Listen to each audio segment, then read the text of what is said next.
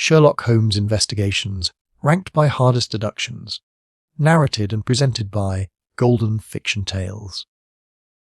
Investigation 1. The Naval Treaty.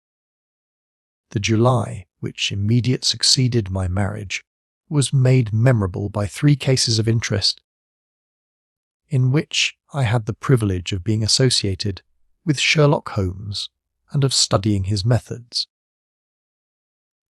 I find them recorded in my notes under the headings of The Adventure of the Second Stain, The Adventure of the Naval Treaty, and The Adventure of the Tired Captain. The first of these, however, deals with interest of such importance, and implicate so many of the first families in the kingdom, that for many years it will be impossible to make it public. No case, however, in which Holmes was engaged has ever illustrated the value of his analytical methods so clearly, or has impressed those who were associated with him so deeply.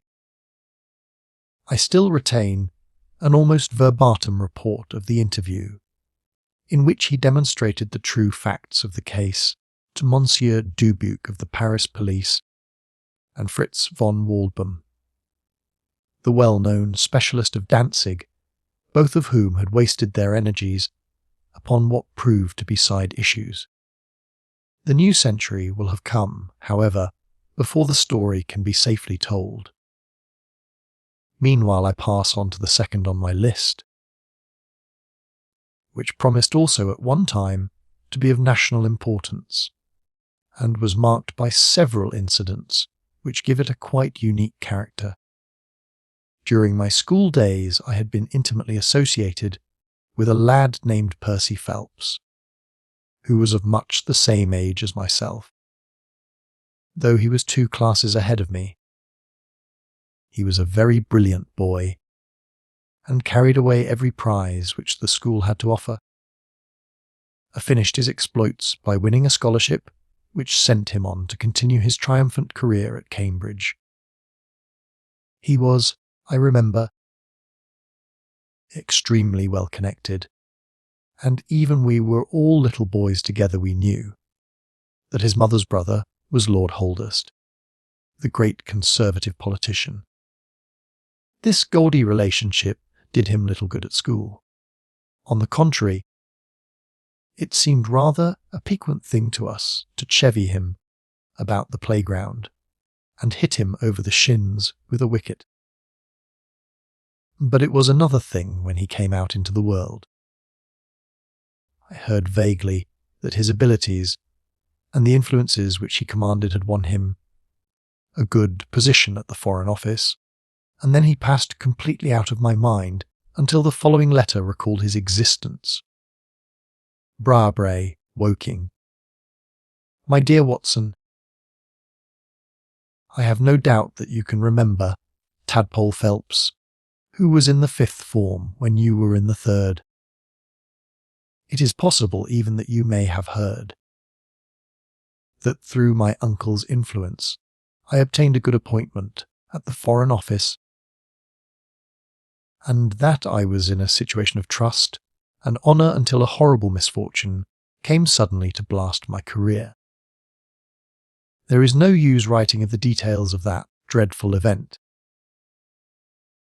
In the event of your acceding to my request, it is probable that I shall have to narrate them to you.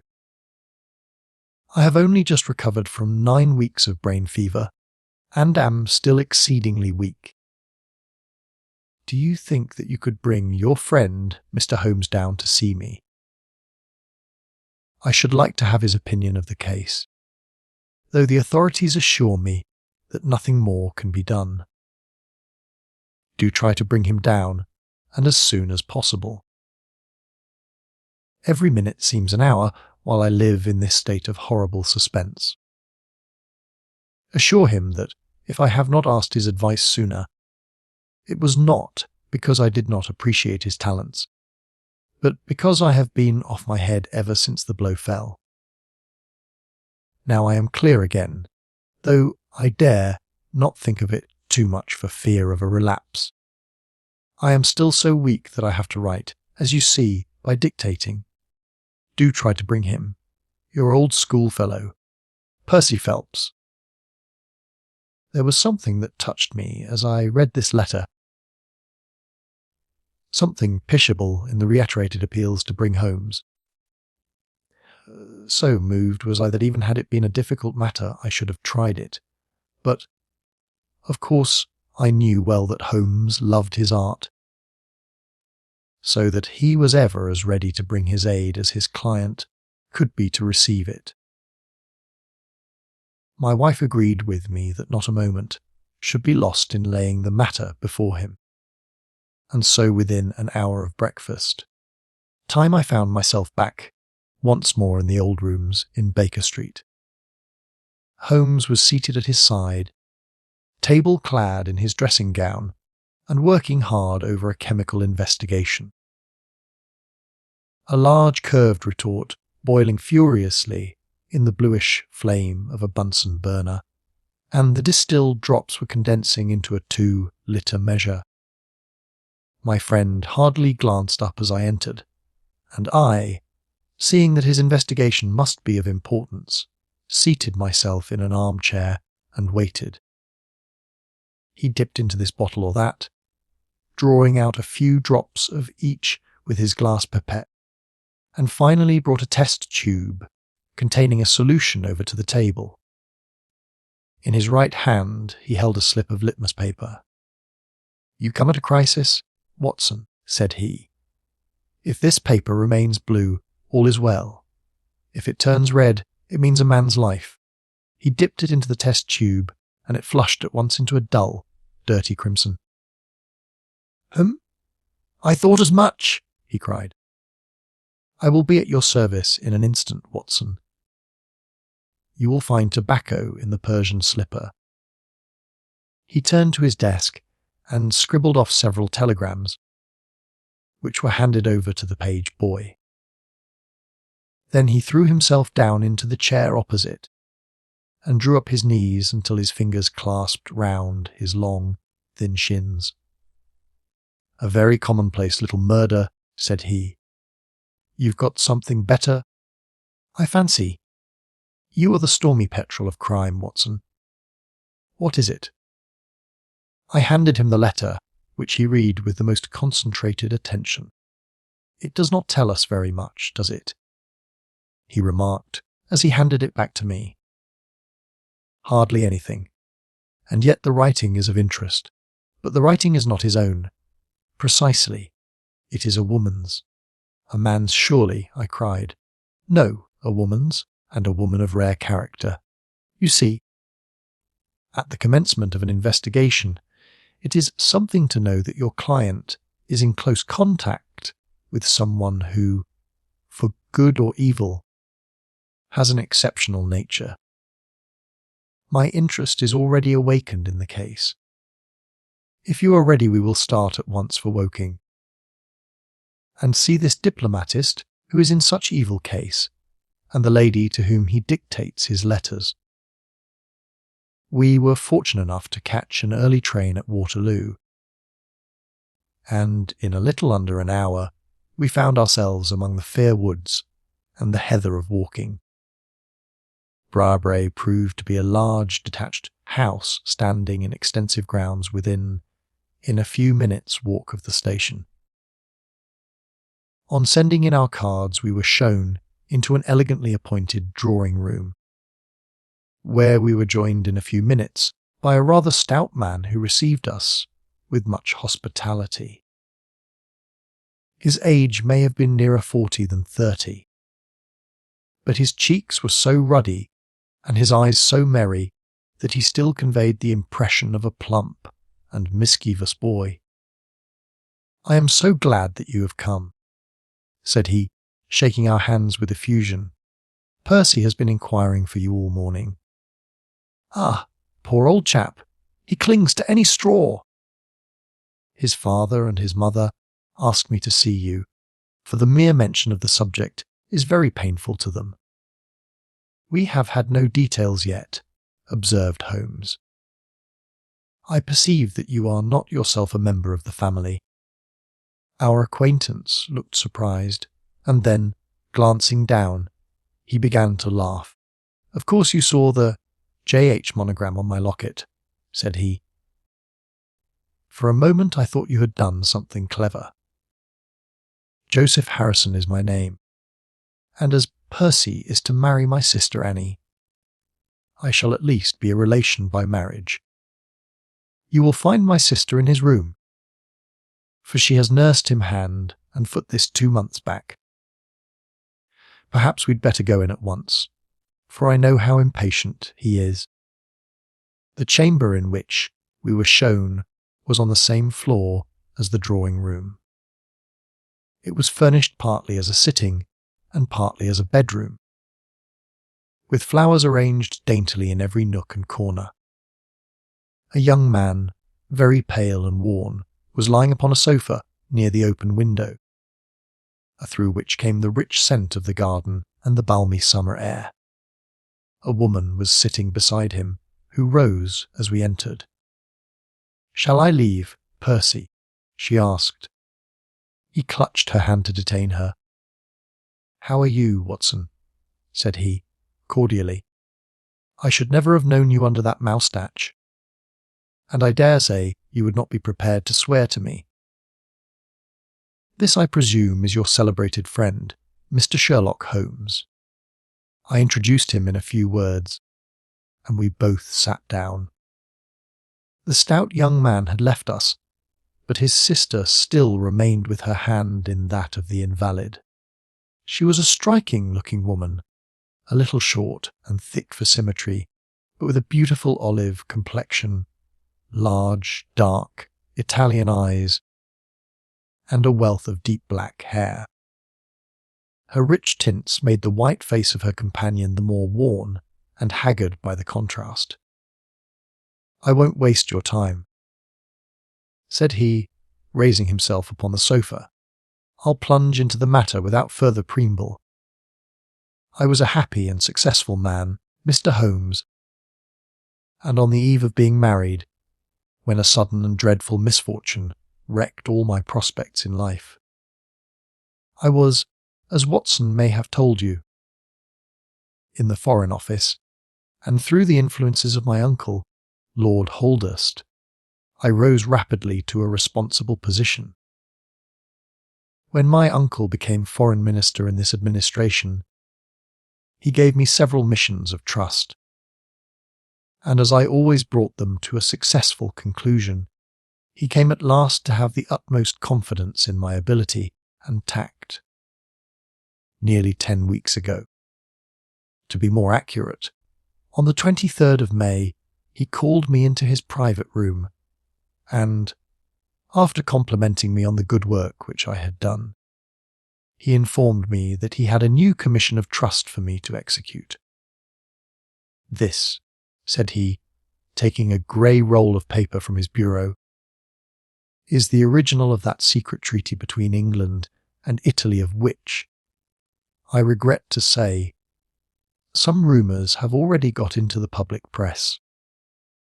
It is of enormous importance that nothing further should leak out.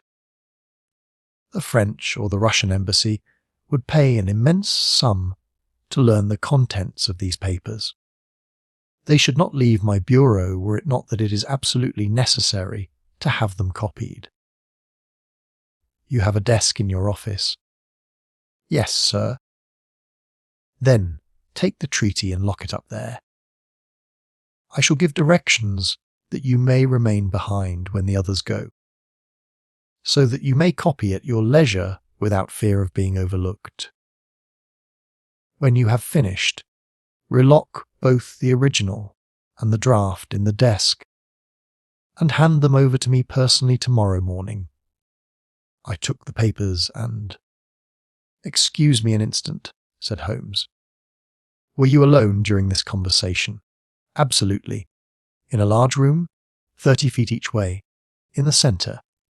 "Yes, about it, and speaking low. My uncle's voice is always remarkably low. I hardly spoke at all." "Thank you," said Holmes, shutting his eyes. "Pray go on." I did exactly what he indicated. and waited until the other clerks had departed. One of them in my room, Charles Gorot, had some arrears of work to make up, so I left him there and went out to dine. When I returned, he was gone. I was anxious to hurry my work, for I knew that Joseph, the Mr. Harrison whom you saw just now, was in town, and that he would travel down to Woking by the 11 o'clock train, and I wanted, if possible, to catch it. When I came to examine the treaty, I saw at once that it was of such importance that my uncle had been guilty of no exaggeration in what he had said. Without going into details, I may say that it defined the position of Great Britain towards the Triple Alliance, and foreshadowed the policy which this country would pursue in the event of the French fleet gaining a complete ascendancy over that of Italy in the Mediterranean. The questions treated in it were purely naval. At the end were the signatures of the high dignitaries who had signed it. I glanced my eyes over it, and then settled down to my task of copying. It was a long document, written in the French language, and containing 26 separate articles. I copied as quickly as I could, but at 9 o'clock I had only done 9 articles, and it seemed hopeless for me to attempt to catch my train. I was feeling drowsy and stupid, partly from my dinner and also from the effects of a long day's work. A cup of coffee would clear my brain. A commissionaire remains all night in a little lodge at the foot of the stairs, and is in the habit of making coffee at his spirit lamp for any of the officials who may be working overtime. I rang the bell, therefore, to summon him. To my surprise, it was a woman who answered the summons, a large, coarse-faced, elderly woman in an apron. She explained that she was the commissioner's wife who did the chairing, and I gave her the order for the coffee. I wrote 2 more articles, and then, feeling more drowsy than ever, I rose and walked up and down the room to stretch my legs. My coffee had not yet come, and I wondered what the cause of the delay could be. Opening the door, I started down the corridor to find out. There was a straight passage, dimly lighted, which led from the room in which I had been working, and was the only exit from it. It ended in a curving staircase, with the Commissioner's lodge in the passage at the bottom. Halfway down this staircase is a small landing, with another passage running into it right angles.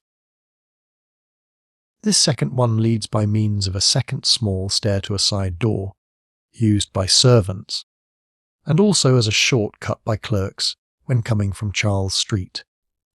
Here is a rough chart of the place. Rough chart. Thank you. I think that I quite follow you, said Sherlock Holmes. It is of the utmost importance that you should notice this point. I went down the stairs and into the hall, where I found the commissionaire fast asleep in his box, with the kettle boiling furiously upon the spirit lamp. I took off the kettle and blew out the lamp, for the water was spurting over the floor. Then I put out my hand and was about to shake the man, who was still sleeping soundly, when a bell over his head rang loudly, and he woke with a start. "Mr. Phelps, sir," said he, looking at me in bewilderment. I came down to see if my coffee was ready. "I was boiling the kettle when I fell asleep, sir." He looked at me, and then up at the still quivering bell, with an ever-growing astonishment upon his face. "If you was here, sir, then who rang the bell?" he asked. "The bell," I cried. "What bell is it?" "It's the bell of the room you were working in." A cold hand seemed to close round my heart. "Someone, then, was in that room where my precious treaty lay upon the table. I ran frantically up the stairs and along the passage. There was no one in the corridors. Mr. Holmes, there was no one in the room. All was exactly as I left it, save only that the papers which had been committed to my care had been taken from the desk on which they lay. The copy was there, and the original was gone. Holmes sat up in his chair and rubbed his hands. I could see that the problem was entirely to his heart. "Pray, what did you do then?" he murmured. I recognised in an instant that the thief must have come up the stairs from the side door. Of course, I must have met him if he had come the other way. "You were satisfied that he could not have been concealed in the room all the time, or in the corridor which you have just described as dimly lighted?" "It is absolutely impossible. A rat could not conceal himself either in the room or the corridor. There is no cover at all." "Thank you. Pray proceed." The commissionaire, seeing by my pale face that something was to be feared, had followed me upstairs. Now we both rushed along the corridor and down the steep steps which led to Charles Street. The door at the bottom was closed, but unlocked. We flung it open and rushed out. I can distinctly remember that as we did, so there came 3 chimes from a neighbouring clock. It was 10:15. "That is of enormous importance," said Holmes, making a note upon his shirt cuff. The night was very dark, and a thin, warm rain was falling. There was no one in Charles Street, but a great traffic was going on, as usual, in Whitehall at the extremity. We rushed along the pavement. Bareheaded as we were, and at the far corner we found a policeman standing. "A robbery has been committed," I gasped.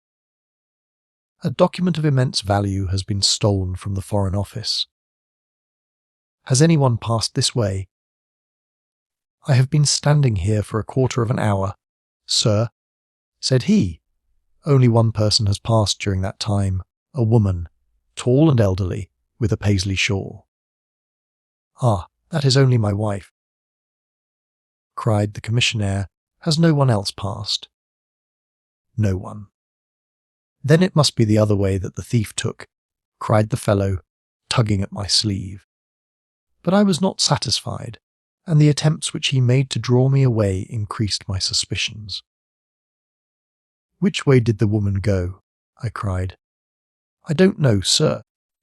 I noticed her pass, but I had no special reason for watching her. She seemed to be in a hurry. How long ago was it?" "Oh, not very many minutes." "Within the last 5? Well, it could not be more than 5. You're only wasting your time, sir, and every minute now is of importance," cried the commissionaire. "Take my word for it that my old woman has nothing to do with it, and come down to the other end of the street." "Well, if you won't, I will." And with that he rushed off in the other direction. But I was after him in an instant and caught him by the sleeve. "Where do you live?" said I. 16 Ivy Lane, Brixton," he answered. "But don't let yourself be drawn away upon a false scent, Mr. Phelps. Come to the other end of the street, and let us see if we can hear of anything." Nothing was to be lost by following his advice. With the policeman we both hurried down, but only to find the street full of traffic, many people coming and going, but all only too eager to get to a place of safety upon so wet a night. There was no lounger who could tell us who had passed. Then we returned to the office, and searched the stairs and the passage without result. The corridor which led to the room was laid down with a kind of creamy linoleum which shows an impression very easily. We examined it very carefully, but found no outline of any footmark. Had it been raining all evening since about 7, how is it, then, that the woman who came into the room about 9 left no traces with her muddy boots? I am glad you raised the point. It occurred to me at the time. The charwomen are in the habit of taking off their boots at the Commissioner's office and putting on list slippers. That is very clear. There were no marks, then, though the night was a wet one. The chain of events is certainly one of extraordinary interest. What did you do next? We examined the room also. There is no possibility of a secret door, and the windows are quite 30 feet from the ground. Both of them were fastened on the inside.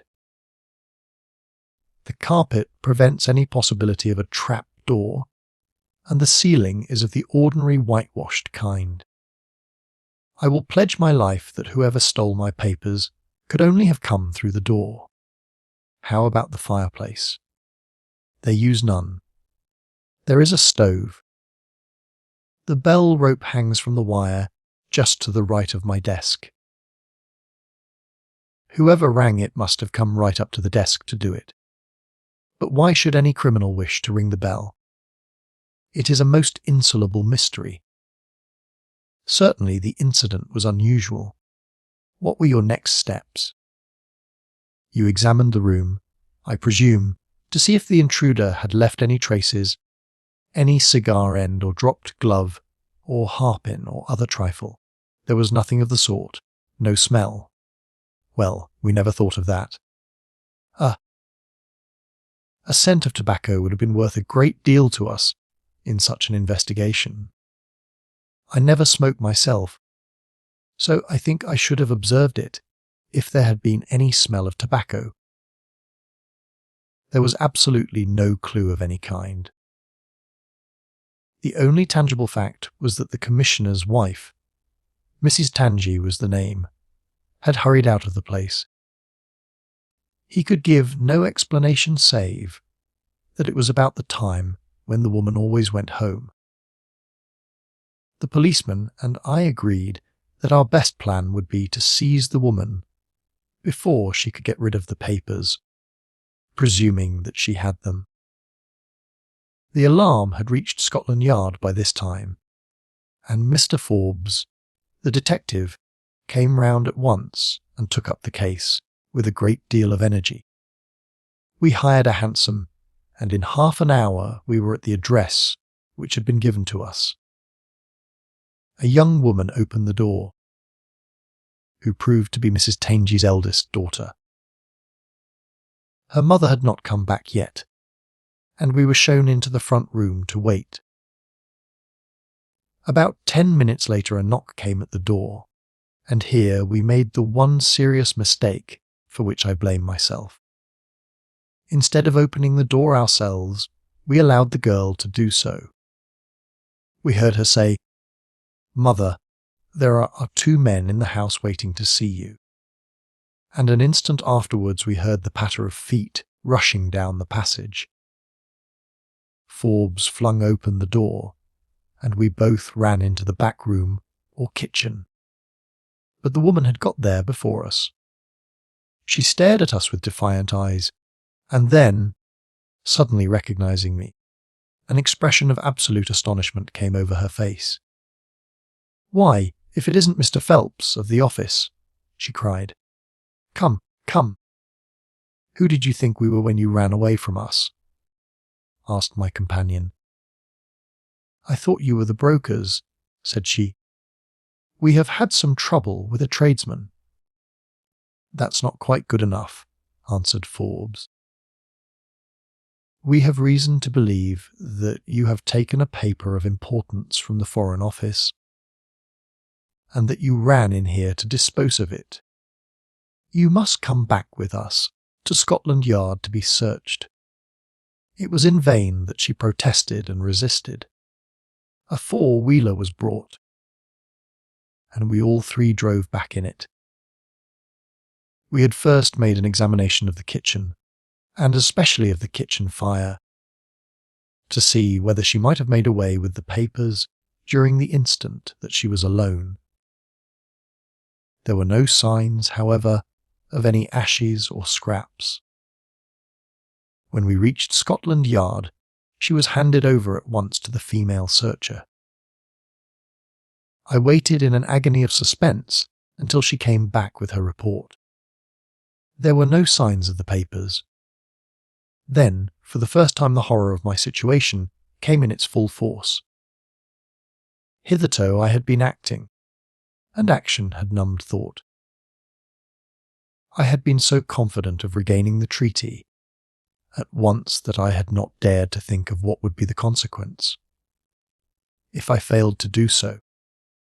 But now there was nothing more to be done, and I had leisure to realize my position. It was horrible. Watson there would tell you that I was a nervous, sensitive boy at school. It is my nature.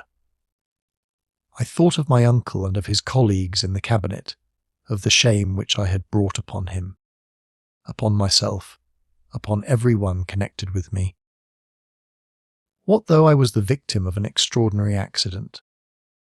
No allowance is made for accidents where diplomatic interests are at stake. I was ruined, shamefully, hopelessly ruined. I don't know what I did. I fancy I must have made a scene. I have a dim recollection of a group of officials who crowded round me, endeavouring to soothe me. One of them drove down with me to Waterloo and saw me into the Woking train. I believe that he would have come all the way had it not been that Dr. Ferrier, who lives near me, was going down by that very train. The doctor most kindly took charge of me, and it was well he did so, for I had a fit in the station, and before we reached home I was practically a raving maniac. You can imagine the state of things here. When they were roused from their beds by the doctor's ringing and found me in this condition. Poor Annie here and my mother were broken-hearted. Dr. Ferrier had just heard enough from the detective at the station to be able to give an idea of what had happened, and his story did not mend matters. It was evident to all that I was in for a long illness, so Joseph was bundled out of this cheery bedroom, and it was turned into a sick room for me. Here I have lain, Mr. Holmes, for over 9 weeks, unconscious and raving with brain fever. If it had not been for Miss Harrison here, and for the doctor's care, I should not be speaking to you now. She has nursed me by day, and a hired nurse has looked after me by night, for in my mad fits I was capable of anything. Slowly my reason has cleared, but it is only during the last 3 days that my memory has quite returned. Sometimes I wish that it never had. The first thing that I did was to wire to Mr. Forbes, who had the case in hand. He came out and assures me that, though everything has been done, no trace of a clue has been discovered. The commissionaire and his wife have been examined in every way, without any light being thrown upon the matter. The suspicions of the police then rested upon young Gorret, who, as you may remember, stayed overtime in the office that night. His remaining behind and his French name were really the only 2 points which could suggest suspicion. But, as a matter of fact, I did not begin work until he had gone, and his people are of Huguenot extraction, but as English in sympathy and tradition as you and I are.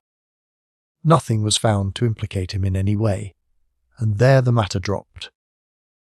I turn to you, Mr. Holmes, as absolutely my last hope. If you fail me, then my honour as well as my position are forever forfeited. The invalid sank back upon his cushions, tired out by this long recital, while his nurse poured him out a glass of some stimulating medicine.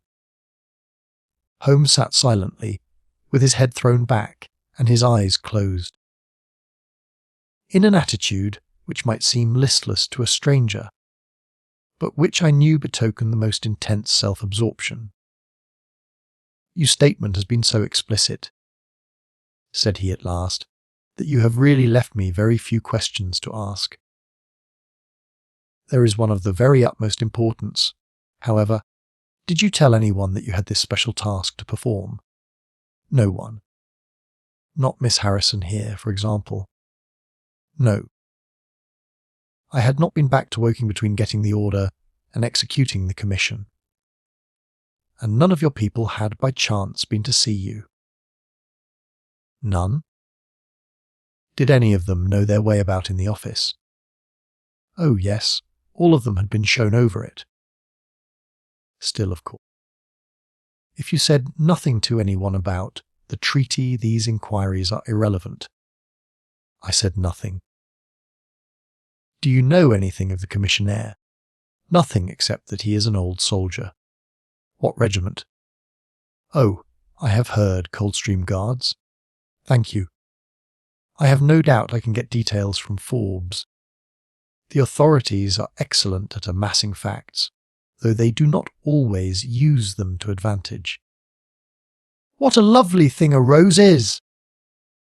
He walked past the couch to the open window and held up the drooping stalk of a moss rose, looking down at the dainty blend of crimson and green. It was a new phase of his character to me, for I had never before seen him show any keen interest in natural objects. "There is nothing in which deduction is so necessary as in religion," said he, leaning with his back against the shutters. "It can be built up as an exact science by the reasoner. Our highest assurance of the goodness of Providence seems to me to rest in the flowers. All other things, our powers, our desires, our food, are all really necessary for our existence in the first instance. But this rose is an extra. Its smell and its colour are an embellishment of life, not a condition of it. It is only goodness which gives extras. And so I say again that we have much to hope from the flowers." Percy Phelps and his nurse looked at Holmes during this demonstration with surprise and a good deal of disappointment written upon their faces. He had fallen into a reverie, with the most rose between his fingers. It had lasted some minutes before the young lady broke in upon it. "Do you see any prospect of solving this mystery, Mr. Holmes?" she asked with a touch of asperity in her voice. "Oh, the mystery," he answered, coming back with a start to the realities of life. "Well, it would be absurd to deny that the case is a very abstruse and complicated one. But I can promise you that I will look into the matter and let you know any points which may strike me. Do you see any clue? You have furnished me with 7, but, of course, I must test them before I can pronounce upon their value. You suspect someone. I suspect myself." "What?" "Of coming to conclusions too rapidly. Then go to London and test your conclusions." "Your advice is very excellent, Miss Harrison," said Holmes, rising. "I think, Watson, we cannot do better. Do not allow yourself to indulge in false hopes, Mr. Phelps. The affair is a very tangled one." "I shall be in a fever until I see you again," cried the diplomatist. "Well, I'll come out by the same train tomorrow, though it's more than likely that my report will be a negative one." "God bless you for promising to come," cried our client. "It gives me fresh life to know that something is being done. By the way, I have had a letter from Lord Holdhurst." "Ha! What did he say?" "He was cold, but not harsh. I dare say my severe illness prevented him from being that. He repeated that the matter was of the utmost importance, and added that no steps would be taken about my future, by which he means, of course, my dismissal, until my health was restored and I had an opportunity of repairing my misfortune. Well, that was reasonable and considerate, said Holmes. Come, Watson, for we have a good day's work before us in town. Mr. Joseph Harrison drove us down to the station, and we were soon whaling up in a Portsmouth train. Holmes was sunk in profound thought, and hardly opened his mouth until we had passed Clapham Junction. It's a very cheery thing to come into London by any of these lines which run high, and allow you to look down upon the houses like this. I thought he was joking, for the view was sordid enough, but he soon explained himself. Look at those big, isolated clumps of building rising up above the slates, like brick islands in a lead-coloured sea. The board schools. Lighthouses, my boy. Beacons of the future. Capsules with hundreds of bright little seeds in each, out of which will spring the wise, better England of the future. I suppose that man Phelps does not drink. I should not think so. Nor should I, but we are bound to take every possibility into account. The poor devil has certainly got himself into very deep water, and it's a question whether we shall ever be able to get him ashore. What did you think of Miss Harrison? A girl of strong character.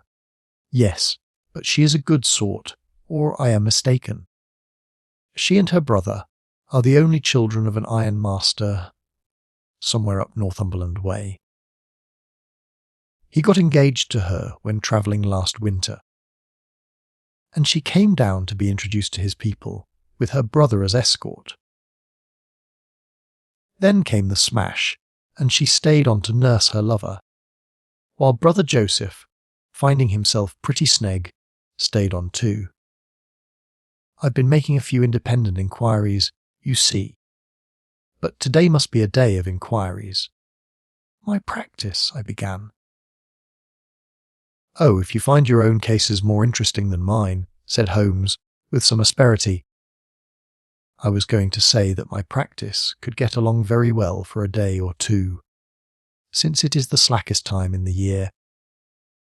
Excellent, said he, recovering his good humour. Then we'll look into this matter together. I think that we should begin by seeing Forbes.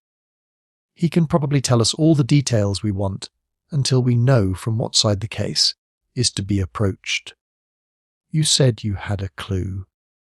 Well, we have several, but we can only test their value by further inquiry. The most difficult crime to track is the one which is purposeless. Now, this is not purposeless. Who is it who profits by it? There is the French ambassador, there is the Russian, there is whoever might sell it to either of these, and there is Lord Holdhurst, Lord Howhurst. Well, it is just conceivable that a statesman might find himself in a position where he was not sorry to have such a document accidentally destroyed. Not a statesman with the honourable record of Lord Holdhurst. It is a possibility, and we cannot afford to disregard it. We shall see the noble lord today and find out if he can tell us anything. Meanwhile, I have already set inquiries on foot. Already? Yes.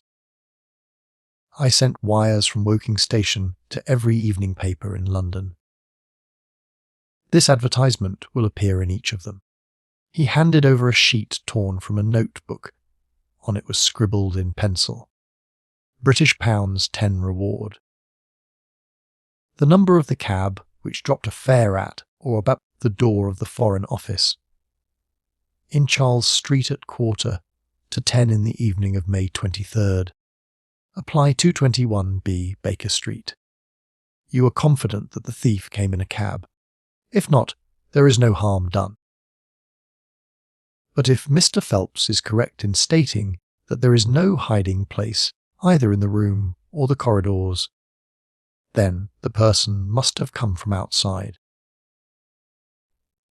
If he came from outside on so wet a night, and yet left no trace of damp upon the linoleum, which was examined within a few minutes of his passing, then is exceeding probable that he came in a cab. Yes, I think that we may safely deduce a cab.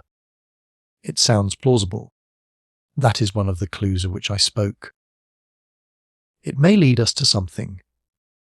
And then, of course, there is the bell, which is the most distinctive feature of the case. Why should the bell ring?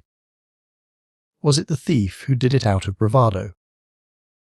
Or was it someone who was with the thief who did it in order to prevent the crime? Or was it an accident? Or was it? He sank back into the state of intense and silent thought from which he had emerged. But it seemed to me, accustomed as I was to his every mood, that some new possibility had dawned suddenly upon him. It was 3:20 when we reached our terminus, and after a hasty luncheon at the buffet, we pushed on at once to Scotland Yard. Holmes had already wired to Forbes, and we found him waiting to receive us, a small, foxy man with a sharp, but by no means amiable expression. He was decidedly frigid in his manner to us, especially when he heard the errand upon which we had come. "I've heard of your methods before now, Mr. Holmes," said he, tartly. "You are ready enough to use all the information that the police can lay at your disposal, and then you try to finish the case yourself and bring discredit on them." "On the contrary," said Holmes, "out of my last 53 cases, my name has only appeared in 4, and the police have had all the credit in 49. I don't blame you for not knowing this, for you are young and inexperienced. But if you wish to get on in new duties, you will work with me, and not against me." "I'd be very glad of a hint or two," said the detective, changing his manner. "I've certainly had no credit from the case so far. What steps have you taken?" "Tanguy, the commissionaire, has been shadowed. He left the guards with a good character, and we can find nothing against him. His wife is a bad lot, though.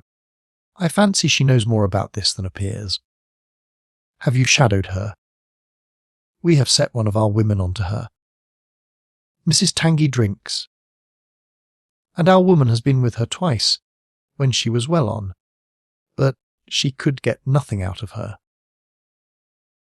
I understand that they have had brokers in the house." "Yes, but they were paid off." "Where did the money come from?" "That was all right. His pension was due. They have not shown any sign of being in funds." "What explanation did she give of having answered the bell when Mr. Phelps rang for the coffee?" "She said that her husband was very tired and she wished to relieve him." "Well, certainly that would agree with his being found a little later asleep in his chair. There is nothing against them, then, but the woman's character. Did you ask her why she hurried away that night?" Her haste attracted the attention of the police constable. She was later than usual and wanted to get home. "Did you point out to her that you and Mr. Phelps, who started at least 20 minutes after her, got home before her?" She explains that by the difference between a bus and a hansom. "Did she make it clear why, on reaching her house?" "She ran into the back kitchen, because she had the money there with which to pay off the brokers." She has at least an answer for everything. "Did you ask her whether in leaving she met anyone or saw anyone loitering about Charles Street?" "She saw no one but the constable." "Well, you seem to have cross-examined her pretty thoroughly. What else have you done?" The clerk garrote has been shadowed all these 9 weeks, but without result. We can show nothing against him. Anything else? Well, we have nothing else to go upon, no evidence of any kind. Have you formed a theory about how that bell rang? Well, I must confess that it beats me. It was a cool hand, whoever it was, to go and give the alarm like that. Yes, it was a queer thing to do. Many thanks to you for what you have told me. If I can put the man into your hands, you shall hear from me. Come along, Watson. Where are we going to now? I asked as we left the office. We are now going to interview Lord Holdhurst, the Cabinet Minister and future Premier of England. We were fortunate in finding that Lord Holdhurst was still in his chambers in Downing Street. And on Holmes sending in his card, we were instantly shown up.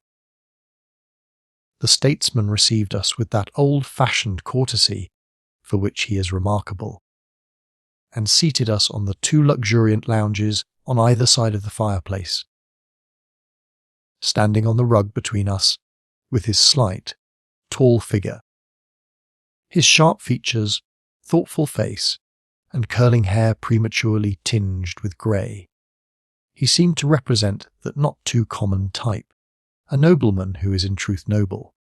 Your name is very familiar to me, Mr. Holmes, said he, smiling. And, of course, I cannot pretend to be ignorant of the object of your visit. There has only been one occurrence in these offices which could call for your attention. In whose interest are you acting, may I ask? In that of Mr. Percy Phelps, answered Holmes. Ah, my unfortunate nephew! You can understand that our kinship makes it the more impossible for me to screen him in any way. I fear that the incident must have a very prejudicial effect upon his career. But if the document is found, that, of course, would be different. I had 1 or 2 questions which I wished to ask you, Lord Holdhurst. I shall be happy to give you any information in my power. Was it in this room that you gave your instructions as to the copying of the document? It was. Then you could hardly have been overheard. It is out of the question. Did you ever mention to anyone that it was your intention to give anyone the treaty to be copied? Never. You are certain of that? Absolutely. Well, since you never said so, and Mr. Phelps never said so, and nobody else knew anything of the matter, then the thief's presence in the room was purely accidental. He saw his chance and he took it. The statesman smiled. You take me out of my province there, said he. Holmes considered for a moment. There is another very important point which I wish to discuss with you, said he. You feared, as I understand, that very grave results might follow from the details of this treaty becoming known. A shadow passed over the expressive face of the statesman. Very grave results indeed. And have they occurred? Not yet. If the treaty had reached, let us say, the French or Russian Foreign Office, you would expect to hear of it. I should, said Lord Holdhurst with a wry face. Since nearly 10 weeks have elapsed, then, and nothing has been heard, it is not unfair to suppose that, for some reason, the treaty has not reached them. Lord Holdhurst shrugged his shoulders. We can hardly suppose, Mr. Holmes, that the thief took the treaty in order to frame it and hang it up. Perhaps he is waiting for a better price. If he waits a little longer, he will get no price at all. The treaty will cease to be secret in a few months. That is most important, said Holmes. Of course, it is a possible supposition that the thief has had a sudden illness. An attack of brain fever, for example, asked the statesman, flashing a swift glance at him. "I did not say so," said Holmes imperturbably. "And now, Lord Holdhurst, we have already taken up too much of your valuable time, and we shall wish you good day. Every success to your investigation, be the criminal who it may," answered the nobleman as he bowed us out the door. "He's a fine fellow," said Holmes, as we came out into Whitehall, "but he has a struggle to keep up his position. He is far from rich and has many calls. You noticed, of course, that his boots had been resoled. Now, Watson, I won't detain you from your legitimate work any longer. I shall do nothing more today unless I have an answer to my cab advertisement. But I should be extremely obliged to you if you would come down with me to Woking tomorrow by the same train which we took yesterday." I met him accordingly next morning, and we travelled down to Woking together. He had had no answer to his advertisement, he said, and no fresh light had been thrown upon the case. He had, when he so willed it, the utter immobility of countenance of a Red Indian, and I could not gather from his appearance whether he was satisfied or not with the position of the case. His conversation, I remember, was about the Bertillon system of measurements, and he expressed his enthusiastic admiration of the French savant. We found our client still under the charge of his devoted nurse, but looking considerably better than before. He rose from the sofa and greeted us without difficulty when we entered. "Any news?" he asked eagerly. "My report, as I expected, is a negative one," said Holmes. "I have seen Forbes, and I have seen your uncle, and I have set 1 or 2 trains of inquiry upon foot which may lead to something." "You have not lost heart, then?" "By no means." "God bless you for saying that!" cried Miss Harrison. "If we keep our courage and our patience, the truth must come out." "We have more to tell you than you have for us," said Phelps, reseating himself upon the coach. "I hoped you might have something." "Yes, we have had an adventure during the night, and one which might have proved to be a serious one."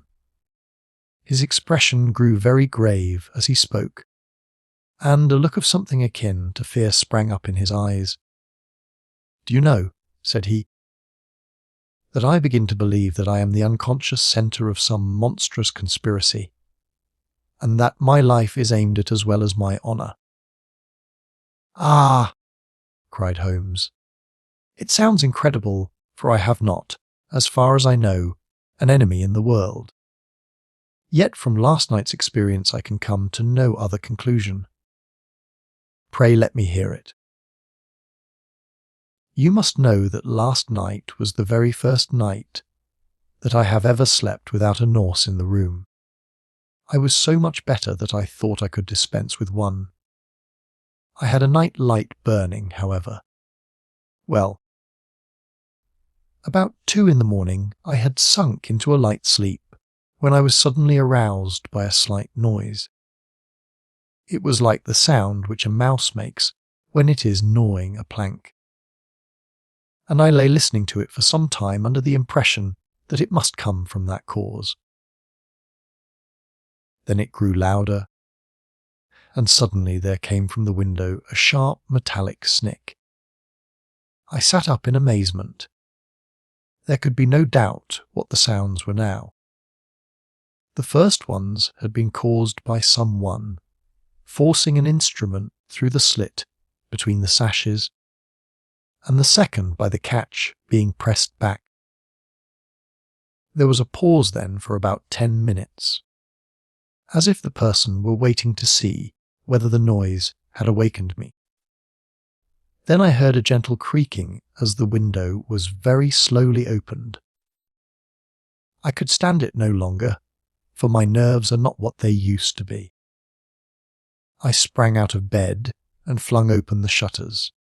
A man was crouching at the window, I could see little of him, for he was gone like a flash. He was wrapped in some sort of cloak which came across the lower part of his face. One thing only I am sure of, and that is that he had some weapon in his hand. It looked to me like a long knife. I distinctly saw the gleam of it as he turned to run. "This is most interesting," said Holmes. "Pray, what did you do then?" "I should have followed him through the open window if I had been stronger. As it was, I rang the bell and roused the house. It took me some little time, for the bell rings in the kitchen and the servants all sleep upstairs. I shouted, however, and that brought Joseph down, and he roused the others. Joseph and the groom found marks on the bed outside the window, but the weather has been so dry lately that they found it hopeless to follow the trail across the grass.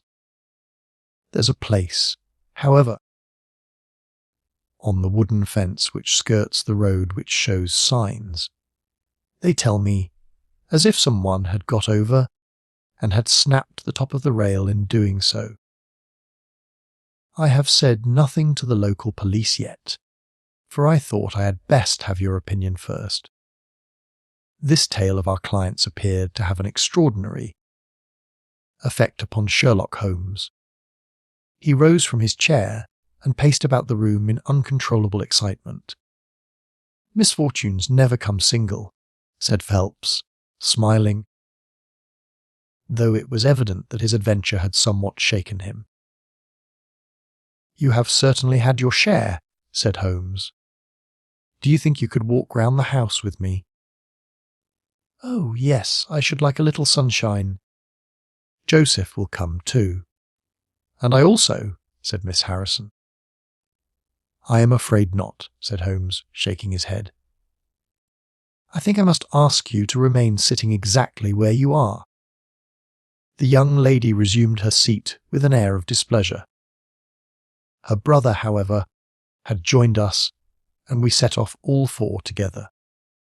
We passed round the lawn to the outside of the young diplomatist's window. There were, as he had said, marks upon the bed, but they were hopelessly blurred and vague. Holmes stopped over them for an instant, and then rose shrugging his shoulders. "I don't think anyone could make much of this," said he. "Let us go round the house and see why this particular room was chosen by the burglar. I should have thought those larger windows of the drawing-room and dining-room would have had more attractions for him. They are more visible from the road," suggested Mr. Joseph Harrison. "Ah, yes, of course. There is a door here which he might have attempted." "What is it for?" "It is the side entrance for tradespeople. Of course it is locked at night. Have you ever had an alarm like this before?" "Never," said our client. "Do you keep plate in the house, or anything to attract burglars?" "Nothing of value." Holmes strolled round the house with his hands in his pockets, and a negligent air, which was unusual with him. "By the way," said he to Joseph Harrison, "you found some place, I understand, where the fellow scaled the fence." "Let us have a look at that!" The plump young man led us to a spot where the top of one of the wooden rails had been cracked. A small fragment of the wood was hanging down. Holmes pulled it off and examined it critically. "Do you think that was done last night? It looks rather old, does it not?" "Well, possibly so. There are no marks of anyone jumping down upon the other side." "No, I fancy we shall get no help here.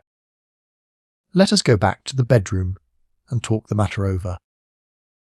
Percy Phelps was walking very slowly, leaning upon the arm of his future brother-in-law. Holmes walked swiftly across the lawn, and we were at the open window of the bedroom long before the others came up. "Miss Harrison," said Holmes, speaking with the utmost intensity of manner, "You must stay where you are all day. Let nothing prevent you from staying where you are all day. It is of the utmost importance." "Certainly, if you wish it, Mr. Holmes," said the girl in astonishment. "When you go to bed, lock the door of this room on the outside and keep the key. Promise to do this. But Percy, he will come to London with us, and am I to remain here? It is for his sake. You can serve him. Quick! Promise!" She gave a quick nod of assent just as the other two came up. "Why do you sit moping there, Annie?" cried her brother. "Come out into the sunshine." "No, thank you, Joseph. I have a slight headache and this room is deliciously cool and soothing." "What do you propose now, Mr. Holmes?" asked our client. "Well, in investigating this minor affair we must not lose sight of our main inquiry. It would be a very great help to me if you would come up to London with us, at once. Well, as soon as you conveniently can, say in an hour. I feel quite strong enough if I can really be of any help. The greatest possible. Perhaps you would like me to stay there tonight." I was just going to propose it. "Then, if my friend of the night comes to revisit me, he will find the bird flown. We are all in your hands, Mr. Holmes, and you must tell us exactly what you would like done. Perhaps you would prefer that Joseph came with us so as to look after me." "Oh, no, my friend Watson is a medical man, and he'll look after you. We'll have our lunch here, if you will permit us, and then we shall all three set off for town together." It was arranged as he suggested. Though Miss Harrison excused herself from leaving the bedroom, in accordance with Holmes's suggestion. What the object of my friend's maneuvers was I could not conceive, unless it were to keep the lady away from Phelps, who, rejoiced by his returning health and by the prospect of action, lunched with us in the dining room. Holmes had a still more startling surprise for us, however, for, after accompanying us down to the station and seeing us into our carriage, he calmly announced that he had no intention of leaving Woking. "There are 1 or 2 small points which I should desire to clear up before I go," said he. "Your absence, Mr. Phelps, will in some ways rather assist me. Watson, when you reach London you would oblige me by driving at once to Baker Street with our friend here, and remaining with him until I see you again. It is fortunate that you are old schoolfellows, as you must have much to talk over.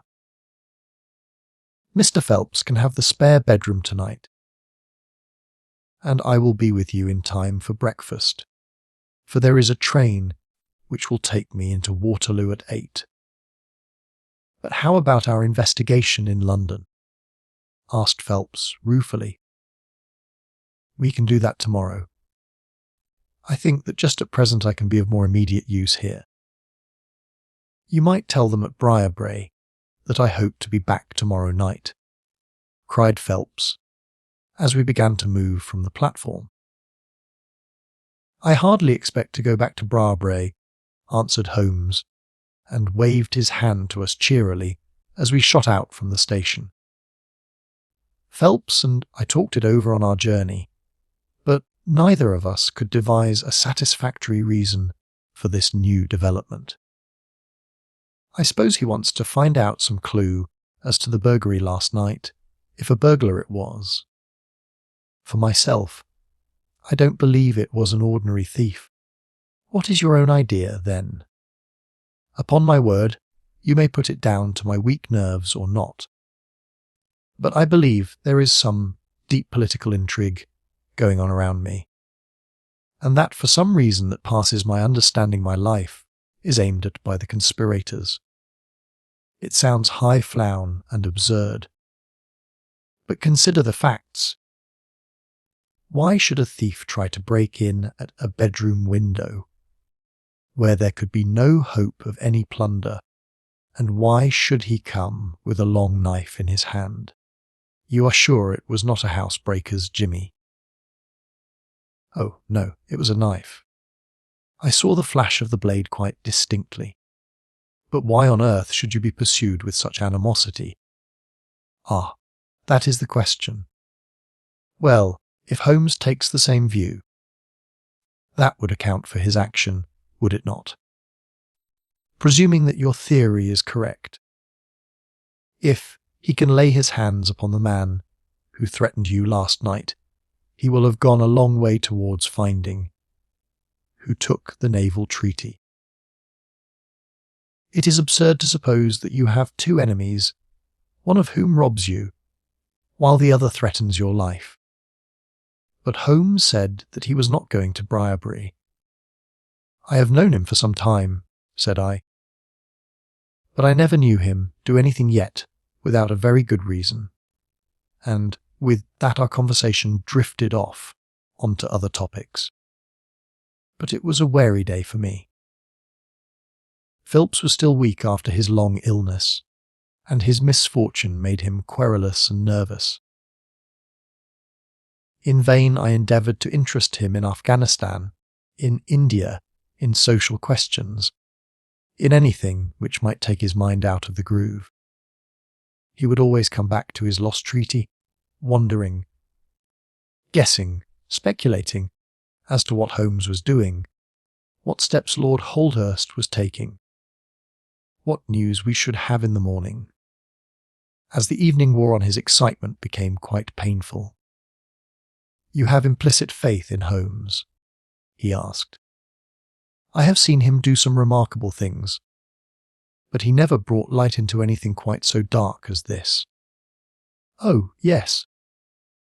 I have known him solve questions which presented fewer clues than yours, but not where such large interests are at stake. I don't know that.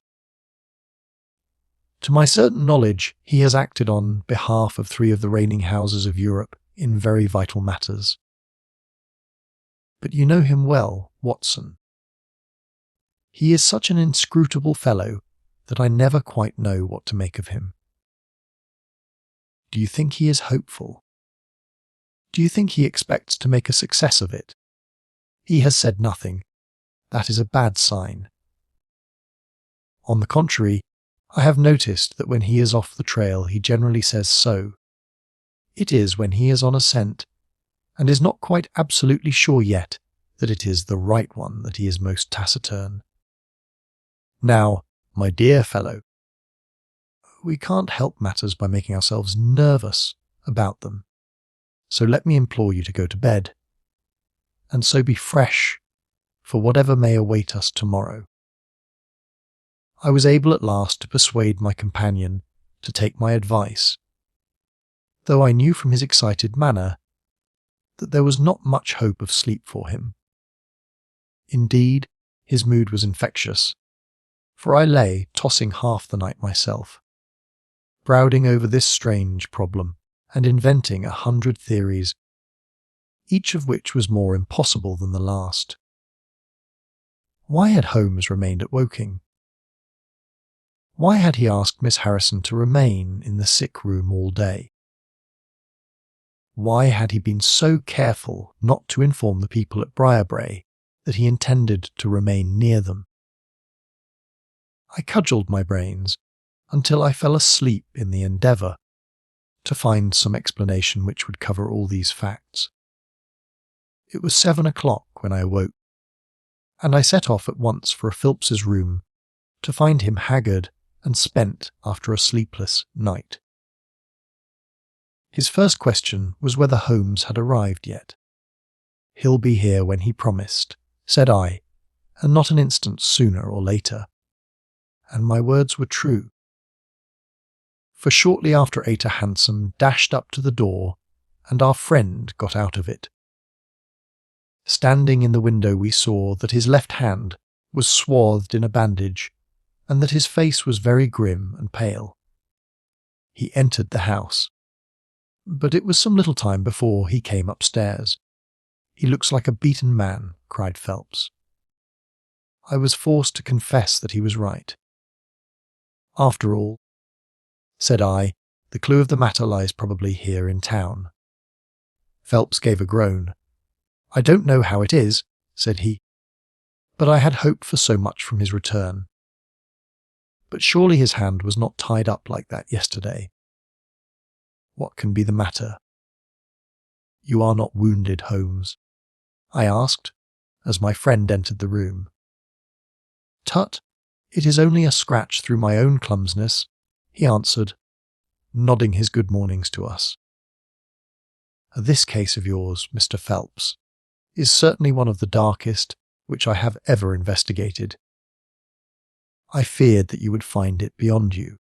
It has been a most remarkable experience." "That bandage tells of adventures," said I. "Won't you tell us what has happened?" "After breakfast, my dear Watson. Remember that I have breathed 30 miles of Surrey air this morning. I suppose that there has been no answer from my cabman advertisement. Well, we cannot expect to score every time. The table was all laid, and just as I was about to ring, Mrs. Hudson entered with the tea and coffee.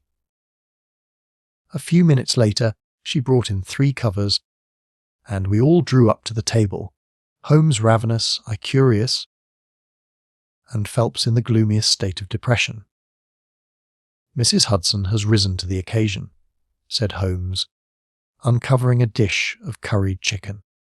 "Her cuisine is a little limited, but she has as good an idea of breakfast as a Scotch woman."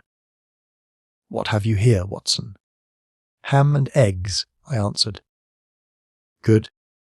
What are you going to take, Mr. Phelps? Curried fowl or eggs, or will you help yourself?" "Thank you. I can eat nothing," said Phelps. "Oh, come. Try the dish before you." "Thank you, I would really rather not." "Well, then," said Holmes, with a mischievous twinkle, "I suppose that you have no objection to helping me." Phelps raised the cover, and as he did so he uttered a scream, and sat there staring with a face as white as the plate upon which he looked. Across the centre of it was lying a little cylinder of blue-grey paper. He caught it up, devoured it with his eyes, and then danced madly about the room, pressing it to his bosom and shrieking out in his delight. Then he fell back into an armchair, so limp and exhausted with his own emotions that we had to pour brandy down his throat to keep him from fainting. "There! There!" said Holmes, soothing, patting him upon the shoulder. "It was too bad to spring it on you like this. But Watson here will tell you that I never can resist a touch of the dramatic." Phelps seized his hand and kissed it.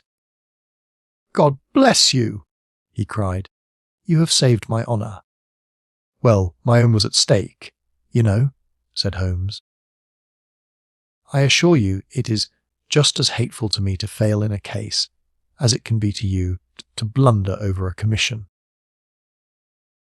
Phelps thrust away the precious document into the innermost pocket of his coat.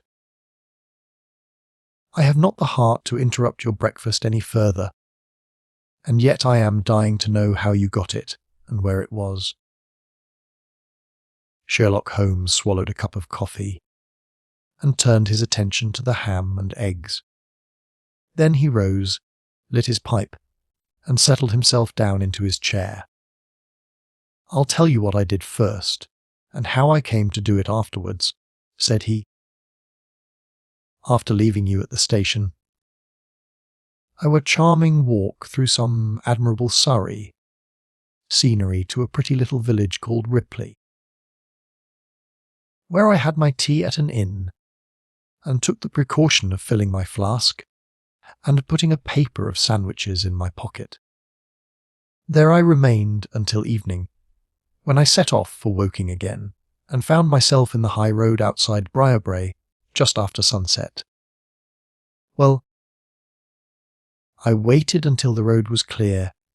It is never a very frequented one at any time, I fancy, and then I clambered over the fence into the grounds. "Surely the gate was open," ejaculated Phelps. "Yes, but I have a peculiar taste in these matters. I chose the place where the 3 fir trees stand, and behind their screen I got over without the least chance of anyone in the house being able to see me. I crouched down among the bushes on the other side and crawled from one to the other, witness the disreputable state of my trouser knees, until I had reached the clump of rhododendrons just opposite to your bedroom window. There I squatted down and awaited developments. The blind was not down in your room, and I could see Miss Harrison sitting there reading by the table. It was 10:15 when she closed her book, fastened the shutters, and retired. I heard her shut the door and felt quite sure that she had turned the key in the lock. "The key!" ejaculated Phelps. Yes, I had given Miss Harrison instructions to lock the door on the outside and take the key with her when she went to bed. She carried out every one of my injunctions to the letter, and certainly without her co-operation.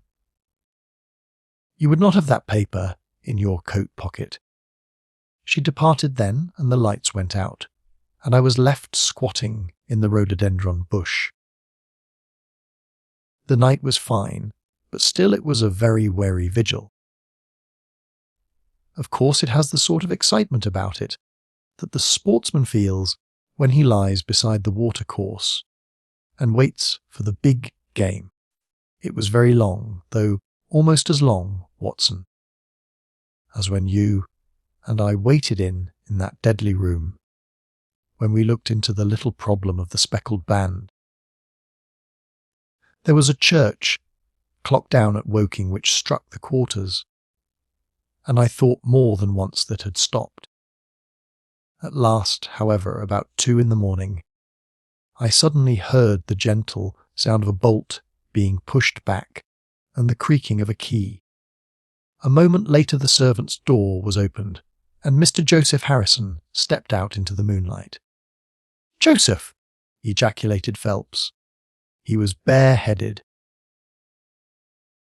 but he had a black coat thrown over his shoulder so that he could conceal his face in an instant if there were any alarm.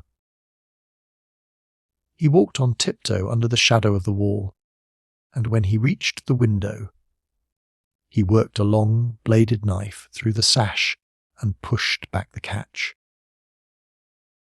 Then he flung open the window, and putting his knife through the crack in the shutters, he thrust the bar up and swung them open.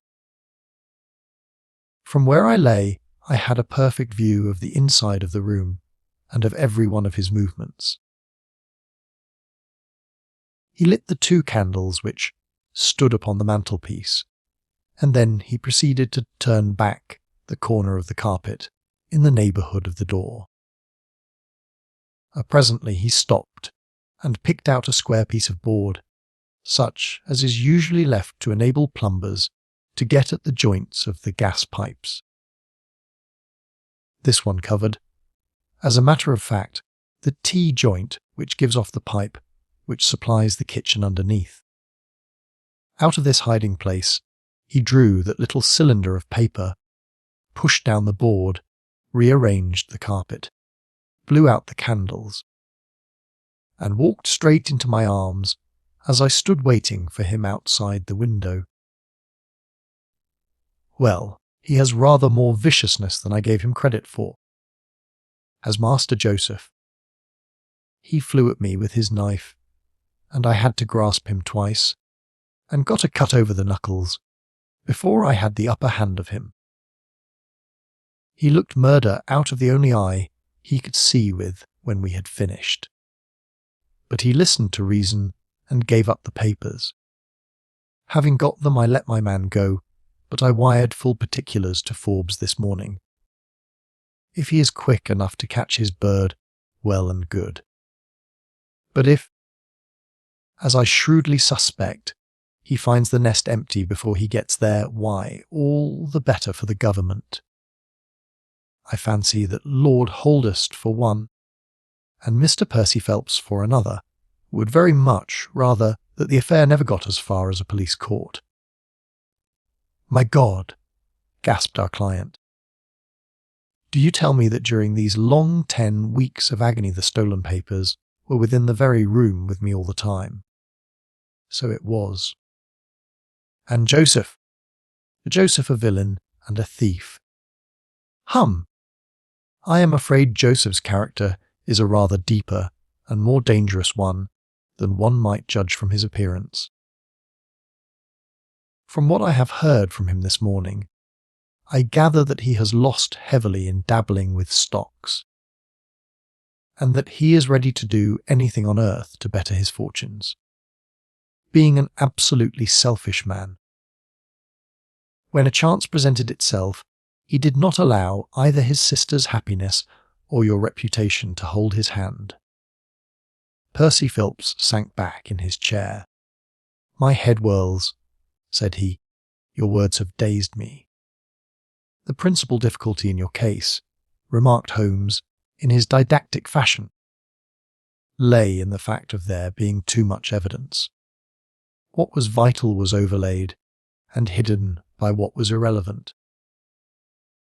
Of all the facts which were presented to us, we had to pick just those which we deemed to be essential, and then piece them together in their order so as to reconstruct this very remarkable chain of events. I had already begun to suspect Joseph, from the fact that you had intended to travel home with him that night, and that, therefore, it was a likely enough thing that he should call for you, knowing the Foreign Office well, upon his way. When I heard that someone had been so anxious to get into the bedroom, in which no one but Joseph could have concealed anything, you told us in your narrative how you had turned Joseph out when you arrived with the doctor. My suspicions all changed to certainties, especially as the attempt was made on the first night upon which the nurse was absent, showing that the intruder was well acquainted with the ways of the house. How blind I have been! The facts of the case, as far as I have worked them out, are these. This Joseph Harrison entered the office through the Charles Street door, and knowing his way, he walked straight into your room the instant after you left it. Finding no one there, he promptly rang the bell. And at the instant that he did so, his eyes caught the paper upon the table. A glance showed him that chance had put in his way a state document of immense value, and in an instant he had thrust it into his pocket and was gone. A few minutes elapsed, as you remember, before the sleepy commissionaire drew your attention to the bell,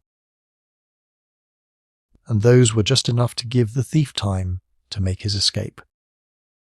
He made his way to Woking by the first train, and having examined his booty and assured himself that it really was of immense value, he had concealed it in what he thought was a very safe place, with the intention of taking it out again in a day or two and carrying it to the French embassy, or wherever he thought that a long price was to be had. Then came your sudden return.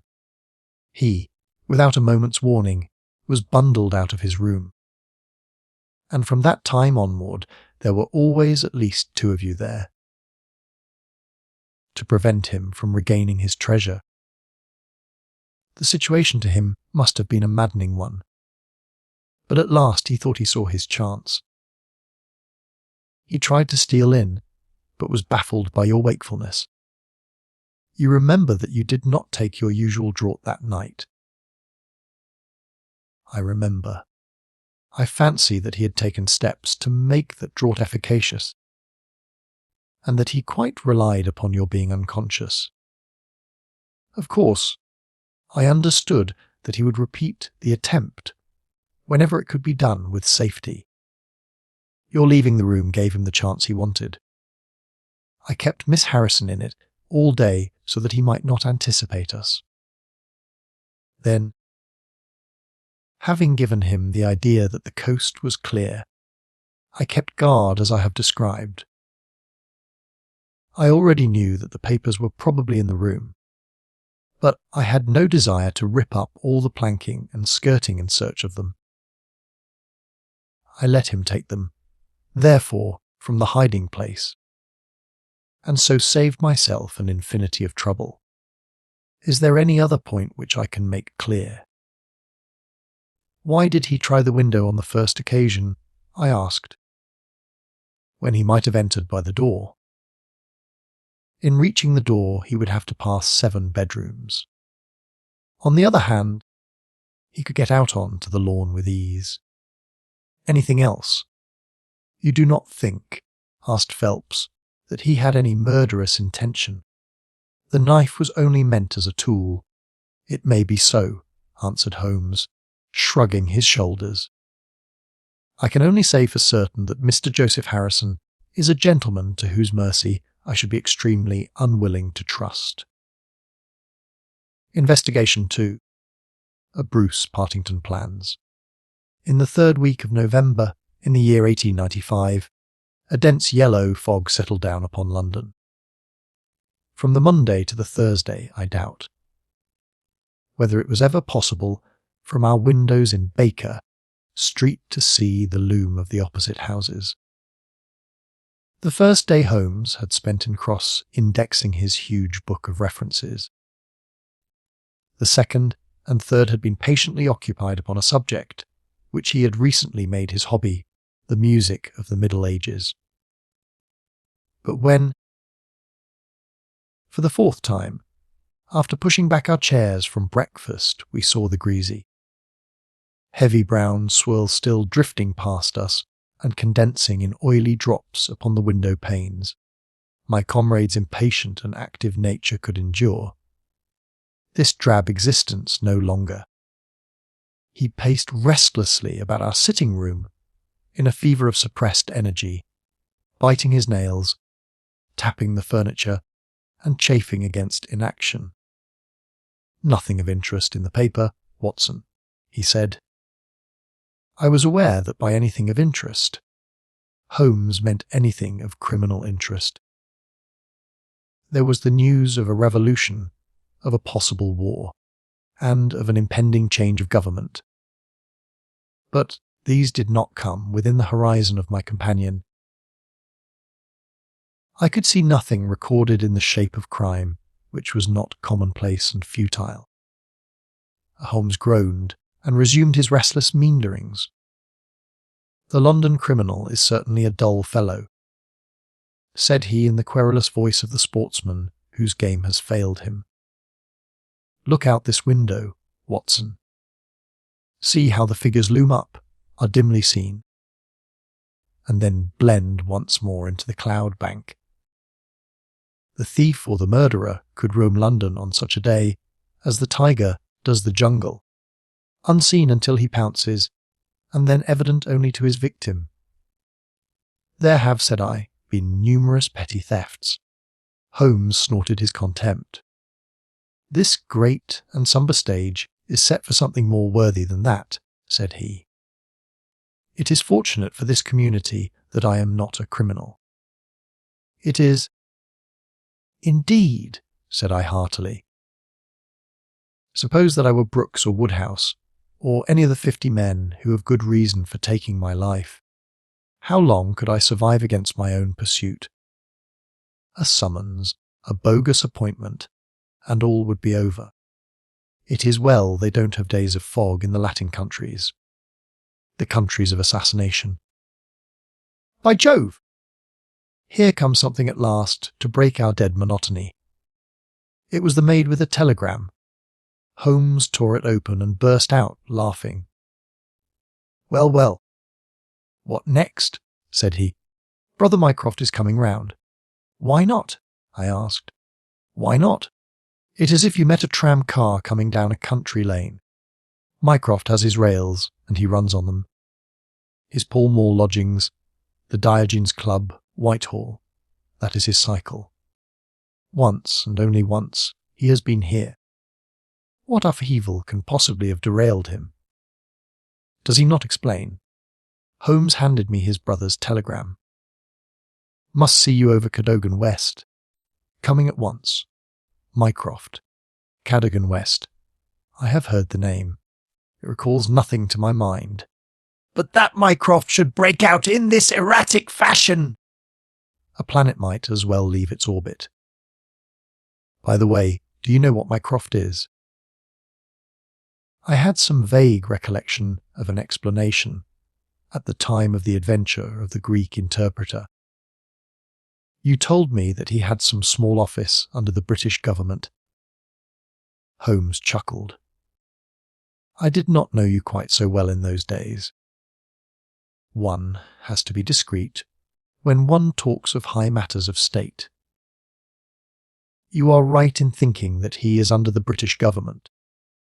You would also be right in a sense if you said that occasionally he is the British government.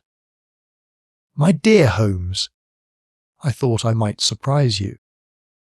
Mycroft draws £450 a year, remains a subordinate, has no ambitions of any kind, will receive neither honour nor title, but remains the most indispensable man in the country. But how?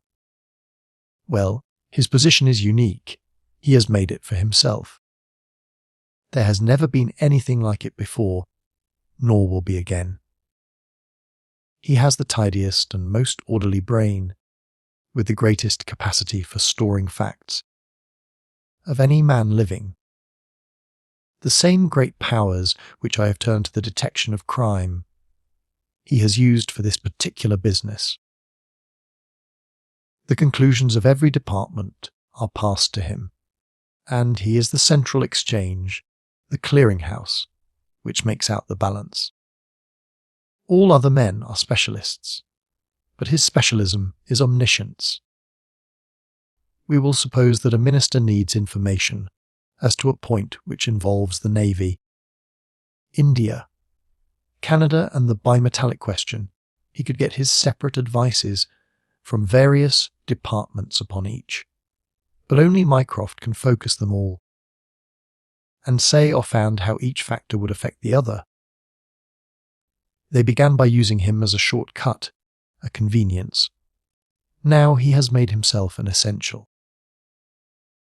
In that great brain of his everything is pigeon-holed and can be handed out in an instant. Again and again his word has decided the national policy. He lives in it. He thinks of nothing else save when, as an intellectual exercise, he unbends if I call upon him and ask him to advise me on one of my little problems. But Jupiter is descending today. What on earth can it mean? Who is Cadogan West, and what is he to Mycroft? I have it, I cried, and plunged among the litter of papers upon the sofa. Yes, yes, here he is. Sure enough. Cadogan West was the young man who was found dead on the Underground on Tuesday morning. Holmes sat up at attention, his pipe halfway to his lips. This must be serious, Watson. A death which has caused my brother to alter his habits can be no ordinary one. What in the world can he have to do with it? The case was featureless as I remember it. The young man had apparently fallen out of the train and killed himself. He had not been robbed, and there was no particular reason to suspect violence. Is that not so? There has been an inquest, said I, and a good many fresh facts have come out. Looked at more closely. I should certainly say that it was a curious case. Judging by its effect upon my brother, I should think it must be a most extraordinary one. He snuggled down in his armchair. Now, Watson, let us have the facts. The man's name was Arthur Cadogan West. He was 27 years of age, unmarried, and a clerk at Woolwich Arsenal. Government employ. Behold the link with Brother Mycroft. He left Woolwich suddenly on Monday night. Was last seen by his fiancée, Miss Violet Westbury, whom he left abruptly in the fog about 7:30 that evening. There was no quarrel between them, and she can give no motive for his action.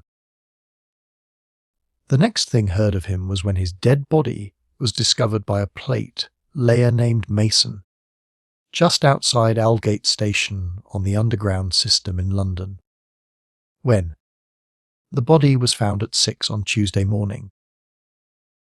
It was lying wide of the metals upon the left hand of the track, as one goes eastward, at a point close to the station, where the line emerges from the tunnel in which it runs. The head was badly crushed, an injury which might well have been caused by a fall from the train. The body could only have come on the line in that way. Had it been carried down from any neighbouring street, it must have passed the station barriers, where a collector is always standing. This point seems absolutely certain. Very good. The case is definite enough. The man, dead or alive, either fell or was precipitated from a train. So much is clear to me. Continue. The trains which traverse the lines of rail beside, which the body was found are those which run from west to east, some being purely metropolitan, and some from Willesden and outlying junctions. It can be stated for certain that this young man, when he met his death, I was travelling in this direction at some late hour of the night, but at what point he entered the train it is impossible to state. His ticket, of course, would show that. There was no ticket in his pockets. No ticket! Dear me, Watson, this is really very singular. According to my experience, it is not possible to reach the platform of a metropolitan train without exhibiting one's ticket. Presumably, then, the young man had one. Was it taken from him in order to conceal the station from which he came? It is possible. Or did he drop it in the carriage? That is also possible. But the point is of curious interest. I understand that there was no sign of robbery. Apparently not. There is a list here of his possessions. His purse contained £2.15. He had also a cheque book on the Woolwich branch of the capital and Counties Bank. Through this his identity was established. There were also 2 dress circle tickets for the Woolwich Theatre, dated for that very evening. Also a small packet of technical papers. Holmes gave an exclamation of satisfaction. There we have it at last, Watson! British Government, Woolwich. Arsenal, technical papers, Brother Mycroft. The chain is complete. But here he comes, if I am not mistaken, to speak for himself. A moment later the tall and portly form of Mycroft Holmes was ushered into the room. Heavily built and massive. There was a suggestion of uncouth physical inertia in the figure, but above this unwieldy frame, there was perched a head so masterful in its brow, so alert in its steel grey, deep-set eyes, so firm in its lips, and so subtle in its play of expression, that after the first glance one forgot the gross body and remembered only the dominant mind. At his heels came our old friend Lestrade, of Scotland Yard, thin and austere. The gravity of both their faces foretold some weighty quest. The detective shook hands without a word. Mycroft Holmes struggled out of his overcoat and subsided into an armchair. A most annoying business, Sherlock, said he. I extremely dislike altering my habits, but the powers that be would take no denial. In the present state of steam, it is most awkward that I should be away from the office. But it is a real crisis. I have never seen the Prime Minister so upset. As to the Admiralty, it is buzzing like an overturned beehive. Have you read up the case? We have just done so. What were the technical papers? Ah, there's the point. Fortunately, it has not come out. The press would be furious if it did. The papers which this wretched youth had in his pocket were the plans of the Bruce-Partington submarine. Mycroft Holmes spoke with solemnity which showed his sense of the importance of the subject. His brother and I sat expectant. Surely you have heard of it. I thought everyone had heard of it. Only as a name. Its importance can hardly be exaggerated. It has been the most jealously guarded of all government secrets. You may take it from me that naval warfare becomes impossible within the radius of a Bruce-Partington's operation. 2 years ago, a very large sum was smuggled through the estimates and was expended in acquiring a monopoly of the invention. Every effort has been made to keep the secret.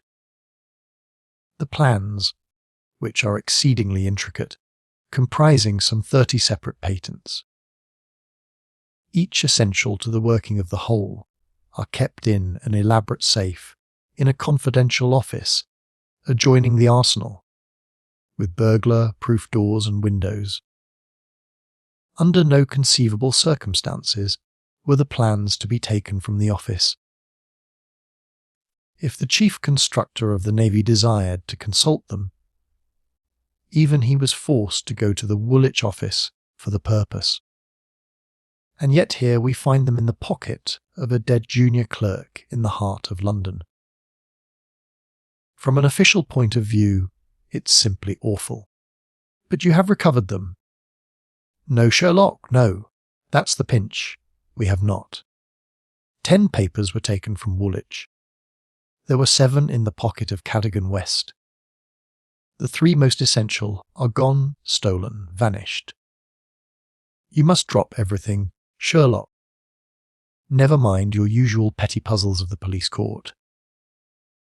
It's a vital international problem that you have to solve. Why did Cadogan West take the papers? Where are the missing ones? How did he die? How came his body where it was found? How can the evil be set right? Find an answer to all these questions, and you will have done good service for your country. Why do you not solve it yourself, Mycroft? You can see as far as I. Possibly, Sherlock. But it is a question of getting details. Give me your details, and from an armchair I will return you an excellent, expert opinion. But to run here and run there, to cross-question railway guards, and lie on my face with a lens to my eye, it is not my métier. No. You are the one man who can clear the matter up. If you have a fancy to see your name in the next honours list. My friend smiled and shook his head. I play the game for game's own sake, said he. But the problem certainly presents some points of interest, and I shall be very pleased to look into it. Some more facts, please. I have jotted down the more essential ones upon this sheet of paper, together with a few addresses which you will find of service. The actual official guardian of the papers is the famous government expert, Sir James Walter, whose decorations and subtitles fill 2 lines of a book of reference. He has grown grey in the service, is a gentleman, a favoured guest in the most exalted houses, and above all, a man whose patriotism is beyond suspicion. He is one of 2 who have a key of the safe. I may add that the papers were undoubtedly in the office during working hours on Monday, and that Sir James left for London about 3 o'clock, taking his key with him. He was at the house of Admiral Sinclair at Berkeley Square during the whole of the evening when this incident occurred. Has the fact been verified? Yes. His brother, Colonel Valentine Walter, has testified to his departure from Woolwich and Admiral Sinclair to his arrival in London. So Sir James is no longer a direct factor in the problem. Who was the other man with a key? The senior clerk and draughtsman, Mr. Sidney Johnson. He is a man of 40, married, with 5 children. He is a silent, morose man, but he has, on the whole, an excellent record in the public service. He is unpopular with his colleagues, but a hard worker. According to his own account, corroborated only by the word of his wife, he was at home the whole of Monday evening after office hours, and his key has never left the watch chain upon which it hangs. Tell us about Cadogan West. He has been 10 years in the service and has done good work. He has the reputation of being hot-headed and imperious, but a straight, honest man. We have nothing against him. He was next Sidney Johnson in the office. His duties brought him into daily, personal contact with the plans. No one else had the handling of them. Who locked up the plans that night? Mr. Sidney Johnson, the senior clerk. Well, it is surely perfectly clear who took them away. They are actually found upon the person of this junior clerk, Cadogan West. That seems final, does it not? It does Sherlock, and yet it leaves so much unexplained. In the first place, why did he take them? I presume they were of value. He could have got several thousands for them very easily. Can you suggest any possible motive for taking the papers to London except to sell them? No, I cannot. Then we must take that as our working hypothesis. Young West took the papers. Now this could only be done by having a false key. Several false keys. He had to open the building and the room. He had, then, several false keys. He took the papers to London to sell the secret, intending, no doubt, to have the plans themselves back in the safe next morning before they were missed. While in London on this treasonable mission he met his end. How? We will suppose that he was travelling back to Woolwich when he was killed and thrown out of the compartment. Aldgate, where the body was found, is considerably past the Station London Bridge, which would be his route to Woolwich. Many circumstances could be imagined under which he would pass London Bridge. There was someone in the carriage, for example, with whom he was having an absorbing interview. This interview led to a violent scene in which he lost his life. Possibly he tried to leave the carriage, fell out on the line, and so met his end. The other closed the door. There was a thick fog, and nothing could be seen. No better explanation can be given with our present knowledge, and yet consider, Sherlock, how much you leave untouched. We will suppose, for argument's sake, that young Cadogan West had determined to convey these papers to London.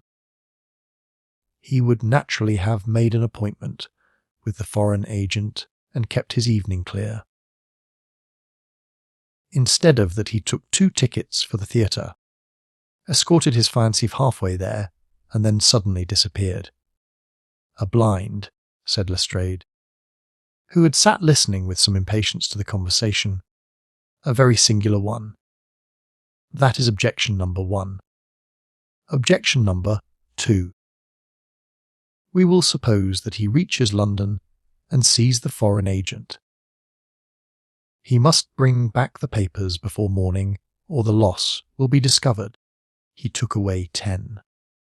Only 7 were in his pocket. What had become of the other 3? He certainly would not leave them of his own free will. Then, again, where is the price of his treason? One would have expected to find a large sum of money in his pocket. It seems to me perfectly clear, said Lestrade. I have no doubt at all as to what occurred. He took the papers to sell them. He saw the agent. They could not agree as to price. He started home again. But the agent went with him. In the train the agent murdered him, took the more essential papers, and threw his body from the carriage. That would account for everything, would it not? Why had he no ticket? The ticket would have shown which station was nearest the agent's house. Therefore he took it from the murdered man's pocket. Good, Lestrade, very good, said Holmes. Your theory holds together. But if this is true, then the case is at an end. On the one hand, the traitor is dead. On the other, the plans of the Bruce-Partington submarine are presumably already on the continent. What is there for us to do? To act, Sherlock, to act, cried Mycroft, springing to his feet. All my instincts are against this explanation. Use your powers. Go to the scene of the crime. See the people concerned. Leave no stone unturned. In all your career you have never had so great a chance of serving your country. Well, well, said Holmes, shrugging his shoulders. Come, Watson, and you, Lestrade, could you favour us with your company for an hour or two? We will begin our investigation by a visit to Aldgate Station. Goodbye, Mycroft. I shall let you have a report before evening, but I warn you in advance that you have little to expect. An hour later, Holmes, Lestrade, and I stood upon the underground railroad at the point where it emerges from the tunnel immediately before Aldgate Station. A courteous, red-faced old gentleman represented the railway company. This is where the young man's body lay, said he, indicating a spot about 3 feet from the metals. It could not have fallen from above, for these, as you see, are all blank walls. Therefore, it could only have come from a train, and that train, so far as we can trace it, must have passed about midnight on Monday. Have the carriages been examined for any sign of violence? There are no such signs, and no ticket has been found. No record of a door being found open. None. We have had some fresh evidence this morning, said Lestrade. A passenger who passed Aldgate in an ordinary metropolitan train about 11:40 on Monday night declares that he heard a heavy thud, as of a body striking the line just before the train reached the station. There was dense fog, however, and nothing could be seen. He made no report of it at the time. Why, whatever is the matter with Mr. Holmes? My friend was standing with an expression of strained intensity upon his face, staring at the railway metals where they curved out of the tunnel. Aldgate is a junction, and there was a network of points. On these his eager, questioning eyes were fixed, and I saw on his keen, alert face that tightening of the lips, that quiver of the nostrils, and concentration of the heavy, tufted brows which I knew so well. Points. He muttered, the points. What of it? What do you mean? I suppose there are no great number of points on a system such as this. No, they are very few, and a curve too. Points and a curve. By Jove, if it were only so. What is it, Mr. Holmes? Have you a clue? An idea, an indication, no more. But the case certainly grows in interest. Unique, perfectly unique, and yet why not? I do not see any indications of bleeding on the line. There were hardly any. But I understand that there was a considerable wound. The bone was crushed, but there was no great external injury. and yet one would have expected some bleeding. Would it be possible for me to inspect the train which contained the passenger who heard the thud of a fall in the fog? I fear not, Mr. Holmes. The train has been broken up before now, and the carriages redistributed. I can assure you, Mr. Holmes, said Lestrade, that every carriage has been carefully examined. I saw to it myself. It was one of my friend's most obvious weaknesses that he was impatient with less alert intelligences than his own. Very likely, said he, turning away. As it happens, it was not the carriages which I desired to examine. Watson, we have done all we can here. We need not trouble you any further. Mr. Lestrade, I think our investigations must now carry us to Woolwich. At London Bridge, Holmes wrote a telegram to his brother, which he handed to me before dispatching it. It ran thus: see some light in the darkness, but it may possibly flicker out. Meanwhile, please send by messenger to await return at Baker Street a complete list of all foreign spies or international agents known to be in England, with full address. Sherlock. That should be helpful, Watson, he remarked as we took our seats in the Woolwich train.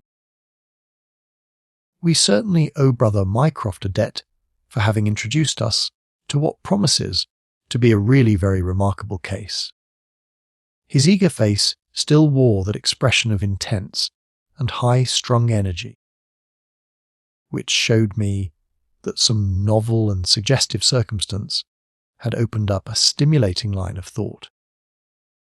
See the foxhound with hanging ears and drooping tail as it lolls about the kennels, and compare it with the same hound as, with gleaming eyes and straining muscles, it runs upon a breast-high scent. Such was the change in Holmes since the morning.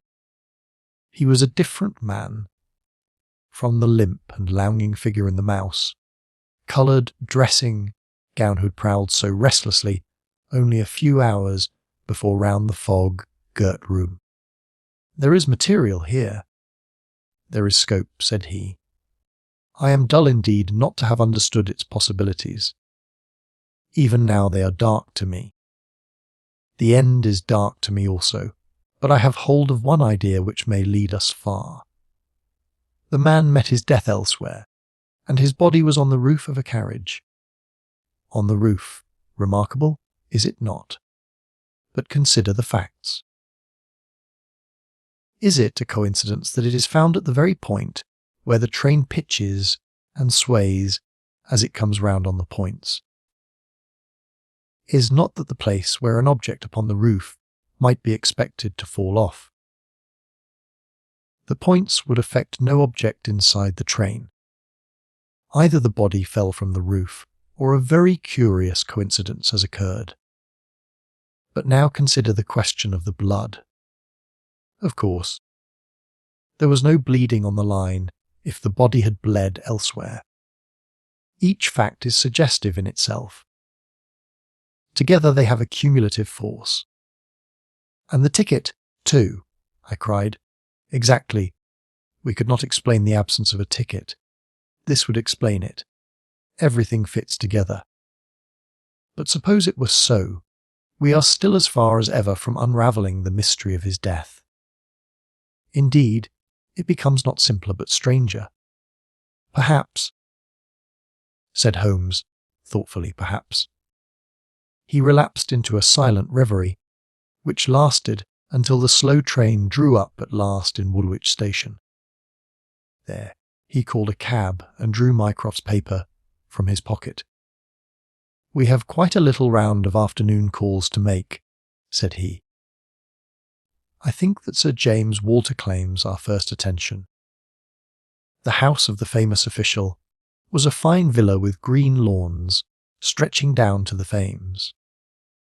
As we reached it, the fog was lifting, and a thin, watery sunshine was breaking through. A butler answered our ring. "Sir James, sir," said he with solemn face. Sir James died this morning." "Good heavens!" cried Holmes in amazement. "How did he die?" "Perhaps you would care to step in, sir, and see his brother, Colonel Valentine." "Yes, we had best do so." We were ushered into a dim-lit drawing-room, where an instant later we were joined by a very tall, handsome, light-bearded man of 50, the younger brother of the dead scientist.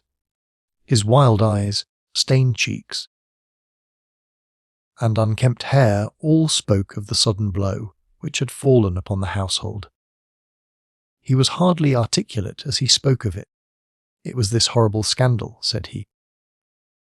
"My brother, Sir James, was a man of very sensitive honour, and he could not survive such an affair. It broke his heart. He was always so proud of the efficiency of his department, and this was a crushing blow. We had hoped that he might have given us some indications which would have helped us to clear the matter up. I assure you that it was all a mystery to him, as it is to you, and to all of us. He had already put all his knowledge at the disposal of the police. Naturally, he had no doubt that Cadogan West was guilty. But all the rest was inconceivable. You cannot throw any new light upon the affair. I know nothing myself save what I have read or heard. I have no desire to be discourteous, but you can understand, Mr. Holmes, that we are much disturbed at present, and I must ask you to hasten this interview to an end.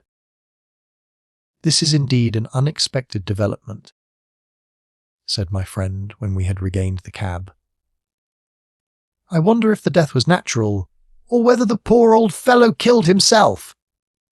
If the latter, may it be taken as some sign of self-reproach for duty neglected. We must leave that question to the future. Now we shall turn to the Cadogan Wests. A small but well-kept house in the outskirts of the town sheltered the bereaved mother. The old lady was too dazed with grief to be any use to us.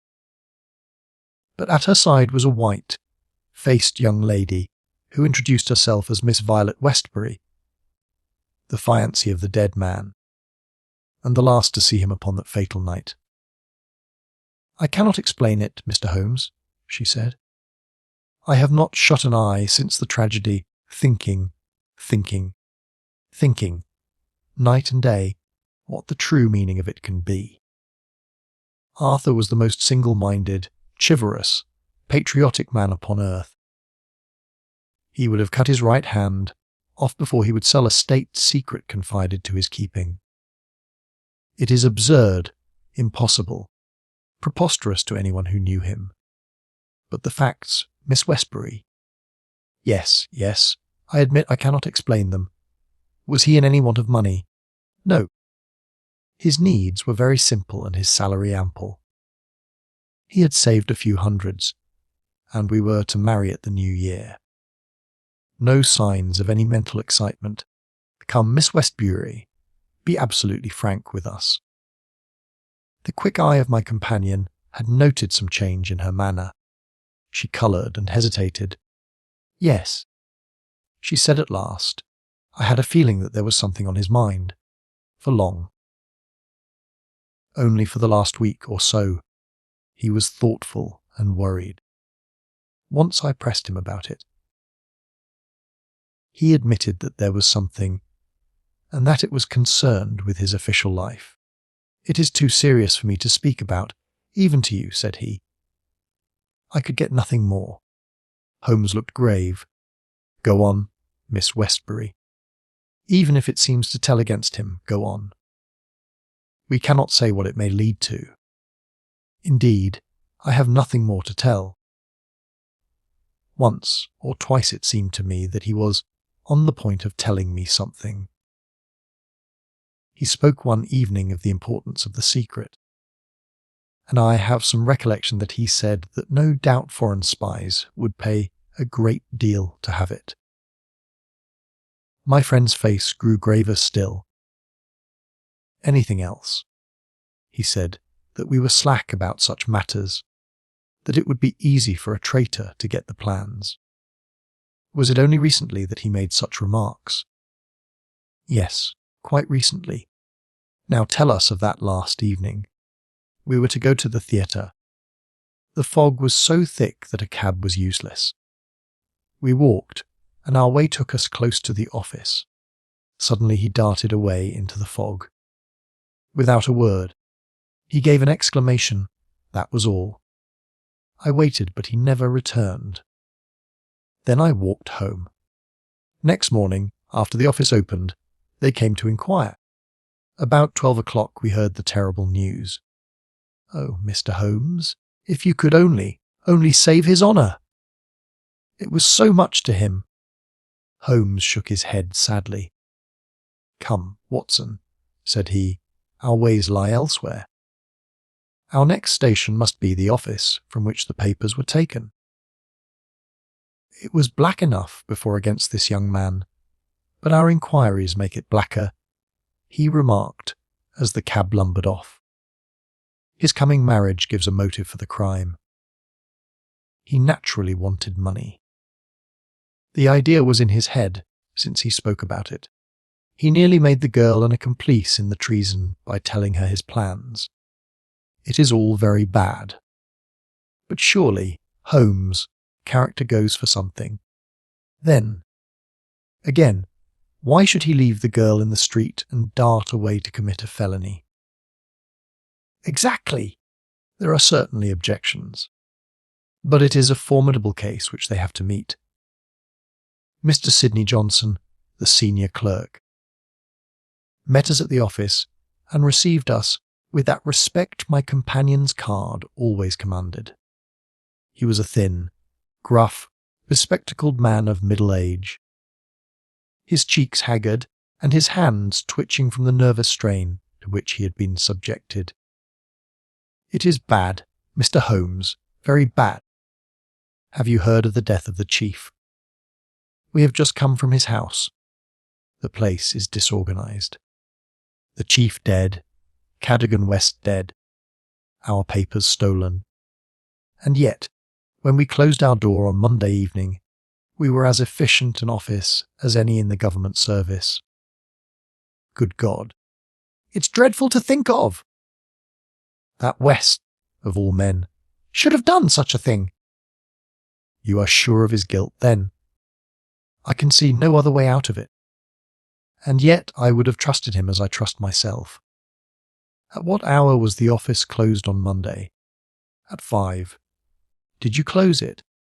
I am always the last man out. Where were the plans? In that safe. I put them there myself. Is there no watchman to the building? There is. But he has other departments to look after as well. He is an old soldier and a most trustworthy man. He saw nothing that evening. Of course the fog was very thick.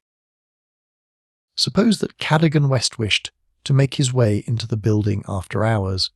He would need 3 keys, would he not? Before he could reach the papers. Yes, he would.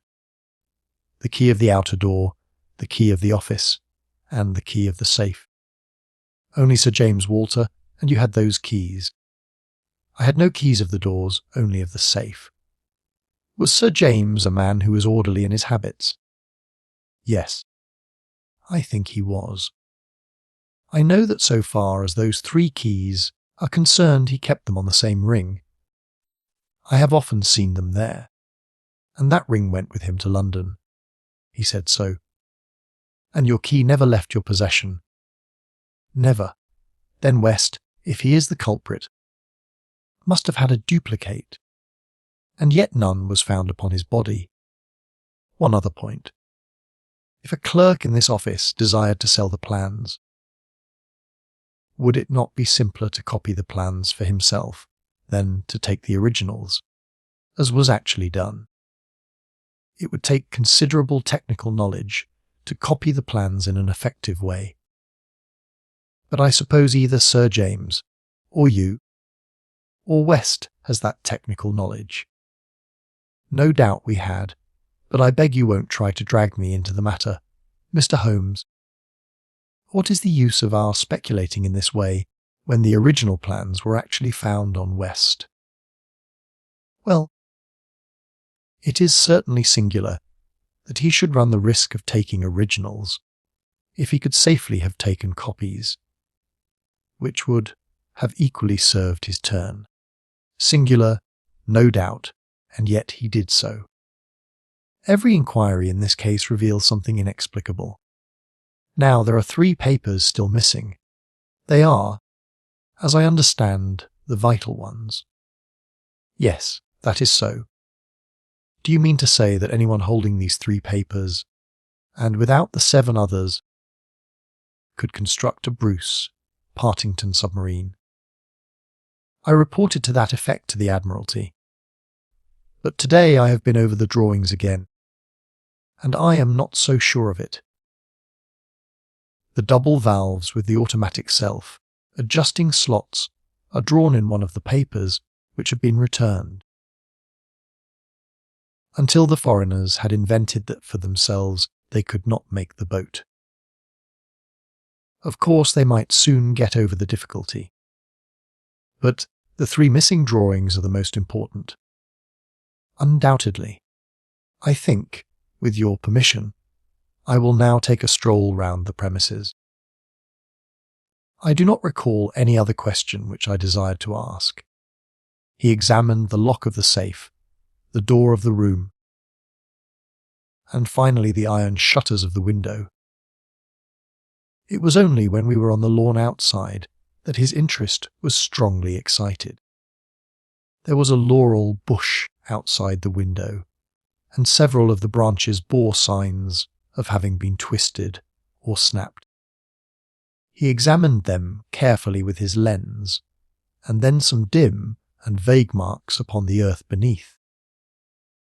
Finally, he asked the chief clerk to close the iron shutters, and he pointed out to me that they hardly met in the centre, and that it would be possible for anyone outside to see what was going on within the room. The indications are ruined by 3 days' delay. They may mean something or nothing. Well, Watson, I do not think that Woolwich can help us further. It is a small crop which we have gathered. Let us see if we can do better in London.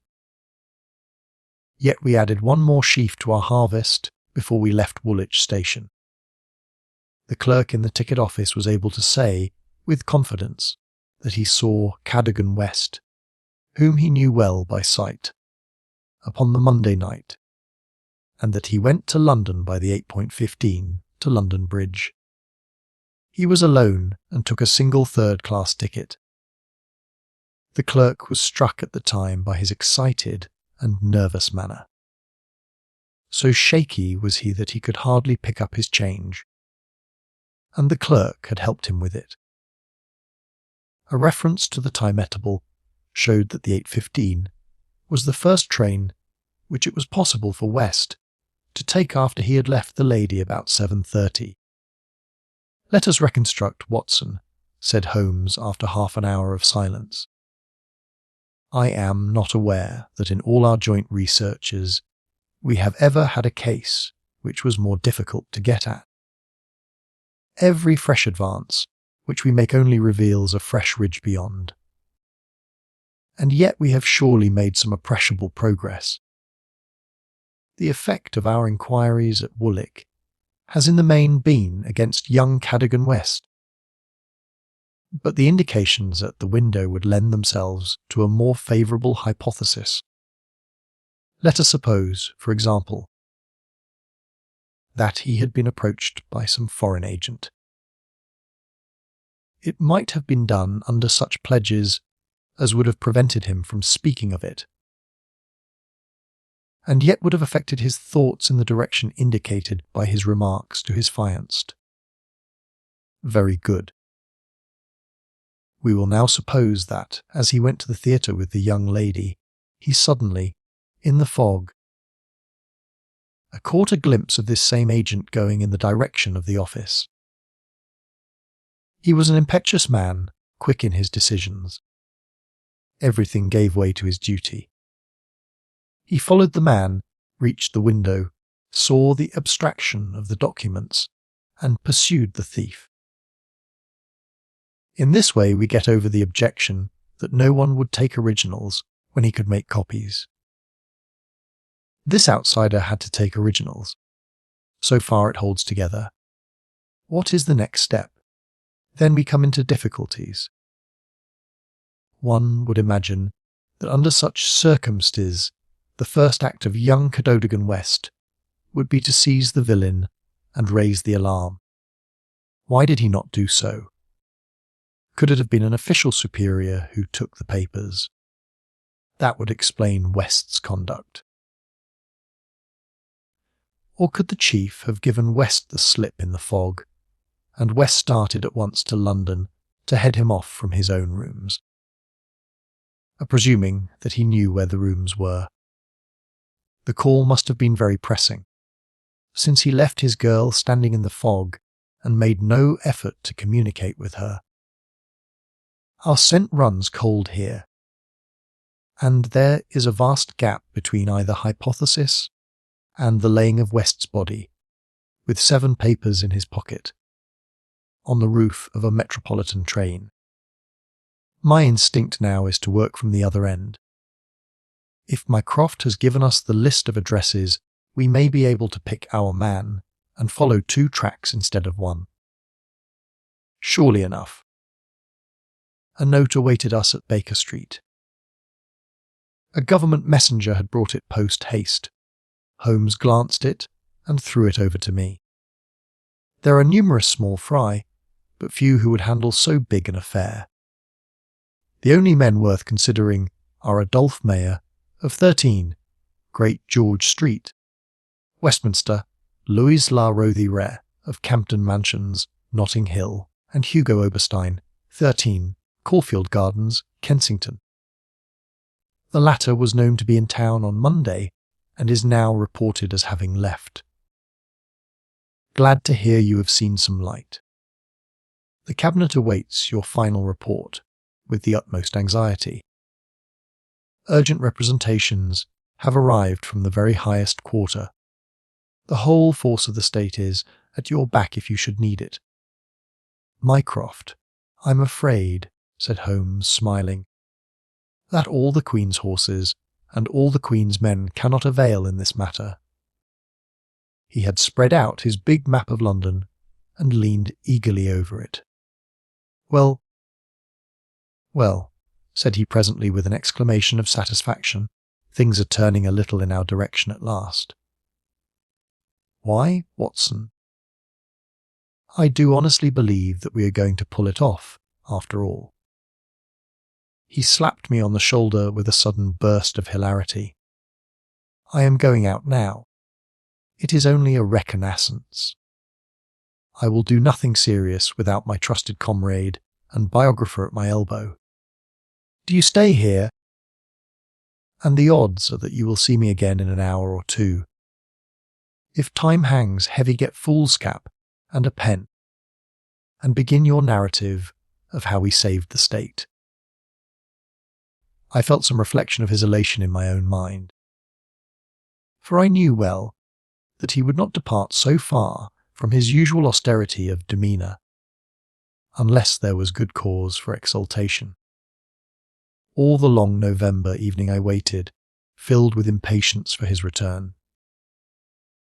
At last, shortly after 9 o'clock, there arrived a messenger with a note. Am dining at Goldini's restaurant, Gloucester Road, Kensington. Please come at once and join me there. Bring with you a jemmy, a dark lantern, a chisel, and a revolver. S.H. It was a nice equipment for a respectable citizen to carry through the dim, fog-draped streets. I stowed them all discreetly away in my overcoat and drove straight to the address given. There sat my friend at a little round table near the door of the garish Italian restaurant. Have you had something to eat? Then join me in a coffee and curao. try one of the proprietor's cigars. They are less poisonous than one would expect. Have you the tools? They are here, in my overcoat. Excellent. Let me give you a short sketch of what I have done, with some indication of what we are about to do. Now it must be evident to you, Watson, that this young man's body was placed on the roof of the train. That was clear from the instant that I determined the fact that it was from the roof, and not from a carriage, that he had fallen. Could it not have been dropped from a bridge? I should say it was impossible. If you examine the roofs, you will find that they are slightly rounded, and there is no railing round them. Therefore, we can say for certain that young Cadogan West was placed on it. How could he be placed there? That was the question which we had to answer. There is only one possible way. You are aware that the underground runs clear of tunnels at some points in the West End. I had a vague memory that as I have travelled by it, I have occasionally seen windows just above my head. Now, suppose that a train halted under such a window, would there be any difficulty in laying a body upon the roof? It seems most improbable. We must fall back upon the old axiom that when all other contingencies fail, whatever remains, however improbable, must be the truth. Here all other contingencies have failed. When I found that the leading international agent, who had just left London, lived in a row of houses which abutted upon the underground, I was so pleased that you were a little astonished at my sudden frivolity. Oh, that was it. Was it? Yes, that was it. Mr. Hugo Oberstein of 13 Caulfield Gardens had become my objective. I began my operations at Gloucester Road Station, where a very helpful official walked with me along the track and allowed me to satisfy myself not only that the back stair windows of Caulfield Gardens open the line, but the even more essential fact that, owing to the intersection of one of the larger railways, the underground trains are frequently held motionless for some minutes at the very spot. Splendid, Holmes. You have got it. So far, Watson. We advance, but the goal is afar. Well, having seen the back of Caulfield Gardens, I visited the front and satisfied myself that the bird was indeed flown. It is a considerable house, unfurnished, so far as I could judge. In the upper rooms, Oberstein lived there with a single valet, who was probably a confederate entirely in his confidence. We must bear in mind that Oberstein has gone to the continent to dispose of his booty, but not with any idea of flight, for he had no reason to fear a warrant, and the idea of an amateur domiciliary visit would certainly never occur to him. Yet that is precisely what we are about to make. Could we not get a warrant and legalise it? Hardly on the evidence. What can we hope to do? We cannot tell what correspondence may be there. I don't like it, Holmes. My dear fellow, you shall keep watch in the street. I'll do the criminal part. It's not a time to stick at trifles. Think of Mycroft's note of the Admiralty, the Cabinet, the exalted person who waits for news. We are bound to go. My answer was to rise from the table. You are right, Holmes.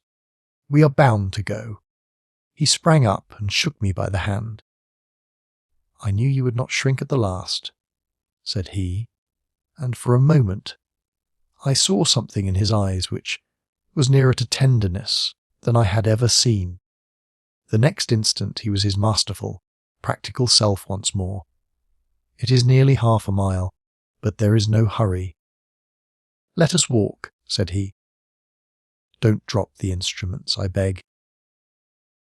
Your arrest as a suspicious character would be a most unfortunate complication. Caulfield Gardens was one of those lines of flat, faced pillared, and porticued houses which are so prominent a product of the middle Victorian epoch in the West End of London. Next door there appeared to be a children's party, for the merry buzz of young voices and the clatter of a piano resounded through the night. The fog still hung about and screened us with its friendly shade. Holmes had lit his lantern and flashed it upon the massive door. "This is a serious proposition," said he. "It is certainly bolted as well as locked. We would do better in the area. There is an excellent archway down yonder in case a too zealous policeman should intrude. Give me a hand, Watson, and I'll do the same for you." A minute later we were both in the area. Hardly had we reached the dark shadows before the step of the policeman was heard in the fog above. As its soft rhythm died away, Holmes set to work upon the lower door. I saw him stoop and strain until with a sharp crash it flew open. We sprang through into the dark passage, closing the area door behind us. Holmes led the way up the curving, uncarpeted stair. His little fan of yellow light shone upon a low window. "Here we are, Watson. This must be the one." He threw it open, and as he did so there was a low, harsh murmur, growing steadily into a loud roar, as a train dashed past us in the darkness. Holmes swept his light along the window sill. It was thickly coated with soot from the passing engines, but the black surface was blurred and rubbed in places. You can see where they rested the body. "Hallo, Watson. What is this?" "There can be no doubt that it is a blood mark." He was pointing to faint discolorations along the woodwork of the window. "Here it is on the stone of the stair also. The demonstration is complete. Let us stay here until a train stops." We had not long to wait. The very next train roared from the tunnel as before, but slowed in the open, and then, with a creaking of brakes, pulled up immediately beneath us. It was not 4 feet from the window, ledged to the roof of the carriages. Holmes softly closed the window. "So far we are justified," said he. "What do you think of it, Watson? A masterpiece. You have never risen to a greater height." "I cannot agree with you there." From the moment that I conceived the idea of the body being upon the roof, which surely was not a very abstruse one, all the rest was inevitable. If it were not for the grave interests involved, the affair up to this point would be insignificant. Our difficulties are still before us. But perhaps we may find something here which may help us. We had ascended the kitchen stair and entered the suite of rooms upon the first floor.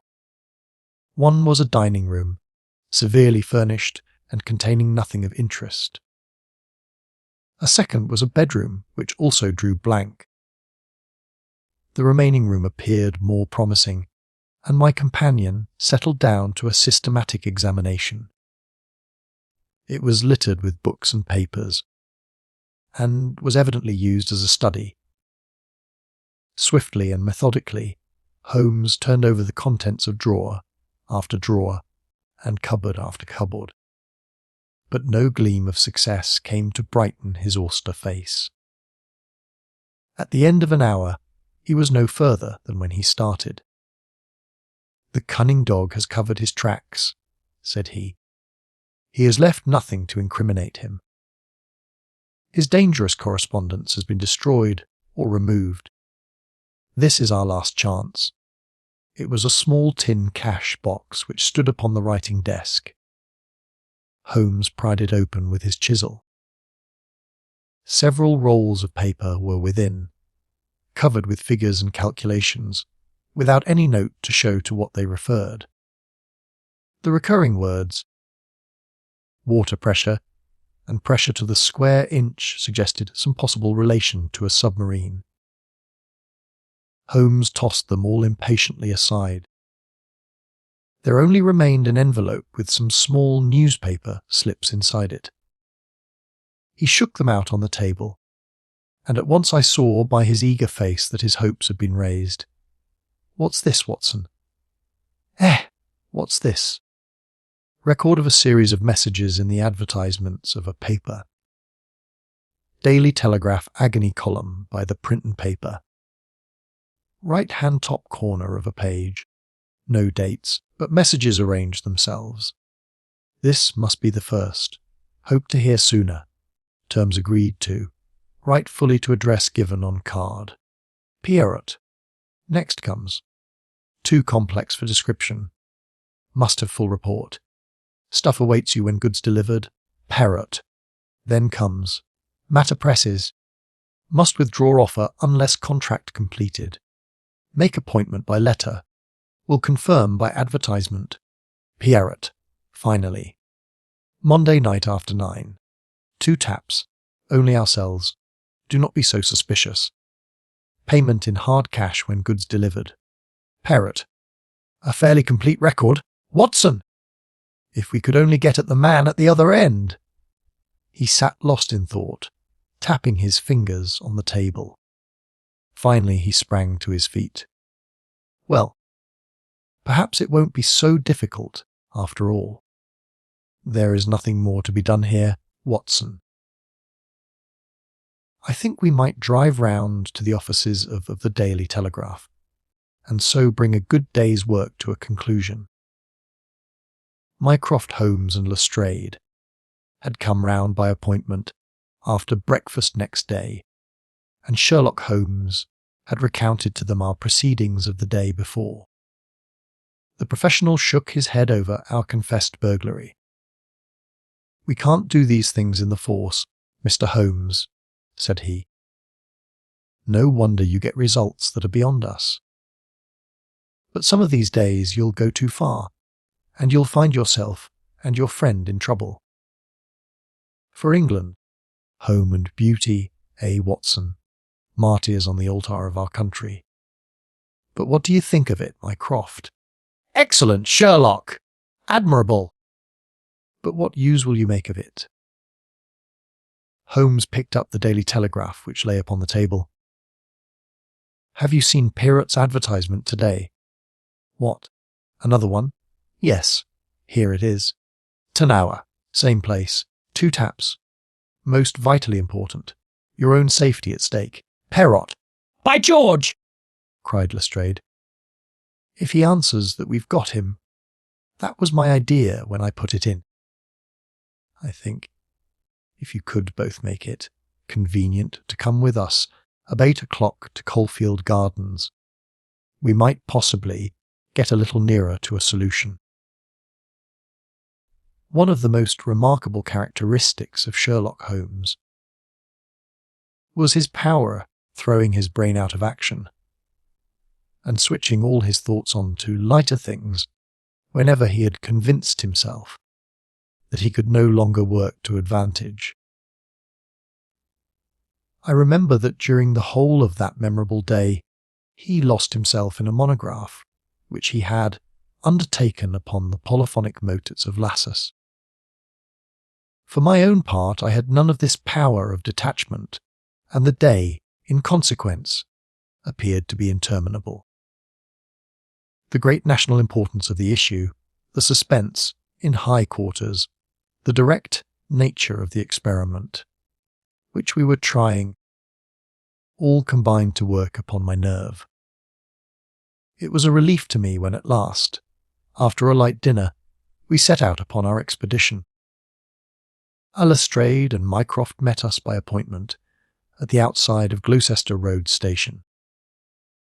The area door of Oberstein's house had been left open the night before, and it was necessary for me, as Mycroft Holmes absolutely and indignantly declined to climb the railings, to pass in and open the hall door.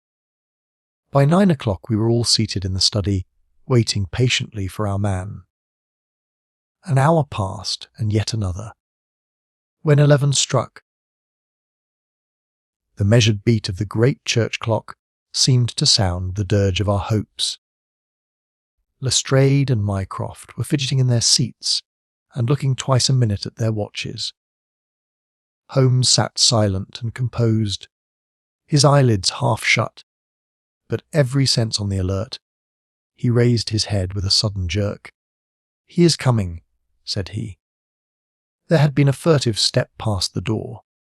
Now it returned. We heard a shuffling sound outside, and then 2 sharp taps with the knocker. Holmes rose, motioning us to remain seated. The gas in the hall was a mere point of light. He opened the outer door, and then as a dark figure slipped past him, he closed and fastened it. "This way," we heard him say, and a moment later our man stood before us. Holmes had followed him closely, and as the man turned with a cry of surprise and alarm, he caught him by the collar and threw him back into the room. Before our prisoner had recovered his balance, the door was shut and Holmes standing with his back against it. The man glared round him, staggered, and fell senseless upon the floor. With the shock, his broad-brimmed hat flew from his head, his cravat slipped down from his lips, and there were the long light beard and the soft, handsome, delicate features of Colonel Valentine Walter. Holmes gave a whistle of surprise. "You can write me down on us this time, Watson," said he. "This was not the bird that I was looking for."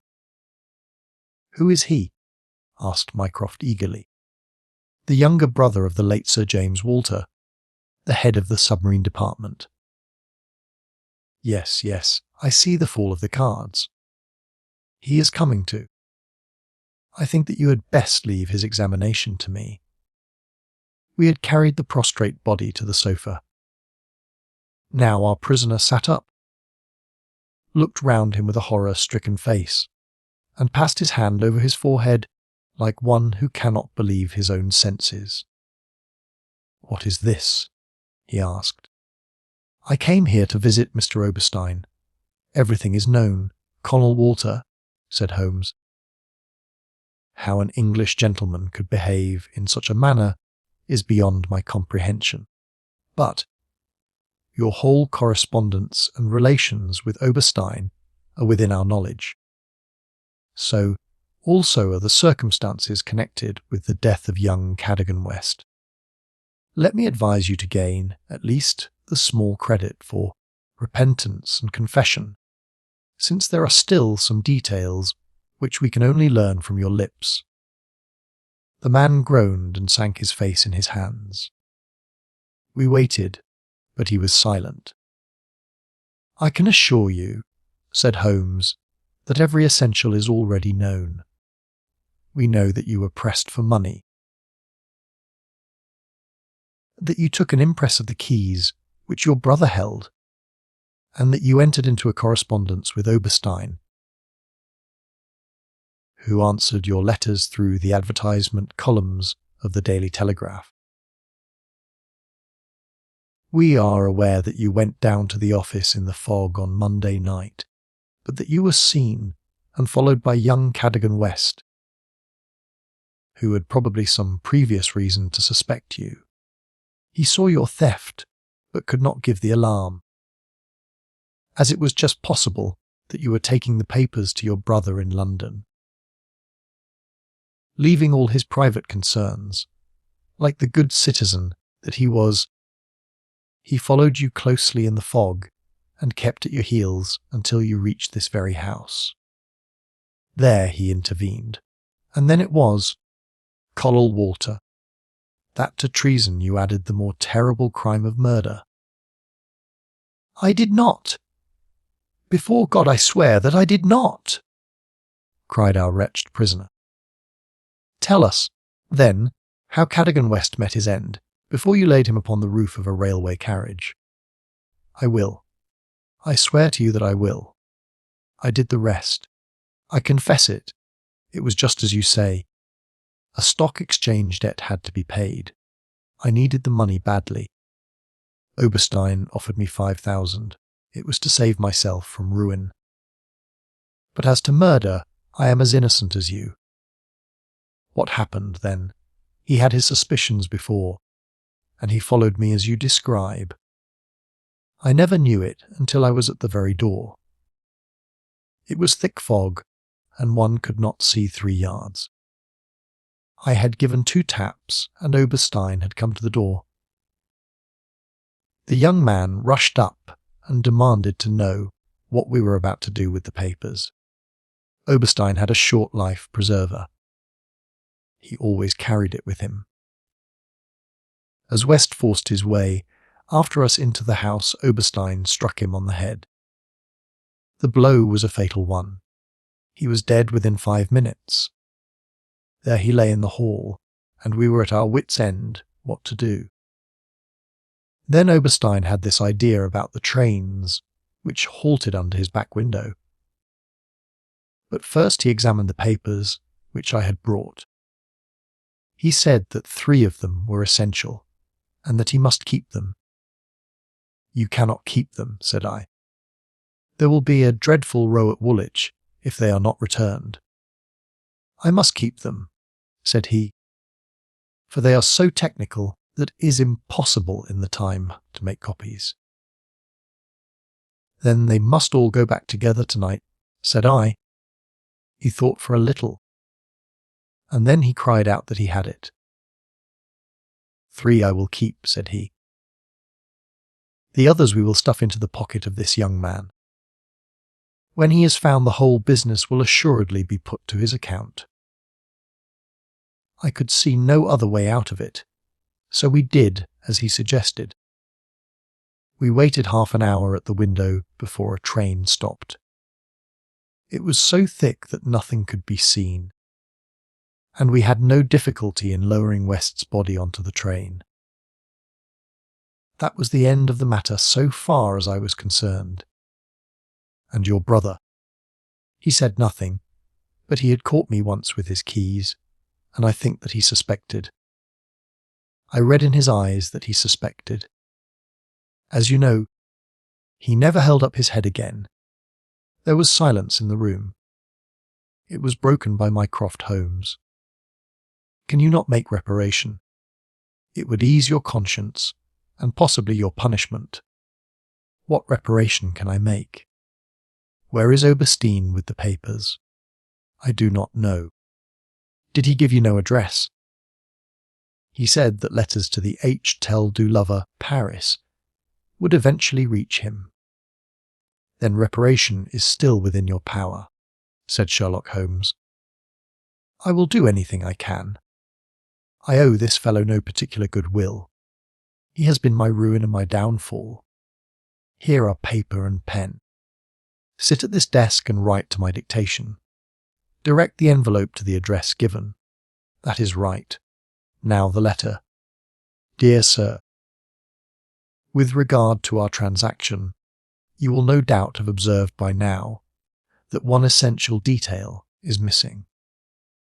I have a tracing which will make it complete. This has involved me in extra trouble, however, and I must ask you for a further advance of £500. I will not trust it to the post, nor will I take anything but gold or notes. I would come to you abroad, but it would excite remark if I left the country at present. Therefore I shall expect to meet you in the smoking room of the Charing Cross Hotel at noon on Saturday. Remember that only English notes, or gold, will be taken. That will do very well. I shall be very much surprised if it does not fetch our man. And it did. It is a matter of history. That secret history of a nation, which is often so much more intimate and interesting than its public chronicles. That Oberstein, eager to complete the coup of his lifetime, came to the law and was safely engulfed for 15 years in a British prison. In his trunk were found the invaluable Bruce-Partington plans, which he had put up for auction in all the naval centres of Europe. Colonel Walter died in prison towards the end of the second year of his sentence. As to Holmes,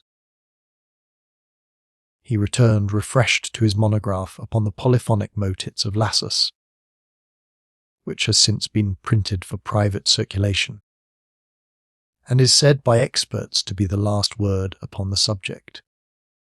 Some weeks afterwards, I learned incidentally that my friend spent a day at Windsor, whence he returned with a remarkably fine emerald tie pin. When I asked him if he had bought it, he answered that it was a present from a certain gracious lady, in whose interest he had once been fortunate enough to carry out a small commission. He said no more, but I fancy that I could guess at that lady's august name, and I have little doubt that the emerald pin will forever recall to my friend's memory the adventure of the Bruce-Partington plans. Investigation 3. The Dancing Men. Holmes had been seated for some hours in silence with his long, thin back curved over a chemical vessel in which he was brewing a particularly malodorous product. His head was sunk upon his breast, and he looked from my point of view like a strange, lank bird with dull grey plumage and a black top knot.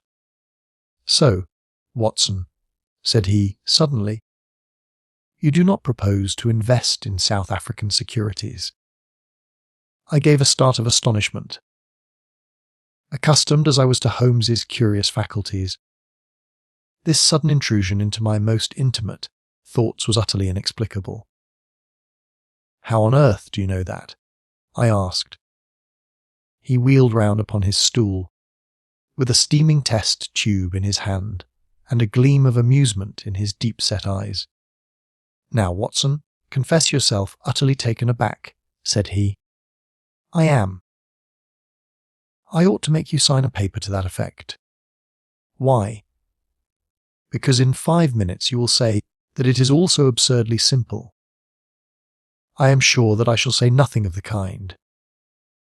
You see, my dear Watson, he propped his test tube in the rack, and began to lecture with the air of a professor addressing his class. It is not really difficult to construct a series of inferences, each dependent upon its predecessor and each simple in itself. If, after doing so, one simply knocks out all the central inferences and presents one's audience with the starting point and the conclusion, one may produce a startling, although possibly a meretricious, effect. Now, it was not really difficult, by an inspection of the groove between your left forefinger and thumb, to feel sure that you did not propose to invest your small capital in the goldfields. I see no connection. Very likely not. But I can quickly show you a close connection. Here are the missing links of the very simple chain. 1. You had chalk between your left finger and thumb when you returned from the club last night. 2. You put chalk there when you play billiards, to steady the sea. 3. You never play billiards except with Thurston 4. You told me 4 weeks ago that Thurston had an option on some South African property which would expire in a month, and which he desired you to share with him. 5. Your cheque-book is locked in my drawer, and you have not asked for the key. 6. You do not propose to invest your money in this manner. How absurdly simple! I cried. Quite so, said he, a little nettled. Every problem becomes very childish when once it is explained to you. Here is an unexplained one. See what you can make of that, friend Watson. He tossed a sheet of paper upon the table, and turned once more to his chemical analysis. I looked with amazement at the absurd hieroglyphics upon the paper. "Why, Holmes, it is a child's drawing," I cried. "Oh, that's your idea! What else should it be?" That is what Mr. Hilton Cubitt, of Riding Thorpe Manor, Norfolk, is very anxious to know. This little conundrum came by the first post, and he was to follow by the next train. "There's a ring at the bell, Watson." I should not be very much surprised if this were he. A heavy step was heard upon the stairs, and an instant later there entered a tall, ruddy, clean-shaven gentleman, whose clear eyes and florid cheeks told of a life led far from the fogs of Baker Street. He seemed to bring a whiff of his strong, fresh, bracing, East Coast air with him as he entered. Having shaken hands with each of us, he was about to sit down, when his eye rested upon the paper with the curious markings which I had just examined and left upon the table. "Well, Mr. Holmes, what do you make of these?" he cried. "They told me that you were fond of queer mysteries, and I don't think you can find a queer one than that. I sent the paper on ahead, so that you might have time to study it before I came." "It is certainly rather a curious production," said Holmes. "At first sight it would appear to be some childish prank. It consists of a number of absurd little figures dancing across the paper upon which they are drawn. Why should you attribute any importance to so grotesque an object?" "I never should, Mr. Holmes, but my wife does. It is frightening her to death. She says nothing, but I can see terror in her eyes. That's why I want to sift the matter to the bottom." Holmes held up the paper so that the sunlight shone full upon it. It was a page torn from a notebook. The markings were done in pencil, and ran in this way. Here Abe Slaney Holmes examined it for some time, and then, folding it carefully up, he placed it in his pocket-book. "This promises to be a most interesting and unusual case," said he.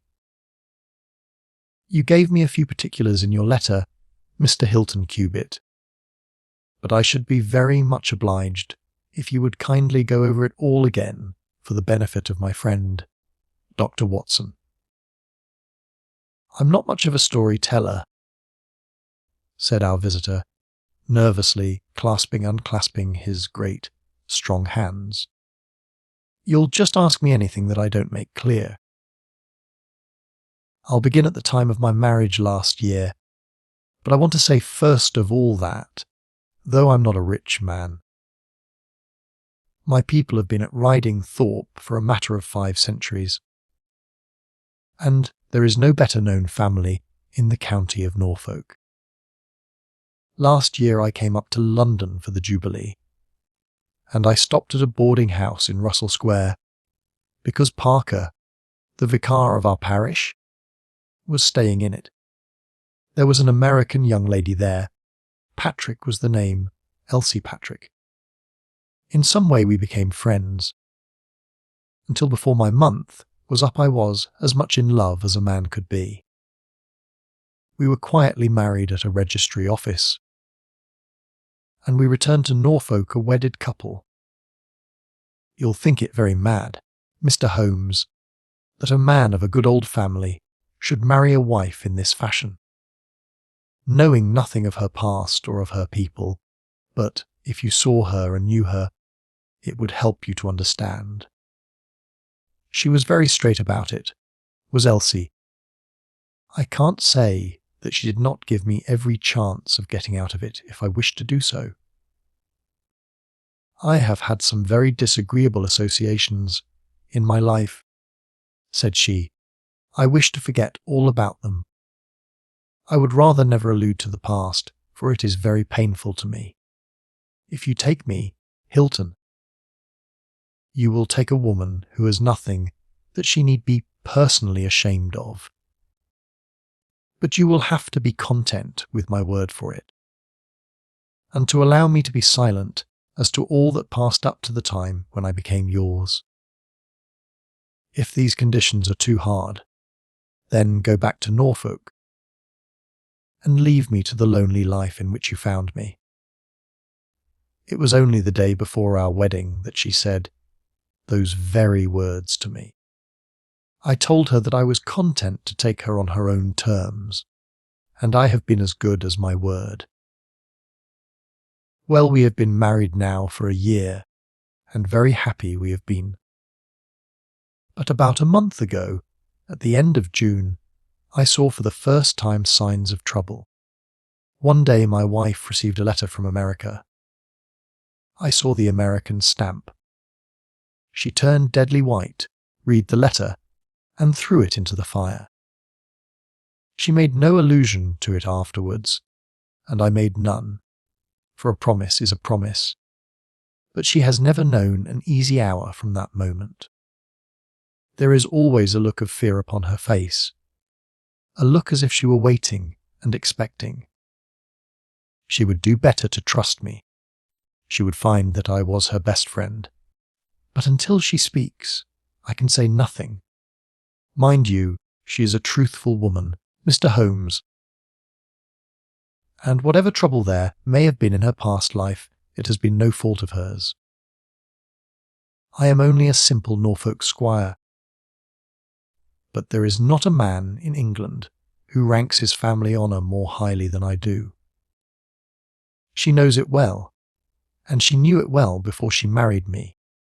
She would never bring any stain upon it, of that I am sure. Well, now I come to the queer part of my story.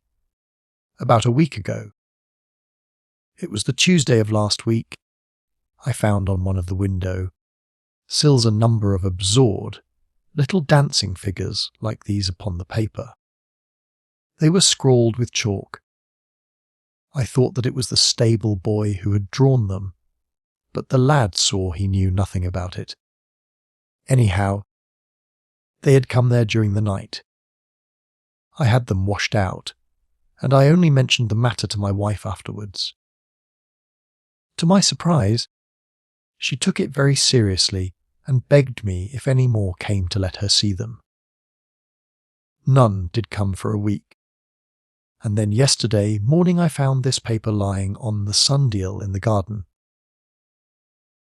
I showed it to Elsie, and down she dropped in a dead faint. Since then she has looked like a woman in a dream, half dazed, and with terror always lurking in her eyes. It was then that I wrote and sent the paper to you, Mr. Holmes. It was not a thing that I could take to the police, for they would have laughed at me. But you will tell me what to do. I am not a rich man, but if there is any danger threatening my little woman, I would spend my last copper to shield her. He was a fine creature, this man of the old English soil, simple, straight, and gentle, with his great, earnest blue eyes and broad, comely face. His love for his wife, and his trust in her shone in his features. Holmes had listened to his story with the utmost attention, and now he sat for some time in silent thought. "Don't you think, Mr. Cubitt," said he, at last, "that your best plan would be to make a direct appeal to your wife, and to ask her to share her secret with you?" Hilton Cubitt shook his massive head. "A promise is a promise, Mr. Holmes. If Elsie wished to tell me she would. If not, it is not for me to force her confidence. But I am justified in taking my own line, and I will. Then I will help you with all my heart. In the first place, have you heard of any strangers being seen in your neighbourhood? No. I presume that it is a very quiet place. Any fresh face would cause comment. In the immediate neighbourhood, yes, but we have several small watering places not very far away. And the farmers take in lodgers. These hieroglyphics have evidently a meaning. If it is a purely arbitrary one, it may be impossible for us to solve it. If, on the other hand, it is systematic, I have no doubt that we shall get to the bottom of it. But this particular sample is so short that I can do nothing, and the facts which you have brought me are so indefinite that we have no basis for an investigation. I would suggest that you return to Norfolk, that you keep a keen lookout, and that you take an exact copy of any fresh dancing men which may appear. It is 1,000 pities that we have not a reproduction of those which were done chalk upon the window sill. Make a discreet inquiry also as to any strangers in the neighbourhood. When you have collected some fresh evidence, come to me again. That is the best advice which I can give you, Mr. Hilton Cubitt. If there are any pressing fresh developments, I shall be always ready to run down and see you in your Norfolk home.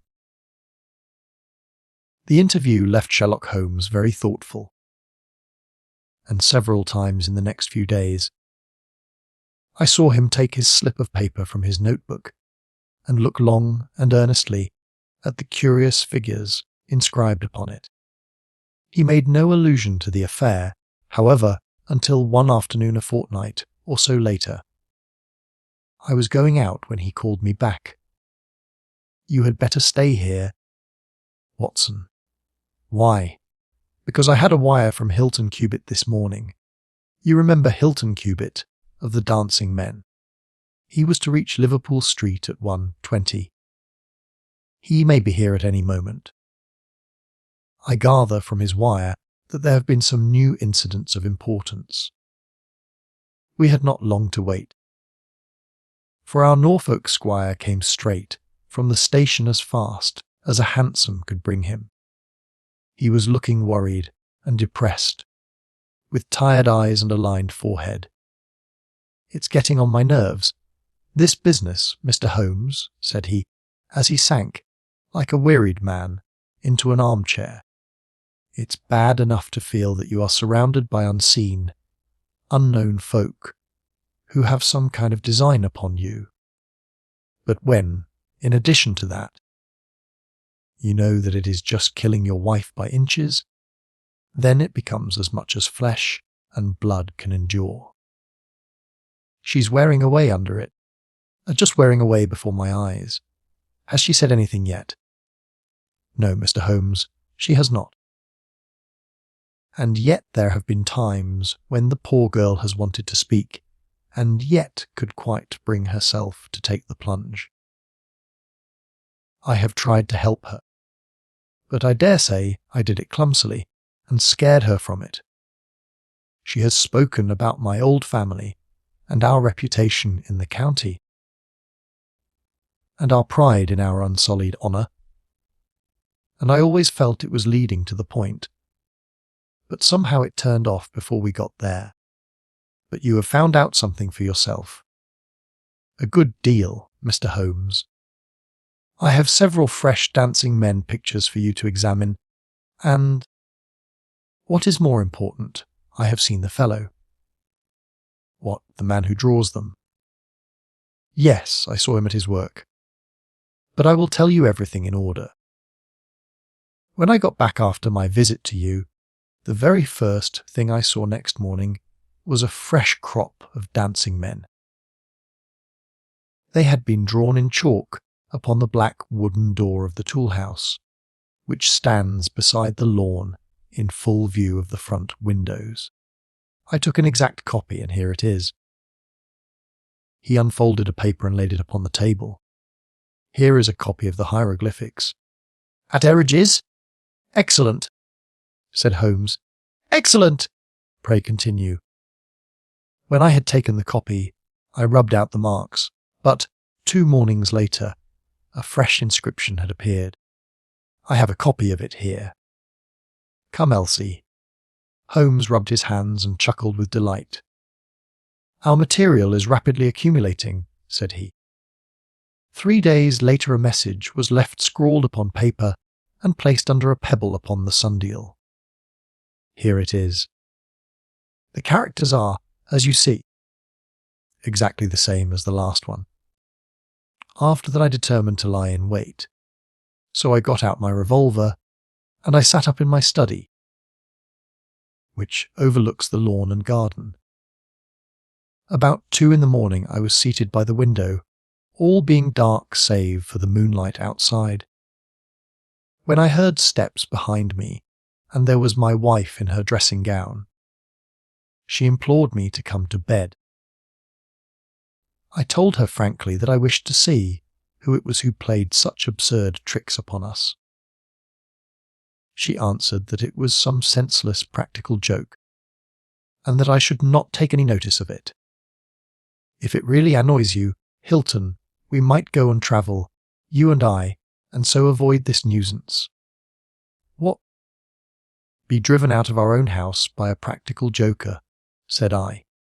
Why, we should have the whole county laughing at us. Well, come to bed, said she, and we can discuss it in the morning. Suddenly, as she spoke, I saw her white face grow whiter yet in the moonlight, and her hand tightened upon my shoulder. Something was moving in the shadow of the Toole house. I saw a dark, creeping figure which crawled round the corner and squatted in front of the door. Seizing my pistol, I was rushing out, when my wife threw her arms round me and held me with convulsive strength. I tried to throw her off, but she clung to me most desperately. At last I got clear, but by the time I had opened the door and reached the house the creature was gone. He had left a trace of his presence, however, for there on the door was the very same arrangement of dancing men which had already twice appeared, and which I have copied on that paper. There was no other sign of the fellow anywhere, though I ran all over the grounds. And yet the amazing thing is that he must have been there all the time, for when I examined the door again in the morning, he had scrawled some more of his pictures under the line which I had already seen. Have you that fresh drawing? Yes, it is very short, but I made a copy of it, and here it is. Again he produced a paper. The new dance was in this form. Never a tell me, said Holmes, and I could see by his eyes that he was much excited. Was this a mere addition to the first, or did it appear to be entirely separate? It was on a different panel of the door. Excellent! This is far the most important of all for our purpose. It fills me with hopes. Now, Mr. Hilton Cubitt, please continue your most interesting statement. I have nothing more to say, Mr. Holmes, except that I was angry with my wife that night for having held me back, when I might have caught the skulking rascal. She said that she feared that I might come to harm. For an instant it had crossed my mind that perhaps what she really feared was that he might come to harm, for I could not doubt that she knew who this man was and what he meant by these strange signals.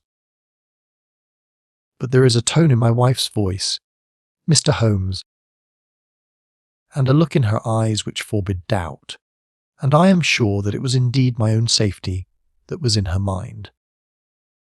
There's the whole case, and now I want your advice as to what I ought to do.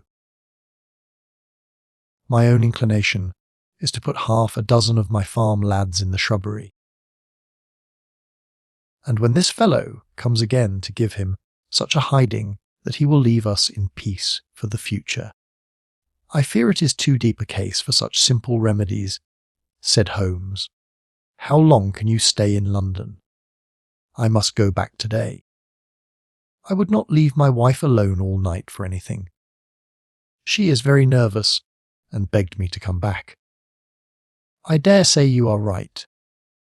But if you could have stopped, I might possibly have been able to return with you in a day or 2. Meanwhile, you will leave me these papers, and I think that it is very likely that I shall be able to pay you a visit shortly, and to throw some light upon your case. Sherlock Holmes preserved his calm, professional manner until our visitor had left us, although it was easy for me, who knew him so well, to see that he was profoundly excited. The moment that Hilton Cubit's broad back had disappeared through the door, my comrade rushed to the table, laid out all the slips of paper containing dancing men in front of him, and threw himself into an intricate and elaborate calculation. For 2 hours I watched him as he covered sheet after sheet of paper with figures and letters, so completely absorbed in his task that he had evidently forgotten my presence. Sometimes he was making progress, and whistled and sang at his work. Sometimes he was puzzled, and would sit for long spells with a furrowed brow and a vacant eye. Finally he sprang from his chair with a cry of satisfaction, and walked up and down the room, rubbing his hands together. Then he wrote a long telegram upon a cable form. If my answer to this is I hope, you will have a very pretty case to add to your collection, Watson, said he. I expect that we shall be able to go down to Norfolk tomorrow and to take our friend some very definite news as to the secret of his annoyance. I confess that I was filled with curiosity, but I was aware that Holmes liked to make his disclosures at his own time and in his own way, so I waited until it should suit him to take me into his confidence. But there was a delay in that answering telegram, and 2 days of impatience followed, during which Holmes pricked up his ears at every ring of the bell. On the evening of the 2nd, there came a letter from Hilton Cubit. All was quiet with him, save that a long inscription had appeared that morning upon the pedestal of the sundial. He enclosed a copy of it, which is here reproduced. Elsie prepare Tommeat. They God! Holmes bent over this grotesque frieze for some minutes, and then suddenly sprang to his feet with an exclamation of surprise and dismay. His face was haggard with anxiety. "We have let this affair go far enough," said he. "Is there a train to North Walsham tonight?" I turned up the timetable. The last had just gone. "Then we shall breakfast early and take the very first in the morning," said Holmes. "Our presence is most urgently needed." "Ah! Here is our expected cablegram." "One moment, Mrs. Hudson, there may be an answer." "No, that is quite as I expected." "This message makes it even more essential that we should not lose an hour in letting Hilton Cubit know how matters stand, for it is a singular and a dangerous web in which our simple Norfolk squire is entangled." So, indeed, it proved. And as I come to the dark conclusion of a story which had seemed to me to be only childish and bizarre, I experience once again the dismay and horror with which I was filled. Would that I had some brighter ending to communicate to my readers, but these are the chronicles of fact, and I must follow to their dark crisis the strange chain of events which for some days made Riding Thorpe Manor a household word through the length and breadth of England. We had hardly alighted at North Walsham, and mentioned the name of our destination, when the station master hurried towards us. "I suppose that you are the detectives from London," said he. A look of annoyance passed over Holmes's face. "What makes you think such a thing?"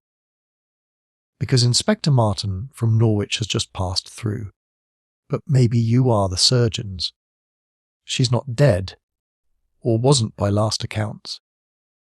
You may be in time to save her yet, though it be for the gallows." Holmes's brow was dark with anxiety.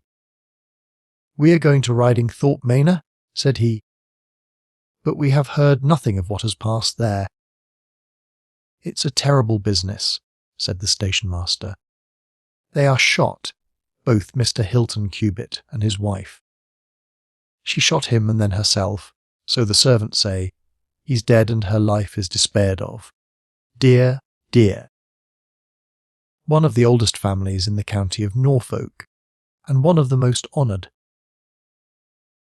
Without a word Holmes hurried to a carriage, and during the long 7 miles drive he never opened his mouth. Seldom have I seen him so utterly despondent. He had been uneasy during all our journey from town, and I had observed that he had turned over the morning papers with anxious attention. But now this sudden realization of his worst fears left him in a blank melancholy. He leaned back in his seat, lost in gloomy speculation.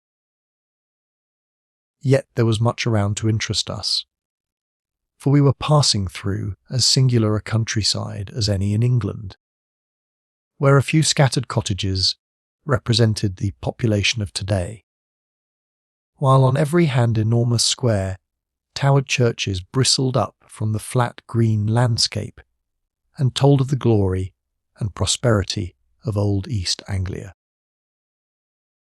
At last the violet rim of the German Ocean appeared over the green edge of the Norfolk coast, and the driver pointed with his whip to 2 old brick and timber gables which projected from a grove of trees.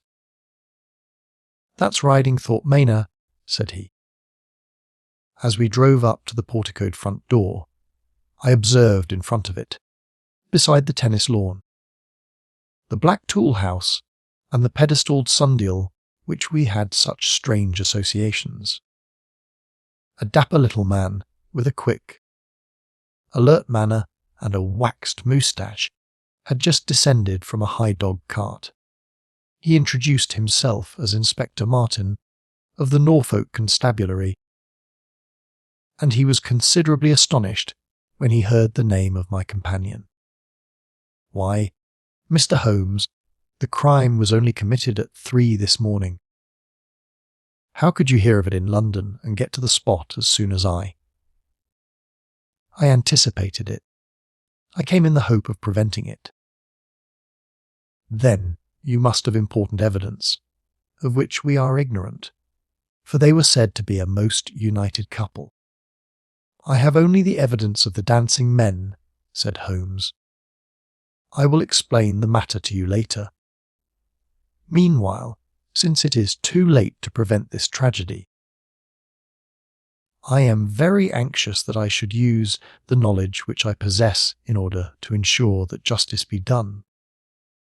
Will you associate me in your investigation, or will you prefer that I should act independently?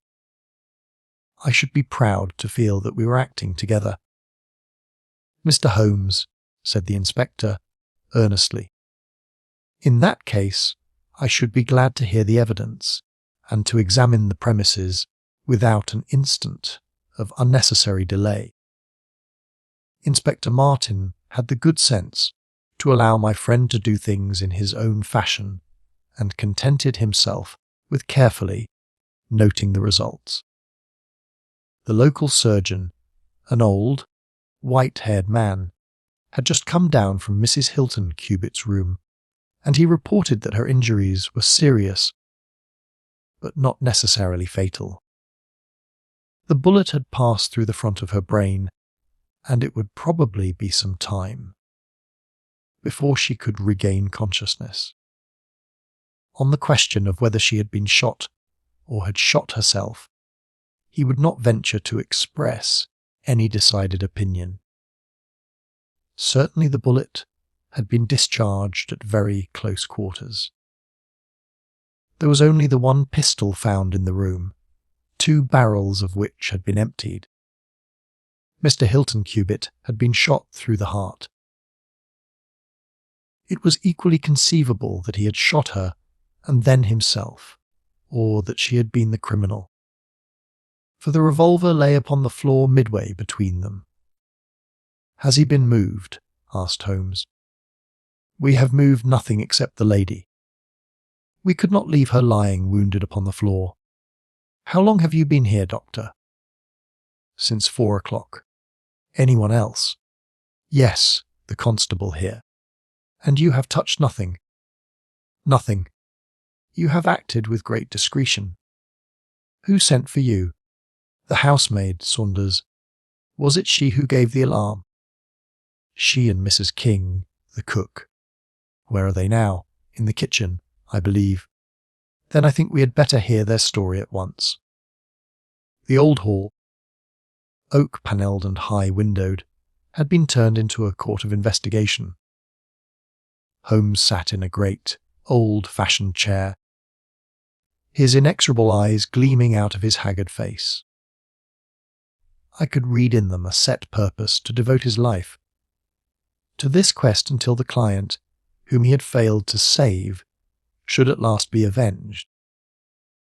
The trim Inspector Martin, the old, grey-headed country doctor, myself, and a stolid village policeman made up the rest of that strange company. The two women told their story clearly enough. They had been aroused from their sleep by the sound of an explosion, which had been followed a minute later by a second one. They slept in adjoining rooms, and Mrs. King had rushed into Saunders. Together they had descended the stairs. The door of the study was open, and a candle was burning upon the table. Their master lay upon his face in the centre of the room. He was quite dead. Near the window his wife was crouching, her head leaning against the wall. She was horribly wounded, and the side of her face was red with blood. She breathed heavily, but was incapable of saying anything. The passage, as well as the room, was full of smoke and the smell of powder. The window was certainly shut and fastened upon the inside. Both women were positive upon the point. They had at once sent for the doctor and for the constable. Then, with the aid of the groom and the stable boy, they had conveyed their injured mistress to her room. Both she and her husband had occupied the bed. She was clad in her dress, he in his dressing gown, over his night clothes. Nothing had been moved in the study. So far as they knew, there had never been any quarrel between husband and wife. They had always looked upon them as a very united couple. These were the main points of the servant's evidence. In answer to Inspector Martin, they were clear that every door was fastened upon the inside, and that no one could have escaped from the house. In answer to Holmes, they both remembered that they were conscious of the smell of powder from the moment that they ran out of their rooms upon the top floor. I commend that fact very carefully to your attention, said Holmes to his professional colleague. And now, I think that we are in a position to undertake a thorough examination of the room.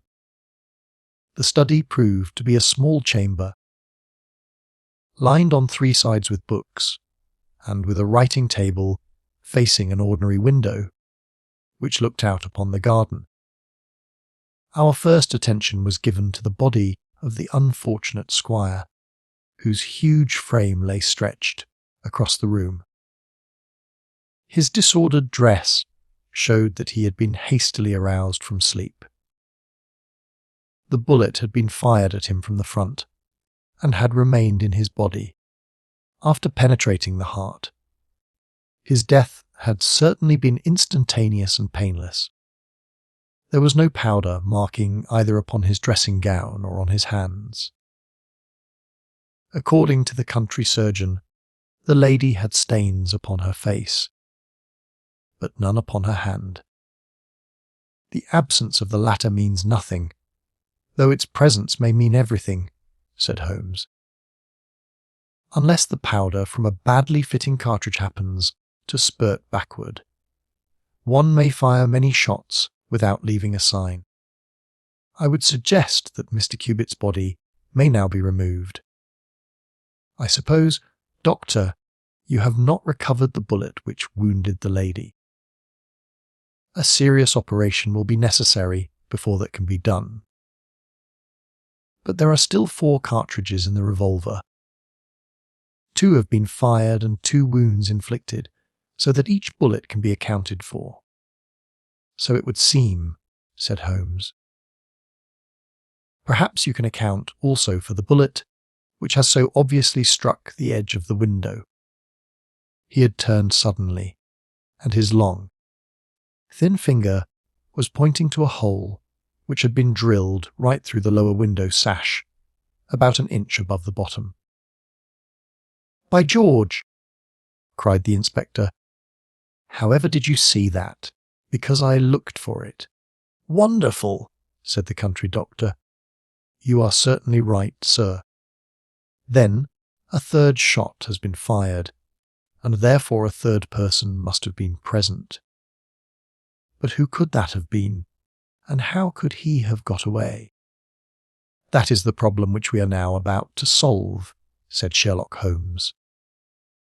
"You remember, Inspector Martin, when the servants said that on leaving their room they were at once conscious of a smell of powder, I remarked that the point was an extremely important one." "Yes, sir, but I confess I did not quite follow you. It suggested that at the time of the firing, the window as well as the door of the room had been open. Otherwise the fumes of powder could not have been blown so rapidly through the house. A draught in the room was necessary for that.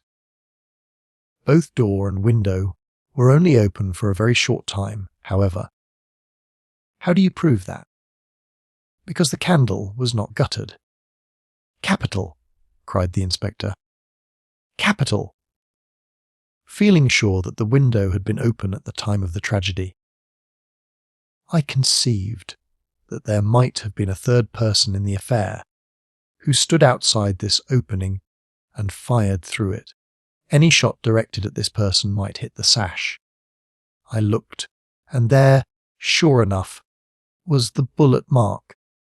But how came the window to be shut and fastened? The woman's first instinct would be to shut and fasten the window. But, hullo! What is this? It was a lady's handbag, which stood upon the study table, a trim little handbag of crocodile skin and silver. Holmes opened it and turned the contents out. There were 20 50-pound notes of the Bank of England, held together by an India rubber band. Nothing else. "This must be preserved, for it will figure in the trial," said Holmes, as he handed the bag with its contents to the inspector. "It is now necessary that we should try to throw some light upon this 3rd bullet, which has clearly, from the splintering of the wood, been fired from inside the room. I should like to see Mr. King, the cook, again. You said, Mr. King, that you were awakened by a loud explosion. When you said that, did you mean that it seemed to you to be louder than the 2nd one?" "Well, sir, it wakened me from my sleep, so it is hard to judge. But it did seem very loud.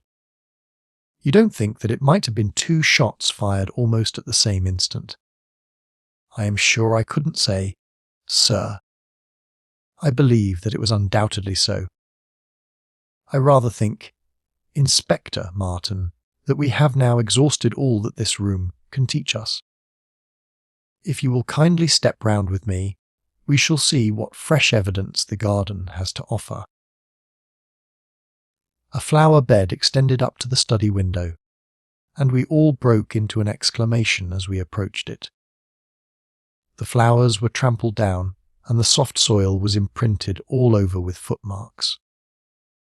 Large, masculine feet they were, with peculiarly long, sharp toes. Holmes hunted about among the grass and leaves like a retriever after a wounded bird. Then, With a cry of satisfaction, he bent forward and picked up a little brazen cylinder. "I thought so," said he. "The revolver had an ejector, and here is the third cartridge. I really think, Inspector Martin, that our case is almost complete." The country inspector's face showed his intense amazement at the rapid and masterful progress of Holmes's investigation. At first he had shown some disposition to assert his own position, but now he was overcome with admiration, and ready to follow without question wherever Holmes led. "Whom do you suspect?" he asked. "I'll go into that later. There are several points in this problem which I have not been able to explain to you yet.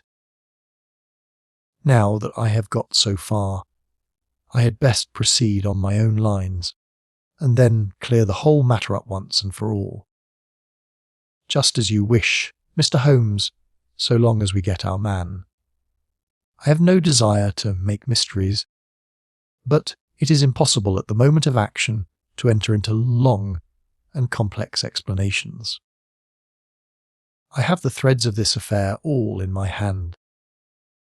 Even if this lady should never recover consciousness, we can still reconstruct the events of last night and ensure that justice be done. First of all, I wish to know whether there is any inn in this neighbourhood known as Reigate." The servants were questioned, but none of them had heard of such a place. The stable boy threw a light upon the matter by remembering that a farmer of that name lived some miles off, in the direction of East Ruston. "Is it a lonely farm?" "Very lonely, sir. Perhaps they have not heard yet of all that happened here during the night." "Maybe not, sir." Holmes thought for a little, and then a curious smile played over his face. "Saddle a horse, my lad," said he. "I shall wish you to take a note to Reigate farm." He took from his pocket the various slips of the dancing men. With these in front of him, he worked for some time at the study table. Finally, he handed a note to the boy, with directions to put it into the hands of the person to whom it was addressed, and especially to answer no questions of any sort which might be put to him. I saw the outside of the note, addressed in straggling, irregular characters, very unlike Holmes's usual precise hand. It was consigned to Mr. Abe Slaney, Elridge's Farm, East Ruston, Norfolk. "I think, Inspector," Holmes remarked, "that you would do well to telegraph for an escort, as, if my calculations prove to be correct, you may have a particularly dangerous prisoner to convey to the county jail." The boy who takes this note could no doubt forward your telegram. If there is an afternoon train to town, Watson, I think we should do well to take it, as I have a chemical analysis of some interest to finish, and this investigation draws rapidly to a close. When the youth had been dispatched with the note, Sherlock Holmes gave his instructions to the servants. If any visitor were to call asking for Mrs. Hilton Cubitt, no information should be given as to her condition, but he was to be shown at once into the drawing-room. He impressed these points upon them with the utmost earnestness. Finally, he led the way into the drawing-room, with the remark that the business was now out of our hands, and that we must while away the time as best we might until we could see what was in store for us. The doctor had departed to his patients, and only the inspector and myself remained. "I think that I can help you to pass an hour in an interesting and profitable manner," said Holmes, drawing his chair up to the table, and spreading out in front of him the various papers upon which were recorded the antics of the dancing men. "As to you, friend Watson, I owe you every atonement for having allowed your natural curiosity to remain so long unsatisfied. To you, Inspector, the whole incident may appeal as a remarkable professional study. I must tell you, first of all, the interesting circumstances connected with the previous consultations which Mr. Hilton Cubitt has had with me in Baker Street. He then shortly recapitulated the facts which have already been recorded. I have here in front of me these singular productions, at which one might smile, had they not proved themselves to be the forerunners of so terrible a tragedy. I am fairly familiar with all forms of secret writings, and am myself the author of a trifling monograph upon the subject, in which I analyse 160 separate ciphers, but I confess that this is entirely new to me. The object of those who invented the system has apparently been to conceal that these characters convey a message, and to give the idea that they are the mere random sketches of children. Having once recognised, however, that the symbols stood for letters, and having applied the rules which guide us in all forms of secret writings, the solution was easy enough. The first message submitted to me was so short that it was impossible for me to do more than to say, with some confidence, that the symbol AX stood for E. As you are aware, E is the most common letter in the English alphabet, and it predominates to so marked an extent that even in a short sentence one would expect to find it most often. Out of 15 symbols in the first message, 4 were the same, so it was reasonable to set this down as E. It is true that in some cases the figure was bearing a flag, and in some cases not, but it was probable, from the way in which the flags were distributed, that they were used to break the sentence up into words. I accepted this as a hypothesis, and noted that E was represented by E. But now came the real difficulty of the inquiry. The order of the English letters after E is by no means well marked, and any preponderance which may be shown in an average of a printed sheet may be reversed in a single short sentence. Speaking roughly, T-A-O, I-N-S-R-R-D, and L are the numerical order in which letters occur, but T-A-O and I are very nearly abreast of each other, and it would be an endless task to try each combination until a meaning was arrived at. I therefore waited for fresh material. In my second interview with Mr. Hilton Cubitt, he was able to give me 2 other short sentences and 1 message, which appeared, since there was no flag, to be a single word. Here are the symbols. Now, in the single word I have already got the 2 E's coming second and fourth in a word of 5 letters. It might be sever or liver or never. There can be no question that the latter as replied to an appeal is far the most probable, and the circumstances pointed to its being a reply written by the lady. Accepting it as correct, we are now able to say that the symbols stand respectively for N, V, and R. N, V, R. Even now I was in considerable difficulty, but a happy thought put me in possession of several other letters. It occurred to me that if these appeals came, as I expected, from someone who had been intimate with the lady in her early life, a combination which contained 2 E's with 3 letters between might very well stand for the name Elsie. On examination I found that such a combination formed the termination of the message, which was 3 times repeated. It was certainly some appeal to Elsie. In this way I had got my LS and I. But what appeal could it be? There were only 4 letters in the word which preceded Elsie, and it ended in E. Surely the word must be come. I tried all other 4 letters ending in E, but could find none to fit the case. So now I was in possession of CO and M, and I was in a position to attack the first message once more, dividing it into words and putting dots for each symbol which was still unknown. So treated, it worked out in this fashion. Ear, ESL, in I. Now, the first letter can only be R, which is a most useful discovery, since it occurs no fewer than 3 times in this short sentence. And the he is also apparent in the second word. Now it becomes, am here a slain, or, filling in the obvious vacancies in the name, am here Abe Slaney. I had so many letters now that I could proceed with considerable confidence to the second message, which worked out in this fashion. A Ori. ES.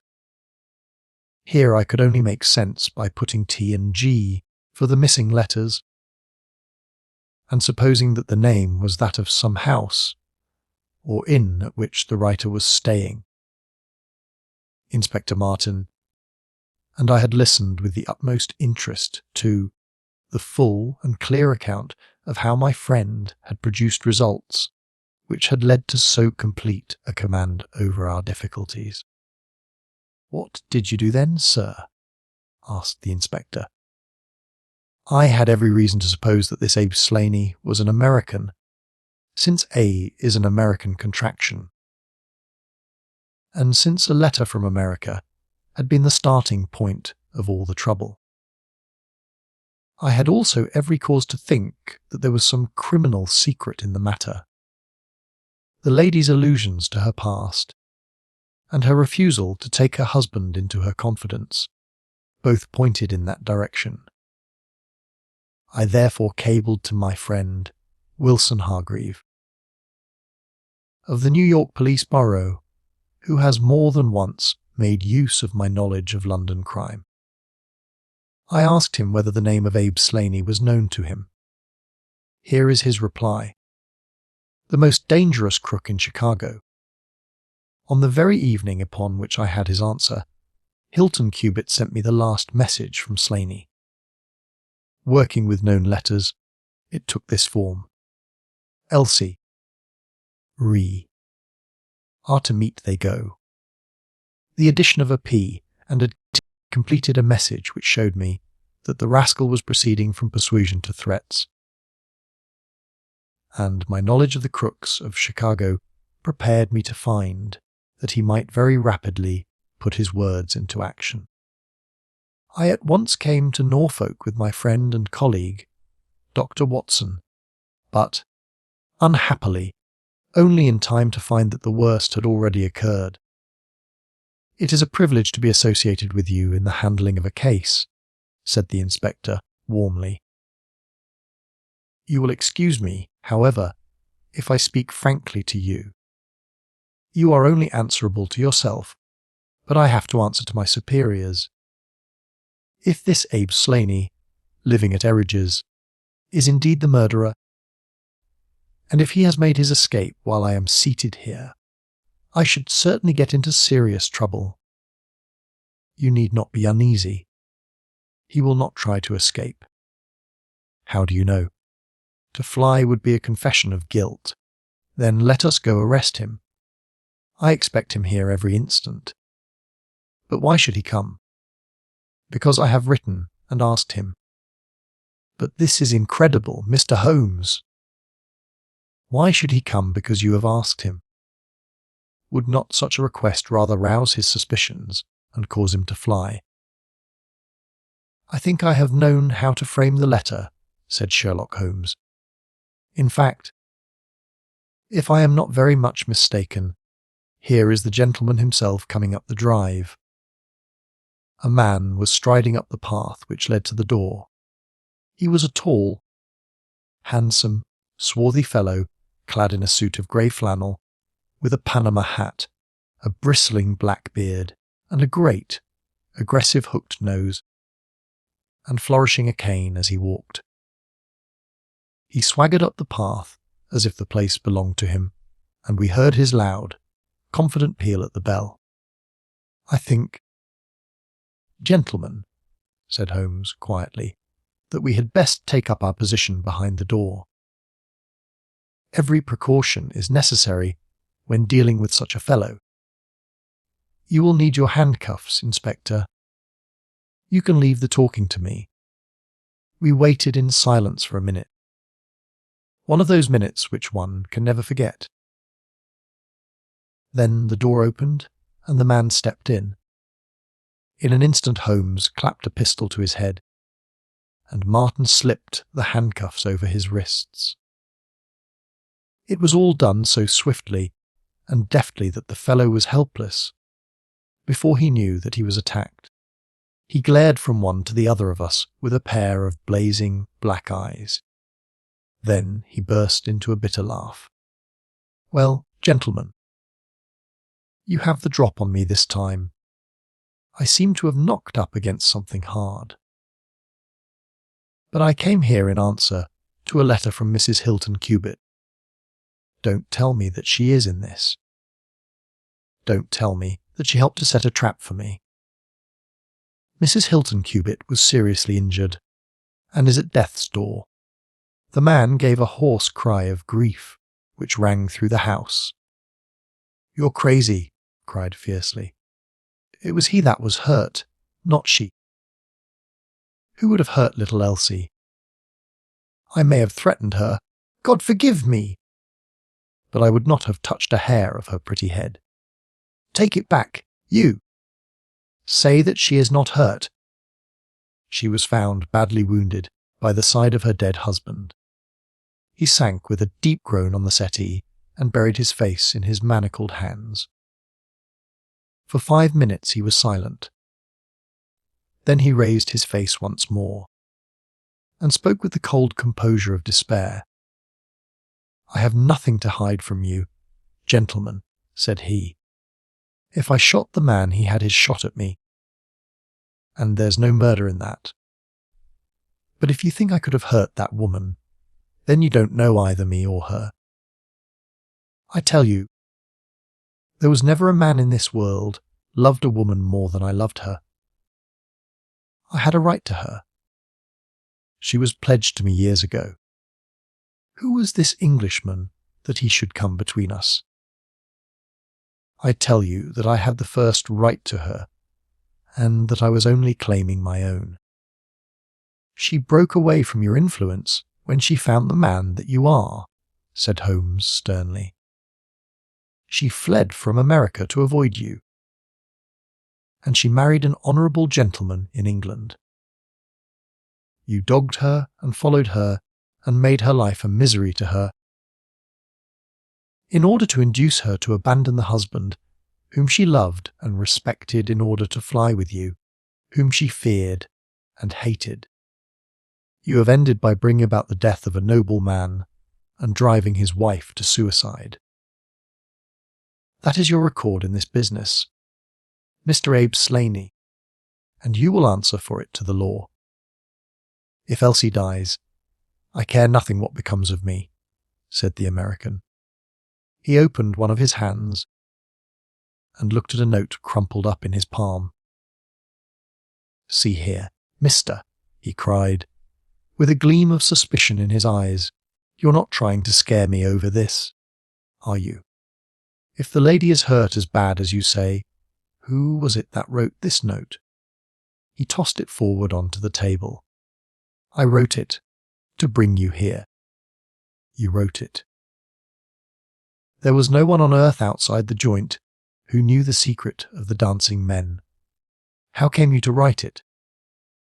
"What one man can invent another can discover," said Holmes. "There is a cab coming to convey you to Norwich, Mr. Slaney. But meanwhile, you have time to make some small reparation for the injury you have wrought. Are you aware that Mrs. Hilton Cubitt has herself lain under grave suspicion of the murder of her husband, and that it was only my presence here and the knowledge which I happen to possess, which has saved her from the accusation. The least that you owe her is to make it clear to the whole world that she was in no way, directly or indirectly, responsible for his tragic end." "I ask nothing better," said the American. "I guess the very best case I can make for myself is the absolute naked truth. It is my duty to warn you that it will be used against you," cried the inspector, with the magnificent fair play of the British criminal law. Slaney shrugged his shoulders. "I'll chance that," said he. "First of all, I want you gentlemen to understand that I have known this lady since she was a child. There were 7 of us in a gang in Chicago, and Elsie's father was the boss of the joint. He was a clever man, was old Patrick. It was he who invented that writing, which would pass as a child's scrawl, unless you just happened to have the key to it.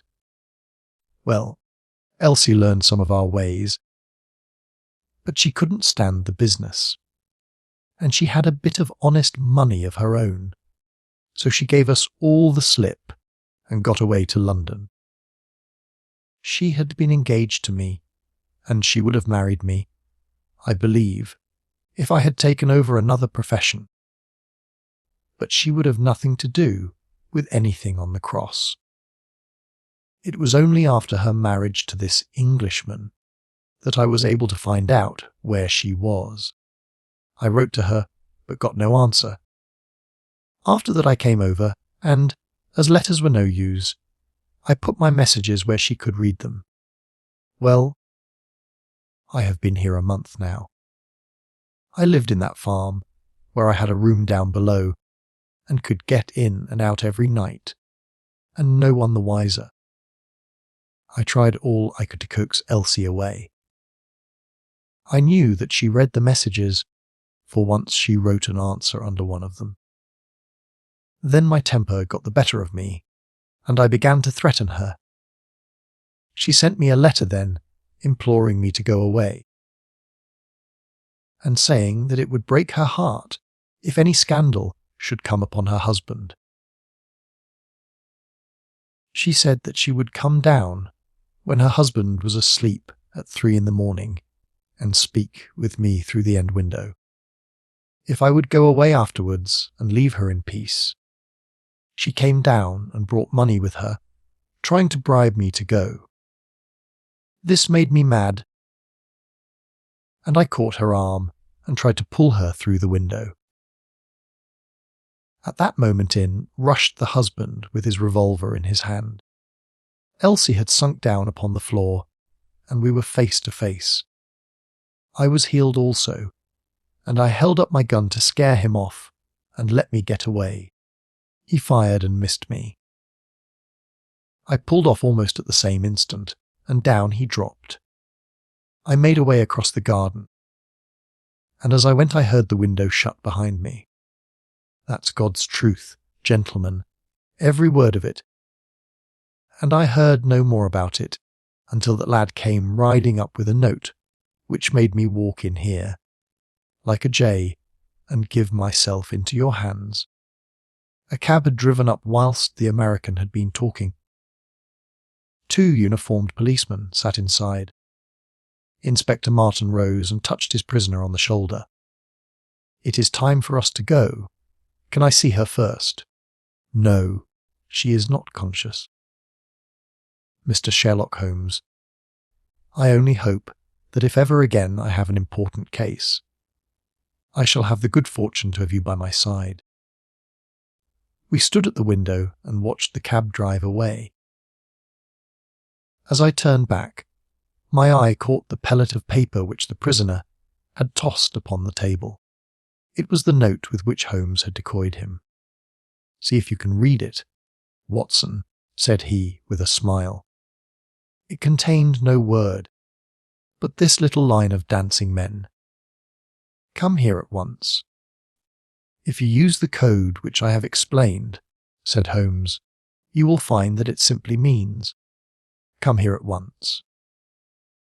I was convinced that it was an invitation which he would not refuse, since he could never imagine that it could come from anyone but the lady.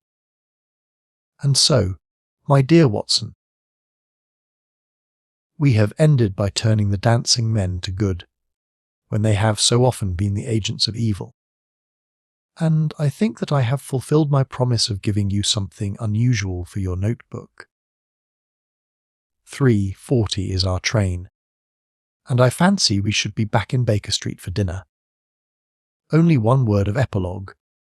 The American, Abe Slaney, was condemned to death at the winter assizes at Norwich, but his penalty was changed to penal servitude in consideration of mitigating circumstances, and the certainty that Hilton Cubitt had fired the first shot. Of Mrs. Hilton Cubitt, I only know that I have heard she recovered entirely, and that she still remains a widow, devoting her whole life to the care of the poor and to the administration of her husband's estate. Investigation 4.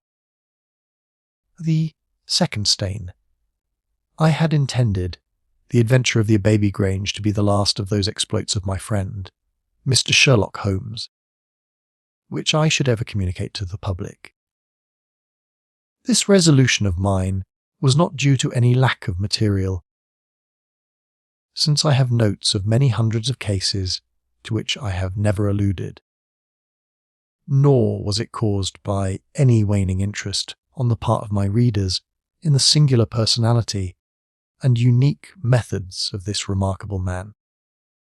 The real reason lay in the reluctance which de Holmes has shown to the continued publication of his experiences.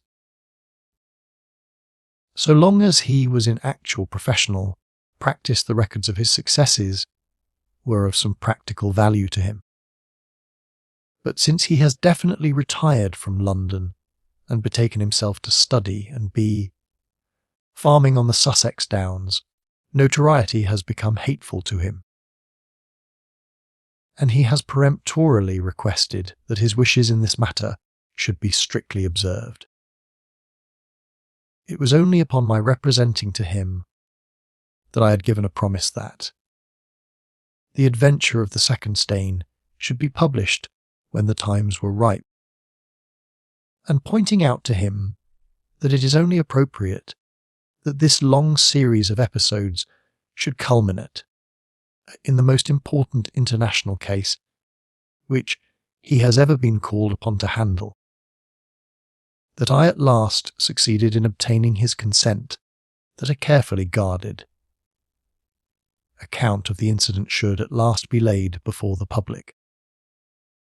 If in telling the story I seem to be somewhat vague in certain details, the public will readily understand that there is an excellent reason for my reticence. It was then, in a year, and even in a decade, that shall be nameless, that upon one Tuesday morning in autumn we found two visitors of European fame within the walls of our humble room in Baker Street. The one, Auster, high-nosed, eagle-eyed, and dominant, was none other than the illustrious Lord Bolingbroke, twice Premier of Britain. The other, dark, clear-cut, and elegant, hardly yet of middle age, and endowed with every beauty of body and of mind, was the Right Honourable Trelawney Hope, Secretary for European Affairs, and the most rising statesman in the country. They sat side by side upon our paper, littered settee, and it was easy to see from their worn and anxious faces that it was business of the most pressing importance which had brought them. The Premier's thin, blue-veined hands were clasped tightly over the ivory head of his umbrella, and his gaunt, ascetic face looked gloomily from Holmes to me. The European Secretary pulled nervously at his moustache and fidgeted with the seals of his watch-chain. When I discovered my loss, Mr. Holmes, which was at 8 o'clock this morning, I at once informed the Prime Minister. It was at his suggestion that we have both come to you. Have you informed the police?" "No, sir," said the Prime Minister, with the quick, decisive manner for which he was famous. "We have not done so, nor is it possible that we should do so. To inform the police must, in the long run, mean to inform the public. This is what we particularly desire to avoid. And why, sir? Because the document in question is of such immense importance that its publication might very easily, I might almost say probably, lead to European complications of the utmost moment. It is not too much to say that peace or war may hang upon the issue. Unless its recovery can be attended with the utmost secrecy, then it may as well not be recovered at all. For all that is aimed at by those who have taken it is that its contents should be generally known. I understand. Now, Mr. Trelawney Hope, I should be much obliged if you would tell me exactly the circumstances under which this document disappeared. That can be done in a very few words, Mr. Holmes. The letter, for it was a letter from a foreign potentate, was received 6 days ago. It was of such importance that I have never left it in my safe, but have taken it across each evening to my house in Whitehall Terrace, and kept it in my bedroom in a locked dispatch box. It was there last night. Of that I am certain. I actually opened the box while I was dressing for dinner and saw the document inside. This morning it was gone. The dispatch box had stood beside the glass upon my dressing table all night.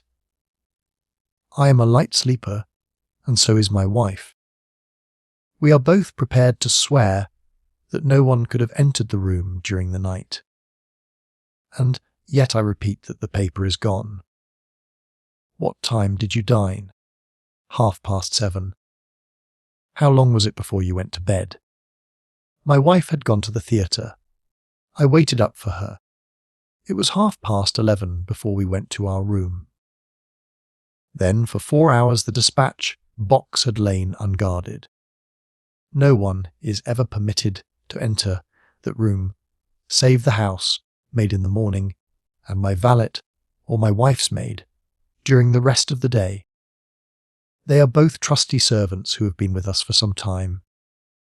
Besides, neither of them could possibly have known that there was anything more valuable than the ordinary departmental papers in my dispatch box. Who did know of the existence of that letter? No one in the house. Surely your wife knew. No, sir. I had said nothing to my wife until I missed the paper this morning. The Premier nodded approvingly. I have long known, sir. How high is your sense of public duty? Said he. I am convinced that in the case of a secret of this importance, it would rise superior to the most intimate domestic ties. The European secretary bowed. You do me no more than justice, sir. Until this morning I have never breathed one word to my wife upon this matter. Could she have guessed? No, Mr. Holmes. She could not have guessed, nor could anyone have guessed. Have you lost any documents before? No, sir. Who is there in England who did know of the existence of this letter? Each member of the Cabinet was informed of it yesterday. But the pledge of secrecy which attends every Cabinet meeting was increased by the solemn warning which was given by the Prime Minister. Good heavens! To think that within a few hours I should myself have lost it! His handsome face was distorted with a spasm of despair, and his hands tore at his hair. For a moment we caught a glimpse of the natural man, impulsive, ardent, keenly sensitive. The next the aristocratic mask was replaced, and the gentle voice had returned. Besides the members of the Cabinet there are 2, or possibly 3, departmental officials who know of the letter. No one else in England, Mr. Holmes, I assure you. But abroad. I believe that no one abroad has seen it save the man who wrote it. I am well convinced that his ministers, that the usual official channels have not been employed. Holmes considered for some little time. Now, sir, I must ask you more particularly what this document is, and why its disappearance should have such momentous consequences. The two statesmen exchanged a quick glance, and the Premier's shaggy eyebrows gathered in a frown. Mr. Holmes, the envelope is a long, thin one of pale blue colour. There is a seal of red wax stamped with a crouching lion. It is addressed in large, bold handwriting too. I fear, sir, said Holmes, that, interesting and indeed essential as these details are, my inquiries must go more to the root of things. What was the letter? That is a state secret of the utmost importance, and I fear that I cannot tell you, nor do I see that it is necessary.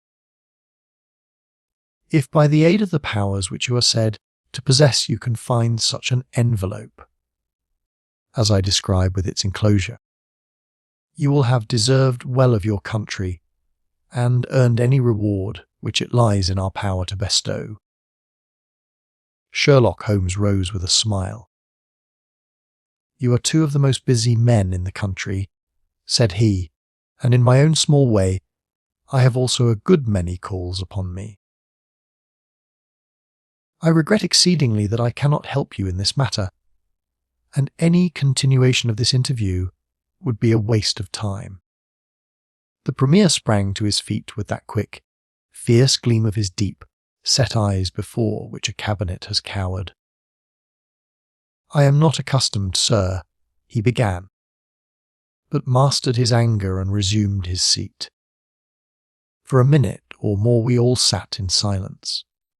Then the old statesman shrugged his shoulders. We must accept your terms, Mr. Holmes. No doubt you are right, and it is unreasonable for us to expect you to act, unless we give you our entire confidence. I agree with you, said the younger statesman. Then I will tell you, relying entirely upon your honour and that of your colleague, Dr. Watson.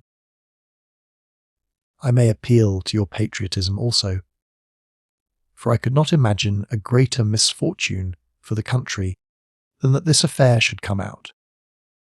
You may safely trust us. The letter, then, is from a certain foreign potentate who has been ruffled by some recent colonial developments of this country. It has been written hurriedly and upon his own responsibility entirely. Inquiries have shown that his ministers know nothing of the matter. At the same time, it is couched in so unfortunate a manner, and certain phrases in it are of so provocative a character, that its publication would undoubtedly lead to a most dangerous state of feeling in this country. There would be such a ferment, sir, that I do not hesitate to say that, within a week of the publication of that letter, this country would be involved in a great war. Holmes wrote a name upon a slip of paper and handed it to the Premier. Exactly. It was he, and it is this letter which may well mean the expenditure of 1,000 millions, and the lives of 100,000 men, which has become lost in this unaccountable fashion. Have you informed the sender? Yes, sir. A cipher telegram has been dispatched. Perhaps he desires the publication of the letter. No, sir. We have strong reason to believe that he already understands that he has acted in an indiscreet and hot-headed manner. It would be a greater blow to him and to his country than to us if this letter were to come out. If this is so, whose interest is it that the letter should come out? Why should anyone desire to steal it or to publish it? There, Mr. Holmes, you take me into regions of high international politics. But if you consider the European situation, you will have no difficulty in perceiving the motive. The whole of Europe is an armed camp. There is a double league, which makes a fair balance of military power. Great Britain holds the scales. If Britain were driven into war with one confederacy, it would assure the supremacy of the other confederacy, whether they joined in the war or not. Do you follow? Very clearly. It is then the interest of the enemies of this potentate to secure and publish this letter so as to make a breach between his country and ours. Yes, sir. And to whom would this document be sent if it fell into the hands of an enemy? To any of the great chancelleries of Europe. It is probably speeding on its way thither at the present instant, as fast as steam can take it. Mr. Trelawney Hope dropped his head on his chest and groaned aloud. The Premier placed his hand kindly upon his shoulder. It is your misfortune, my dear fellow. No one can blame you. There is no precaution which you have neglected. Now, Mr. Holmes, you are in full possession of the facts. What course do you recommend? Holmes shook his head mournfully. You think, sir, that unless this document is recovered, there will be war. I think it is very probable. Then, sir, prepare for war. That is a hard saying, Mr. Holmes. Consider the facts, sir. It is inconceivable that it was taken after 11:30 at night. Since I understand that Mr. Hope and his wife were both in the room from that hour until the loss was found out. It was taken, then, yesterday evening between 7:30 and 11:30, probably near the earlier hour, since whoever took it evidently knew that it was there and would naturally secure it as early as possible. Now, sir, if a document of this importance were taken at that hour, where can it be now? No one has any reason to retain it. It has been passed rapidly on to those who need it. What chance have we now to overtake or even to trace it? It is beyond our reach. The Prime Minister rose from the settee. What you say is perfectly logical, Mr. Holmes. I feel that the matter is indeed out of our hands. Let us presume, for argument's sake, that the document was taken by the maid or by the valet. They are both old and tried servants. I understand you to say that your room is on the second floor, that there is no entrance from without, and that from within no one could go up unobserved. It must, then, be somebody in the house who has taken it. To whom would the thief take it?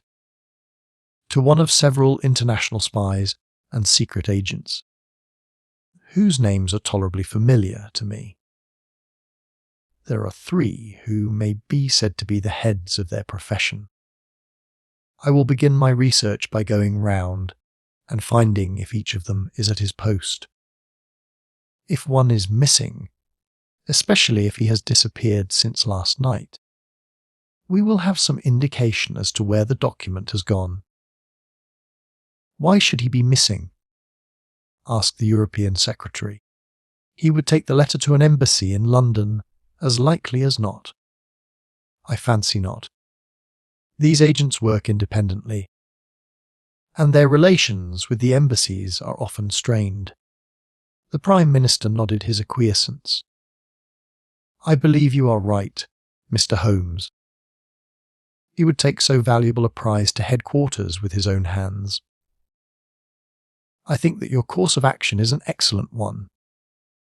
Meanwhile, Hope. We cannot neglect all our other duties on account of this one misfortune.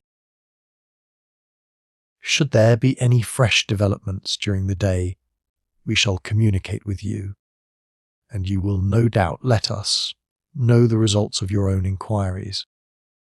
The two statesmen bowed and walked gravely from the room. When our illustrious visitors had departed, Holmes lit his pipe in silence and sat for some time lost in the deepest thought. I had opened the morning paper and was immersed in a sensational crime which had occurred in London the night before, when my friend gave an exclamation, sprang to his feet and laid his pipe down the mantelpiece. "Yes," said he, "there is no better way of approaching it. The situation is desperate, but not hopeless. Even now, if we could be sure which of them has taken it, it is just possible that it has not yet passed out of his hands. After all, it is a question of money with these fellows, and I have the British Treasury behind me. If it's on the market, I'll buy it, if it means another penny on the income tax. It is conceivable that the fellow might hold it back to see what bids. Come from this side, before he tries his luck on the other. There are only those three capable of playing so bold a game. There are Oberstein, Le Rothier, and Eduardo Lucas. I will see each of them." I glanced at my morning paper. "Is that Eduardo Lucas of Godolphin Street?" "Yes." "You will not see him." "Why not?" "He was murdered in his house last night." My friend has so often astonished me in the course of our adventures that it was a sense of exultation that I realized how completely I had astonished him. He stared in amazement and then snatched the paper from my hands. This was the paragraph which I had been engaged in reading when he rose from his chair. "Murder in Westminster. A crime of mysterious character was committed last night at 16 Godolphin Street. One of the old-fashioned and secluded rows of 18th century houses which lie between the river and the Abbey, almost in the shadow of the great tower of the Houses of Parliament. This small but select mansion has been inhabited for some years by Mr. Eduardo Lucas, well known in society circles both on account of his charming personality and because he has the well-deserved reputation of being one of the best amateur tenors in the country. Mr. Lucas is an unmarried man, 34 years of age, and his establishment consists of Mrs. Pringle, an elderly housekeeper, and of Mitten, his valet.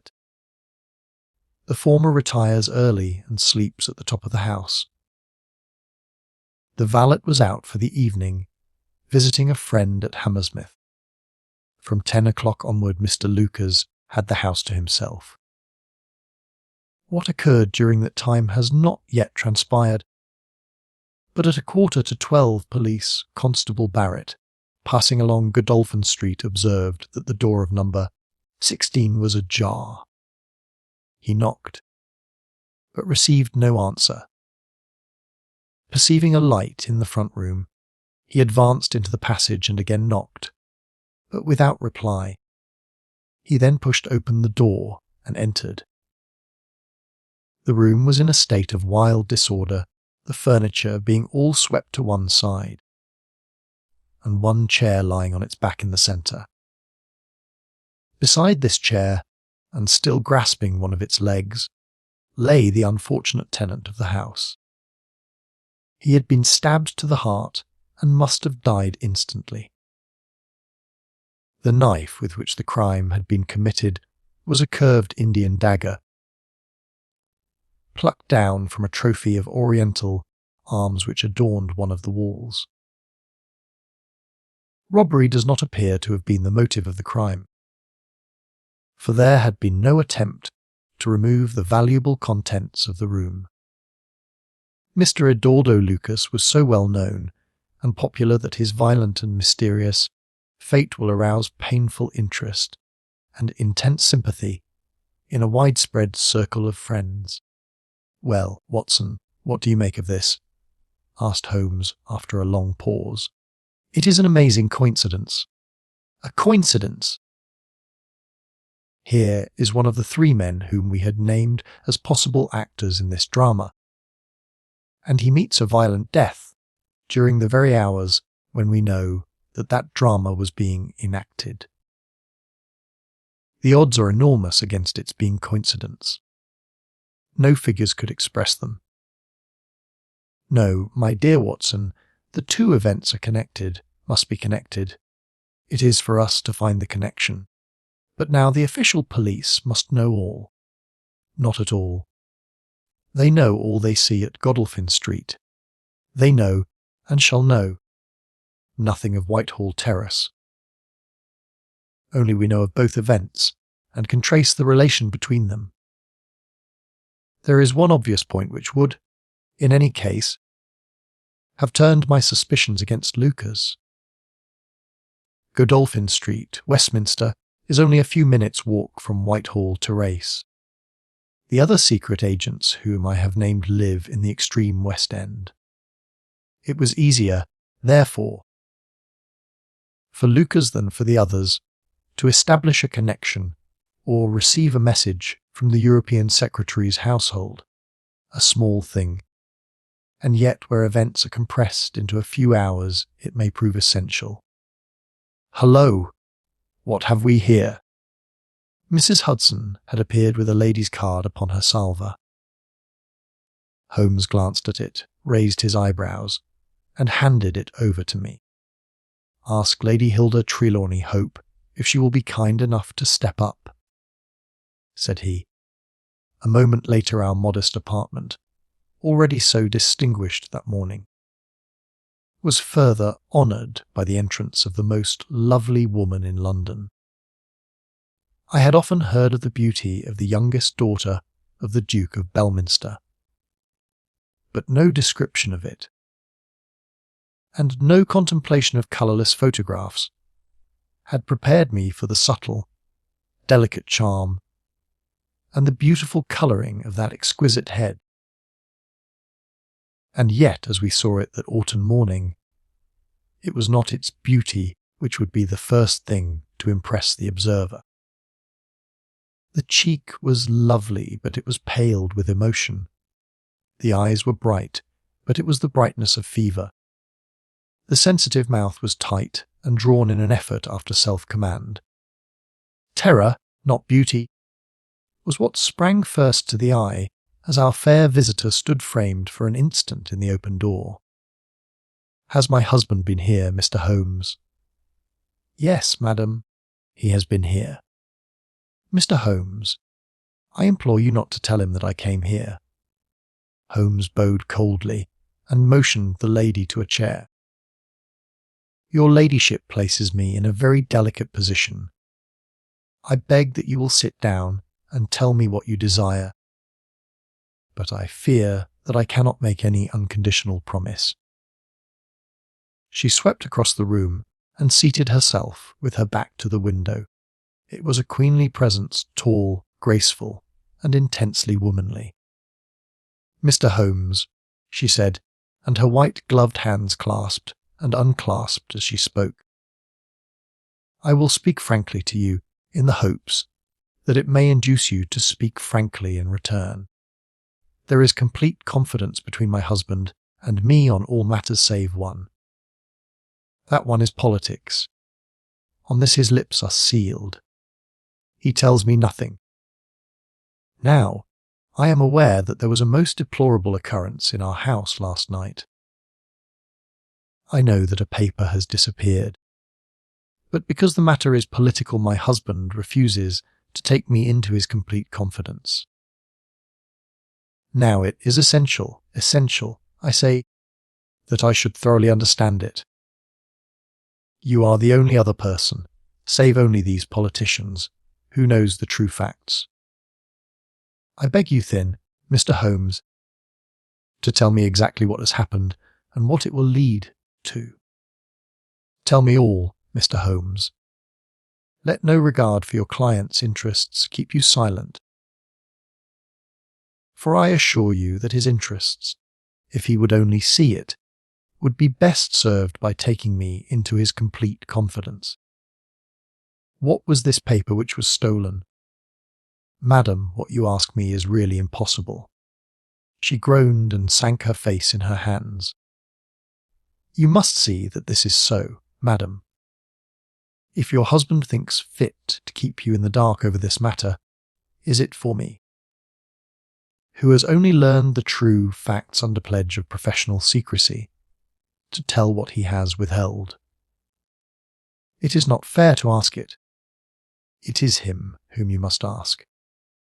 I have asked him. I come to you as a last resource, but without your telling me anything definite, Mr. Holmes. You may do a great service if you would enlighten me on one point. What is it, madam? Is my husband's political career likely to suffer through this incident? Well, madam, unless it is set right, it may certainly have a very unfortunate effect. Ah, she drew in her breath sharply, as one whose doubts are resolved. One more question, Mr. Holmes. From an expression which my husband dropped in the first shock of this disaster, I understood that terrible public consequences might arise from the loss of this document. If he said so, I certainly cannot deny it. Of what nature are they? Nay, madam, there again you ask me more than I can possibly answer. Then I will take up no more of your time. I cannot blame you, Mr. Holmes, for having refused to speak more freely, and you on your side will not, I am sure, think the worse of me because I desire, even against his will, to share my husband's anxieties. Once more I beg that you will say nothing of my visit. She looked back at us from the door, and I had a last impression of that beautiful haunted face, the startled eyes and the drawn mouth. Then she was gone. Now, Watson, the fair gender is your department, said Holmes with a smile, when the dwindling frou-frou of skirts had ended in the slam of the front door. What was the fair lady's game? What did she really want? Surely her own statement is clear, and her anxiety very natural. Think of her appearance, Watson, her manner, her suppressed excitement, her restlessness, her tenacity in asking questions. Remember that she comes of a caste who do not lightly show emotion. She was certainly much moved. Remember also the curious earnestness with which she assured us that it was best for her husband that she should know all. What did she mean by that? And you must have observed, Watson, how she mantled over to have the light at her back. She did not wish us to read her expression. Yes, she chose the one chair in the room. And yet the motives of women are so inscrutable. You remember the woman at Margate whom I suspected for the same reason.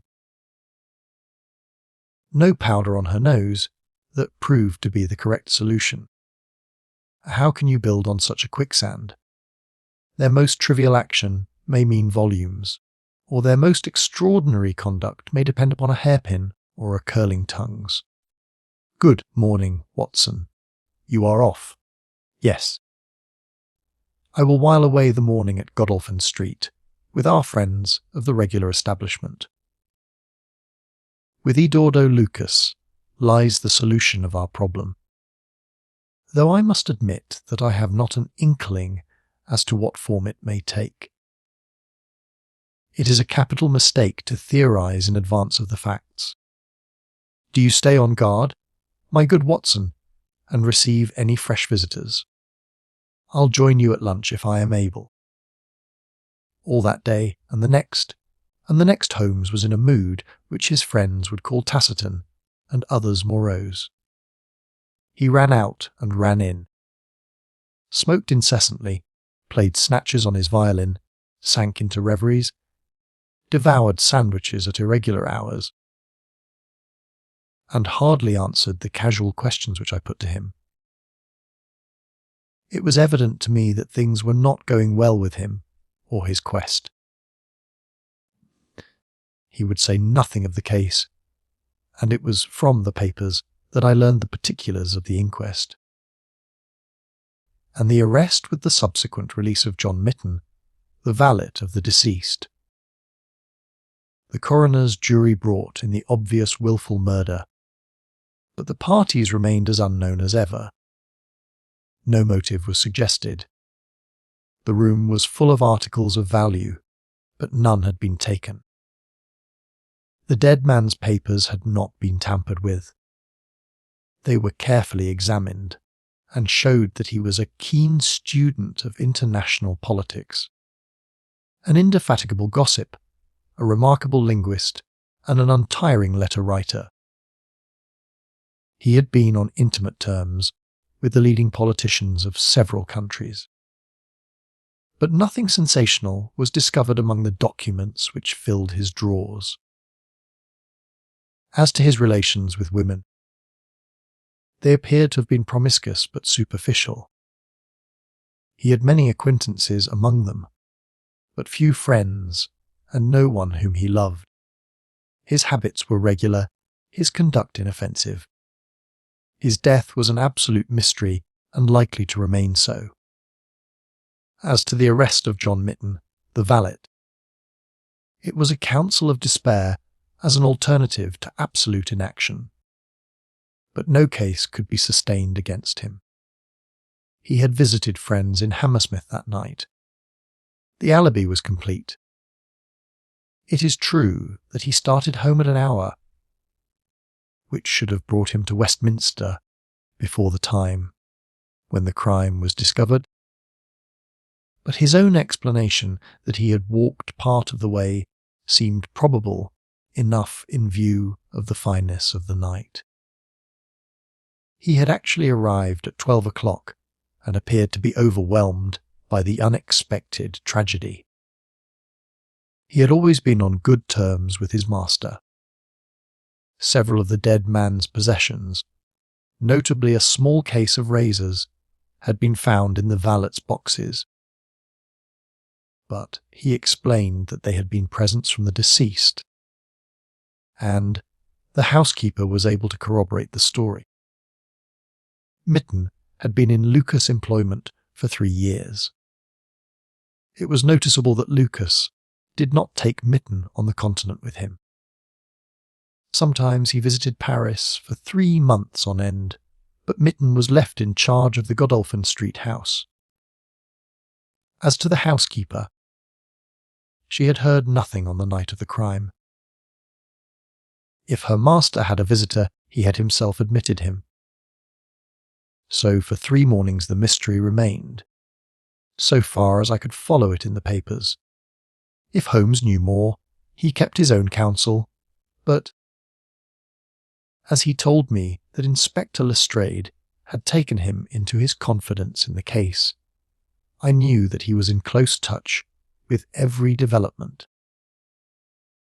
Upon the 4th day there appeared a long telegram from Paris which seemed to solve the whole question.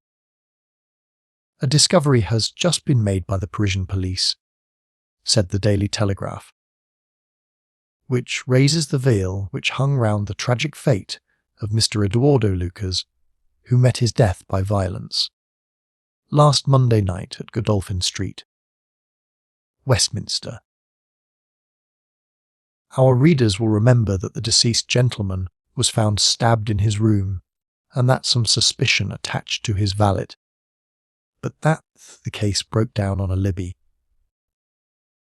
Yesterday a lady, who has been known as Madame Henry Fournay, occupying a small villa in the Rue Austerlitz, was reported to the authorities by her servants as being insane. An examination showed she had indeed developed mania of a dangerous and permanent form. On inquiry, the police have discovered that Madame Henry Fournay only returned from a journey to London on Tuesday last, and there is evidence to connect her with the crime at Westminster. A comparison of photographs has proved conclusively that M, Henry Fournay, and Eduardo Lucas were really one and the same person. and that the deceased had for some reason lived a double life in London and Paris. Madame Fournay, who is of Creole origin, is of an extremely excitable nature, and has suffered in the past from attacks of jealousy, which have amounted to frenzy. It is conjectured that it was in one of these that she committed the terrible crime, which has caused such a sensation in London. Her movements upon the Monday night have not yet been traced, but it is undoubted that a woman answering to her description attracted much attention at Charing Cross Station on Tuesday morning by the wildness of her appearance and the violence of her gestures. It is probable, therefore, that the crime was either committed when insane, or that its immediate effect was to drive the unhappy woman out of her mind. At present, she is unable to give any coherent account of the past, and the doctors hold out no hopes of the re-establishment of her reason. There is evidence that a woman, who might have been Madame Fournay, was seen for some hours upon Monday night, watching the house in Godolphin Street.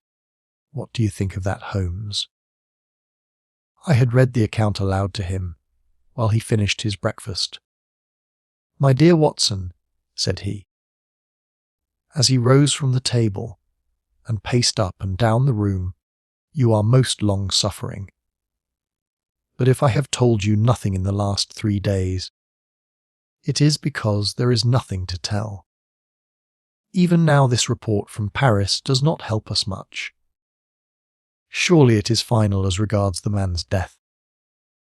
The man's death is a mere incident, a trivial episode in comparison with our real task, which is to trace this document and save a European catastrophe. Only one important thing has happened in the last 3 days, and that is that nothing has happened. I get reports almost hourly from the government, and it is certain that nowhere in Europe is there any sign of trouble. Now, if this letter were loose, no, it can't be loose. But if it isn't loose, where can it be? Who has it? Why is it held back? That's the question that beats in my brain like a hammer. Was it, indeed, a coincidence that Luca should meet his death on the night when the letter disappeared? Did the letter ever reach him? If so, why is it not among his papers? Did this mad wife of his carry it off with her? If so, is it in her house in Paris? How could I search for it without the French police having their suspicions aroused? It is a case, my dear Watson, where the law is as dangerous to us as the criminals are. Every man's hand is against us, and yet the interests at stake are colossal. Should I bring it to a successful conclusion, it will certainly represent the crowning glory of my career. "Ah, here is my latest from the front." He glanced hurriedly at the note which had been handed in. "Hallo." Lestrade seems to have observed something of interest. "Put on your hat, Watson, and we will stroll down together to Westminster. It was my first visit to the scene of the crime, a high, dingy, narrow, chested house, prim, formal, and solid, like the century which gave it birth. Lestrade's bulldog features gazed out at us from the front window, and he greeted us warmly when a big constable had opened the door and let us in. The room into which we were shown was that in which the crime had been committed, but no trace of it now remained save an ugly, irregular stain upon the carpet. This carpet was a small square drugget in the centre of the room, surrounded by a broad expanse of beautiful, old-fashioned wood flooring in square blocks, highly polished. Over the fireplace was a magnificent trophy of weapons, one of which had been used on that tragic night. In the window was a sumptuous writing desk, and every detail of the apartment, the pictures, the rugs, and the hangings, all pointed to a taste which was luxurious to the verge of effeminacy. "Seen the Paris news?" asked Lestrade. Holmes nodded. Our French friends seemed to have touched the spot this time. "No doubt it's just as they say." She knocked at the door, surprise visit, I guess. For he kept his life in watertight compartments. He let her in. Couldn't keep her in the street. She told him how she had traced him, reproached him. One thing led to another, and then with that dagger so handy the end soon came. It wasn't all done in an instant, though,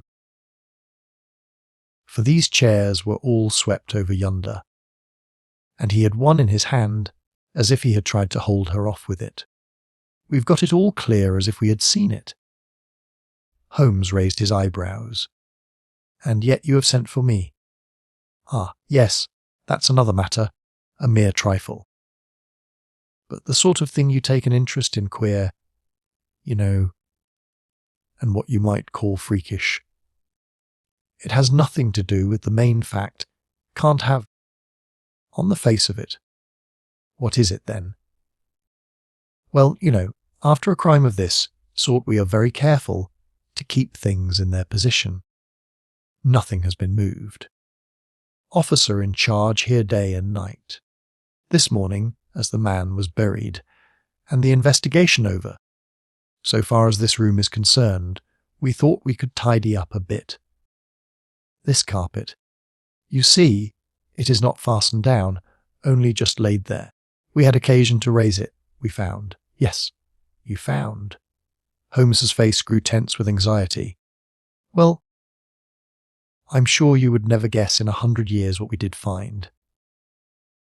You see that stain on the carpet? Well, a great deal must have soaked through, must it not? Undoubtedly it must.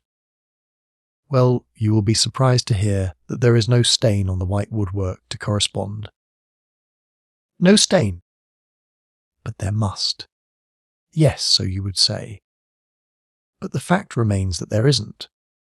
He took the corner of the carp in his hand, and, turning it over, he showed that it was indeed as he said. But the underside is as stained as the upper. It must have left a mark. Lestrade chuckled with delight at having puzzled the famous expert. "Now, I'll show you the explanation. There is a second stain, but it does not correspond with the other. See for yourself." As he spoke, he turned over another portion of the carpet, and there, sure enough, was a great crimson spill upon the square white facing of the old-fashioned floor. What do you make of that, Mr. Holmes? Why, it is simple enough. The two stains did correspond, but the carpet has been turned round. As it was square and unfastened, it was easily done. The official police don't need you, Mr. Holmes, to tell them that the carpet must have been turned round. That's clear enough, for the stains lie above each other if you lay it over this way. But what I want to know is, who shifted the carpet, and why? I could see from Holmes's rigid face that he was vibrating with inward excitement. "Look here, Lestrade," said he. "Has that constable in the passage been in charge of the place all the time?" "Yes, he has." "Well, take my advice. Examine him carefully. Don't do it before us. We'll wait here. You take him into the back room. You'll be more likely to get a confession out of him alone. Ask him how he dared to admit people and leave them alone in this room. Don't ask him if he has done it. Take it for granted. Tell him you know someone has been here. Press him. Tell him that a full confession is his only chance of forgiveness. Do exactly what I tell you." "By George, if he knows I'll have it out of him," cried Lestrade. He darted into the hall, and a few moments later his bullying voice sounded from the back room. "Now, Watson, now!" cried Holmes with frenzied eagerness. All the demoniacal force of the man masked behind that listless manner burst out in a paroxysm of energy. He tore the drugget from the floor, and in an instant was down on his hands and knees, clawing at each of the squares of wood beneath it. One turned sideways as he dug his nails into the edge of it. It hinged back like the lid of a box. A small black cavity opened beneath it. Holmes plunged his eager hand into it and drew it out with a bitter snarl of anger and disappointment. It was empty. "Quick, Watson, quick! Get it back again." The wooden lid was replaced, and the drugget had only just been drawn straight when Lestrade's voice was heard in the passage. He found Holmes leaning languidly against the mantelpiece, resigned and patient, endeavouring to conceal his irrepressible yawns. "Sorry to keep you waiting, Mr. Holmes. I can see that you are bored to death with the whole affair." "Well, he has confessed. All right. Come in here, Macpherson. Let these gentlemen hear of your most inexcusable conduct." The big constable, very hot and penitent, sidled into the room. "I meant no harm, sir, I'm sure. The young woman came to the door last evening, mistook the house, she did, and then we got talking. It's lonesome when you're on duty here all day.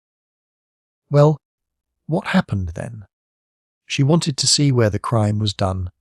Had read about it in the papers, she said. She was a very respectable, well-spoken young woman, sir, and I saw no harm in letting her have a peep. When she saw that mark on the carpet, down she dropped on the floor and lay as if she were dead. I ran to the back and got some water, but I could not bring her to. Then I went round the corner to the ivy plant for some brandy, and by the time I had brought it back the young woman had recovered and was off, ashamed of herself, I dare say, and dared not face me. How about moving that drugget? Well, sir, it was a bit rumpled, certainly, when I came back. You see, she fell on it, and it lies on a polished floor, with nothing to keep it in place. I straightened it out afterwards. It's a lesson to you that you can't deceive me. Constable Macpherson, said Lestrade, with dignity. No doubt you thought that your breach of duty could never be discovered, and yet a mere glance at that drugget was enough to convince me that someone had been admitted to the room. It's lucky for you, my man, that nothing is missing, or you would find yourself in Queer Street. I'm sorry to have called you down over such a petty business, Mr. Holmes, but I thought the point of the second stain not corresponding with the first would interest you. Certainly, it was most interesting. Has this woman only been here once, Constable? Yes, sir, only once. Who was she? Don't know the name, sir. Was answering an advertisement about typewriting and came to the wrong number. Very pleasant, genteel young woman, sir, tall. Handsome? Yes, sir. She was a well-grown young woman. I suppose you might say she was handsome. Perhaps some would say she was very handsome. Oh, officer, do let me have a peep, says she. She had pretty coaxing ways, as you might say, and I thought there was no harm in letting her just put her head through the door. How was she dressed? Quiet, sir, a long mantle down to her feet. What time was it? It was just growing dusk at the time.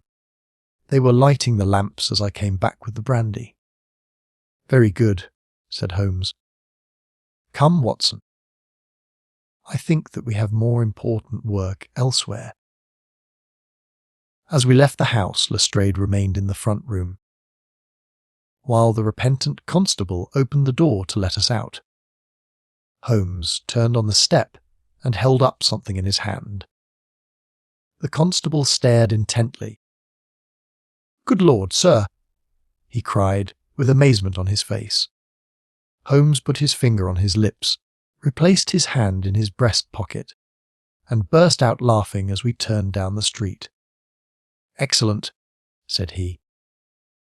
"Come, friend Watson, the curtain rings up for the last act.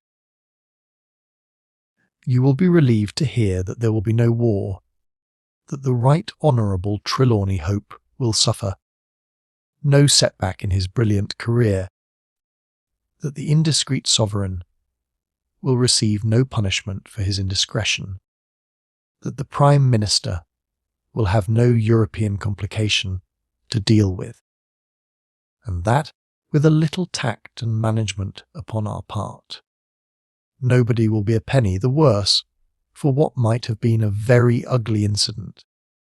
My mind filled with admiration for this extraordinary man. "You have solved it," I cried.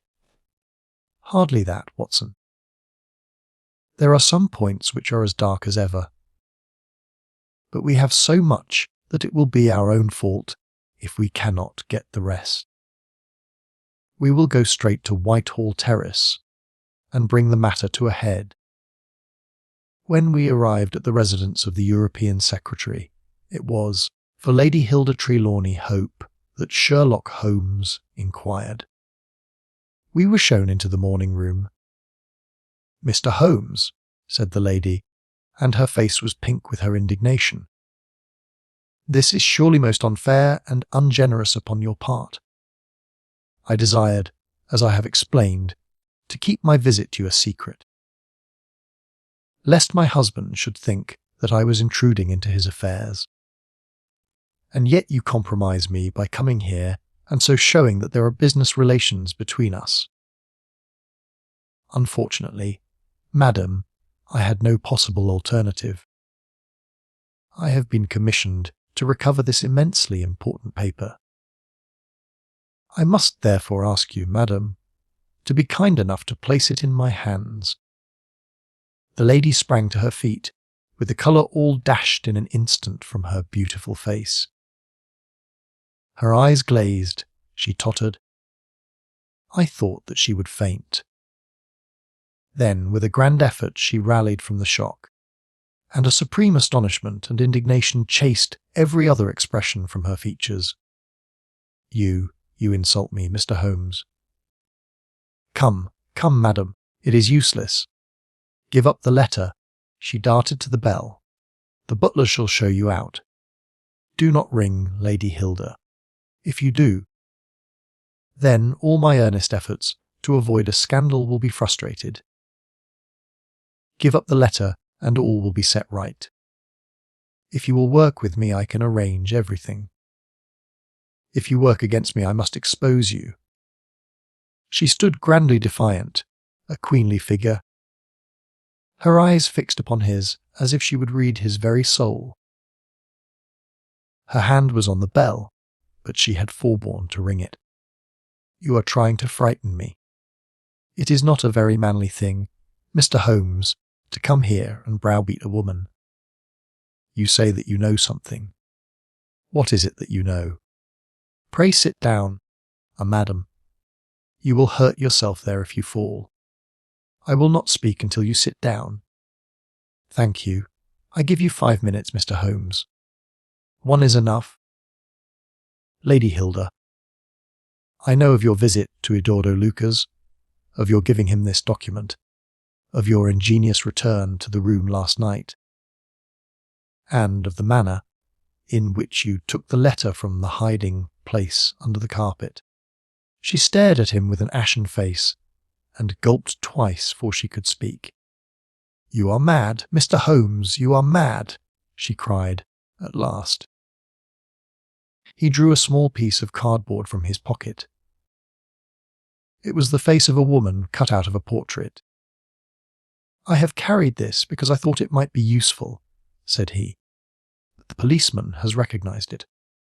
She gave a gasp, and her head dropped back in the chair. Come, Lady Hilda, you have the letter. The matter may still be adjusted. I have no desire to bring trouble to you. My duty ends when I have returned the lost letter to your husband. Take my advice and be frank with me. It is your only chance. Her courage was admirable. Even now she would not own defeat. I tell you again, Mr. Holmes, that you are under some absurd illusion. Holmes rose from his chair. I am sorry for you, Lady Hilda. I have done my best for you. I can see that it is all in vain. He rang the bell. The butler entered. Is Mr. Trelawney Hope at home? He will be home, sir, at 1:15. Holmes glanced at his watch. Still 1/4 of an hour, said he. Very good. I shall wait. The butler had hardly closed the door behind him when Lady Hilda was down on her knees at Holmes's feet, her hands outstretched, her beautiful face upturned and wet with her tears. "Oh, spare me, Mr. Holmes! Spare me!" she pleaded, in a frenzy of supplication. "For heaven's sake, don't tell him I love him so! I would bring one shadow on his life, and this I know would break his noble heart." Holmes raised the lady. "I am thankful, madam, that you have come to your senses even at this last moment. There is not an instant to lose. Where is the letter?" She darted across to a writing desk, unlocked it, and drew out a long blue envelope. "Here it is, Mr. Holmes." "Would to heaven I had never seen it!" "How can we return it?" Holmes muttered.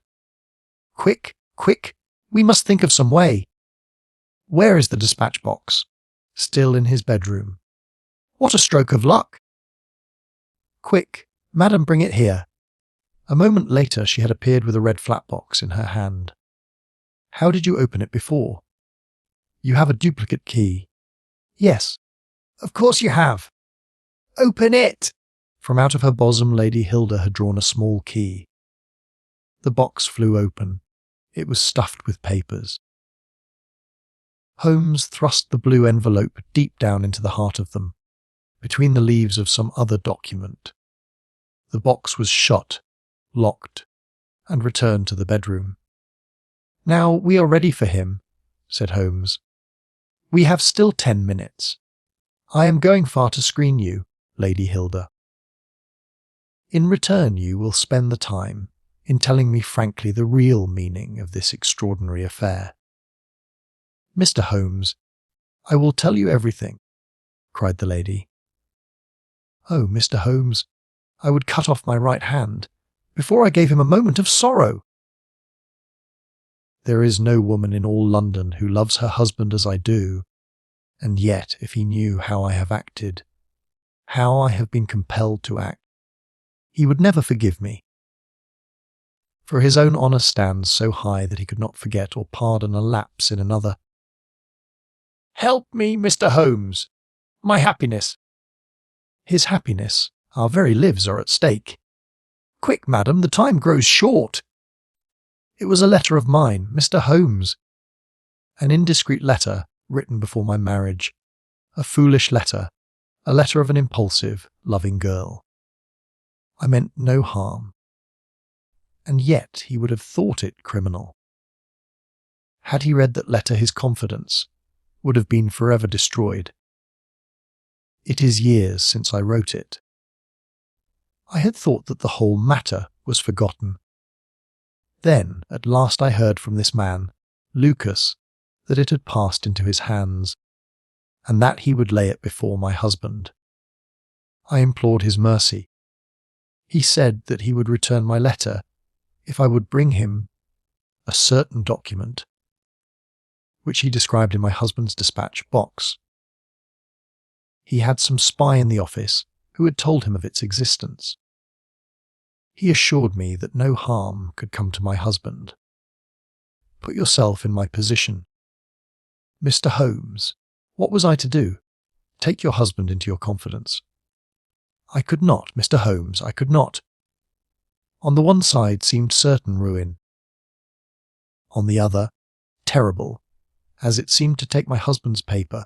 Still, in a matter of politics, I could not understand the consequences, while in a matter of love and trust, they were only too clear to me. I did it. Mr. Holmes. I took an impression of his key. This man, Lucas, furnished a duplicate. I opened his dispatch box, took the paper, and conveyed it to Godolphin Street. What happened there, madam? I tapped at the door as agreed. Lucas opened it. I followed him into his room, leaving the hall door ajar behind me, for I feared to be alone with the man. I remember there was a woman outside as I entered. Our business was soon done. He had my letter on his desk. I handed him the document. He gave me the letter. At this instant there was a sound at the door. There were steps in the passage. Lucas quickly turned back the drugget, thrust the document into some hiding place there, and covered it over. What happened after that is like some fearful dream. I have a vision of a dark, frantic face, of a woman's voice, which screamed in French, "My waiting is not in vain. At last, I have found you with her." There was a savage struggle. I saw him with a chair in his hand. A knife gleamed in hers.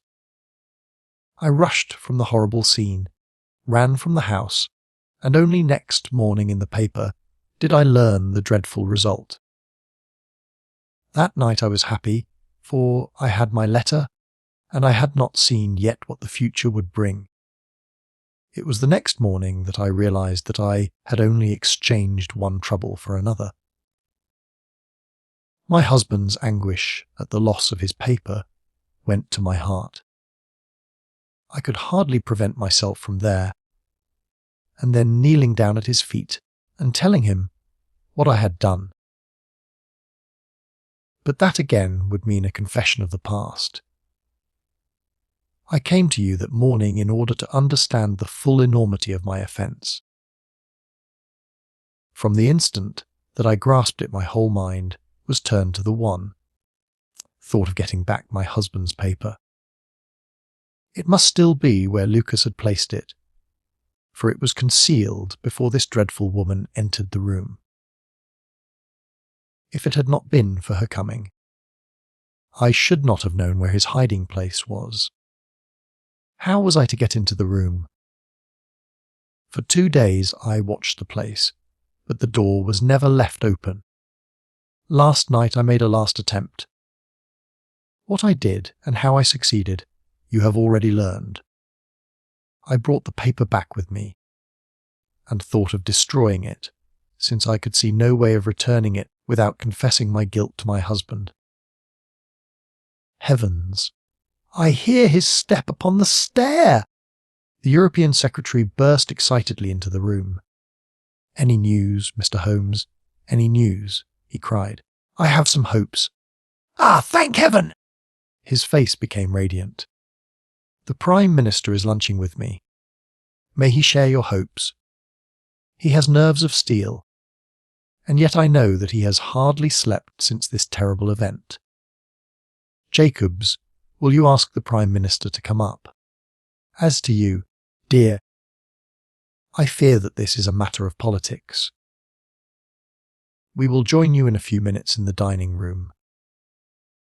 The Prime Minister's manner was subdued, but I could see by the gleam of his eyes and the twitchings of his bony hands that he shared the excitement of his young colleague.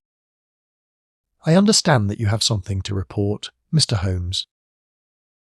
"Purely negative as yet," my friend answered.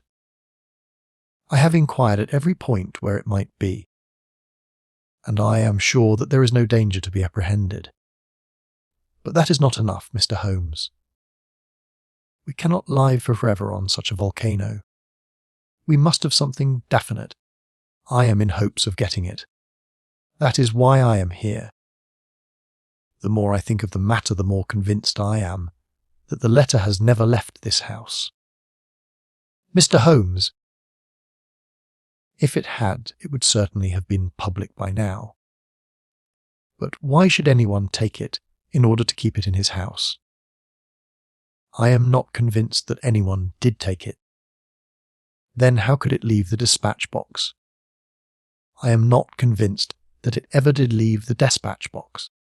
Mr. Holmes, this joking is very ill-timed. You have my assurance that it left the box. Have you examined the box since Tuesday morning? No. It was not necessary. You may conceivably have overlooked it. Impossible, I say, but I am not convinced of it. I have known such things to happen. I presume there are other papers there. Well, it may have got mixed with them. It was on the top. Someone may have shaken the box and displaced it. No, I had everything out. Surely it is easily decided. Hope, said the Premier. Let us have the dispatch box brought in. The secretary rang the bell. Jacobs, bring down my dispatch box. This is a farcical waste of time, but still, if nothing else will satisfy you, it shall be done. Thank you, Jacobs. Put it here. I have always had the key on my watch chain. Here are the papers, you see. Letter from Lord Merrow, report from Sir Charles Hardy. A memorandum from Belgrade, note on the Russo-German grain taxes. Letter from Madrid. Note from Lord Flowers. Good heavens! What is this? Lord Bellinger. Lord Bellinger. The Premier snatched the blue envelope from his hand. Yes, it is it, and the letter is intact. Hope, I congratulate you. Thank you. Thank you. What a weight from my heart. But this is inconceivable, impossible. Mr. Holmes, you are a wizard, a sorcerer. How did you know it was there?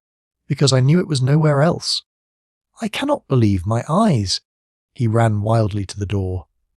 Where is my wife? I must tell her that all is well. Hilda! Hilda! We heard his voice on the stairs. The Premier looked at Holmes with twinkling eyes.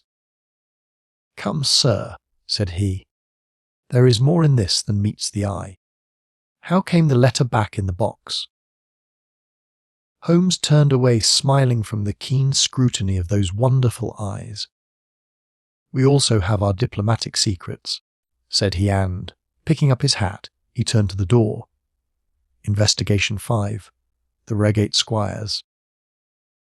It was some time before the health of my friend, Mr. Sherlock Holmes, recovered from the strain caused by his immense exertions in the spring of '87.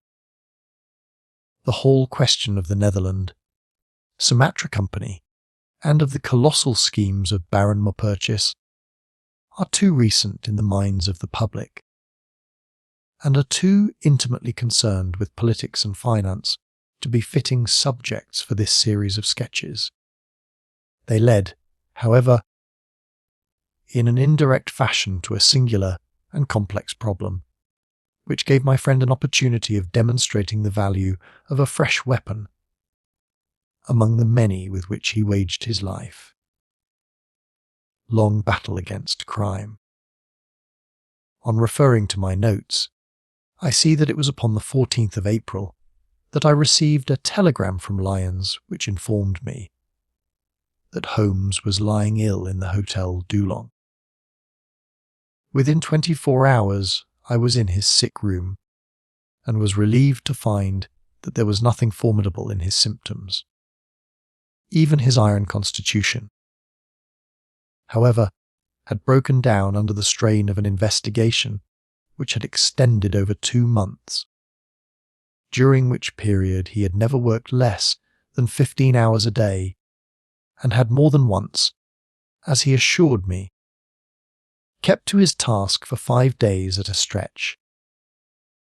Even the triumphant issue of his labours could not save him from reaction after so terrible an exertion, and at a time when Europe was ringing with his name, and when his room was literally ankle deep with congratulatory telegrams. I found him a prey to the blackest depression.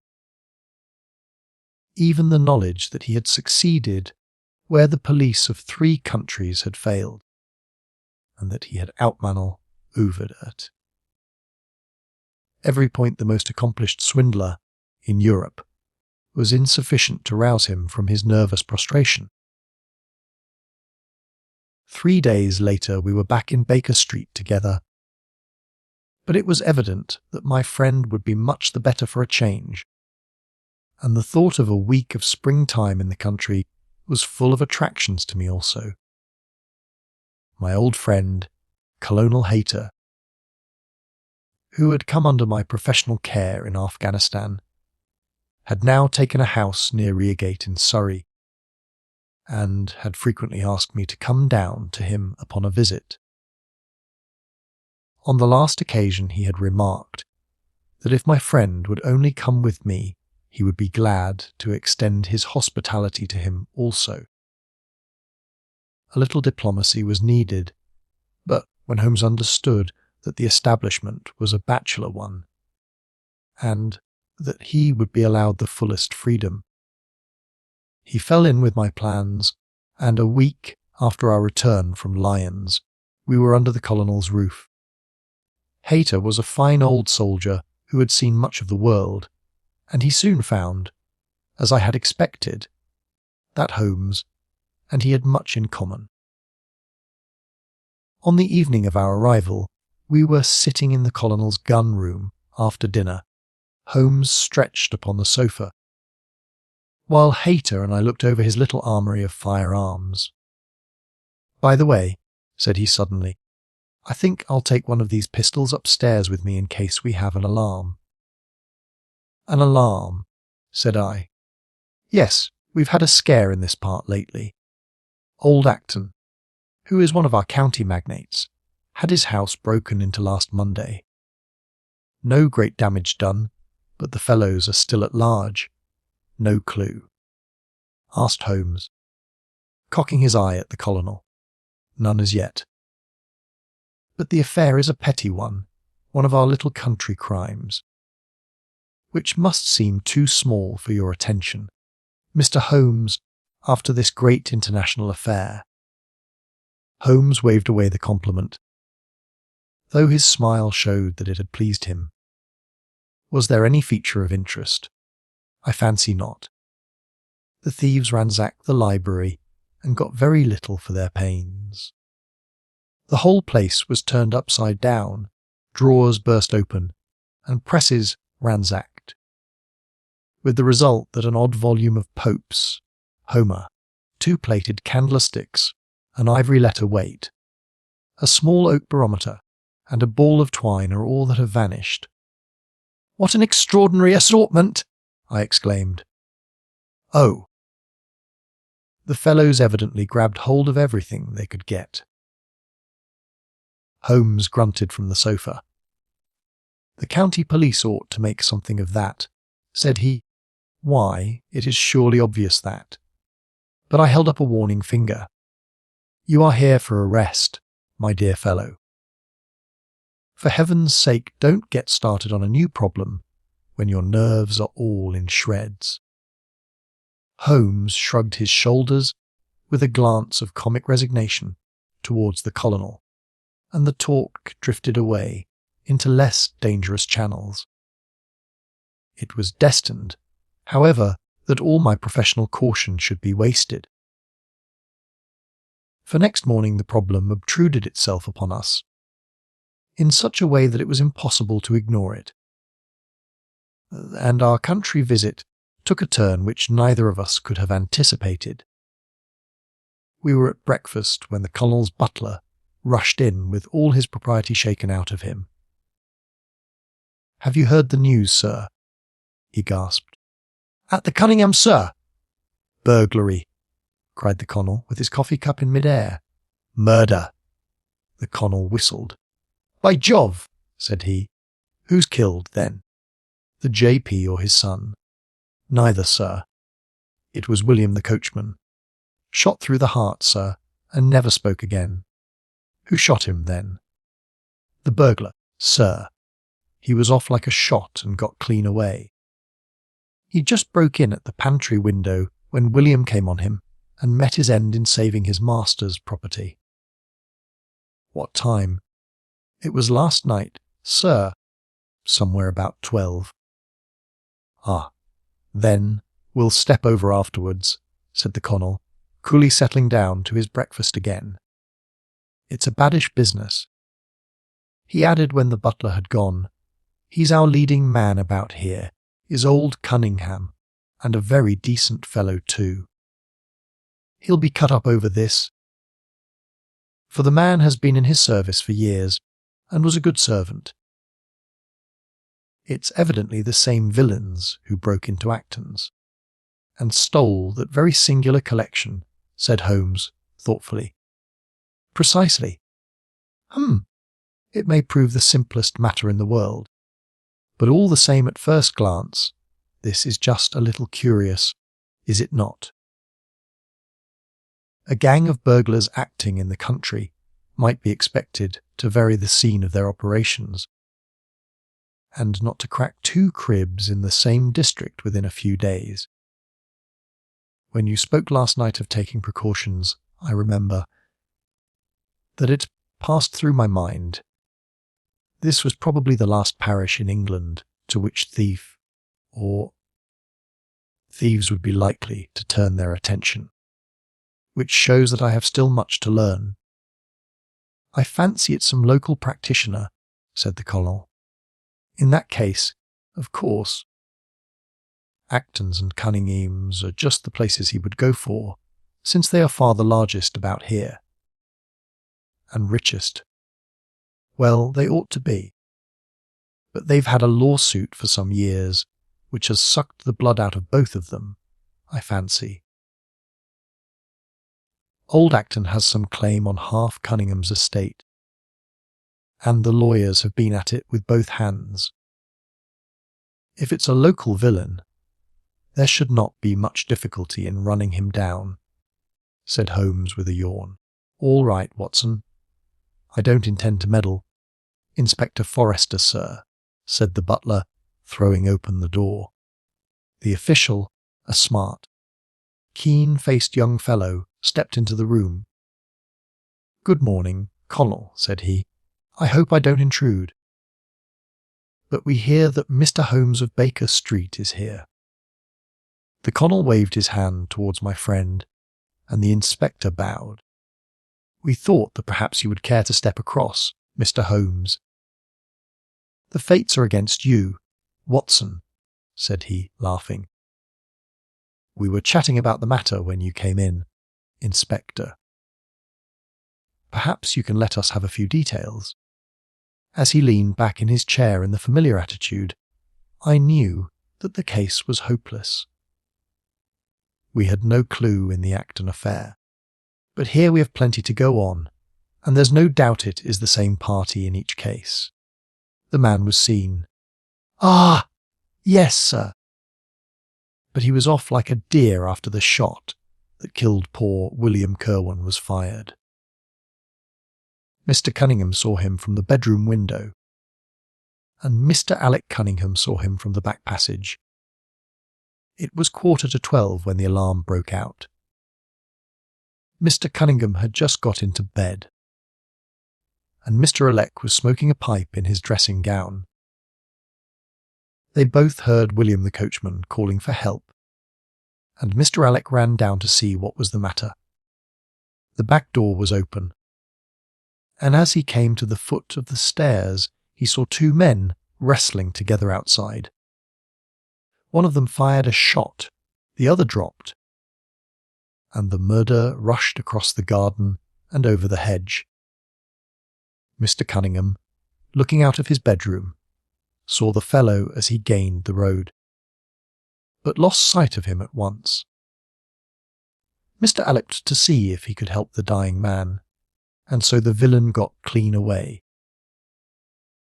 Beyond the fact that he was a middle-sized man and dressed in some dark stuff, we have no personal clue, but we are making energetic inquiries, and if he is a stranger we shall soon find him out. What was this William doing there? Did he say anything before he died? Not a word. He lives at the lodge with his mother, and, as he was a very faithful fellow, we imagine that he walked up to the house with the intention of seeing that all was right there. Of course, this act and business has put everyone on their guard. The robber must have just burst open the door. The lock has been forced. When William came upon him, did William say anything to his mother before going out? She is very old and deaf, and we can get no information from her. The shock has made her half-witted, but I understand that she was never very bright. There is one very important circumstance, however. Look at this! He took a small piece of torn paper from a note-book and spread it out upon his knee. This was found between the finger and thumb of the dead man. It appears to be a fragment torn from a larger sheet. You will observe that the hour mentioned upon it is the very time at which the poor fellow met his fate. You see that his murderer might have torn the rest of the sheet from him, or he might have taken this fragment from the murderer. It reads almost as though it were an appointment. Holmes took up the scrap of paper, a facsimile of which is here reproduced. Scrap of paper. Presuming that it is an appointment, continued the inspector, it is of course a conceivable theory that this William Kirwan, though he had the reputation of being an honest man, may have been in league with the thief. He may have met him there, may even have helped him to break in the door, and then they may have fallen out between themselves. This writing is of extraordinary interest, said Holmes, who had been examining it with intense concentration. These are much deeper waters than I had thought. He sank his head upon his hands, while the inspector smiled at the effect which his case had had upon the famous London specialist. Your last remark, said Holmes, presently, as to the possibility of there being an understanding between the burglar and the servant, and this being a note of appointment from one to the other, is an ingenious and not entirely impossible supposition. But this writing opens up. He sank his head into his hands again and remained for some minutes in the deepest thought. When he raised his face again, I was surprised to see that his cheek was tinged with colour and his eyes as bright as before his illness. He sprang to his feet with all his old energy. I'll tell you what, said he, I should like to have a quiet little glance into the details of this case. There is something in it which fascinates me extremely. If you will permit me, Colonel, I will leave my friend Watson, and you, and I will step round with the inspector to test the truth of one or two little fancies of mine. I will be with you again in half an hour. An hour and a half had elapsed before the inspector returned alone. Mr. Holmes is walking up and down in the field outside, said he. He wants us all four to go up to the house together. To Mr. Cunningham's. Yes, sir. What for? The inspector shrugged his shoulders. I don't quite know, sir. Between ourselves, I think Mr. Holmes had not quite got over his illness yet. He's been behaving very queerly, and he is very much excited. I don't think you need alarm yourself, said I. I have usually found that there was method in his madness. Some folks might say there was madness in his method, muttered the inspector. But he's all on fire to start, Colonel. So we had best go out if you are ready. We found Holmes pacing up and down in the field, his chin sunk upon his breast, and his hands thrust into his trousers pockets.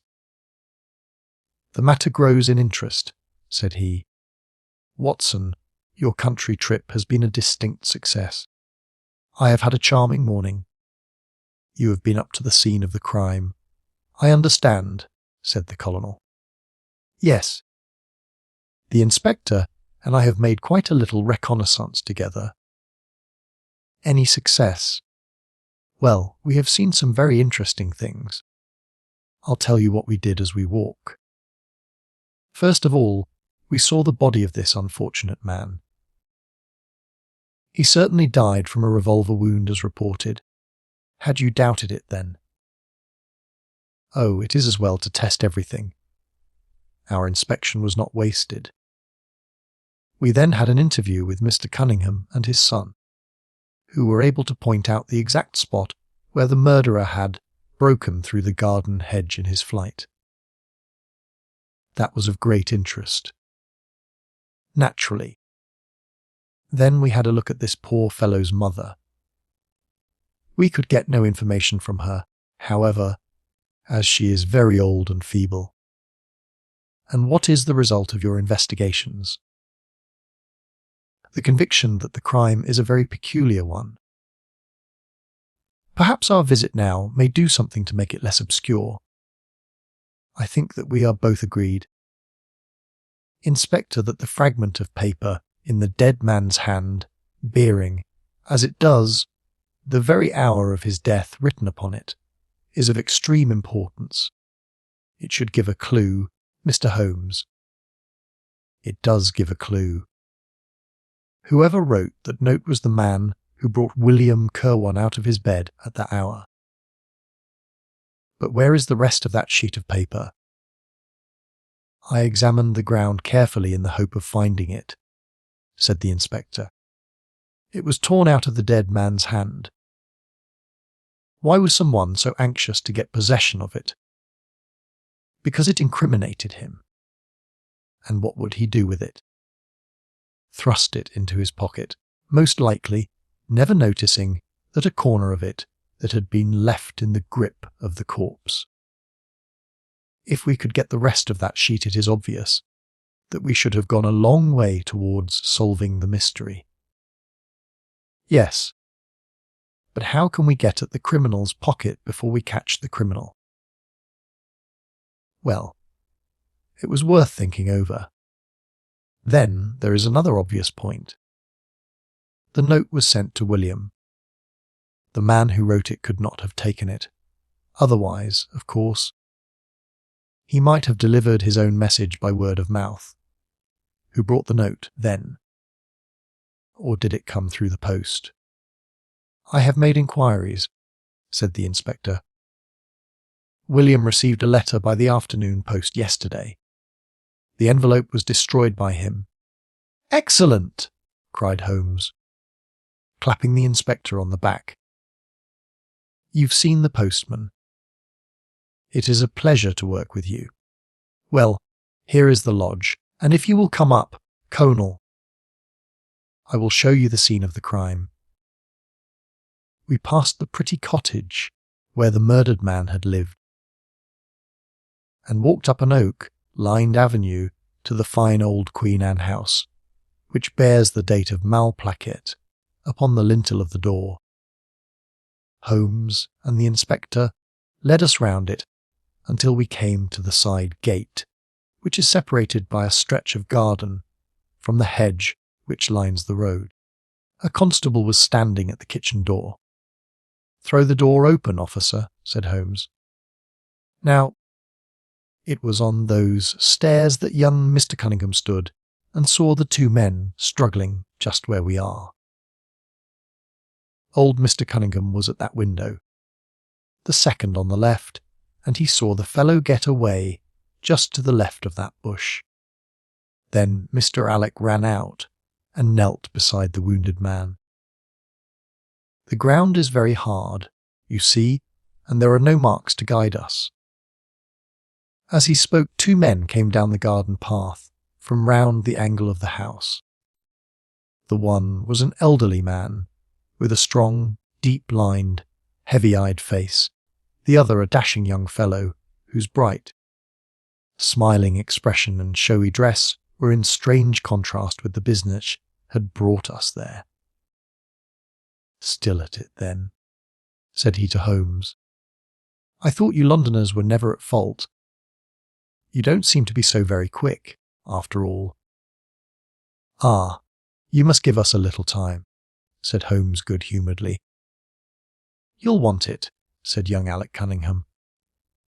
"Why, I don't see that we have any clue at all." "There's only one," answered the inspector. "We thought that if we could only find—" "Good heavens, Mr. Holmes! What is the matter?" My poor friend's face had suddenly assumed the most dreadful expression. His eyes rolled upwards, his features writhed in agony. And with a suppressed groan he dropped on his face upon the ground. Horrified at the suddenness and severity of the attack, we carried him into the kitchen, where he lay back in a large chair and breathed heavily for some minutes. Finally, with a shamefaced apology for his weakness, he rose once more. "Watson would tell you that I have only just recovered from a severe illness," he explained. "I am liable to these sudden nervous attacks." "Shall I send you home in my trap?" asked old Cunningham. "Well, since I am here, there is one point on which I should like to feel sure. We can very easily verify it." "What was it?"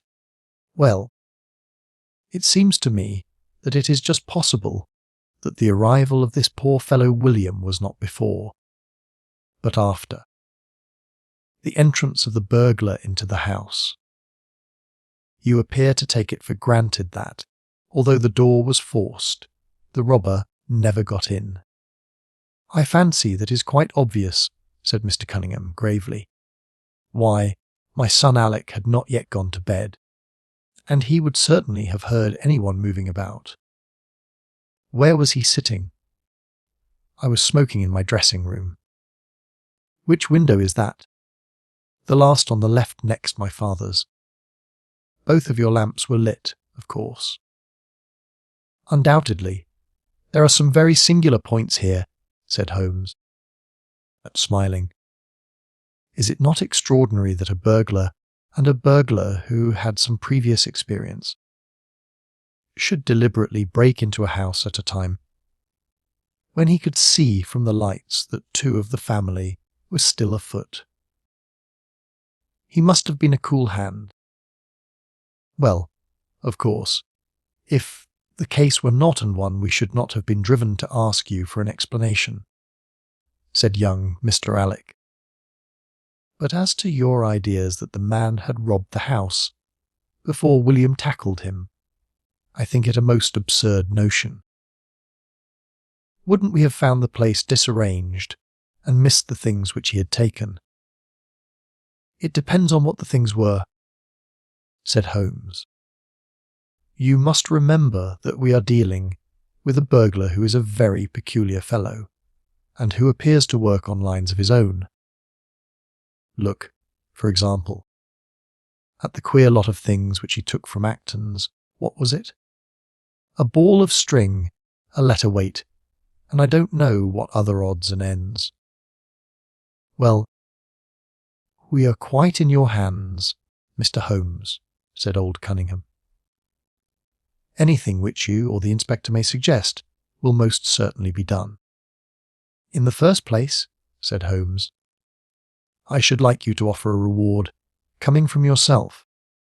For the officials may take a little time before they would agree upon the sum, and these things cannot be done too promptly. I have jotted down the form here, if you would not mind signing it. £50 was quite enough, I thought."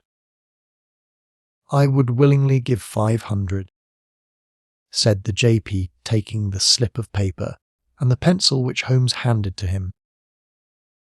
"This is not quite correct, however," he added, glancing over the document.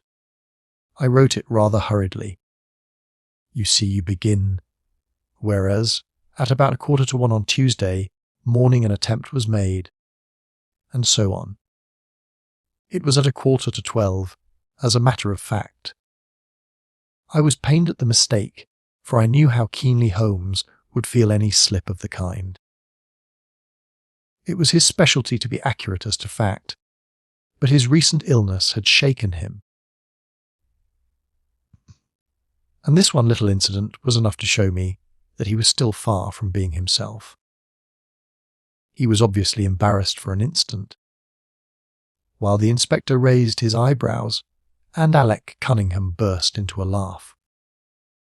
The old gentleman corrected the mistake, however, and handed the paper back to Holmes. "Get it printed as soon as possible," he said.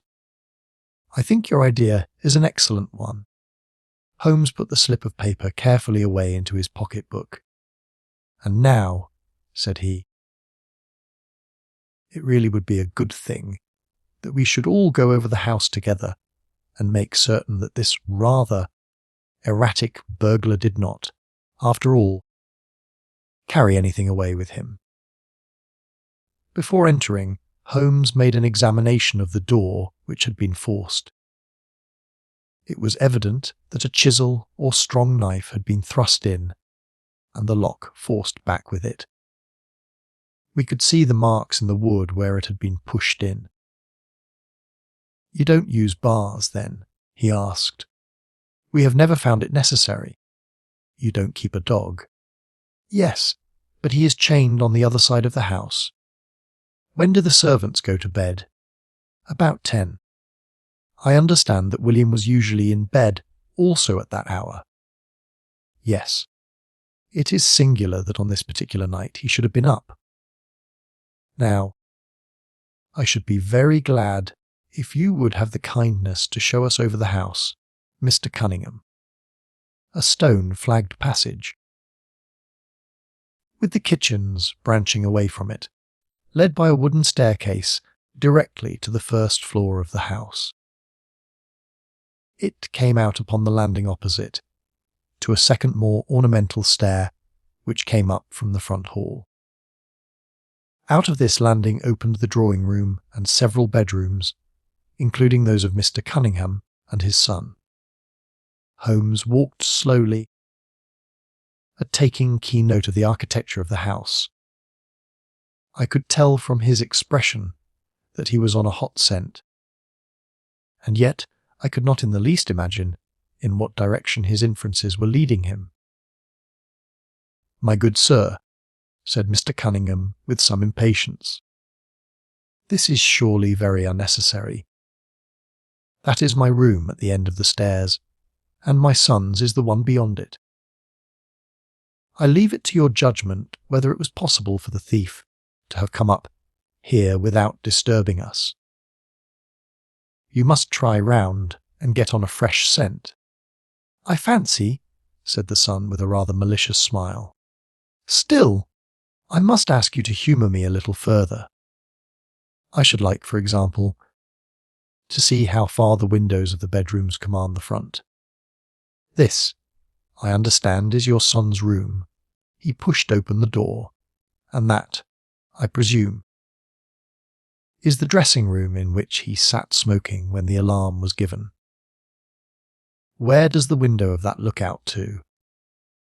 He stepped across the bedroom, pushed open the door, and glanced round the other chamber. "I hope that you are satisfied now," said Mr. Cunningham tartly. "Thank you. I think I have seen all that I wished. Then if it is really necessary we can go into my room, if it is not too much trouble." The J.P. shrugged his shoulders and led the way into his own chamber, which was a plainly furnished and commonplace room. As we moved across it in the direction of the window, Holmes fell back until he and I were the last of the group. Near the foot of the bed stood a dish of oranges and a carafe of water. As we passed it, Holmes, to my unutterable astonishment, leaned over in front of me and deliberately knocked the whole thing over. The glass smashed into 1,000 pieces, and the fruit rolled about into every corner of the room. "You've done it now, Watson," said he coolly.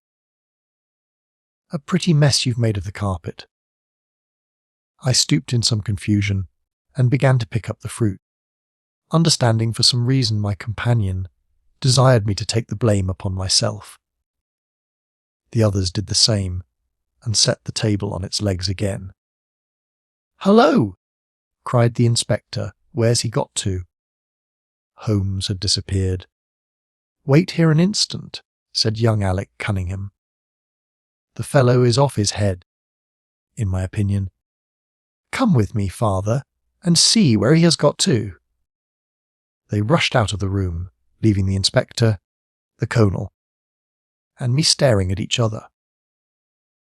"Upon my word, I am inclined to agree with Master Alec," said the official. "It may be the effect of this illness. But it seems to me that—" His words were cut short by a sudden scream of "Help! Help! Murder!" With a thrill I recognized the voice of that of my friend. I rushed madly from the room onto the landing. The cries, which had sunk down into a hoarse, inarticulate shouting, came from the room which we had first visited. I dashed in and on into the dressing room beyond. The two Cunninghams were bending over the prostrate figure of Sherlock Holmes, the younger clutching his throat with both hands, while the elder seemed to be twisting one of his wrists. In an instant the three of us had torn them away from him, and Holmes staggered to his feet, very pale and evidently greatly exhausted. "Arrest these men, Inspector," he gasped. "On what charge?" "That of murdering their coachman, William Kirwan." The inspector stared about him in bewilderment. "Oh, come now, Mr. Holmes," said he at last. "I'm sure you don't really mean to." "Tut, man." "Look at their faces," cried Holmes curtly. "Never, certainly, have I seen a plainer confession of guilt upon human countenances." The older man seemed numbed and dazed with a heavy, sullen expression upon his strongly marked face. The son, on the other hand, had dropped all that jaunty, dashing style which had characterized him, and the ferocity of a dangerous wild beast gleamed in his dark eyes and distorted his handsome features. The inspector said nothing, but, stepping to the door, he blew his whistle. Two of his constables came at the call. "I have no alternative, Mr. Cunningham," said he. "I trust that this may all prove to be an absurd mistake, but you can see that, would you?" "Drop it!" He struck out with his hand, and a revolver which the younger man was in the act of cocking clattered down upon the floor. "Keep that," said Holmes, quietly putting his foot upon it. "You will find it useful at the trial. But this is what we really wanted." He held up a little crumpled piece of paper. "The remainder of the sheet," cried the inspector. "Precisely. And where was it?" "Where I was sure it must be. I'll make the whole matter clear to you presently. I think, Colonel, that you and Watson might return now, and I will be with you again in an hour at the furthest. The inspector and I must have a word with the prisoners, but you will certainly see me back at luncheon time." Sherlock Holmes was as good as his word. For about 1 o'clock he rejoined us in the colonel's smoking room. He was accompanied by a little elderly gentleman, who was introduced to me as the Mr. Acton whose house had been the scene of the original burglary. "I wished Mr. Acton to be present while I demonstrated this small matter to you," said Holmes, "for it is natural that he should take a keen interest in the details. I am afraid, my dear Colonel, that you must regret the hour that you took in such a stormy petrel as I am." "On the contrary," answered the Colonel warmly, "I consider it the greatest privilege to have been permitted to study your methods of working. I confess that they quite surpass my expectations, and that I am utterly unable to account for your result. I have not yet seen the vestige of a clue. I am afraid that my explanation may disillusionize you, but it has always been my habit to hide none of my methods, either from my friend Watson or from anyone who might take an intelligent interest in them. But, first, as I am rather shaken by the knocking about which I had in the dressing room, I think that I shall help myself to a dash of your brandy, Colonel. My strength has been rather tried of late. I trust that you had no more of those nervous attacks. Sherlock Holmes laughed heartily. "We will come to that in its turn," said he. "I will lay an account of the case before you in its due order, showing you the various points which guided me in my decision. Pray interrupt me if there is any inference which is not perfectly clear to you. It is of the highest importance in the art of detection to be able to recognize out of a number of facts, which are incidental and which vital. Otherwise your energy and attention must be dissipated instead of being concentrated. Now, in this case, there was not the slightest doubt in my mind from the first that the key of the whole must be looked for in the scrap of paper in the dead man's hand. Before going into this, I would draw your attention to the fact that, if Alec Cunningham's narrative was correct, and if the assailant, after shooting William Kirwan, had instantly fled, then it obviously could not be he who tore the paper from the dead man's hand. But if it was not he, it must have been Alec Cunningham himself, for by the time that the old man had descended several servants were upon the scene. The point is a simple one, but the inspector had overlooked it, because he had started with the supposition that these county magnates had had nothing to do with the matter. Now, I make a point of never having any prejudices, and of following docilely wherever fact may lead me. And so, in the very first stage of the investigation, I found myself looking a little askance at the part which had been played by Mr. Alec Cunningham. And now I made a very careful examination of the corner of paper which the inspector had submitted to us. It was at once clear to me that it formed part of a very remarkable document. Here it is. Do you not now observe something very suggestive about it? It has a very irregular look, said the colonel.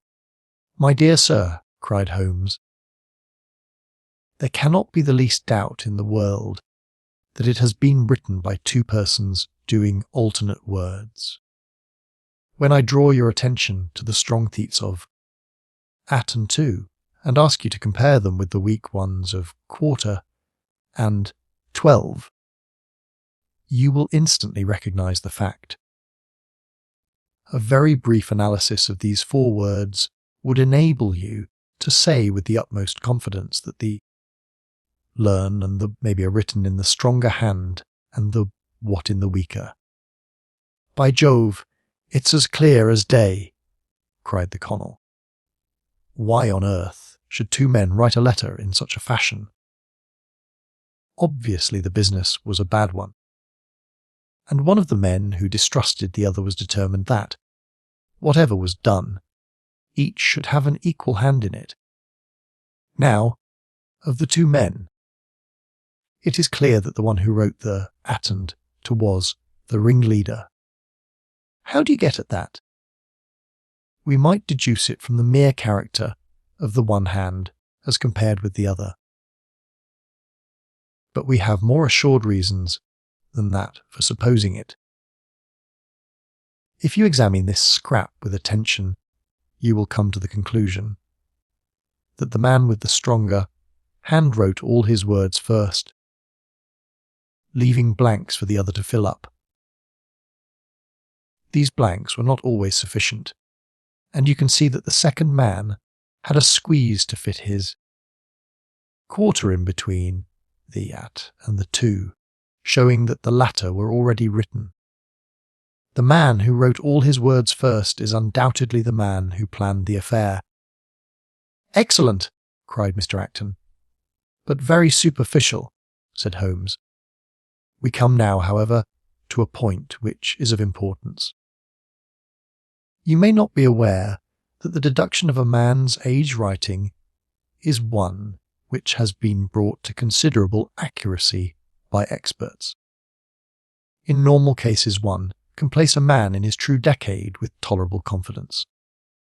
I say normal cases because ill health and physical weakness reproduce the signs of old age, even when the invalid is a youth. In this case, looking at the bold, a strong hand of the one, and the rather broken, backed appearance of the other, which still retains its legibility, although the T's have begun to lose their crossing. We can say that the one was a young man, and the other was advanced in years without being positively decrepit. "Excellent!" cried Mr. Acton again. "There is a further point, however, which is subtler and of greater interest. There is something in common between these hands. They belong to men who are blood relatives. It may be most obvious to you in the Greekettes, but to me there are many small points which indicate the same thing. I have no doubt at all that a family mannerism can be traced in these two specimens of writing. I am only, of course, giving you the leading results now of my examination of the paper. There were 23 other deductions which would be of more interest to experts than to you. They all tend to deepen the impression upon my mind that the Cunninghams, father and son, had written this letter. Having got so far, my next step was, of course, to examine into the details of the crime and to see how far they would help us.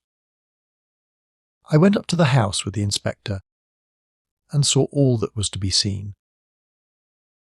The wound upon the dead man was, as I was able to determine with absolute confidence, fired from a revolver at the distance of something over 4 yards. There was no powder blackening on the clothes. Evidently, therefore, Alec Cunningham had lied when he said that the two men were struggling when the shot was fired. Again, both father and son agreed as to the place where the man escaped into the road. At that point, however, as it happens, there is a broadish ditch, moist at the bottom. As there were no indications of boot marks about this ditch, I was absolutely sure not only that the Cunninghams had again lied, but that there had never been any unknown man upon the scene at all. And now I have to consider the motive of this singular crime. To get at this, I endeavoured first of all to solve the reason of the original burglary at Mr. Acton's. I understood, from something which the Colonel told us, that a lawsuit had been going on between you, Mr. Acton, and the Cunninghams. Of course, it instantly occurred to me that they had broken into your library with the intention of getting at some document which might be of importance in the case. Precisely so, said Mr. Acton. There can be no possible doubt as to their intentions. I have the clearest claim upon half of their present estate, and if they could have found a single paper, which, fortunately, was in the strong box of my solicitors, they would undoubtedly have crippled our case. There you are, said Holmes, smiling. It was a dangerous, reckless attempt, in which I seemed to trace the influence of young Alec. Having found nothing, they tried to divert suspicion by making it appear to be an ordinary burglary. to which end they carried off whatever they could lay their hands upon. That is all clear enough, but there was much that was still obscure. What I wanted above all was to get the missing part of that note. I was certain that Alec had torn it out of the dead man's hand, and almost certain that he must have thrust it into the pocket of his dressing gown. Where else could he have put it? The only question was whether it was still there. It was worth an effort to find out, and for that object we all went up to the house. The Cunninghams joined us, as you doubtless remember, outside the kitchen door. It was, of course,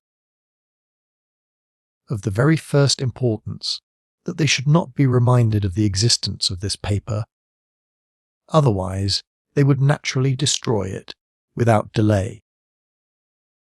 The inspector was about to tell them the importance which we attached to it when, by the luckiest chance in the world, I tumbled down in a sort of fit and so changed the conversation. "Good heavens," cried the colonel, laughing. "Do you mean to say all our sympathy was wasted and your fit an imposture?" "Speaking professionally, it was admirably done," cried I, looking in amazement at this man, who was forever confounding me with some new phase of his astuteness. "It is an art which is often useful," said he. "When I recovered, I managed, by a device which had perhaps some little merit of ingenuity, to get old Cunningham to write the word 12, so that I might compare it with the 12 upon the paper. 'Oh, what an ass I have been!' I exclaimed. "I could see that you were commiserating me over my weakness," said Holmes, laughing. "I was sorry to cause you the sympathetic pain which I know that you felt." We then went upstairs together, and having entered the room and seen the dressing gown hanging up behind the door, I contrived, by upsetting a table, to engage their attention for the moment, and slipped back to examine the pockets. I had hardly got the paper, however, which was, as I had expected, in one of them, when the two Cunninghams were on me, and would, I verily believe, have murdered me then and there but for your prompt and friendly aid. As it is, I feel that young man's grip on my throat now, and the father has twisted my wrist round in the effort to get the paper out of my hand. They saw that I must know all about it, you see, and the sudden change from absolute security to complete despair made them perfectly desperate. I had a little talk with old Cunningham afterwards as to the motive of the crime. He was tractable enough, though his son was a perfect demon, ready to blow out his own or anybody else's brains if he could have got to his revolver. When Cunningham saw that the case against him was so strong, he lost all heart and made a clean breast of everything. It seems that William had secretly followed his two masters on the night, when they made their raid upon Mr. Acton's, and having thus got them into his power, proceeded, under threats of exposure, to levy blackmail upon them. Mr. Alec, however, was a dangerous man to play games of that sort with. It was a stroke of positive genius on his part to see in the burglary scare, which was convulsing the countryside, an opportunity of plausibly getting rid of the man whom he feared.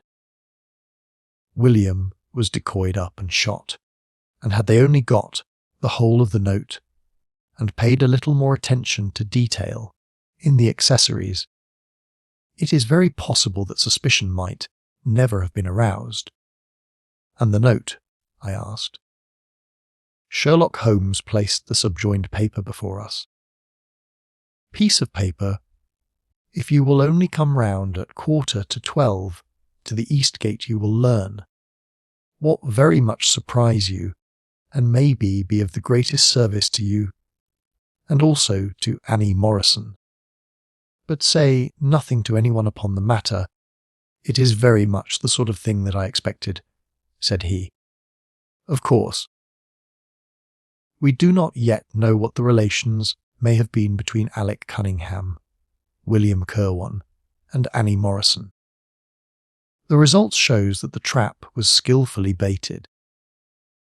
I am sure that you cannot fail to be delighted with the traces of heredity shown in the Pepys and in the tales of the Joes. The absence of the eye dots in the old man's writing is also most characteristic.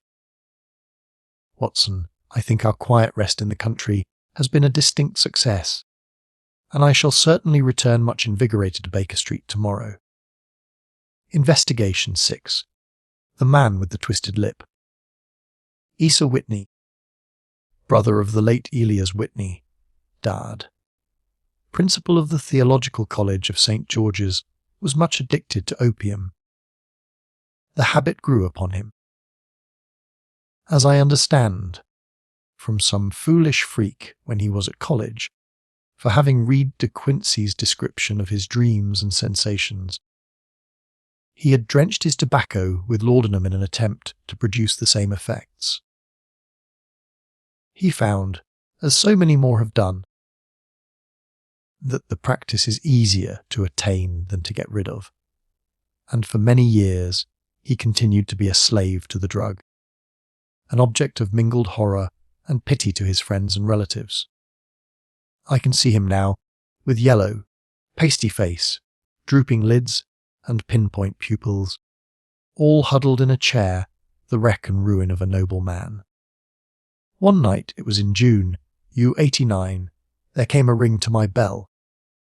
About the hour when a man gives his first yawn and glances at the clock. I sat up in my chair, and my wife laid her needle, worked down in her lap, and made a little face of disappointment. "A patient," said she. "You'll have to go out." I groaned, for I was newly come back from a weary day. We heard the door open, a few hurried words, and then quick steps upon the linoleum. Our own door flew open, and a lady, clad in some dark-coloured stuff, with a black veil, entered the room. "You will excuse my calling so late," she began, and then, suddenly losing her self-control, she ran forward, threw her arms about my wife's neck, and sobbed upon her shoulder. "Oh, I'm in such trouble," she cried. "I do so want a little help." "Why," said my wife, pulling up her veil, "it is Kate Whitney." "How you startled me, Kate!" "I had not an idea who you were when you came in. I didn't know what to do, so I came straight to you. That was always the way. Folk who were in grief came to my wife like birds to a lighthouse. It was very sweet of you to come. Now, you must have some wine and water, and sit here comfortably and tell us all about it. Or should you rather that I sent James off to bed?" "Oh, no. I want the doctor's advice and help, too. It's about Isa. He has not been home for 2 days. I am so frightened about him." It was not the first time that she had spoken to us of her husband's trouble, to me as a doctor, to my wife as an old friend and school companion. We soothed and comforted her by such words as we could find. Did she know where her husband was? Was it possible that we could bring him back to her? It seems that it was. She had the surest information that of late he had, when the fit was on him, made use of an opium den in the farthest east of the city. Hitherto his orgies had always been confined to one day, and he had come back, twitching and shattered, in the evening.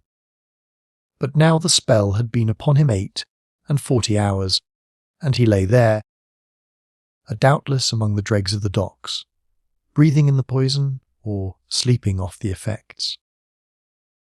There he was to be found, she was sure of it, at the Bar of Gold in Upper Swandam Lane. But what was she to do? How could she, a young and timid woman, make her way into such a place and pluck her husband out from among the ruffians who surrounded him? There was the case, and of course there was but one way out of it. Might I not escort her to this place? And then, as a second thought, why should she come at all?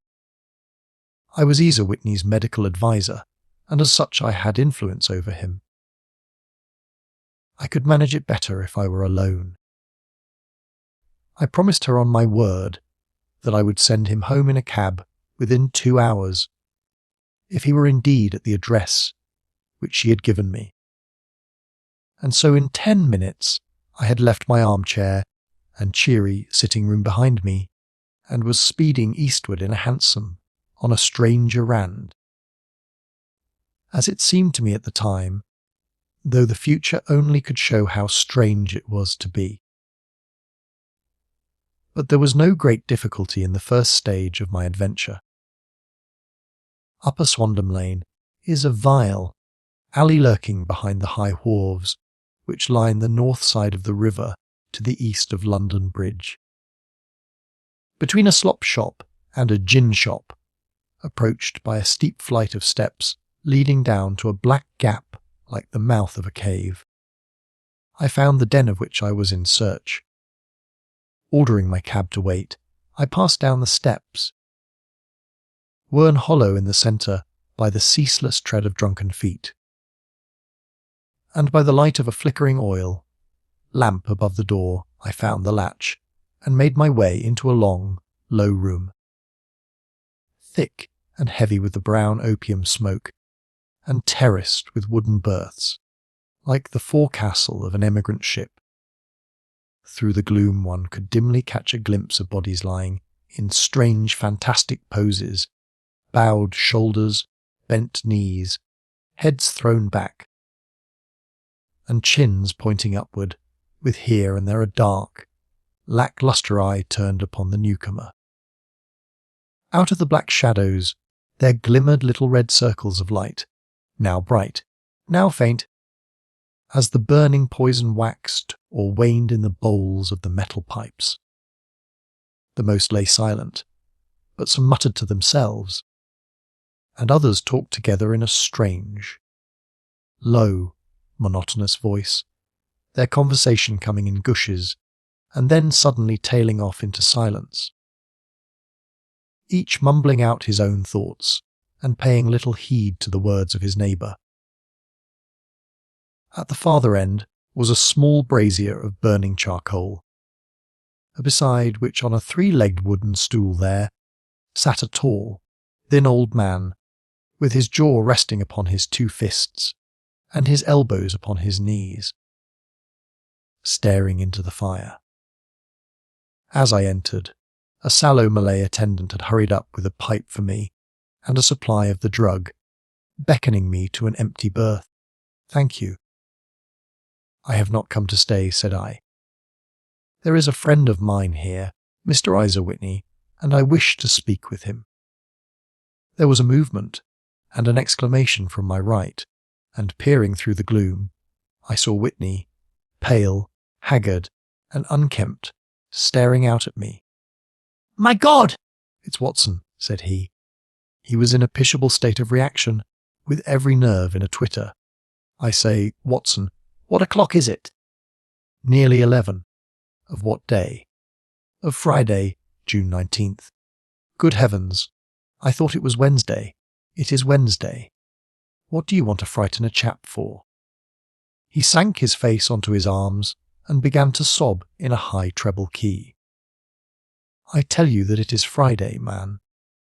Your wife has been waiting this 2 days for you. You should be ashamed of yourself." "So I am." "But you've got mixed, Watson, for I have only been here a few hours. 3 pipes, 4 pipes, I forget how many. But I'll go home with you. I wouldn't frighten Kate, poor little Kate." "Give me your hand. Have you a cab?" "Yes, I have one waiting." "Then I shall go in it." But I must owe something. Find what I owe, Watson. I am all off colour. I can do nothing for myself. I walked down the narrow passage between the double row of sleepers, holding my breath to keep out the vile, stupefying fumes of the drug, and looking about for the manager. As I passed the tall man, who sat by the brazier, I felt a sudden pluck at my skirt, and a low voice whispered, "Walk past me, and then look back at me." The words fell quite distinctly upon my ear. I glanced down.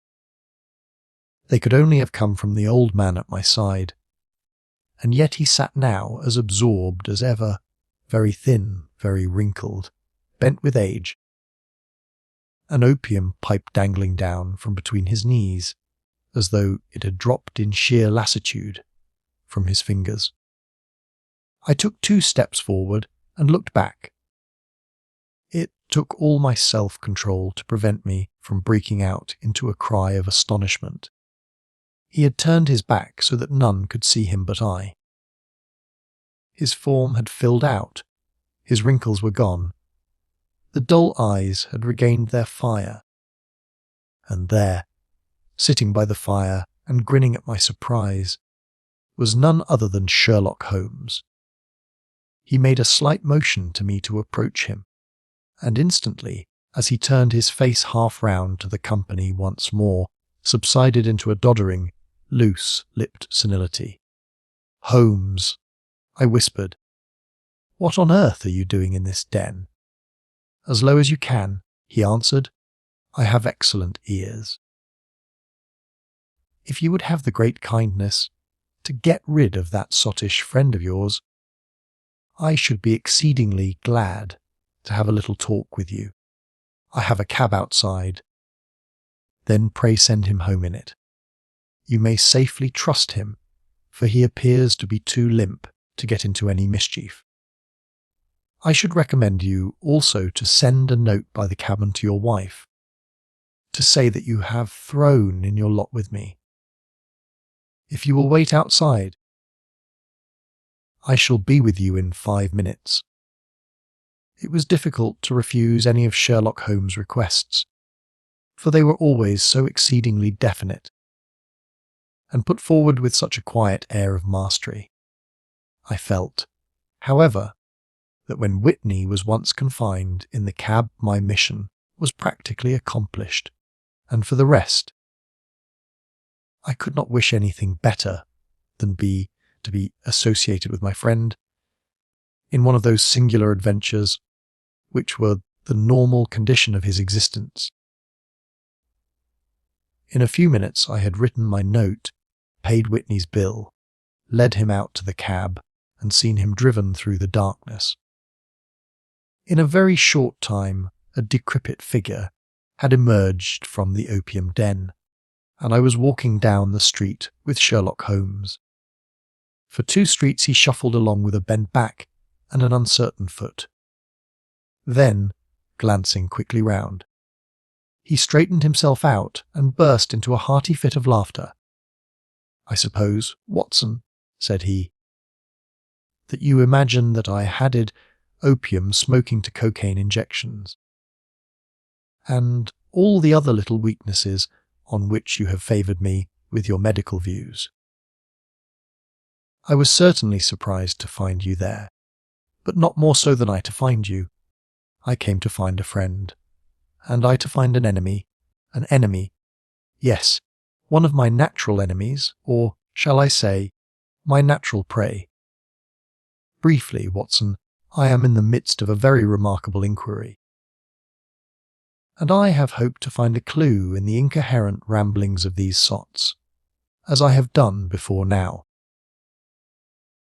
Had I been recognised in that den, my life would not have been worth an hour's purchase, for I have used it before now for my own purposes, and the rascally lascar who runs it has sworn to a vengeance upon me. There is a trap-door at the back of that building, near the corner of Paul's Wharf, which could tell some strange tales of what has passed through it upon the moonless nights. What, You do not mean bodies. A. Bodies, Watson. We should be rich men if we had British pounds 1,000 for every poor devil who has been done to death in that den.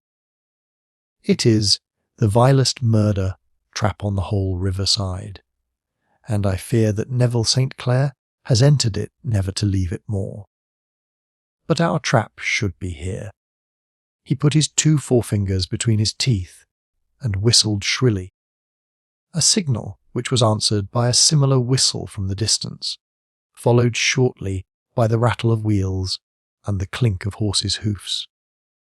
"Now, Watson," said Holmes, as a tall dog cart dashed up through the gloom, throwing out 2 golden tunnels of yellow light from its side lanterns.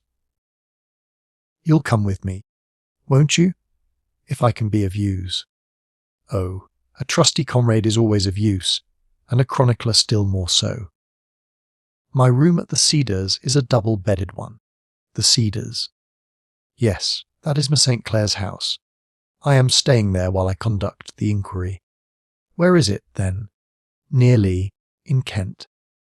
We have a 7-mile drive before us. But I am all in the dark. Of course you are. You'll know all about it presently. Jump up here. All right, John. We shall not need you. Here's £half-a-crown. Look out for me tomorrow about 11. Give her head. So long, then." He flicked the horse with his whip, and we dashed away through the endless succession of sombre and deserted streets, which widened gradually, until we were flying across a broad balustraded bridge, with the murky river flowing sluggishly beneath us. Beyond lay another dull wilderness of bricks and mortar, its silence broken only by the heavy, regular footfall of the policeman, or the songs and shouts of some belated party of revellers. A dull wrack was drifting slowly across the sky, and a star or 2 twinkled dimly here and there through the rifts of the clouds. Holmes drove in silence, with his head sunk upon his breast, and the air of a man who is lost in thought, while I sat beside him, curious to learn what this new quest might be which seemed to tax his powers so sorely, and yet afraid to break in upon the current of his thoughts. We had driven several miles, and were beginning to get to the fringe of the belt of suburban villas, when he shook himself, shrugged his shoulders, and lit up his pipe with the air of a man who has satisfied himself that he is acting for the best. "You have a grand gift of silence, Watson," said he. "It makes you quite invaluable as a companion. Upon my word, it is a great thing for me to have someone to talk to, for my own thoughts are not over-pleasant. I was wondering what I should say to this dear little woman tonight, when she meets me at the door. You forget that I know nothing about it. I shall just have time to tell you the facts of the case before we get to Lee. It seems absurdly simple, and yet, somehow I can get nothing to go upon. There's plenty of thread, no doubt, but I can't get the end of it into my hand. Now, I'll state the case clearly and concisely to you, Watson, and maybe you can see a spark where all is dark to me. Proceed then. Some years ago, to be definite, in May 1884, there came to Lee a gentleman, Neville St. Clair by name, who appeared to have plenty of money. He took a large villa, laid out the grounds very nicely, and lived generally in good style. By degrees he made friends in the neighbourhood, and in 1887 he married the daughter of a local brewer, by whom he now has 2 children. He had no occupation, but was interested in several companies, and went into town as a rule in the morning, returning by the 5.4 from Cannon Street every night. Mr. St. Clair is now 37 years of age. is a man of temperate habits, a good husband, a very affectionate father, and a man who is popular with all who know him. I may add that his whole debts at the present moment, as far as we have been able to ascertain, amount to British pounds 88 and 10 shillings. While he has British pounds 220 standing to his credit in the capital and county's bank, there is no reason, therefore, to think that money troubles have been weighing upon his mind. Last Monday, Mr. Neville, St. Clair went into town rather earlier than usual, remarking, before he started, that he had 2 important commissions to perform, and that he would bring his little boy home a box of bricks. Now, by the merest chance, his wife received a telegram upon this same Monday, very shortly after his departure, to the effect that a small parcel of considerable value, which she had been expecting, was waiting for her at the offices of the Aberdeen Shipping Company. Now, if you are well up in your London, you will know that the office of the company is in Fresno Street, which branches out of Upper Swandam Lane, where you found me tonight. Mrs. St. Clair had her lunch, started for the city, did some shopping, proceeded to the company's office, got her packet, and found herself at exactly 4:35 walking through Swandam Lane on her way back to the station. Have you followed me so far? It is very clear. If you remember, Monday was an exceedingly hot day, and Mr. St. Clair walked slowly, glancing about in the hope of seeing a cab, as she did not like the neighbourhood in which she found herself. While she was walking in this way down Swandam Lane, she suddenly heard an ejaculation or cry, and was struck cold to see her husband looking down at her, and, as it seemed to her, a beckoning to her from a second-floor window. The window was open, and she distinctly saw his face, which she describes as being terribly agitated. He waved his hands frantically to her, and then vanished from the window so suddenly that it seemed to her that he had been plucked back by some irresistible force from behind.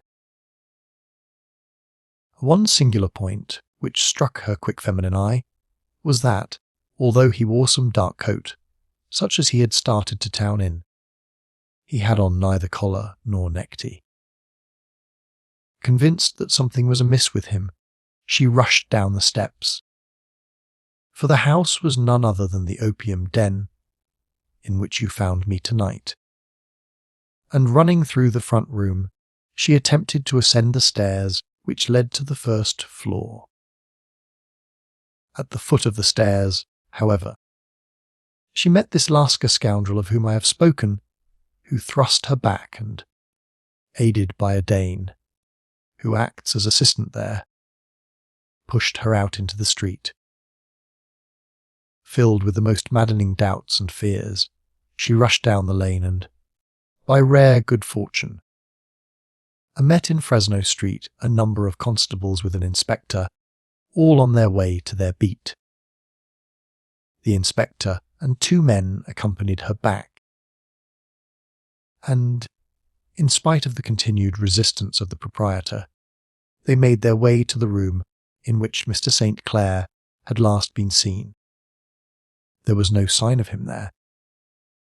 In fact, in the whole of that floor, there was no one to be found save a crippled wretch of hideous aspect, who, it seems, he made his home there. Both he and the Lascar stoutly swore that no one else had been in the front room during the afternoon. So determined was their denial that the inspector was staggered, and had almost come to believe that Mr. St. Clair had been deluded when, with a cry, she sprang at a small deal box which lay upon the table and tore the lid from it. Out there fell a cascade of children's bricks.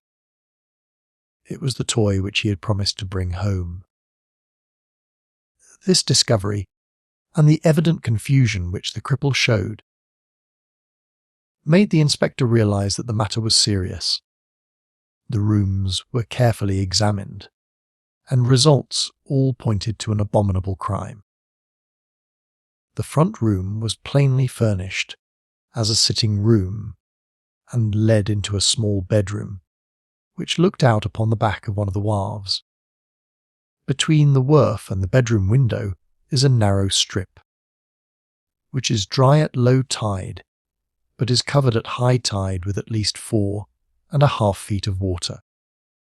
The bedroom window was a broad one and opened from below. On examination, traces of blood were to be seen upon the window-sill, and several scattered drops were visible upon the wooden floor of the bedroom.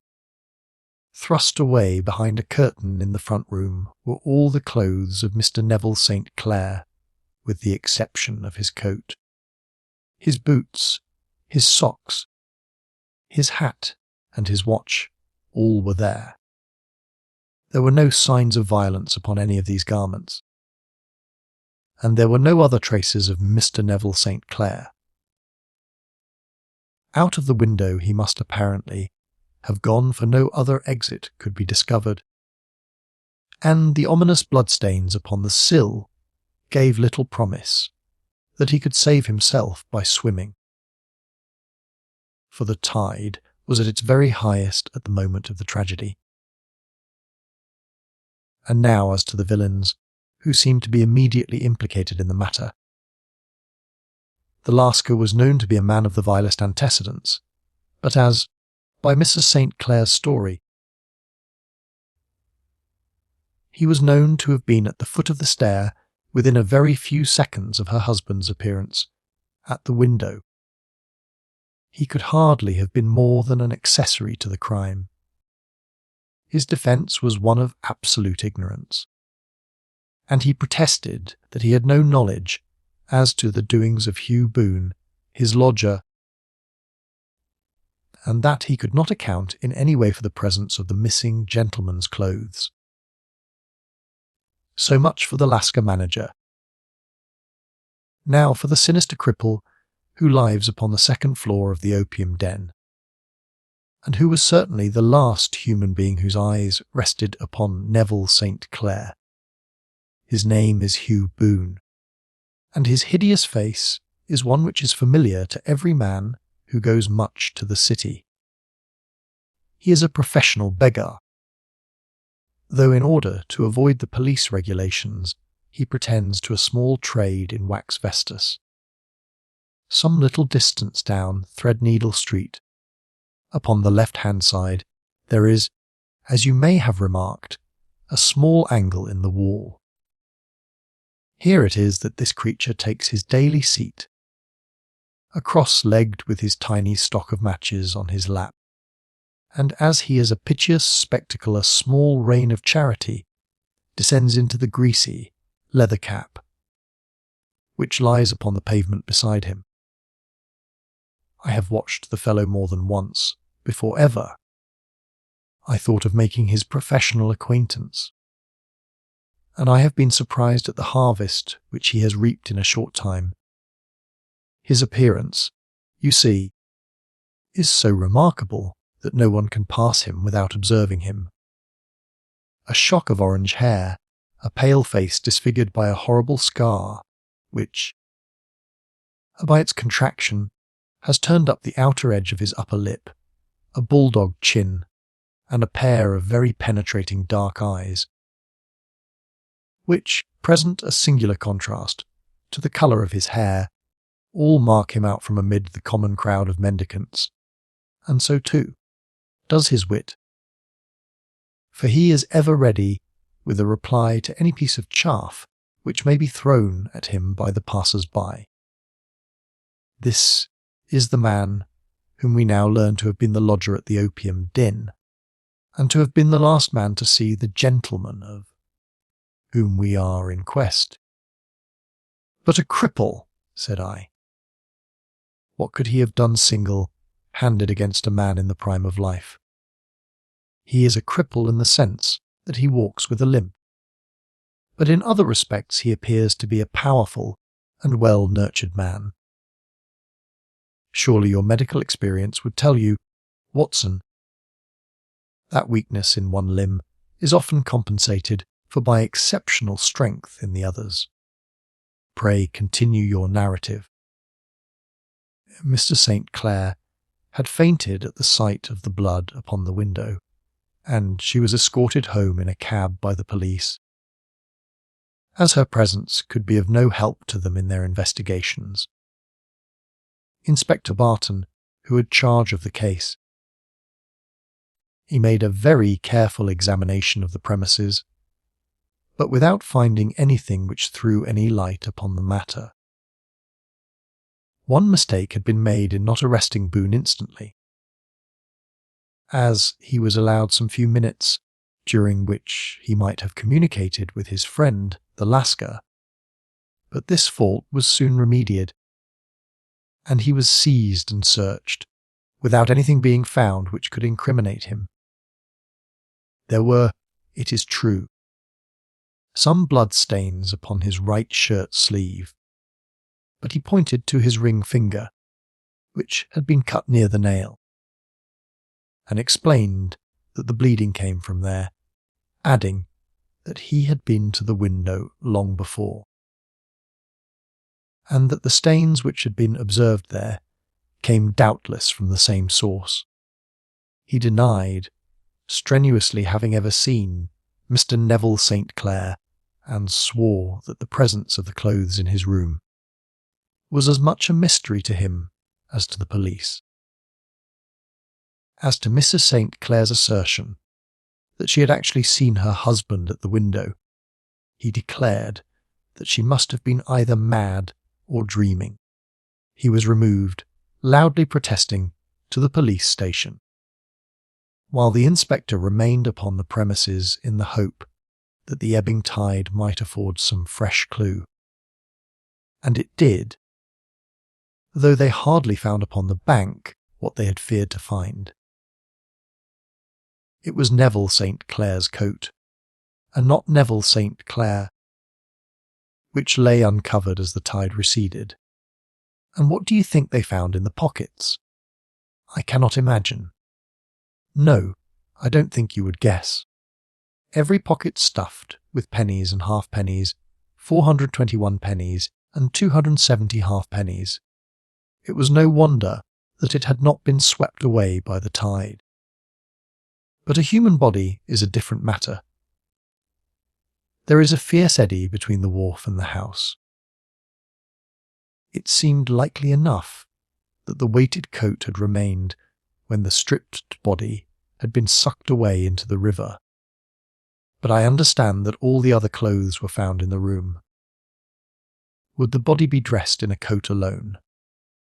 No, sir. But the facts might be met speciously enough. Suppose that this man Boone had thrust Neville St. Clair through the window. There is no human eye which could have seen the deed. What would he do then? It would of course instantly strike him that he must get rid of the telltale garments. He would seize the coat, then, and be in the act of throwing it out, when it would occur to him that it would swim and not sink. He has little time, for he has heard the scuffle downstairs when the wife tried to force her way up, and perhaps he has already heard from his Lascar confederate that the police are hurrying up the street. There is not an instant to be lost.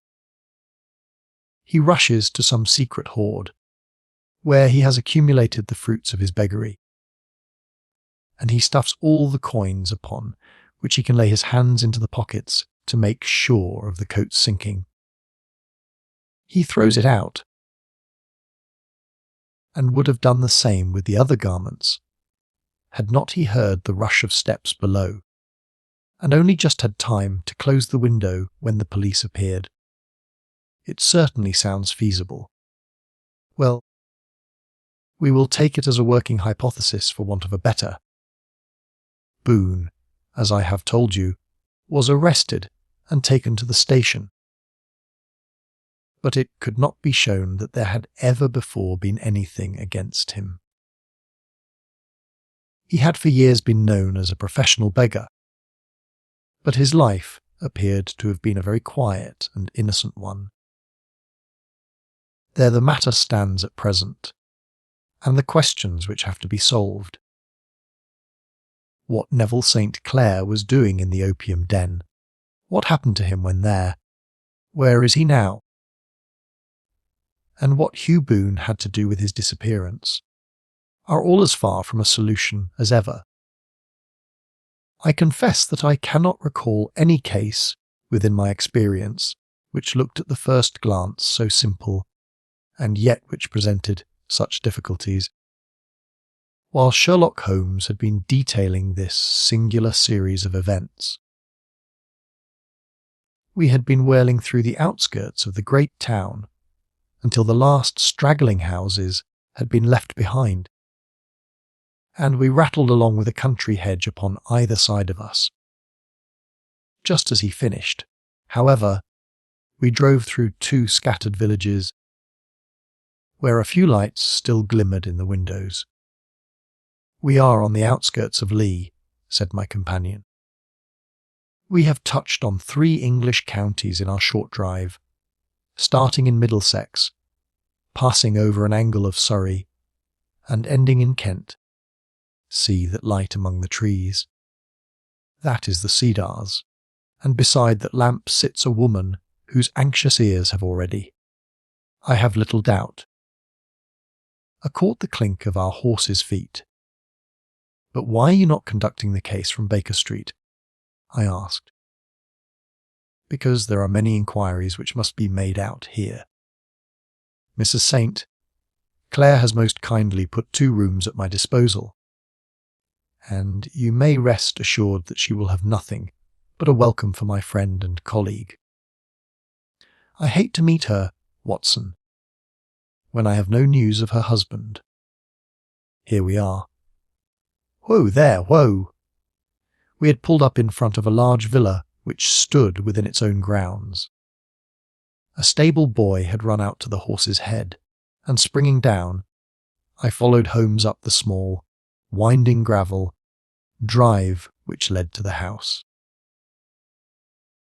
As we approached, the door flew open, and a little blonde woman stood in the opening, clad in some sort of light mousseline de soie, with a touch of fluffy pink chiffon at her neck and wrists. She stood with her figure outlined against the flood of light, one hand upon the door, one half raised in her eagerness, her body slightly bent, her head and face protruded, with eager eyes and parted lips, a standing question. "Well," she cried, "well?" And then, seeing that there were 2 of us, she gave a cry of hope which sank into a groan as she saw that my companion shook his head and shrugged his shoulders. "No good news. None. No. Bad. No. Thank God for that. But come in. You must be wary, for you have had a long day. This is my friend, Dr. Watson. He has been of most vital use to me in several of my cases, and a lucky chance has made it possible for me to bring him out and associate him with this investigation." "I am delighted to see you," said she, pressing my hand warmly. "You will, I am sure, forgive anything that may be wanting in our arrangements, when you consider the blow which has come so suddenly upon us."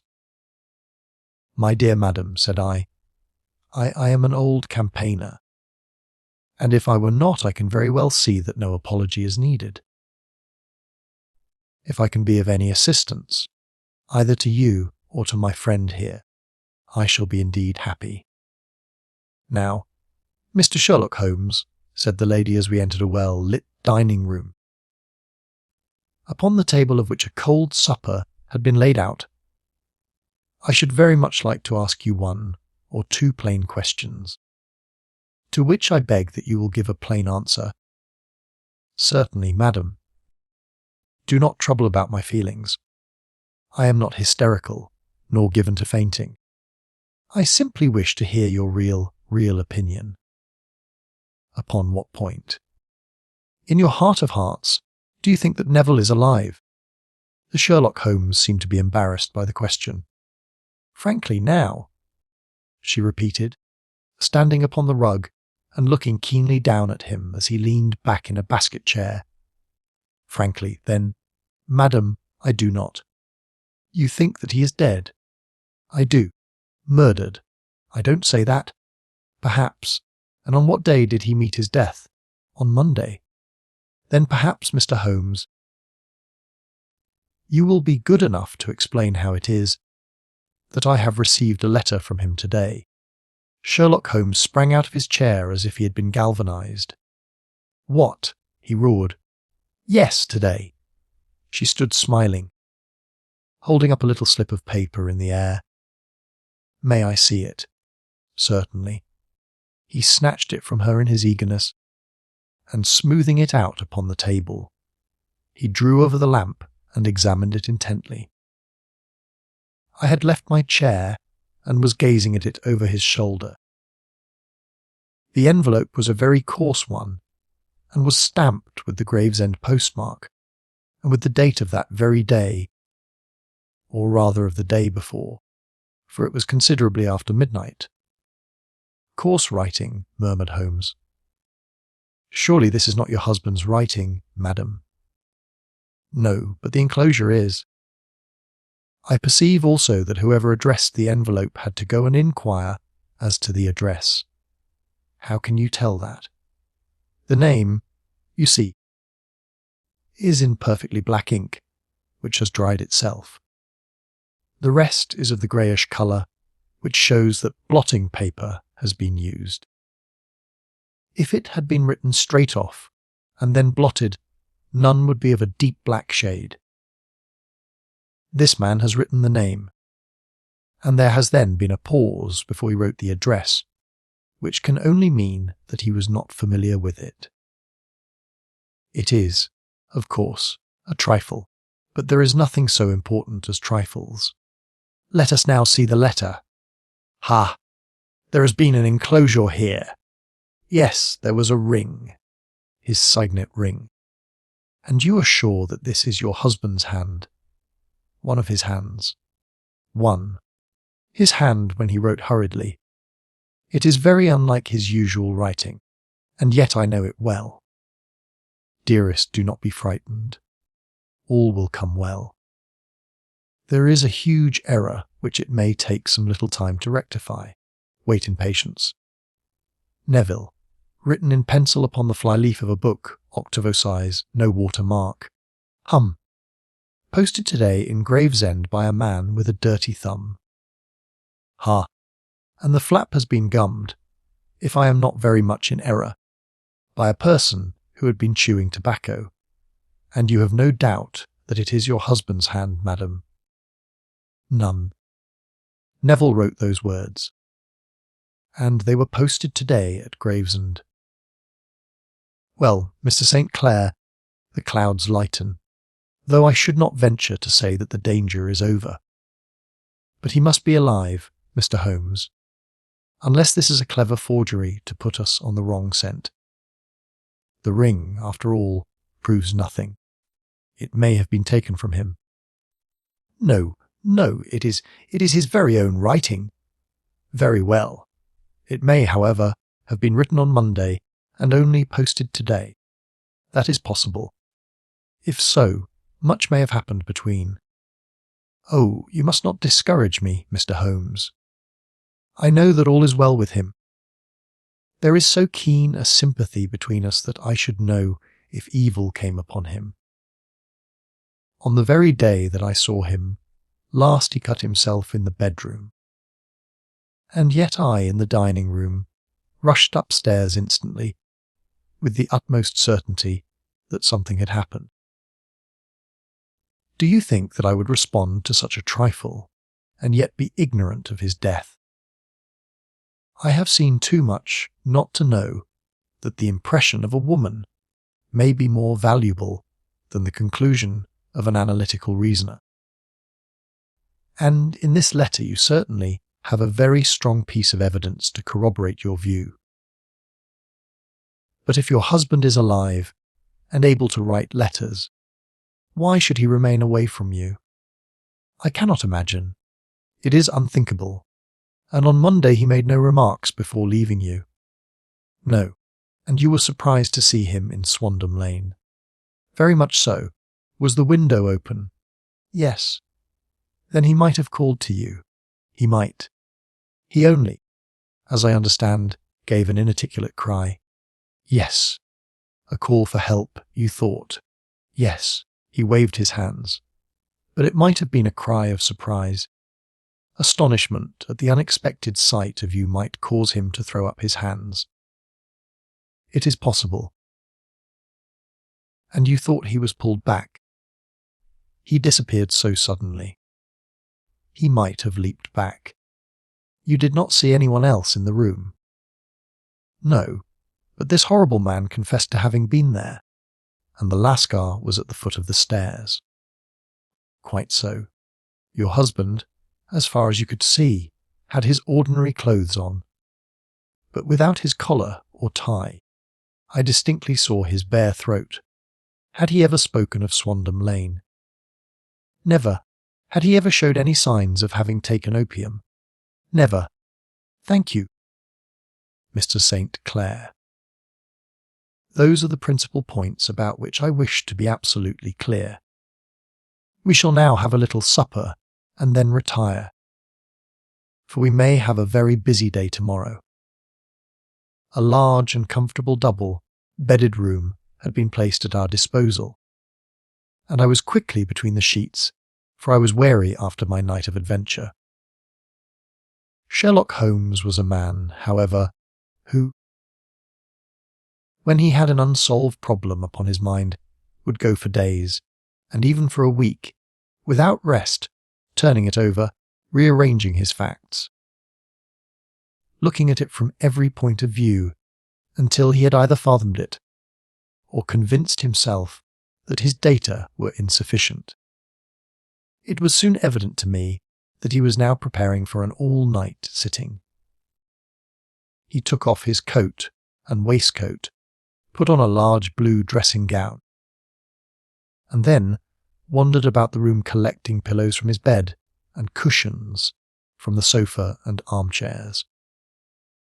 With these he constructed a sort of eastern divan, upon which he perched himself cross-legged, with an ounce of shag tobacco and a box of matches laid out in front of him.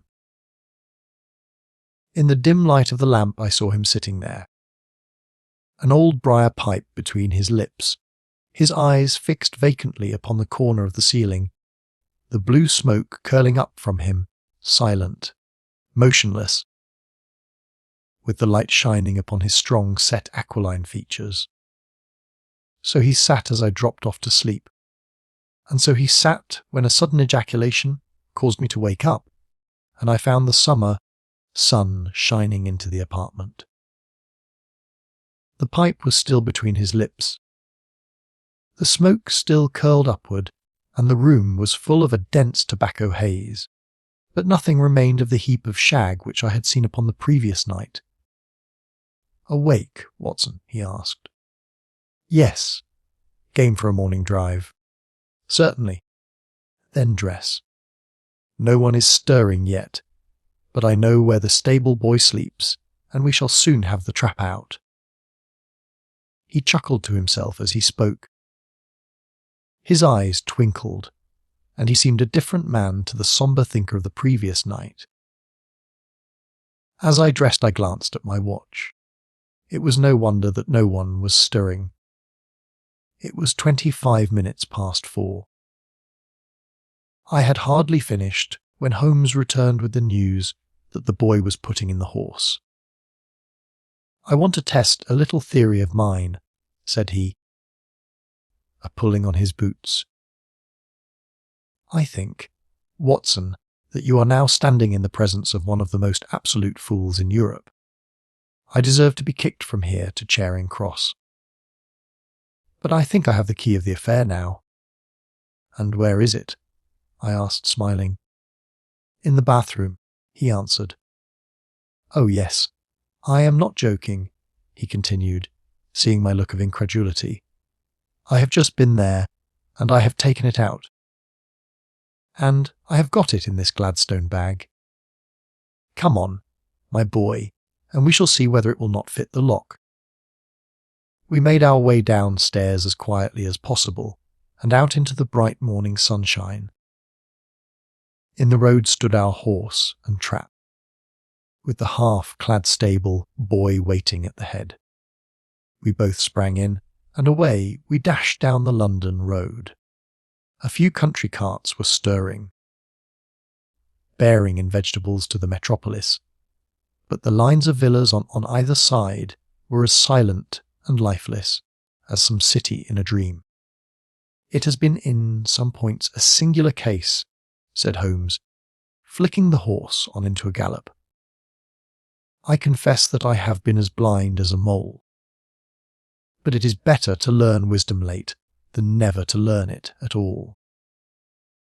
In town, the earliest risers were just beginning to look sleepily from their windows as we drove through the streets of the Surrey side. Passing down the Waterloo Bridge Road, we crossed over the river, and dashing up Wellington Street, wheeled sharply to the right and found ourselves in Bow Street. Sherlock Holmes was well known to the force, and the two constables at the door saluted him. One of them held the horse's head while the other led us in. "Who is on duty?" asked Holmes. "Inspector Bradstreet, sir." "Ah, Bradstreet, how are you?" A tall, stout official had come down the stone-flagged passage, in a peaked cap and frogged jacket. "I wish to have a quiet word with you, Bradstreet." "Certainly, Mr. Holmes. Step into my room here." It was a small, office-like room, with a huge ledger upon the table and a telephone projecting from the wall. The inspector sat down at his desk. "What can I do for you?" "Mr. Holmes, I called about that beggarman, Boone, the one who was charged with being concerned in the disappearance of Mr. Neville St. Clair of Lee." "Yes. He was brought up and remanded for further inquiries." "So I heard. You have him here, in the cells. Is he quiet?" "Oh, he gives no trouble. But he is a dirty scoundrel." "Dirty?" "Yes, it is all we can do to make him wash his hands, and his face is as black as a tinker's. Well, when once his case has been settled, he will have a regular prison bath, and I think, if you saw him, you would agree with me that he needed it. I should like to see him very much." "Would you? That is easily done. Come this way. You can leave your bag." "No, I think that I'll take it." "Very good. Come this way, if you please." He led us down a passage, opened a barred door, passed down a winding stair, and brought us to a whitewashed corridor with a line of doors on each side. "The third on the right is his," said the inspector. "Here it is!" He quietly shot back a panel in the upper part of the door and glanced through. "He is asleep," said he. "You can see him very well." We both put our eyes to the grating. The prisoner lay with his face towards us, in a very deep sleep, breathing slowly and heavily. He was a middle-sized man, coarsely clad, as became his calling, with a coloured shirt protruding through the rent in his tattered coat. He was, as the inspector had said, extremely dirty, but the grime which covered his face could not conceal its repulsive ugliness. A broad wheal from an old scar ran right across it from eye to chin, and by its contraction had turned up one side of the upper lip, so that 3 teeth were exposed in a perpetual snarl. A shock of very bright red hair grew low over his eyes and forehead. "He's a beauty, isn't he?"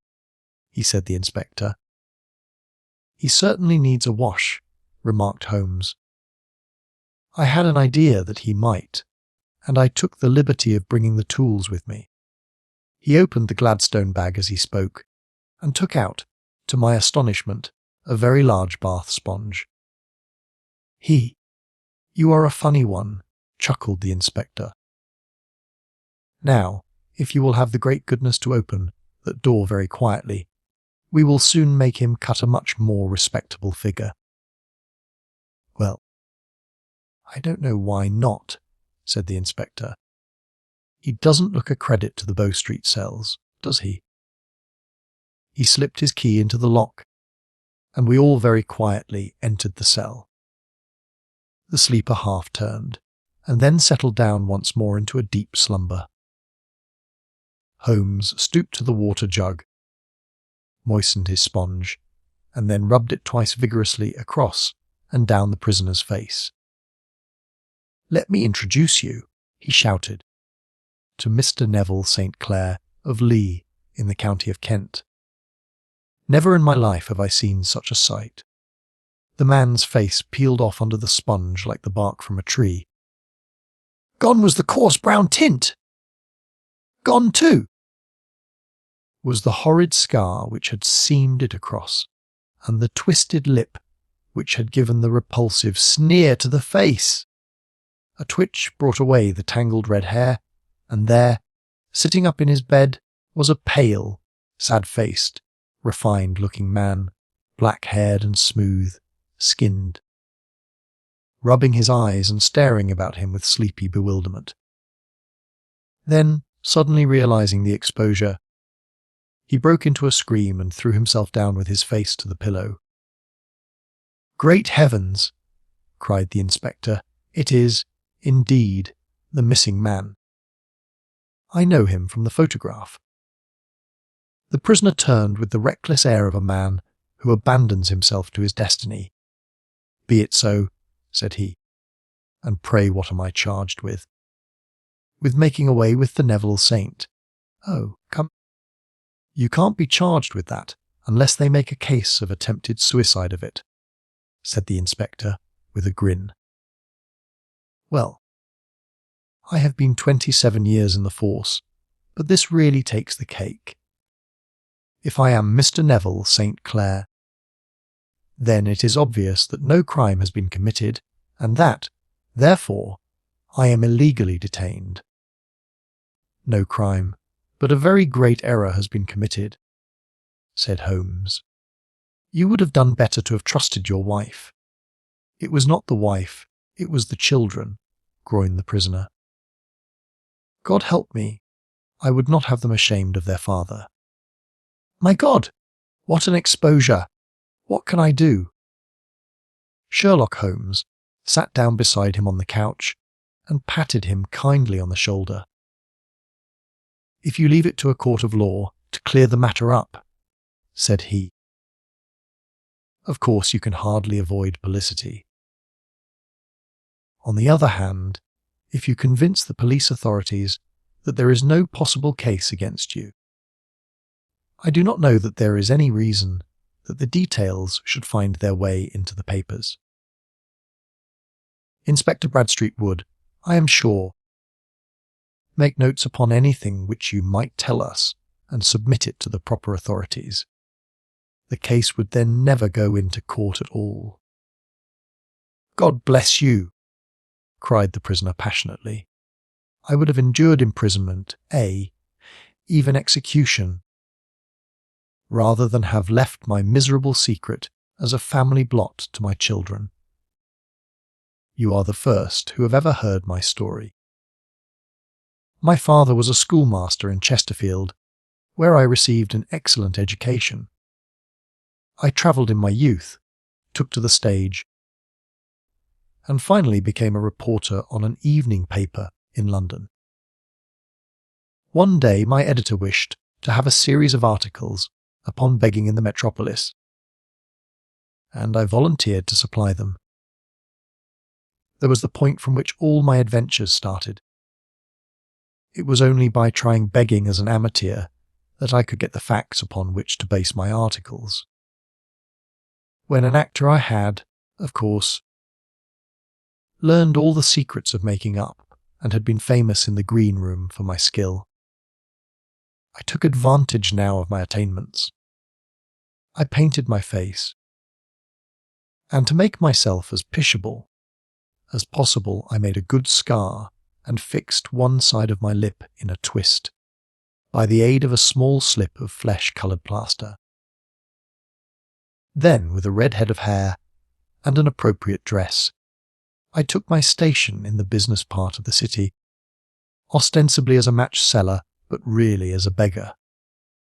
For 7 hours I plied my trade, and when I returned home, in the evening I found my surprise that I had received no less than 26 shillings and 4 pence. I wrote my articles and thought little more of the matter until, some time later, I backed a bill for a friend and had a writ served upon me for £25. I was at my wit's end where to get the money, but a sudden idea came to me. I begged a fortnight's grace from the creditor, asked for a holiday from my employers, and spent the time in begging in the city under my disguise. In 10 days I had the money and had paid the debt. Well, you can imagine how hard it was to settle down to arduous work at £2 a week, when I knew that I could earn as much in a day by smearing my face with a little paint. Laying my cap on the ground and sitting still, it was a long fight between my pride and the money, but the dollars won at last, and I threw up reporting and sat day after day in the corner which I had first chosen, inspiring pity by my ghastly face and filling my pockets with coppers. Only one man knew my secret. He was the keeper of a low den in which I used to lodge in Swandam Lane, where I could every morning emerge as a squalid beggar and in the evenings transform myself into a well-dressed man about town. This fellow, a Lascar, was well paid by me for his rooms, so that I knew that my secret was safe in his possession. Well, very soon I found that I was saving considerable sums of money. I do not mean that any beggar in the streets of London could earn £700 a year, which is less than my average takings.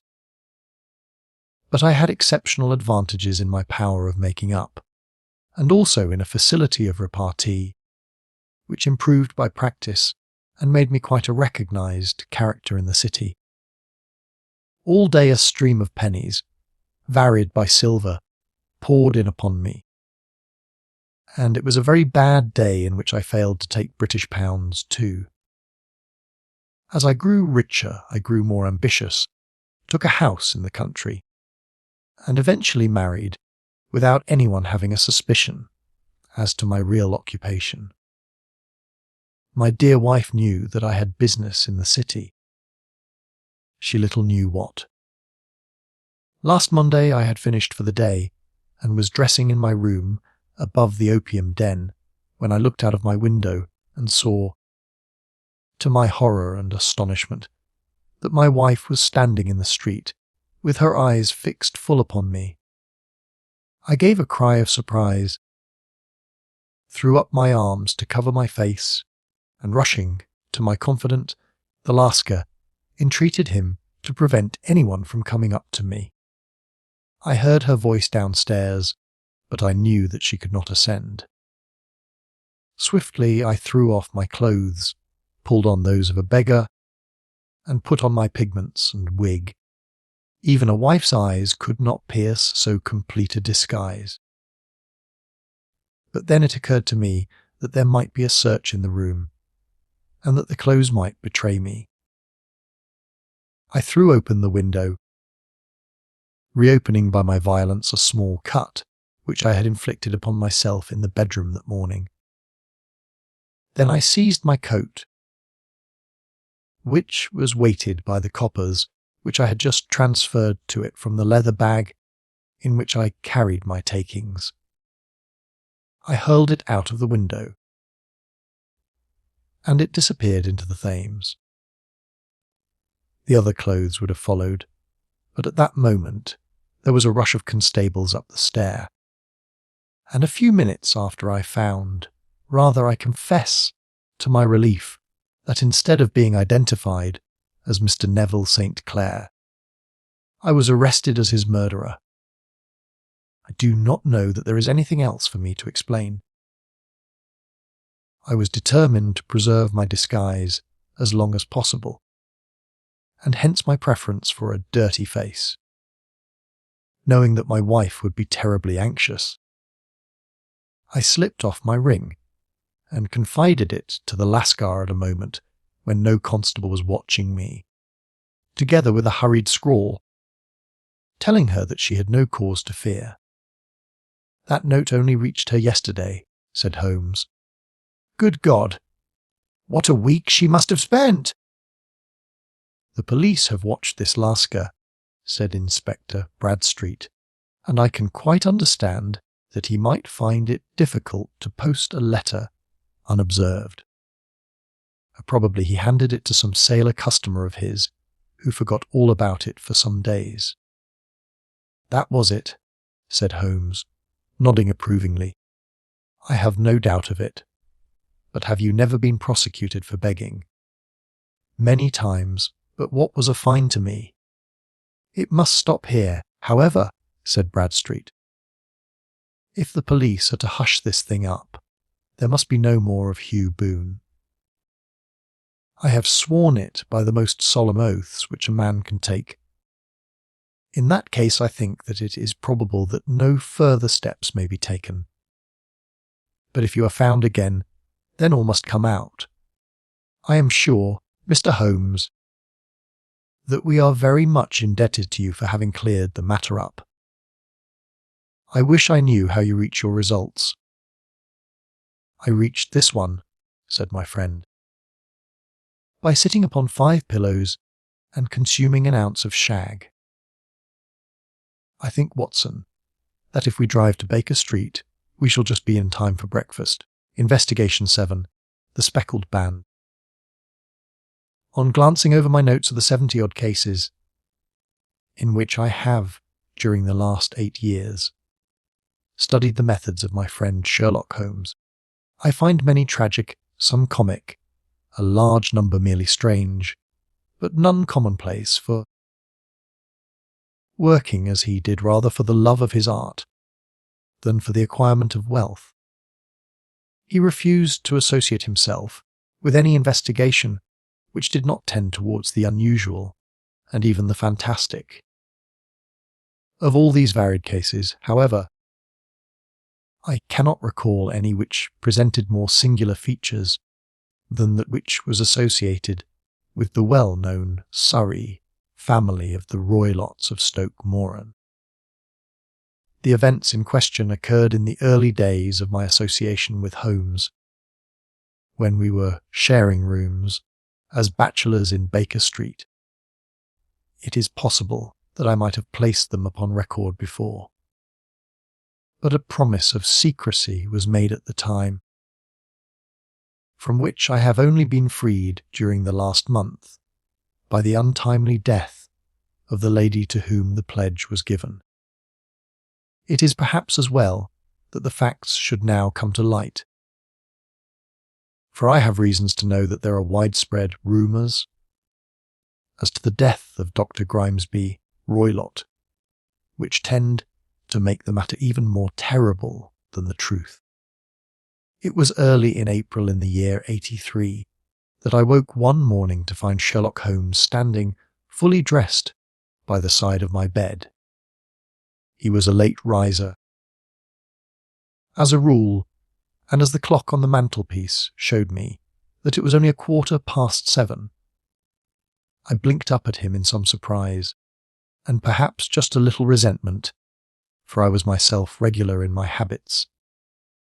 "Very sorry to knock you up, Watson," said he, "but it's the common lot this morning.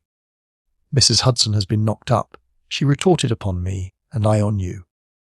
What is it? Then a fire. No, a client.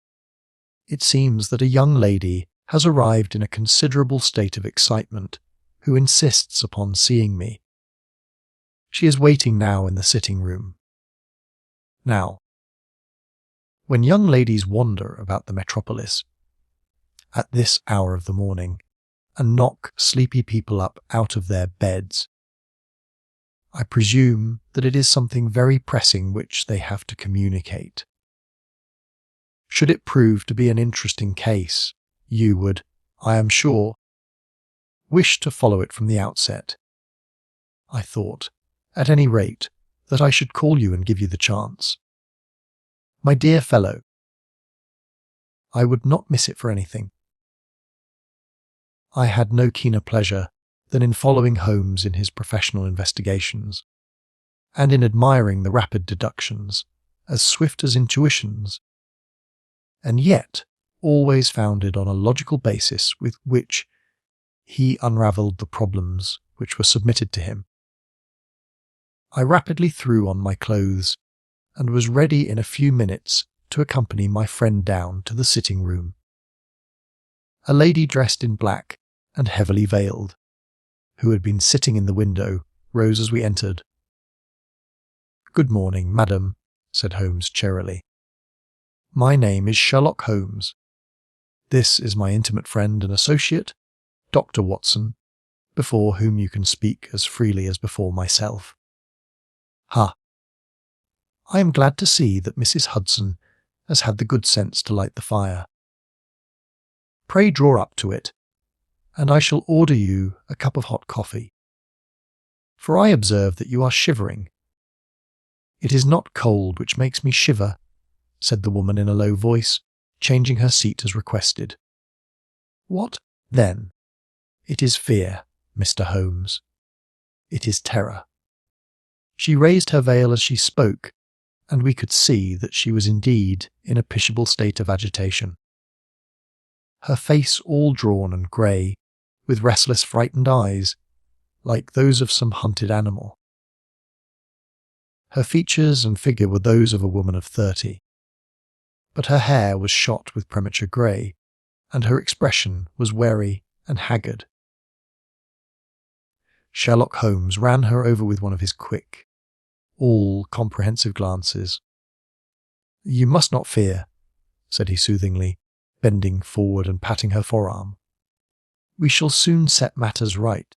I have no doubt. You have come in by train this morning, I see. You know me, then?" "No. But I observe the second half of a return ticket in the palm of your left glove.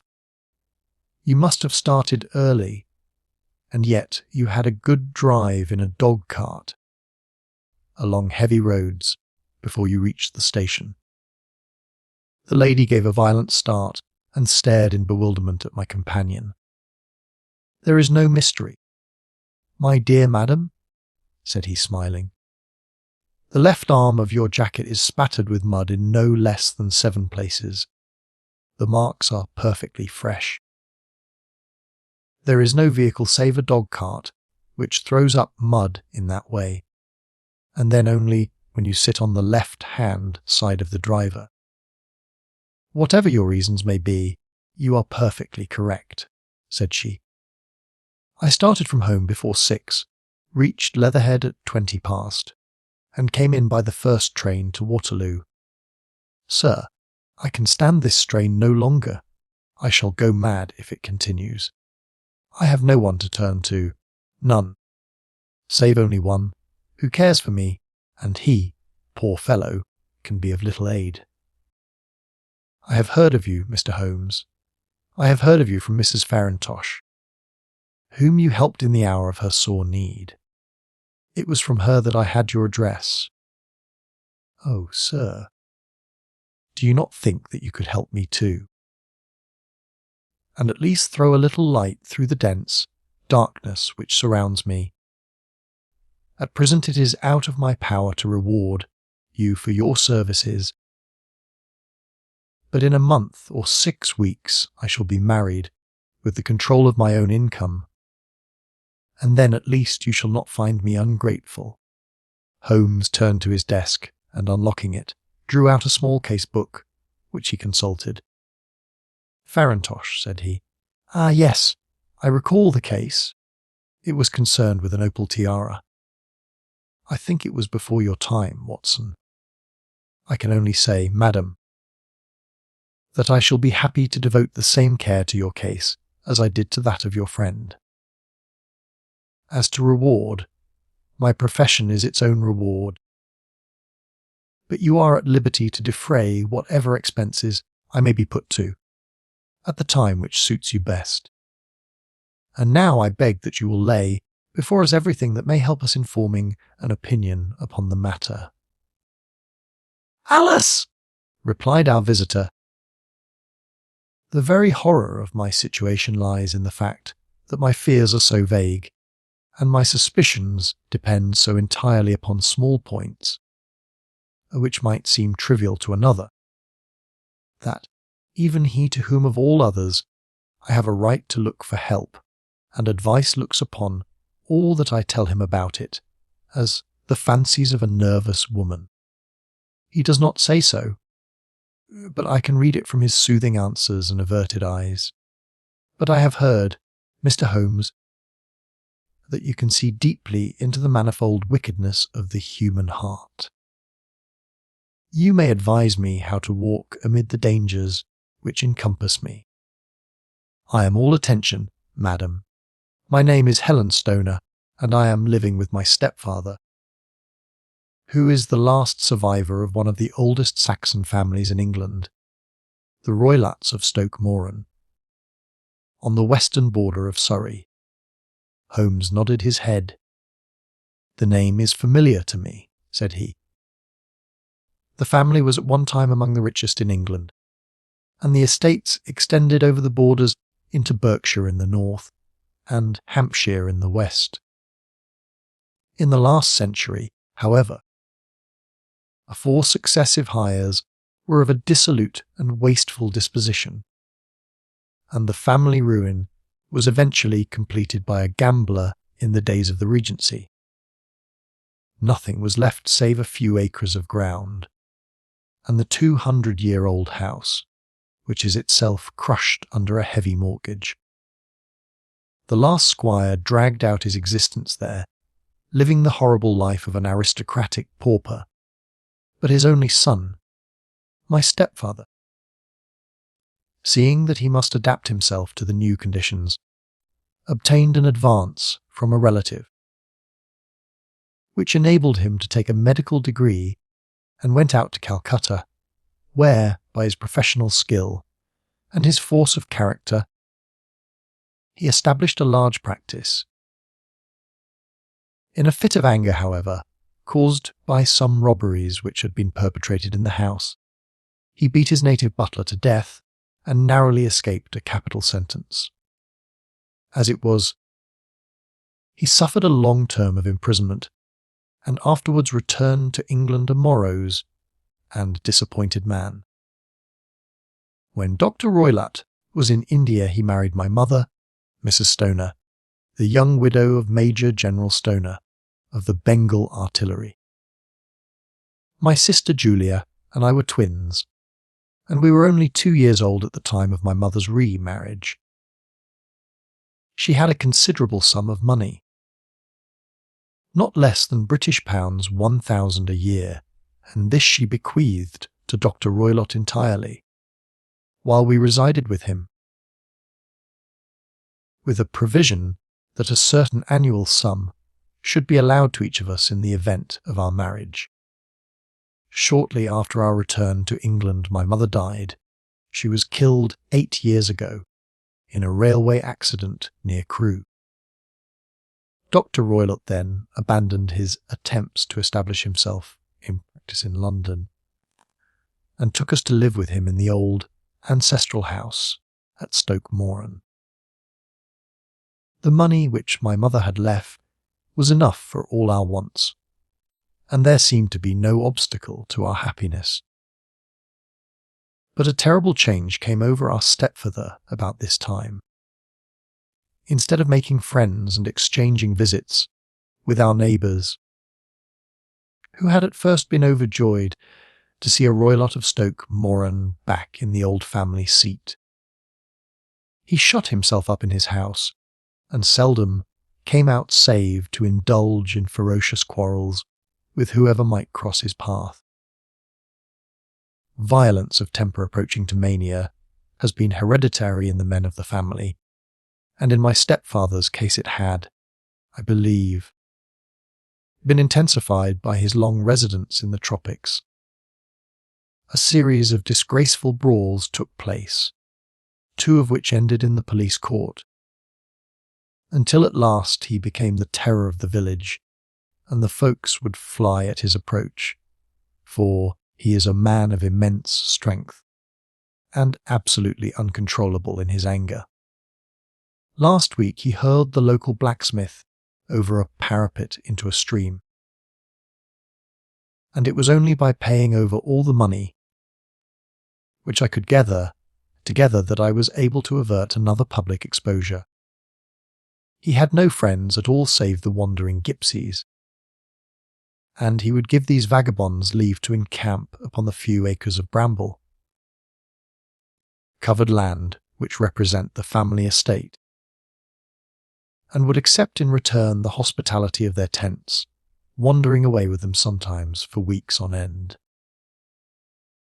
He has a passion also for Indian animals, which are sent over to him by a correspondent, and he has at this moment a cheetah and a baboon, which wander freely over his grounds, and are feared by the villagers almost as much as their master. You can imagine from what I say that my poor sister Julia and I had no great pleasure in our lives. No servant would stay with us, and for a long time we did all the work of the house. She was but 30 at the time of her death, and yet her hair had already begun to whiten, even as mine has. Your sister is dead. Then, she died just 2 years ago, and it is of her death that I wish to speak to you. You can understand that, living the life which I have described, we were little likely to see anyone of our own age and position. We had, however, an aunt, my mother's maiden sister, Miss Honoria Westfield, who lives near Harrow, and we were occasionally allowed to pay short visits at this lady's house. Julia went there at Christmas 2 years ago, and met there a half-pay Major of Marines, to whom she became engaged. My stepfather learned of the engagement when my sister returned and offered no objection to the marriage. But within a fortnight of the day which had been fixed for the wedding, the terrible event occurred which has deprived me of my only companion. Sherlock Holmes had been leaning back in his chair with his eyes closed and his head sunk in a cushion, but he half opened his lids now and glanced across at his visitor. "Pray be precise as to details," said he. "It is easy for me to be so, for every event of that dreadful time is seared into my memory. The manor house is, as I have already said, very old, and only one wing is now inhabited. The bedrooms in this wing are on the ground floor, the sitting rooms being in the central block of the buildings. Of these bedrooms, the first is Dr. Roylott's, the second my sister's, and the third my own. There is no communication between them, but they all open out into the same corridor. Do I make myself plain? Perfectly so. The windows of the 3 rooms open out upon the lawn. That fatal night Dr. Roylott had gone to his room early, though we knew that he had not retired to rest, for my sister was troubled by the smell of the strong Indian cigars, which it was his custom to smoke. She left her room, therefore, and came into mine, where she sat for some time, chatting about her approaching wedding. At 11 o'clock she rose to leave me, but she paused at the door and looked back.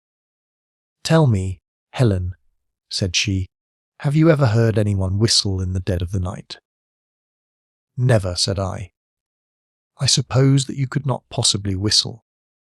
Yourself, in your sleep? Certainly not. But why? Because during the last few nights I have always, about 3 in the morning, heard a low, clear whistle. I am a light sleeper, and it has awakened me. I cannot tell where it came from, perhaps from the next room, perhaps from the lawn.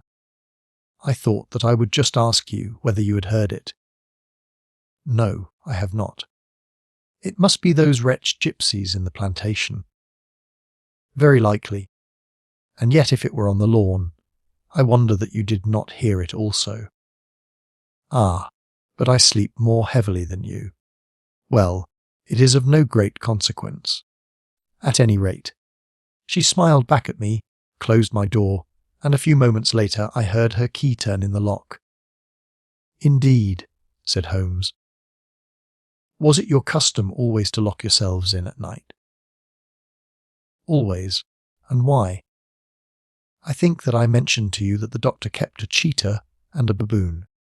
We had no feeling of security unless our doors were locked. Quite so. Pray proceed with your statement. I could not sleep that night. A vague feeling of impending misfortune impressed me. My sister and I, you will recollect, were twins. And you know how subtle are the links which bind two souls which are so closely allied. It was a wild night. The wind was howling outside, and the rain was beating and splashing against the windows. Suddenly, amid all the hubbub of the gale, there burst forth the wild scream of a terrified woman. I knew that it was my sister's voice. I sprang from my bed, wrapped a shawl round me, and then rushed into the corridor. As I opened my door, I seemed to hear a low whistle, such as my sister described, and a few moments later a clanging sound, as if a mass of metal had fallen. As I ran down the passage, my sister's door was unlocked and revolved slowly upon its hinges. I stared at it horror-stricken, not knowing what was about to issue from it. By the light of the corridor lamp, I saw my sister appear at the opening. Her face blanched with terror, her hands groping for help, her whole figure swaying to and from like that of a drunkard.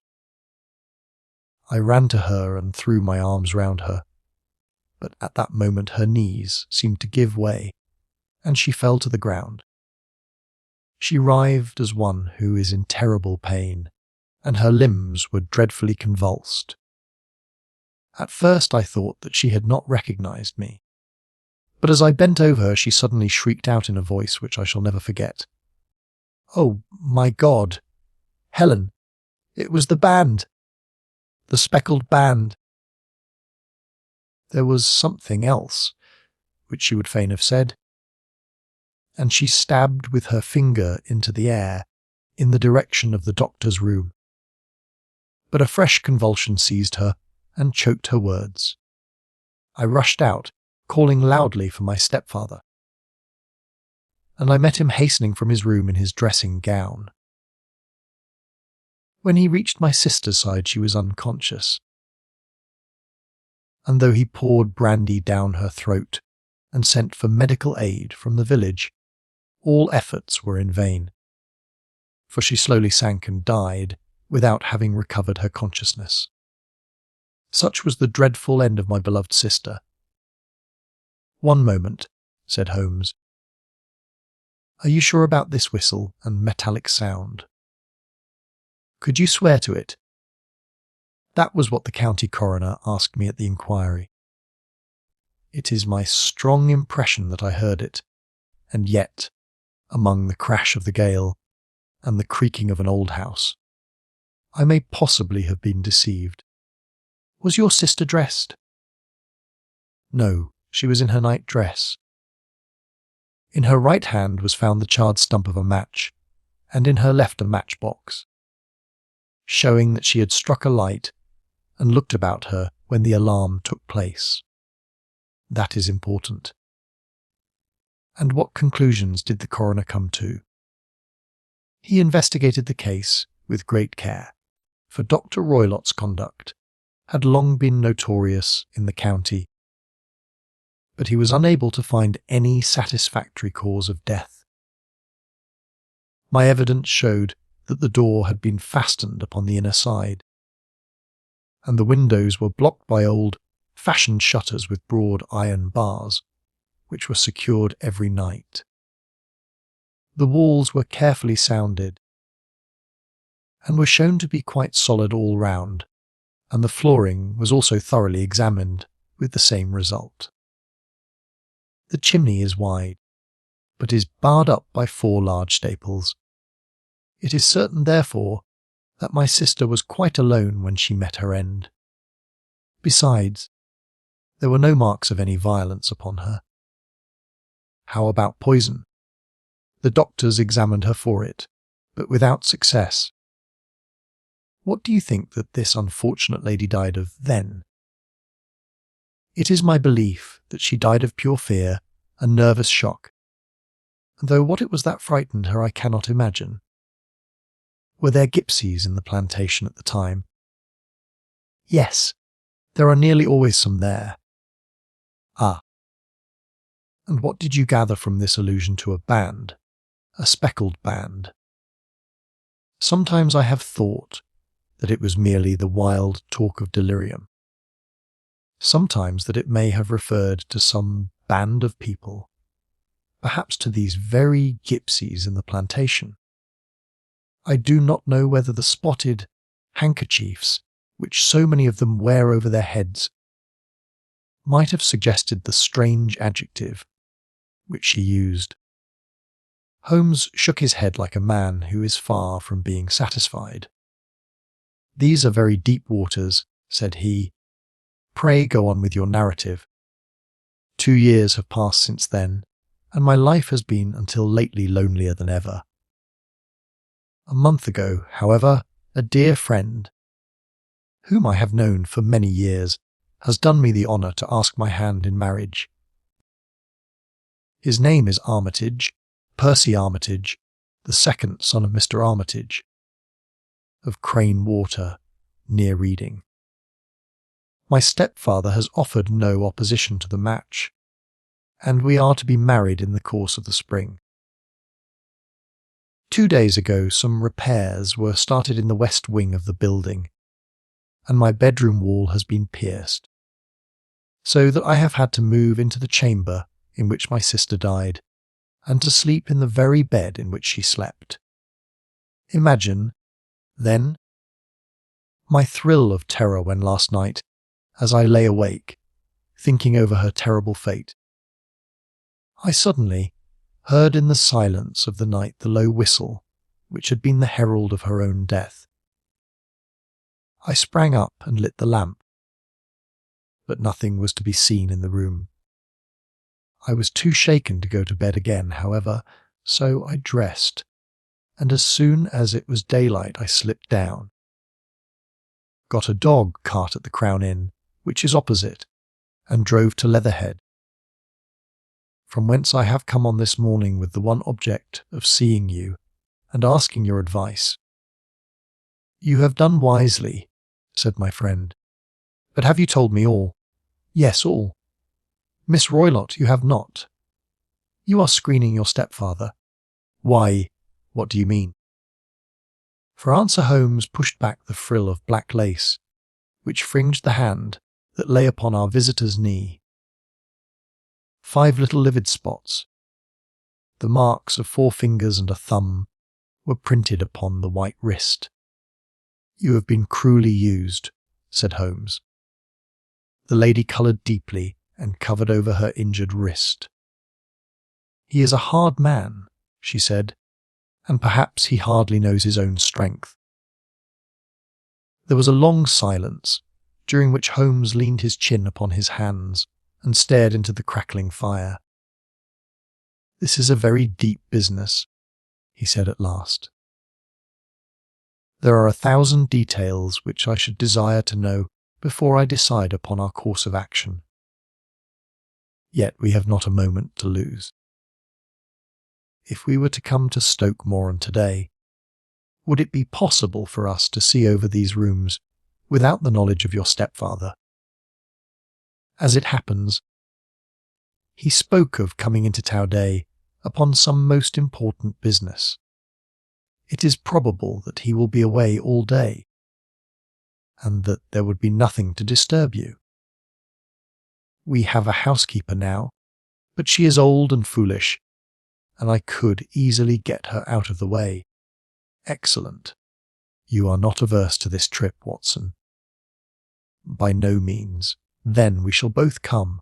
What are you going to do yourself? I have one or two things which I would wish to do now that I am in town. But I shall return by the 12 o'clock train, so as to be there in time for your coming, and you may expect us early in the afternoon. I have myself some small business matters to attend to. Will you not wait and breakfast? No, I must go. My heart is lightened already, since I have confided my trouble to you. I shall look forward to seeing you again this afternoon. She dropped her thick black veil over her face and glided from the room. And what do you think of it all, Watson? Asked Sherlock Holmes, leaning back in his chair. It seems to me to be a most dark and sinister business. Dark enough and sinister enough. Yet if the lady is correct in saying that the flooring and walls are sound, and that the door, window, and chimney are impassable, then her sister must have been undoubtedly alone when she met her mysterious end. What becomes, then, of these nocturnal whistles, and what of the very peculiar words of the dying woman? I cannot think. When you combine the ideas of whistles at night, the presence of a band of gypsies who are on intimate terms with this old doctor, the fact that we have every reason to believe that the doctor has an interest in preventing his stepdaughter's marriage, the dying allusion to a band, and, finally, the fact that Miss Healan-Stoner heard a metallic clang, which might have been caused by one of those metal bars that secured the shutters falling back into its place. I think that there is good ground to think that the mystery may be cleared along those lines. But what, then, did the gypsies do? I cannot imagine. I see many objections to any such theory, and so do I. It is precisely for that reason that we are going to Stoke Moran this day. I want to see whether the objections are fatal, or if they may be explained away. But what in the name of the devil? The ejaculation had been drawn from my companion by the fact that our door had been suddenly dashed open, and that a huge man had framed himself in the aperture. His costume was a peculiar mixture of the professional and of the agricultural. Having a black top hat, a long frock coat, and a pair of high gaiters, with a hunting crop swinging in his hand. So tall was he that his hat actually brushed the crossbar of the doorway, and his breadth seemed to span it across from side to side. A large face, seared with 1,000 wrinkles, burned yellow with the sun, and marked with every evil passion, was turned from one to the other of us, while his deep-set, bile-shot eyes and his high, thin, fleshless nose gave him somewhat the resemblance to a fierce old bird of prey. "Which of you is Holmes?" asked this apparition. "My name, sir, but you have the advantage of me," said my companion quietly. "I am Dr. Grimesby Roylott, of Stoke Moran." "Indeed, doctor," said Holmes blandly. "Pray take a seat." "I will do nothing of the kind. My stepdaughter has been here. I have traced her." "What has she been saying to you?" "It is a little cold for the time of the year," said Holmes. "What has she been saying to you?" screamed the old man furiously. "But I have heard that the crocuses promise well. continued my companion imperturbably. "Ha! You put me off, do you?" said our new visitor, taking a step forward and shaking his hunting crop. "I know you, you scoundrel! I have heard of you before. You are Holmes." "The meddler," my friend smiled. "Holmes the busybody," his smile broadened. "Holmes the Scotland Yard Jack in office." Holmes chuckled heartily. "Your conversation is most entertaining," said he. "When you go out, close the door, for there is a decided draught. I will go when I have had my say. Don't you dare to meddle with my affairs. I know that Miss Stone has been here." "I traced her. I am a dangerous man to fall full of. See here." He stepped swiftly forward, seized the poker, and bent it into a curve with his huge brown hands. "See that you keep yourself out of my grip," he snarled, and hurling the twisted poker into the fireplace, he strode out of the room. "He seems a very amiable person," said Holmes, laughing. I am not quite so bulky, but if he had remained, I might have shown him that my grip was not much more feeble than his own. As he spoke, he picked up the steel poker and, with a sudden effort, straightened it out again. Fancy his having the insolence to confound me with the official detective force. This incident gives zest to our investigation, however, and I only trust that our little friend will not suffer from her imprudence in allowing this brute to trace her. And now, Watson, we shall order breakfast, and afterwards I shall walk down to Doctors' Commons, where I hope to get some data which may help us in this matter. It was nearly 1 o'clock when Sherlock Holmes returned from his excursion. He held in his hand a sheet of blue paper, scrawled over with notes and figures. "I have seen the will of the deceased wife," said he. "To determine its exact meaning, I have been obliged to work out the present prices of the investments with which it is concerned. The total income, which at the time of the wife's death was little short of British pounds 100, is now, through the fall in agricultural prices, not more than British pounds 750. Each daughter can claim an income of British pounds 250 in case of marriage.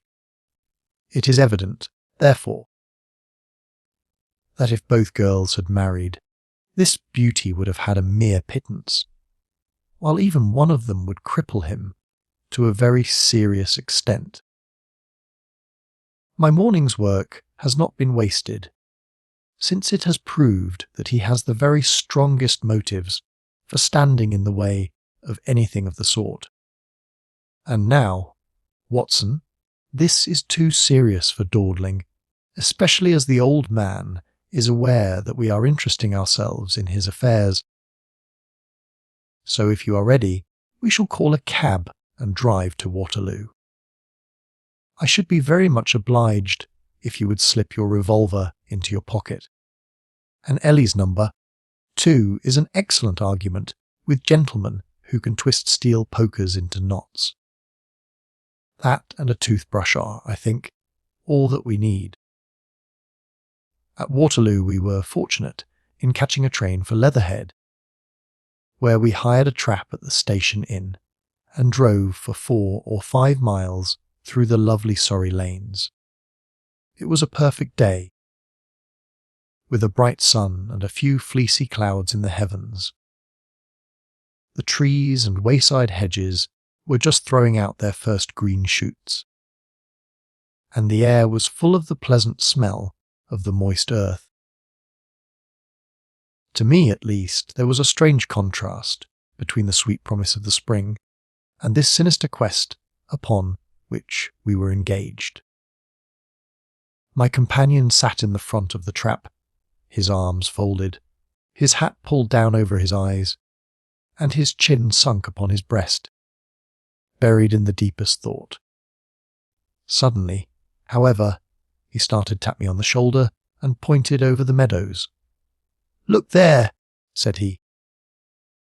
A heavily timbered park stretched up in a gentle slope, thickening into a grove at the highest point. From amid the branches there jutted out the grey gables and high roof tree of a very old mansion. "Stoke Moran," said he. "Yes, sir." "That be the house of Dr. Grimesby Roylott," remarked the driver.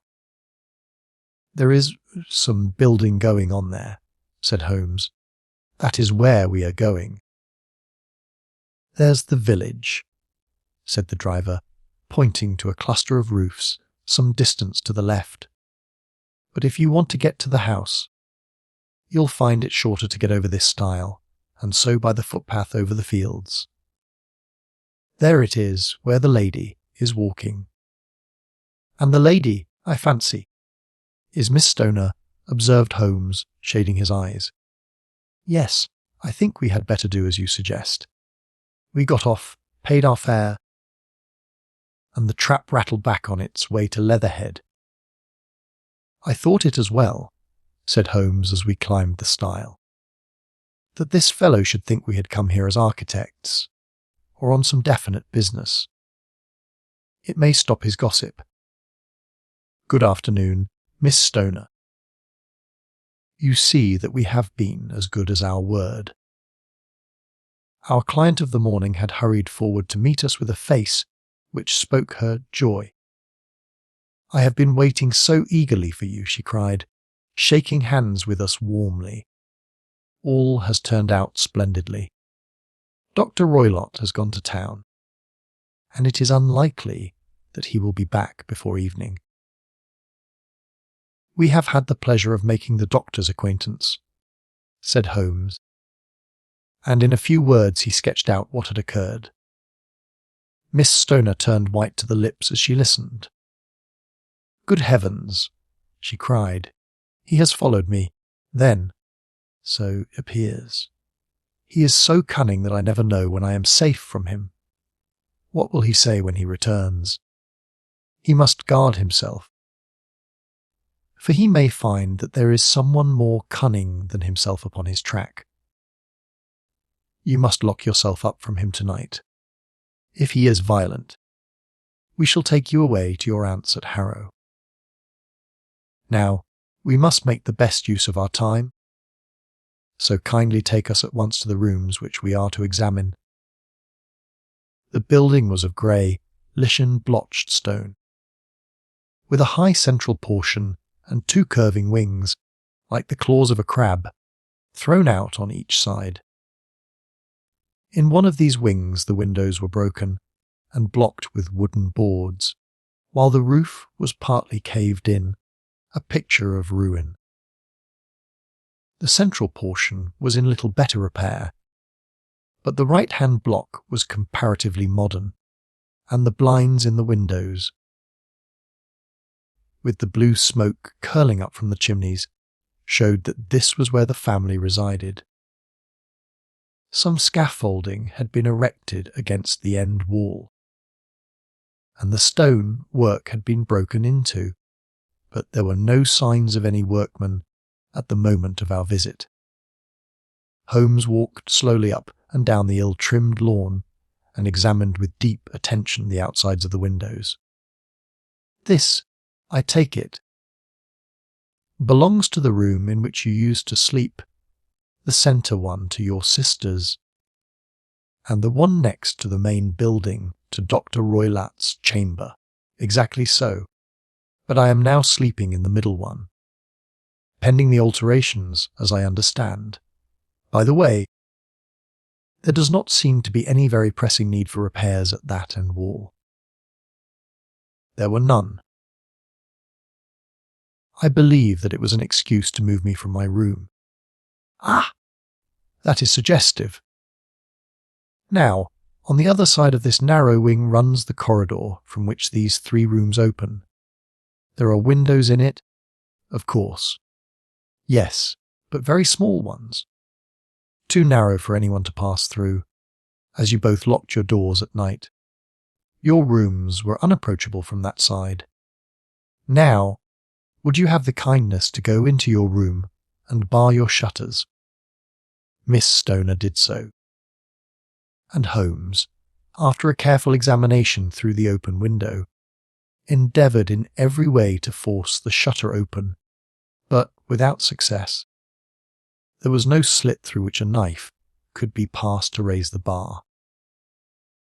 Then with his lens he tested the hinges, but they were of solid iron, built firmly into the massive masonry. "Hum," said he, scratching his chin in some perplexity, "my theory certainly presents some difficulties. No one could pass these shutters if they were bolted. Well, we shall see if the inside throws any light upon the matter." A small side door led into the whitewashed corridor from which the 3 bedrooms opened. Holmes refused to examine the 3rd chamber, so we passed at once to the 2nd, that in which Miss Stoner was now sleeping, and in which her sister had met with her fate. It was a homely little room, with a low ceiling and a gaping fireplace, after the fashion of old country houses. A brown chest of drawers stood in one corner, a narrow white counterpaned bed in another, and a dressing table on the left hand side of the window.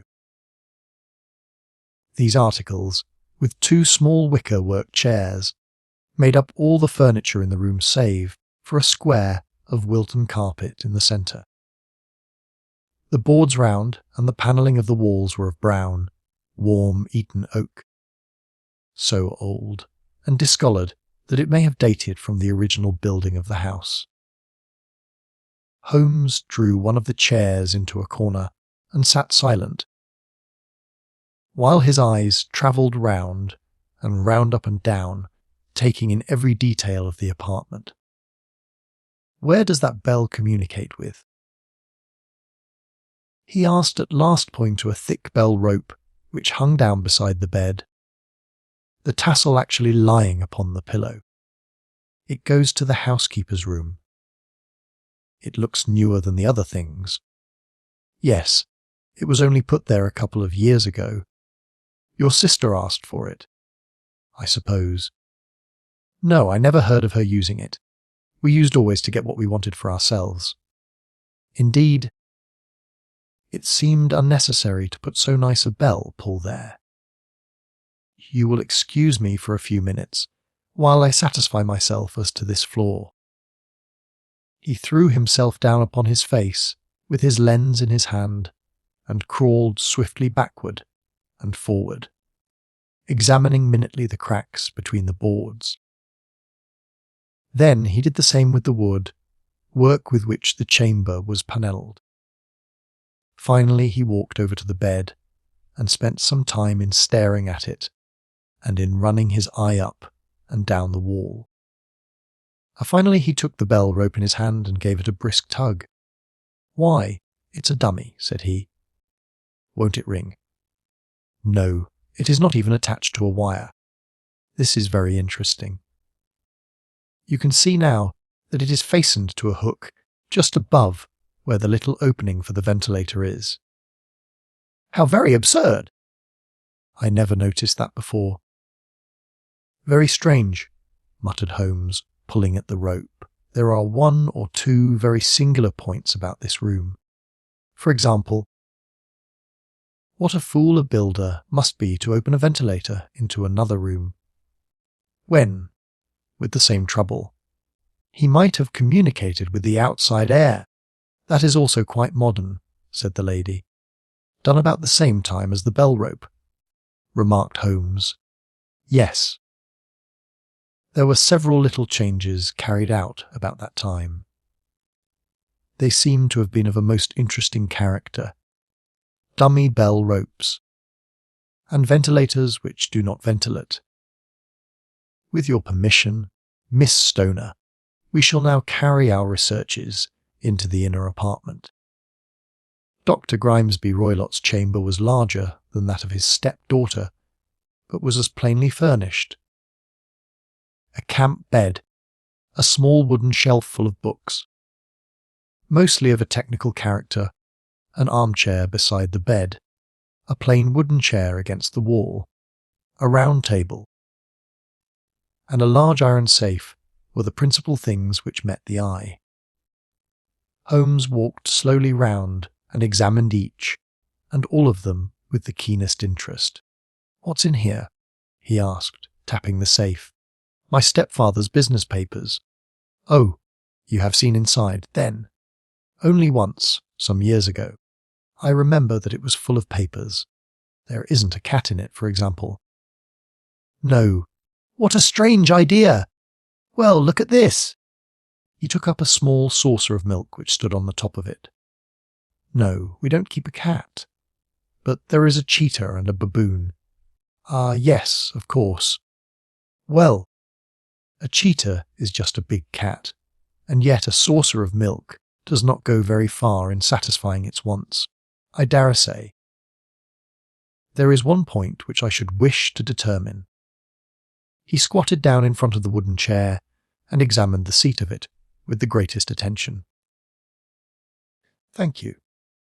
That is quite settled," said he, rising and putting his lens in his pocket.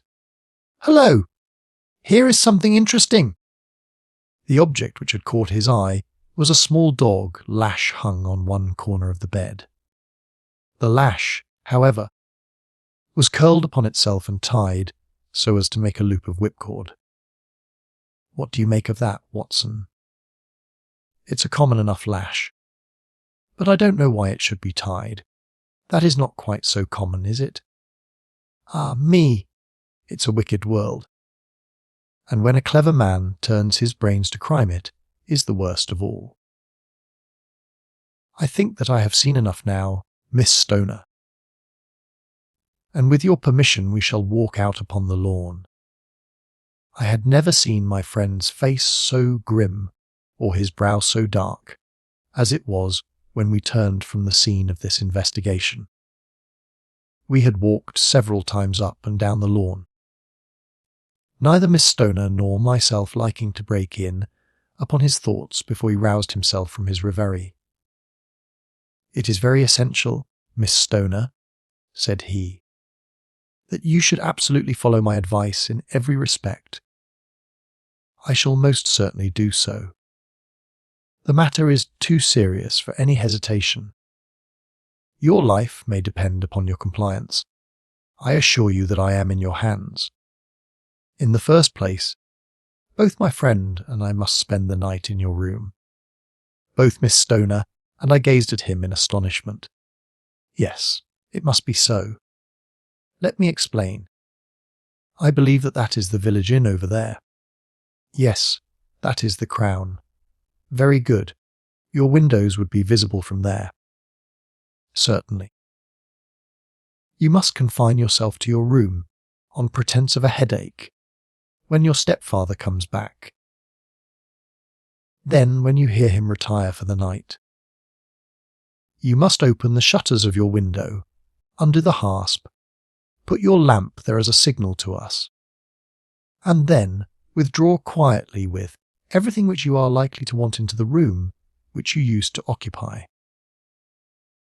I have no doubt that, in spite of the repairs, you could manage there for one night." "Oh, yes, easily. The rest you will leave in our hands." "But what will you do?" "We shall spend the night in your room, and we shall investigate the cause of this noise which has disturbed you.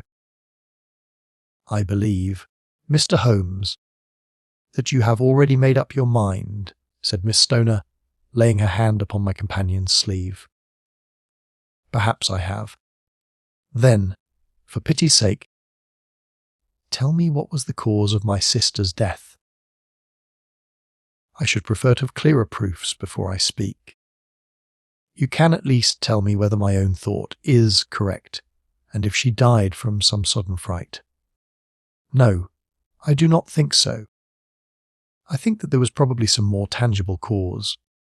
And now, Miss Stoner, we must leave you, for if Dr. Roylott returned and saw us, our journey would be in vain. Goodbye, and be brave, for if you will do what I have told you, you may rest assured that we shall soon drive away the dangers that threaten you. Sherlock Holmes, and I had no difficulty in engaging a bedroom and sitting room at the Crown Inn. They were on the upper floor, and from our window we could command a view of the Avenue Gate and of the inhabited wing of Stoke Moran Manor House. At dusk, we saw Dr. Grimesby Roylott drive past, his huge form looming up beside the little figure of the lad who drove him. The boy had some slight difficulty in undoing the heavy iron gates, and we heard the hoarse roar of the doctor's voice and saw the fury with which he shook his clenched fists at him.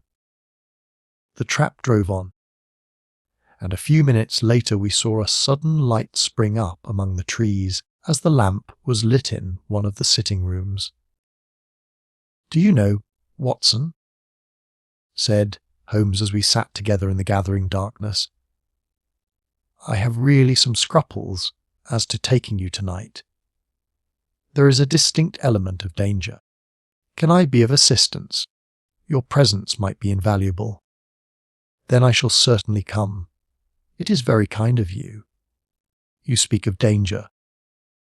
You have evidently seen more in these rooms than was visible to me."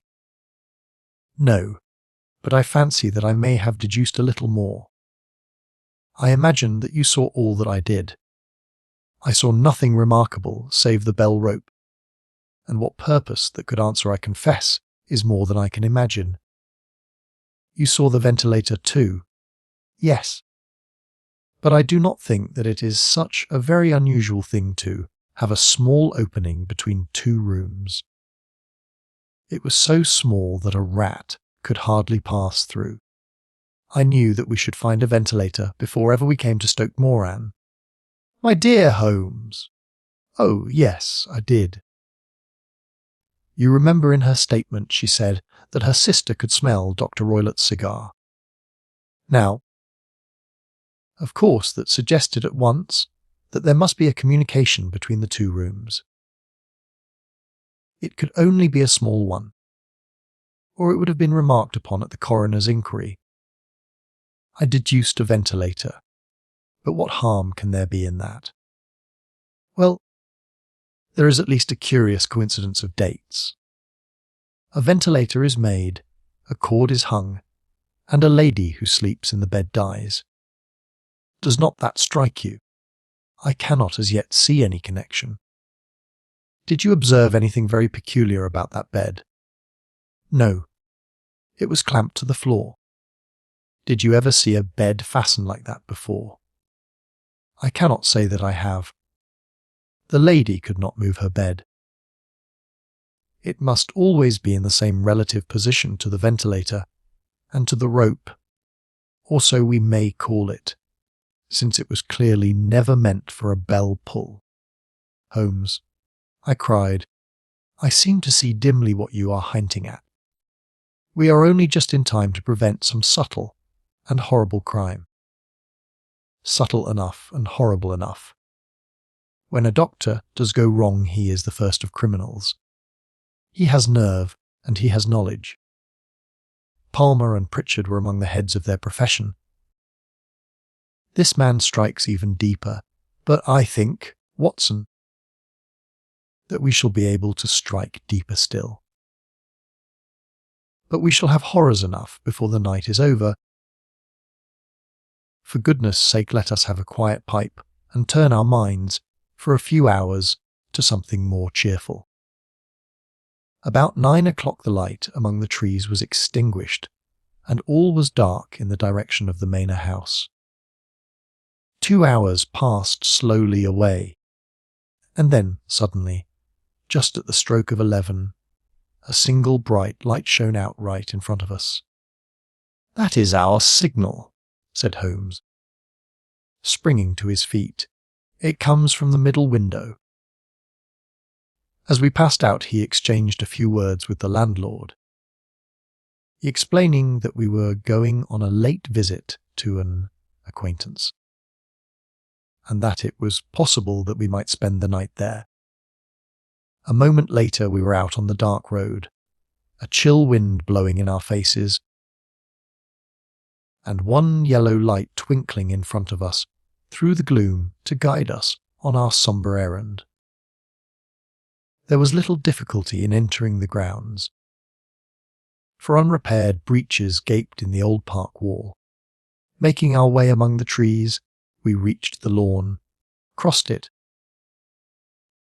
and were about to enter through the window, when out from a clump of laurel bushes there darted what seemed to be a hideous and distorted child, who threw itself upon the grass with writhing limbs and then ran swiftly across the lawn into the darkness. "My God!" I whispered. "Did you see it?" Holmes was for the moment as startled as I. His hand closed like a vice upon my wrist in his agitation. Then he broke into a low laugh and put his lips to my ear. "It is a nice household," he murmured. "That is the baboon." I had forgotten the strange pets which the doctor affected. There was a cheetah, too. Perhaps we might find it upon our shoulders at any moment. I confess that I felt easier in my mind when, after following Holmes' example and slipping off my shoes, I found myself inside the bedroom. My companion noiselessly closed the shutters, moved the lamp onto the table, and cast his eyes round the room. All was as we had seen it in the daytime. Then, creeping up to me and making a trumpet of his hand, he whispered into my ear again so gently that it was all that I could do to distinguish the words. The least sound would be fatal to our plans. I nodded to show that I had heard. "We must sit without light. He would see it through the ventilator." I nodded again. "Do not go asleep. Your very life may depend upon it. Have your pistol ready in case we should need it. I will sit on the side of the bed, and you in that chair." I took out my revolver and laid it on the corner of the table. Holmes had brought up a long, thin cane, and this he placed upon the bed beside him. By it he laid the box of matches and the stump of a candle. Then he turned down the lamp, and we were left in darkness. How shall I ever forget that dreadful vigil? I could not hear a sound, not even the drawing of a breath, and yet I knew that my companion sat open-eyed, within a few feet of me, in the same state of nervous tension in which I was myself. The shutters cut off the least ray of light, and we waited in absolute darkness. From outside came the occasional cry of a night bird, and once at our very window a long-drawn cat-like whine, which told us that the cheetah was indeed at liberty. Far away we could hear the deep tones of the parish clock, which boomed out every quarter of an hour. How long they seemed, those quarters! 12 struck, and 1 and 2 and 3. And still we sat waiting silently for whatever might befall. Suddenly there was the momentary gleam of a light up in the direction of the ventilator, which vanished immediately, but was succeeded by a strong smell of burning oil and heated metal. Someone in the next room had lit a dark lantern. I heard a gentle sound of movement, and then all was silent once more, though the smell grew stronger. For half an hour I sat with straining ears. Then suddenly another sound became audible, a very gentle, soothing sound, like that of a small jet of steam escaping continually from a kettle. The instant that we heard it, Holmes sprang from the bed, struck a match, and lashed furiously with his cane at the bell pull. "You see it, Watson," he yelled. "You see it." But I saw nothing. At the moment when Holmes struck the light I heard a low, clear whistle, but the sudden glare flashing into my wary eyes made it impossible for me to tell what it was at which my friend lashed so savagely. I could, however, see that his face was deadly pale and filled with horror and loathing. He had ceased to strike and was gazing up at the ventilator when suddenly there broke from the silence of the night the most horrible cry to which I have ever listened. It swelled up louder and louder, a hoarse yell of pain and fear and anger all mingled in the one dreadful shriek. They say that away down in the village, and even in the distant parsonage, that cry raised the sleepers from their beds. It struck cold to our hearts, and I stood gazing at Holmes, and he at me, until the last echoes of it had died away into the silence from which it rose. "What can it mean?" I gasped. "It means that it is all over," Holmes answered, "and perhaps, after all, it is for the best. Take your pistol, and we will enter Dr. Roylott's room." With a grave face, he lit the lamp and led the way down the corridor. Twice he struck at the chamber door without any reply from within. Then he turned the handle and entered, I at his heels, with the cocked pistol in my hand. It was a singular sight which met our eyes. On the table stood a dark lantern with the shutter half open, throwing a brilliant beam of light upon the iron safe, the door of which was ajar. Beside this table, on the wooden chair, sat Dr. Grimesby Roylott clad in a long grey dressing gown, his bare ankles protruding beneath, and his feet thrust into red heelless Turkish slippers. Across his lap lay the short, stock with the long lash, which we had noticed during the day. His chin was cocked upward, and his eyes were fixed in a dreadful, rigid stare at the corner of the ceiling. Round his brow he had a peculiar yellow band, with brownish speckles which seemed to be bound tightly round his head. As we entered he made neither sound nor motion.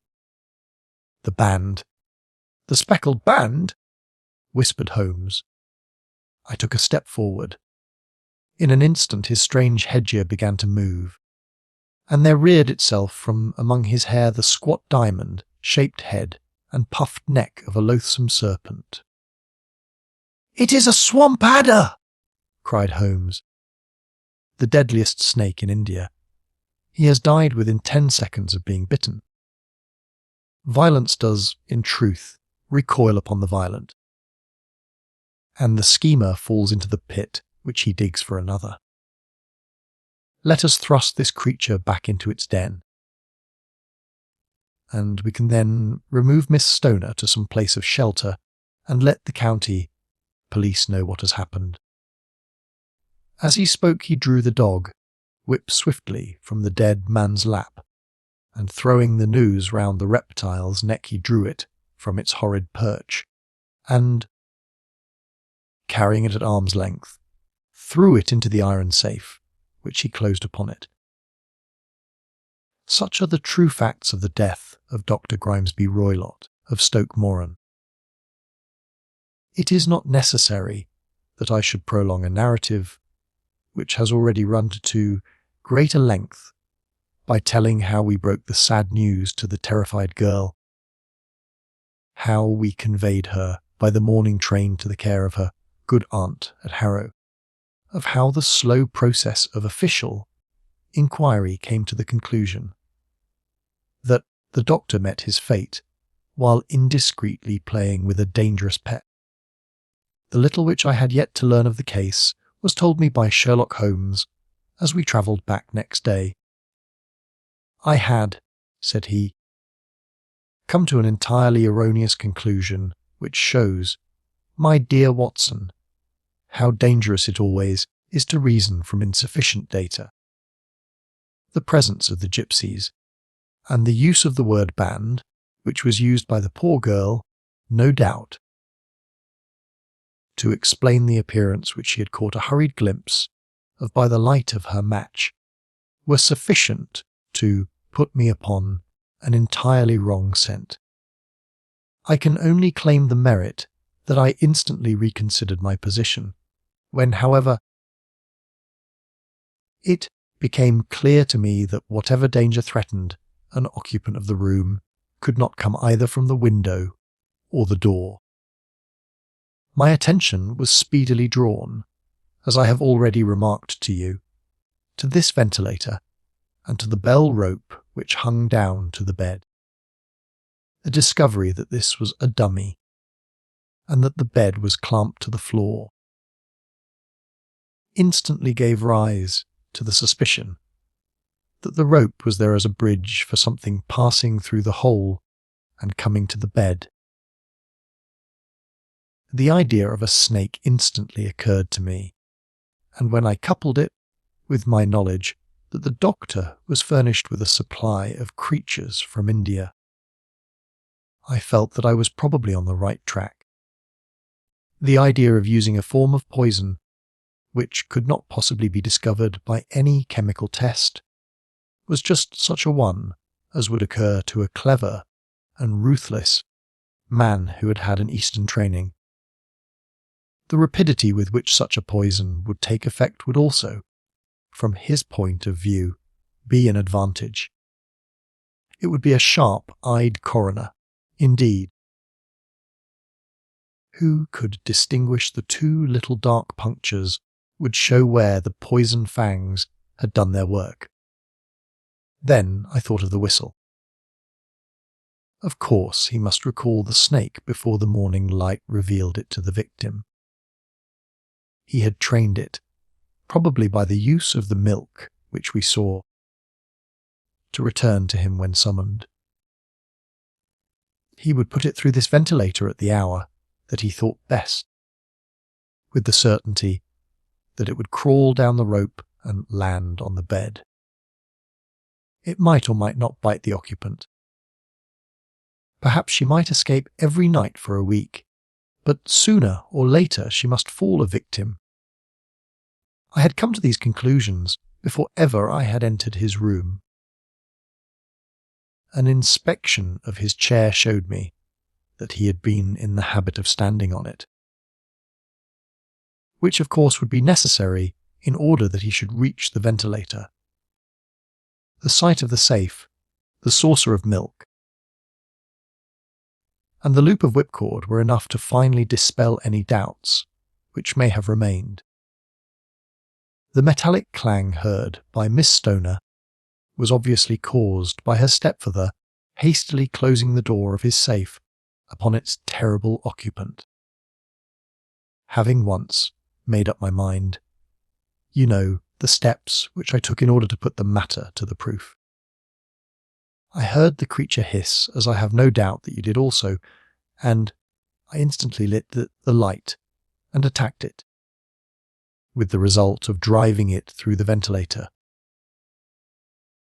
and also with the result of causing it to turn upon its master at the other side. Some of the blows of my cane came home and roused its snakish temper, so that it flew upon the first person it saw. In this way, I am no doubt indirectly responsible for Dr. Grimesby Roylart's death, and I cannot say that it is likely to weigh very heavily upon my conscience. Investigation 8. The 5 orange pips. When I glance over my notes and records of the Sherlock Holmes cases between the years 82 and 90, I am faced by so many which present strange and interesting features that it is no easy matter to know which to choose and which to leave. Some, however, have already gained publicity through the papers, and others have not offered a field for those peculiar qualities which my friend possessed in so high a degree, and which it is the object of these papers to illustrate. Some, too, have baffled his analytical skill, and would be, as narratives, beginnings without an ending, while others have been but partially cleared up, and have their explanations founded rather upon conjecture and surmise than on that absolute logical proof which was so dear to him. There is, however, one of these last which was so remarkable in its details and so startling in its results that I am tempted to give some account of it. So the fact that there are points in connection with it which never have been, and probably never will be, entirely cleared up. The year 87 furnished us with a long series of cases of greater or less interest, of which I retain the records. Among my headings under this one 12 months, I find an account of the adventure of the Paradal Chamber, of the Amateur Mendicant Society, who held a luxurious club in the lower vault of a furniture warehouse, of the facts connected with the loss of the British bark, Sophie Anderson, of the singular adventures of the Grice Patersons in the island, of Uffa, and finally of the Camberwell poisoning case. In the latter, as may be remembered, Sherlock Holmes was able, by winding up the dead man's watch, to prove that it had been wound up 2 hours before, and that therefore the deceased had gone to bed within that time. A deduction which was of the greatest importance in clearing up the case. All these I may sketch out at some future date, but none of them present such singular features as the strange train of circumstances which I have now taken up my pen to describe. It was in the latter days of September, and the equinoctial gales had set in with exceptional violence. All day the wind had screamed, and the rain had beaten against the windows, so that even here in the heart of great hand-made London we were forced to raise our minds for the instant from the routine of life, and to recognise the presence of those great elemental forces which shriek at mankind through the bars of his civilization, like untamed beasts in a cage. As evening drew in, the storm grew higher and louder, and the wind cried and sobbed like a child in the chimney. Sherlock Holmes sat moodily at one side of the fireplace cross, indexing his records of crime, while I at the other was deep in one of Clark Russell's fine sea stories until the howl of the gale from without seemed to blend with the text, and the splash of the rain to lengthen out into the long swash of the sea waves. My wife was on a visit to her mother's, and for a few days I was a dweller once more in my old quarters at Baker Street. "Why," said I, glancing up at my companion, "that was surely the bell. Who could come tonight?" "Some friend of yours, perhaps. Except yourself I have none," he answered. "I do not encourage visitors." "A client, then?" "If so, it is a serious case." Nothing less would bring a man out on such a day and at such an hour. But I take it that is more likely to be some crony of the landlady's. Sherlock Holmes was wrong in his conjecture, however, for there came a step in the passage and a tapping at the door. He stretched out his long arm to turn the lamp away from himself and towards the vacant chair upon which a newcomer must sit. "Come in," said he. The man who entered was young, some 22 at the outside, well-groomed and trimly clad, with something of refinement and delicacy in his bearing. The streaming umbrella which he held in his hand, and his long shining waterproof, told of the fierce weather through which he had come. He looked about him anxiously in the glare of the lamp, and I could see that his face was pale, and his eyes heavy, like those of a man who is weighed down with some great anxiety. "I owe you an apology," he said, raising his golden pince nez to his eyes. "I trust that I am not intruding. I fear that I have brought some traces of the storm, and rain into your snug chamber. "Give me your coat and umbrella," said Holmes. "They may rest here on the hook and will be dry presently. You have come up from the southwest, I see." "Yes, from Horsham. That clay and chalk mixture which I see upon your 2 caps is quite distinctive. I have come for advice. That is easily got. And help. That is not always so easy. I have heard of you, Mr. Holmes. I heard from Major Prendergast how you saved him in the Tankerville Club scandal." "Ah, of course. He was wrongfully accused of cheating at cards. He said that you could solve anything. He said too much. That you are never beaten. I have been beaten 4 times, 3 times by men and once by a woman. But what is that compared with the number of your successes? It is true that I have been generally successful. Then you may be so with me.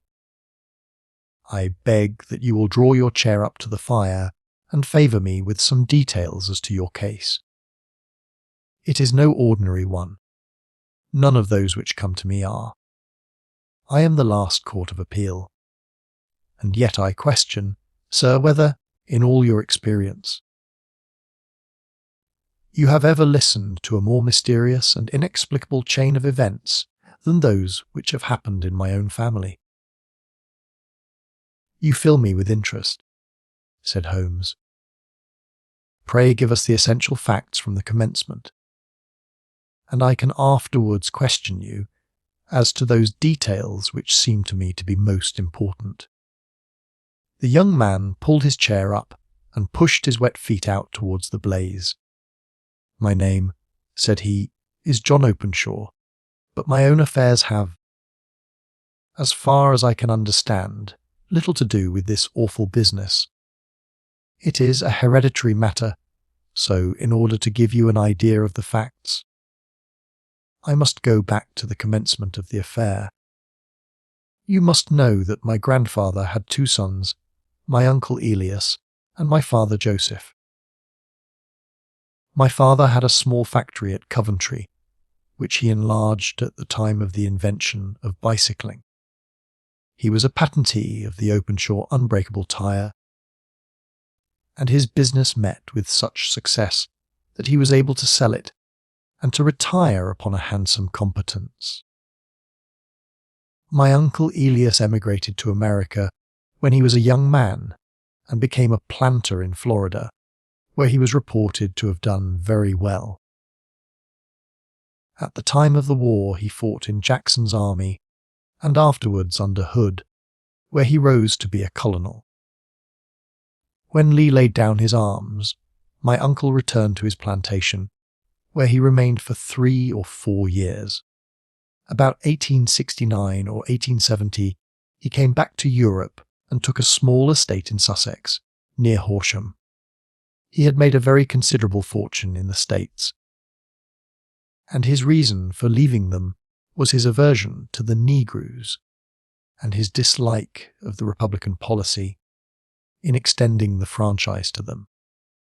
He was a singular man, fierce and quick, tempered, very full-mouthed when he was angry, and of a most retiring disposition. During all the years that he lived at Horsham, I doubt if ever he set foot in the town.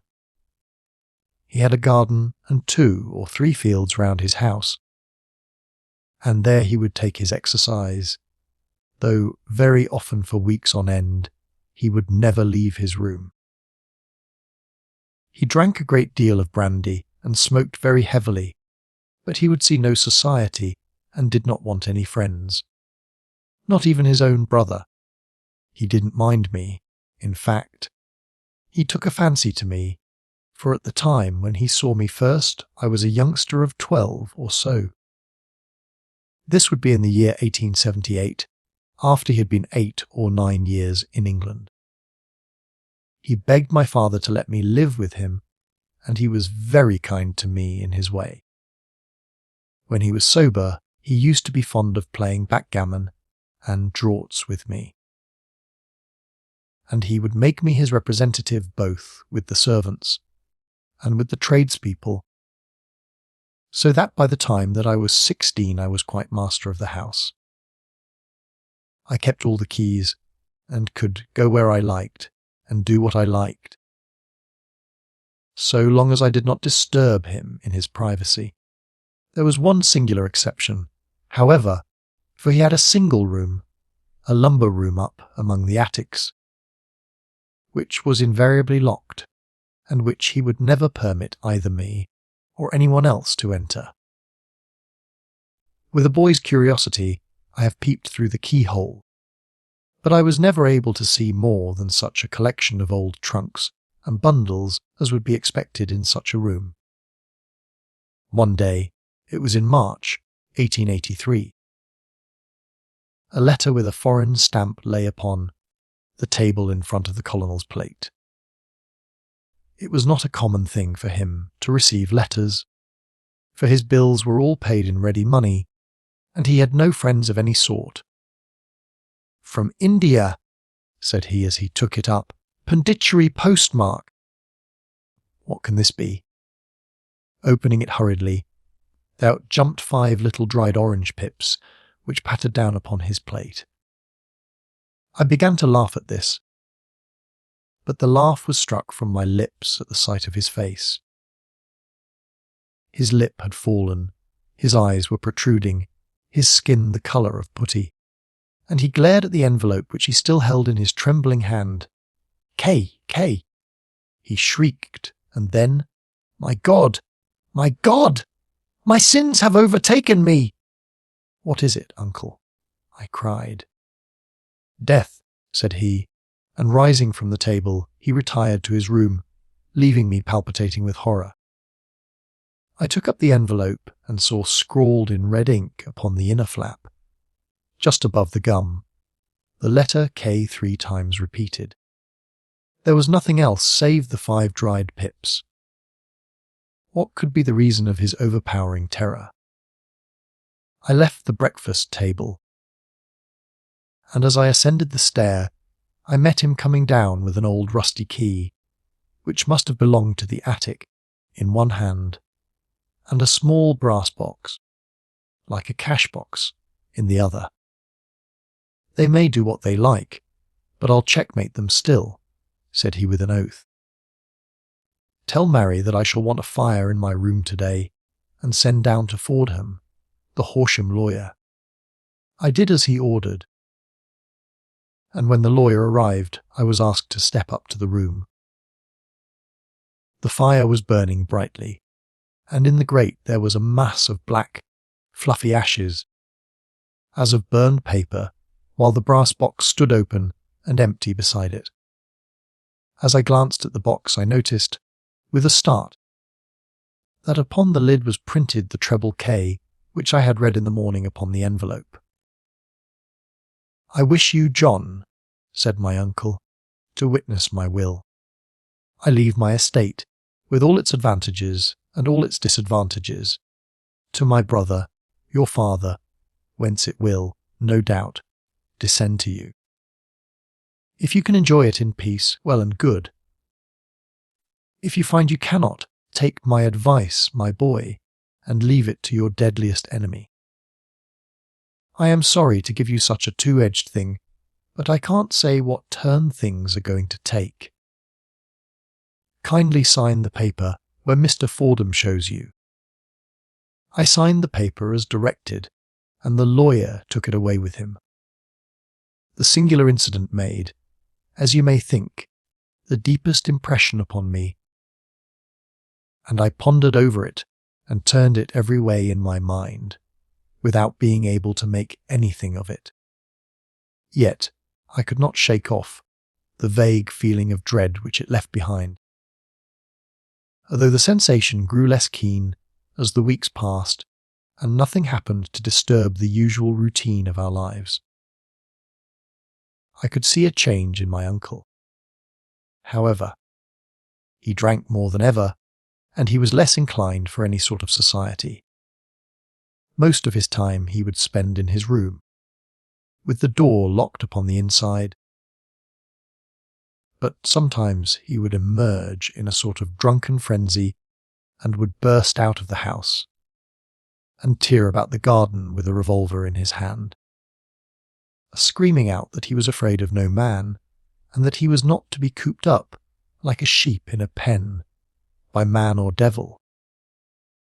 When these hot fits were over, however, he would rush tumultuously in at the door and lock and bar it behind him, like a man who can brazen it out no longer against the terror which lies at the roots of his soul.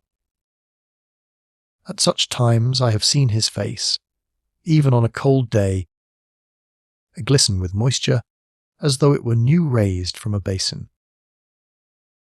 Well, to come to an end of the matter, Mr. Holmes, and not to abuse your patience.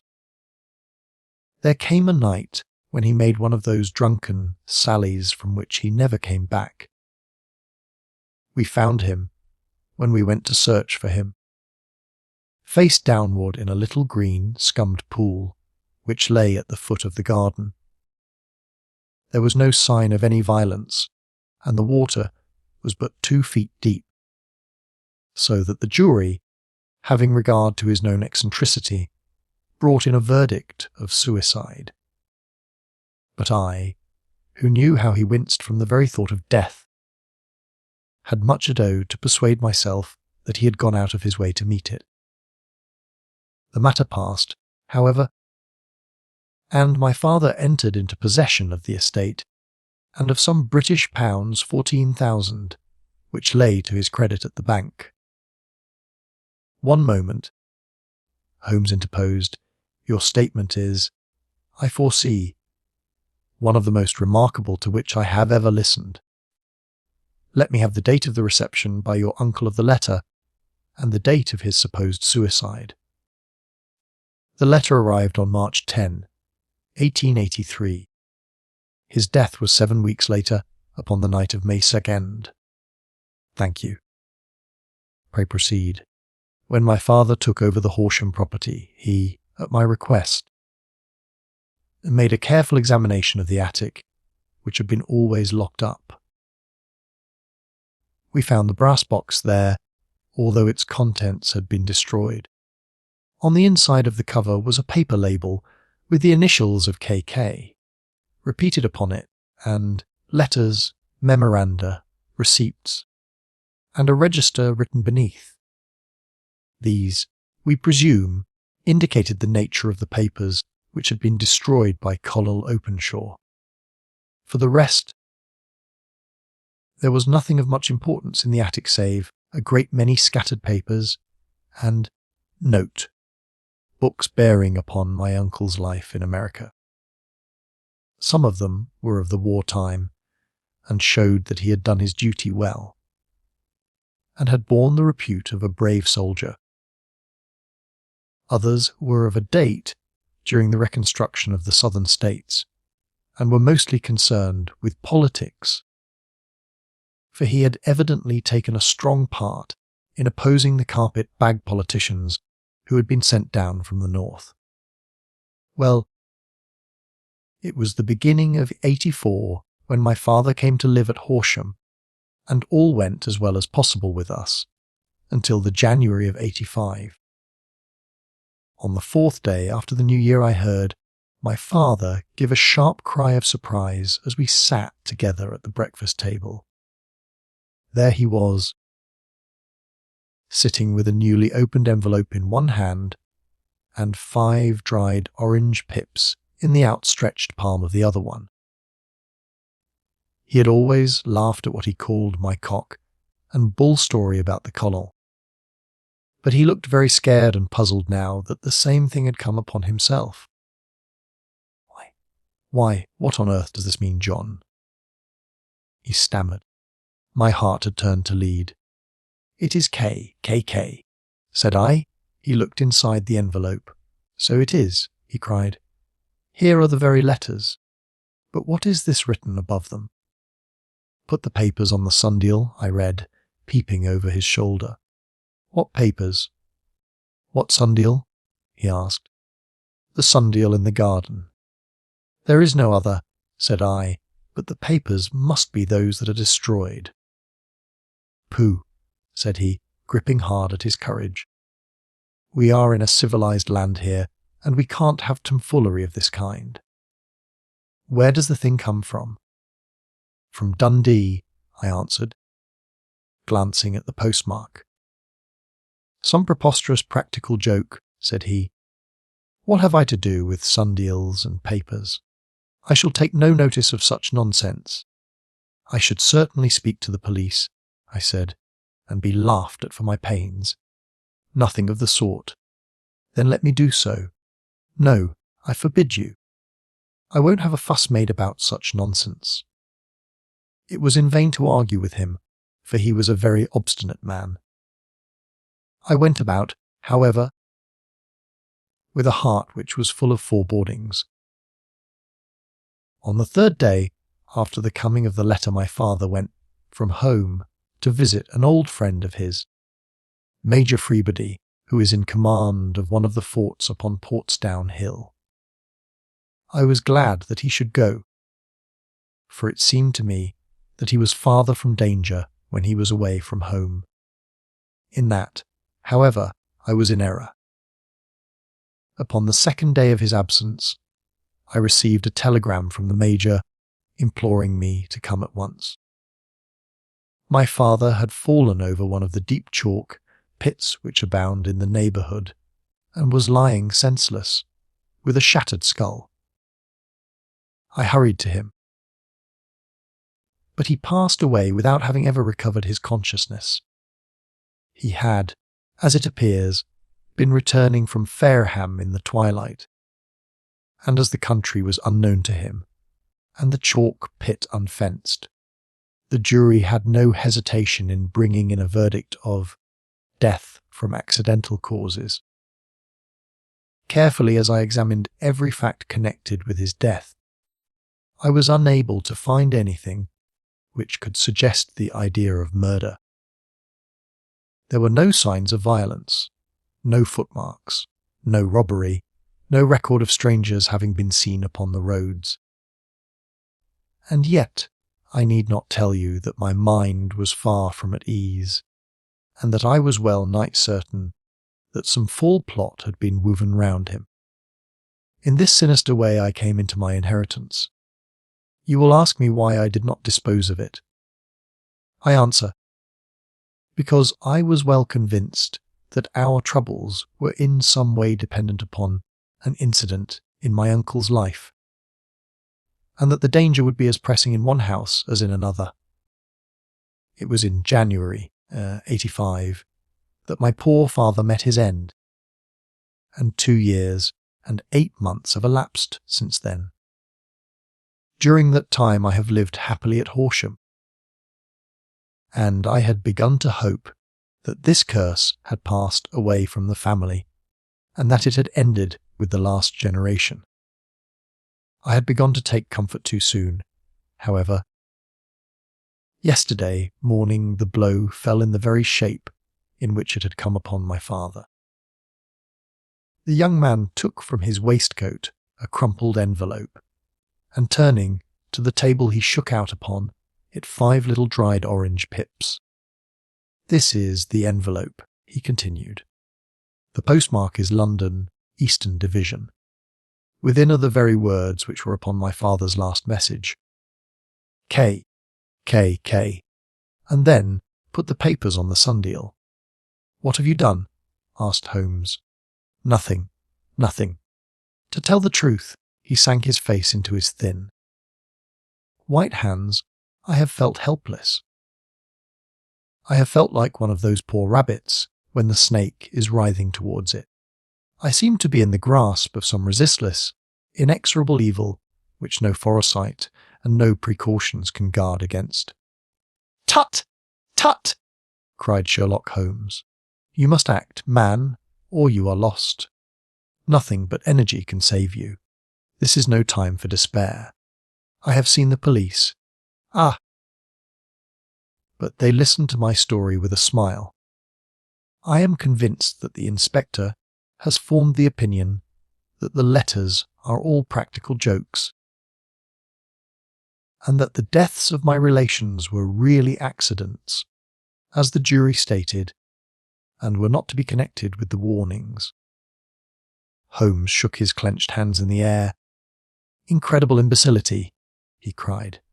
"They have, however, allowed me a policeman, who may remain in the house with me. Has he come with you tonight?" "No, his orders were to stay in the house." Again Holmes raved in the air. "Why did you come to me?" he said, "and above all, why did you not come at once?" "I did not know. It was only today that I spoke to Major Prendergast about my troubles, and was advised by him to come to you. It is really 2 days since you had the letter. We should have acted before this. You have no further evidence, I suppose, either than that which you have placed before us. No suggestive detail which might help us." "There is one thing," said John Openshaw. He rummaged in his coat pocket, and, drawing out a piece of discoloured, blue-tinted paper, he laid it out upon the table. "I have some remembrance," said he, "that on the day when my uncle burned the papers, I observed that the small, unburned margins which lay amid the ashes were of this particular colour. I found this single sheet upon the floor of his room, and I am inclined to think that it may be one of the papers which has, perhaps, fluttered out from among the others, and in that way has escaped destruction. Beyond the mention of pips, I do not see that it helps us much. I think myself that is a page from some private diary. The writing is undoubtedly my uncle's." Holmes moved the lamp, and we both bent over the sheet of paper, which showed by its ragged edge that it had indeed been torn from a book. It was headed March 1869, and beneath were the following enigmatical notices: 4th, Hudson came, same old platform. 7th, set the pips on Macaulay, Paramore, and John Swain of St. Augustine. 9th, Macaulay cleared. 12th, John Swain cleared. 12th visited Paramore. All well. "Thank you," said Holmes, folding up the paper and returning it to our visitor. "And now you must on no account lose another instant. We cannot spare time even to discuss what you have told me. You must get home instantly and act. What shall I do? There is but one thing to do. It must be done at once. You must put this piece of paper which you have shown us into the brass box which you have described. You must also put in a note to say that all the other papers were burned by your uncle, and that this is the only one which remains.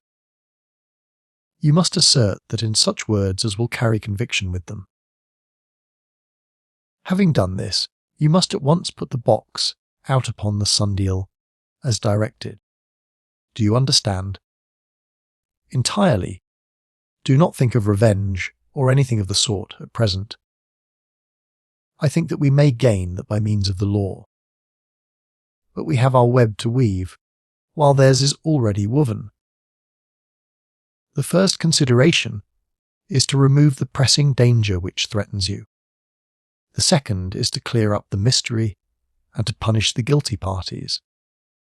I thank you, said the young man, rising and pulling on his overcoat. You have given me fresh life and hope. I shall certainly do as you advise.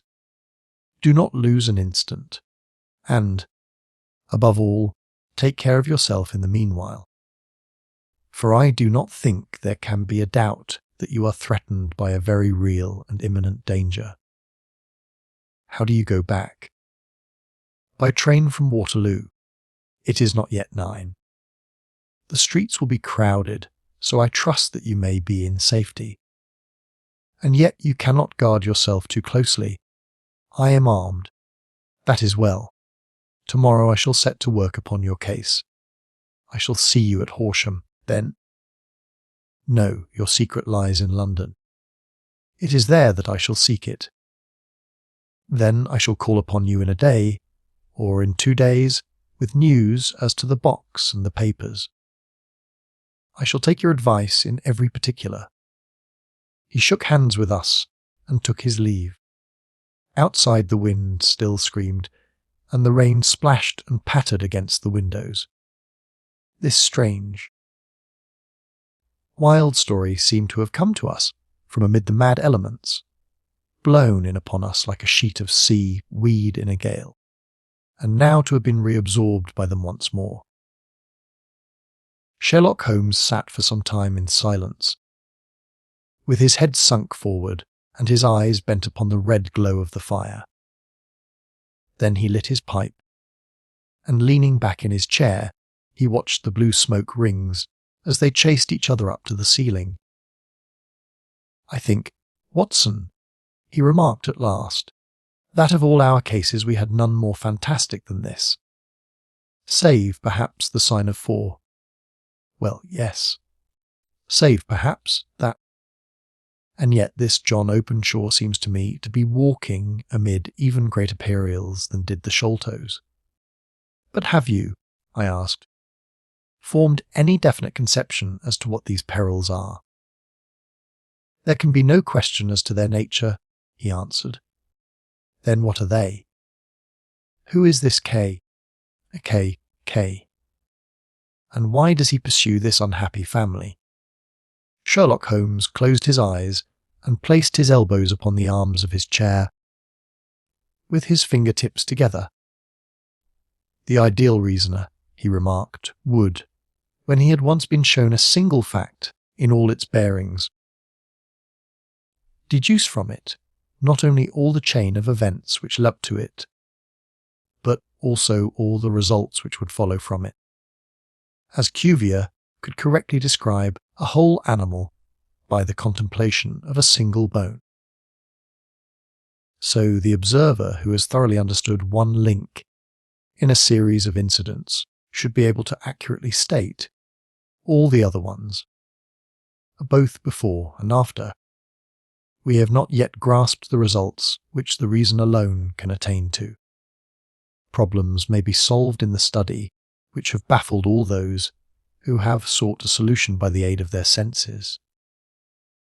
To carry the art, however, to its highest pitch, it is necessary that the reasoner should be able to utilize all the facts which have come to his knowledge, and this in itself implies, as you will readily see, a possession of all knowledge which, even in these days of free education and encyclopan dyers, is a somewhat rare accomplishment. It is not so impossible, however, that a man should possess all knowledge which is likely to be useful to him in his work, and this I have endeavoured in my case to do. If I remember rightly, you on one occasion, in the early days of our friendship, defined my limits in a very precise fashion. "Yes," I answered, laughing. "It was a singular document. Philosophy, astronomy, and politics were marked at 0, I remember. Botany variable. Geology profound as regards the mud, stains from any region, within 50 miles of town. Chemistry eccentric. Anatomy unsystematic. Sensational literature and crime records unique. Violin player boxer, swordsman, lawyer, and self-poisoner by cocaine and tobacco. Those, I think, were the main points of my analysis." Holmes grinned at the last item. "Well," he said, "I say now, as I said then, that a man should keep his little brain attic stocked with all the furniture that he is likely to use, and the rest he can put away in the lumber room of his library, where he can get it if he wants it. Now, for such a case as the one which has been submitted to us tonight, we need certainly to muster all our resources. Kindly hand me down the letter Q of the American Encyclopedia, which stands upon the shelf beside you. Thank you. Now let us consider the situation and see what may be deduced from it. In the first place, We may start with a strong presumption that Colonel Openshaw had some very strong reason for leaving America. Men at his time of life do not change all their habits and exchange willingly the charming climate of Florida for the lonely life of an English provincial town. His extreme love of solitude in England suggests the idea that he was in fear of someone or something. So we may assume as a working hypothesis that it was fear of someone or something which drove him from America. As to what it was he feared, we can only deduce that by considering the formidable letters which were received by himself and his successors. Did you remark the postmarks of those letters? The first was from Pondicherry, the second from Dundee, and the third from London. From East London. What do you deduce from that? They are all seaports. That the writer was on board of a ship. Excellent. We have already a clue. There can be no doubt that the strong probability, is that the writer was on board of a ship. And now let us consider another point. In the case of Pondicherry, 7 weeks elapsed between the threat and its fulfilment. In Dundee it was only some 3 or 4 days. Does that suggest anything? A greater distance to travel. But the letter had also a greater distance to come. Then I do not see the point. There is at least a presumption that the vessel in which the man or men are is a sailing ship. It looks as if they always send their singular warning or token before them. When starting upon their mission, you see how quickly the deed followed the sign when it came from Dundee. If they had come from Pondicherry in a steamer, they would have arrived almost as soon as their letter. But, as a matter of fact, 7 weeks elapsed. I think that those 7 represented the difference between the mail boat which brought the letter and the sailing vessel which brought the writer. It is possible. More than that, it is probable. And now you see the deadly urgency of this new case, and why I urged young Openshaw to caution. The blow has always fallen at the end of the time which it would take the senders to travel the distance. But this one comes from London, and therefore we cannot count upon delay. Good God, I cried. What can it mean, this relentless persecution? The papers which Openshaw carried are obviously of vital importance to the person or persons in the sailing ship. I think that it is quite clear that there must be more than one of them. A single man could not have carried out 2 deaths in such a way as to deceive a coroner's jury. There must have been several in it, and they must have been men of resource and determination. Their papers they mean to have, be the holder of them who it may.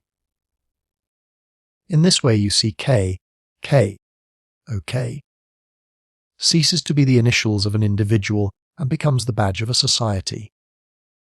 But of what society have you never, said Sherlock Holmes, bending forward and sinking his voice, have you never heard of the Ku Klux Klan? I never have. Holmes turned over the leaves of the book upon his knee. Here it is, said he presently. Ku Klux Klan. A name derived from the fanciful resemblance to the sound produced by cocking a rifle. This terrible secret society was formed by some ex-Confederate soldiers in the southern states after the Civil War, and it rapidly formed local branches in different parts of the country, notably in Tennessee, Louisiana, the Carolinas, Georgia, and Florida. Its power was used for political purposes, principally for the terrorizing of the Negro voters and the murdering and driving from the country of those who were opposed to its views. Its outrages were usually preceded by a warning sent to the marked man in some fantastic, but generally recognised shape. A sprig of oak leaves in some parts, melon seeds or orange pips in others. On receiving this, the victim might either openly abjure his former ways, or might fly from the country. If he braved the matter out, death would unfailingly come upon him, and usually in some strange and unforeseen manner. So perfect was the organisation of the society, and so systematic its methods, that there is hardly a case upon record where any man succeeded in braving it with impunity, or in which any of its outrages were traced home to the perpetrators. For some years the organisation flourished in spite of the efforts of the United States government and of the better classes of the community in the South. Eventually, in the year 1869, the movement rather suddenly collapsed, although there have been sporadic outbreaks of the same sort since that date. "You will observe," said Holmes, laying down the volume, "that the sudden breaking up of the society was coincident with the disappearance of Openshaw from America with their papers. It may well have been cause and effect. It is no wonder that he and his family have some of the more implacable spirits upon their track. You can understand that this register and diary may implicate some of the first men in the South, and that there may be many who will not sleep easy at night until it is recovered. Then the page we have seen is such as we might expect.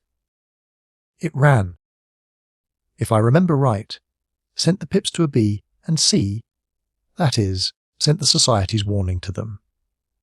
Then there are successive entries that a and D.B. cleared, or left the country, and finally that C was visited, with, I fear, a sinister result for C.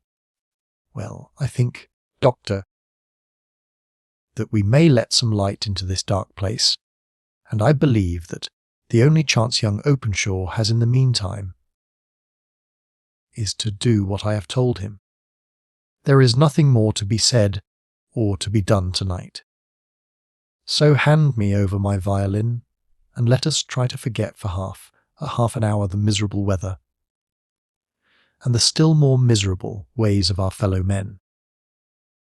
It had cleared in the morning, and the sun was shining with a subdued brightness through the dim veil which hangs over the great city.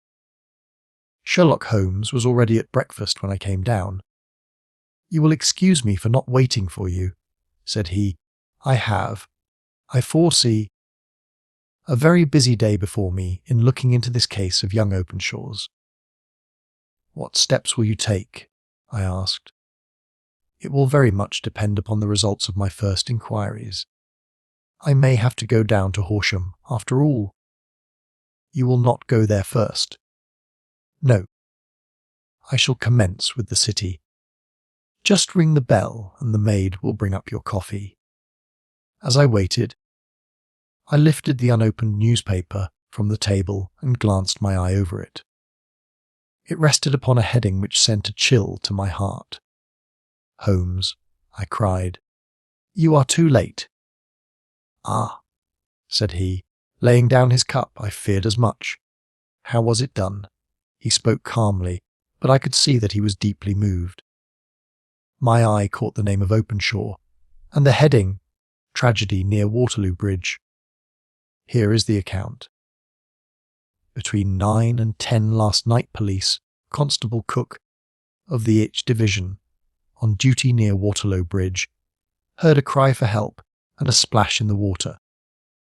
The night, however, was extremely dark and stormy, so that, in spite of the help of several passers-by, it was quite impossible to effect a rescue. The alarm, however, was given, and, by the aid of the water police, the body was eventually recovered. It proved to be that of a young gentleman whose name, as it appears from an envelope which was found in his pocket, was John Openshaw, and whose residence is near Horsham.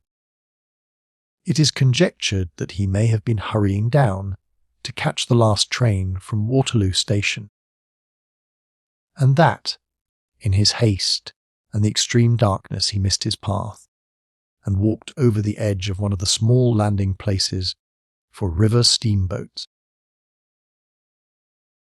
The body exhibited no traces of violence, and there can be no doubt that the deceased had been the victim of an unfortunate accident, which should have the effect of calling the attention of the authorities to the condition of the riverside landing stages. We sat in silence for some minutes, Holmes more depressed and shaken than I had ever seen him. "That hurts my pride, Watson," he said at last. "It is a petty feeling, no doubt, but it hurts my pride. It becomes a personal matter with me now, and if God sends me health, I shall set my hand upon this gang. That he should come to me for help, and that I should send him away to his death." He sprang from his chair and paced about the room in uncontrollable agitation, with a flush upon his sallow cheeks and a nervous clasping and unclasping of his long thin hands. "They must be cunning devils," he exclaimed at last. "How could they have decoyed him down there? The embankment is not on the direct line to the station. The bridge, no doubt, was too crowded, even on such a night, for their purpose. Well, Watson, we shall see who will win in the long run. I am going out now. To the police? No. I shall be my own police. When I have spun the web they may take the flies, but not before. All day I was engaged in my professional work, and it was late in the evening before I returned to Baker Street. Sherlock Holmes had not come back yet. It was nearly 10 o'clock before he entered, looking pale and worn. He walked up to the sideboard, and tearing a piece from the loaf, he devoured it voraciously, washing it down with a long draught of water. "You are hungry," I remarked. "Starving. It had escaped my memory. I have had nothing since breakfast." "Nothing. Not a bite." "I had no time to think of it. And how have you succeeded?" "Well, you have a clue. I have them in the hollow of my hand. Young Openshaw shall not long remain unavenged." "Why, Watson? Let us put their own devilish trade mark upon them." "It is well thought of. What do you mean?" He took an orange from the cupboard, and tearing it to pieces, he squeezed out the pips upon the table. Of these he took 5 and thrust them into an envelope.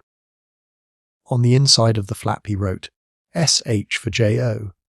Then he sealed it and addressed it to a Captain James Calhoun, Bark Lone Star, Savannah, Georgia. "That will await him when he enters port," said he, chuckling. "It may give him a sleepless night.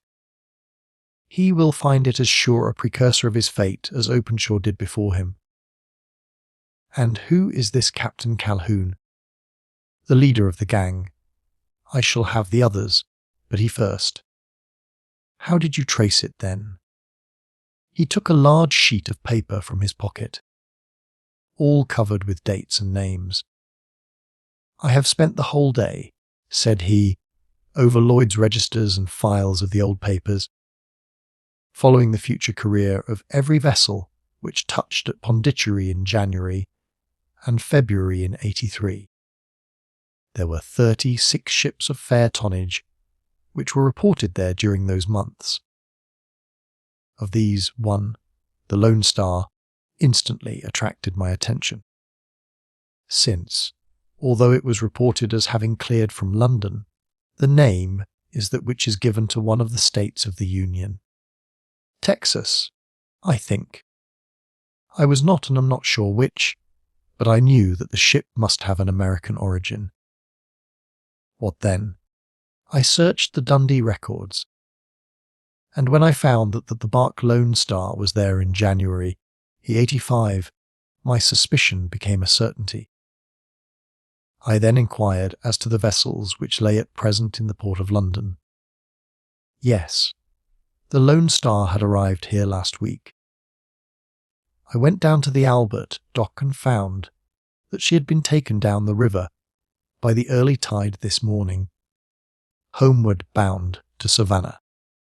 I wired to Gravesend and learned that she had passed some time ago, and as the wind is easterly, I have no doubt that she is now past the Goodwins and not very far from the Isle of Wight. What will you do then? Oh, I have my hand upon him. He and the 2 mates are, as I learn, the only native-born Americans in the ship. The others are Finns and Germans. I know, also, that they were all 3 away from the ship last night. I had it from the stevedore who has been loading their cargo. By the time that their sailing ship reaches Savannah, the mail boat will have carried this letter, and the cable will have informed the police of Savannah that these 3 gentlemen are badly wanted here upon a charge of murder.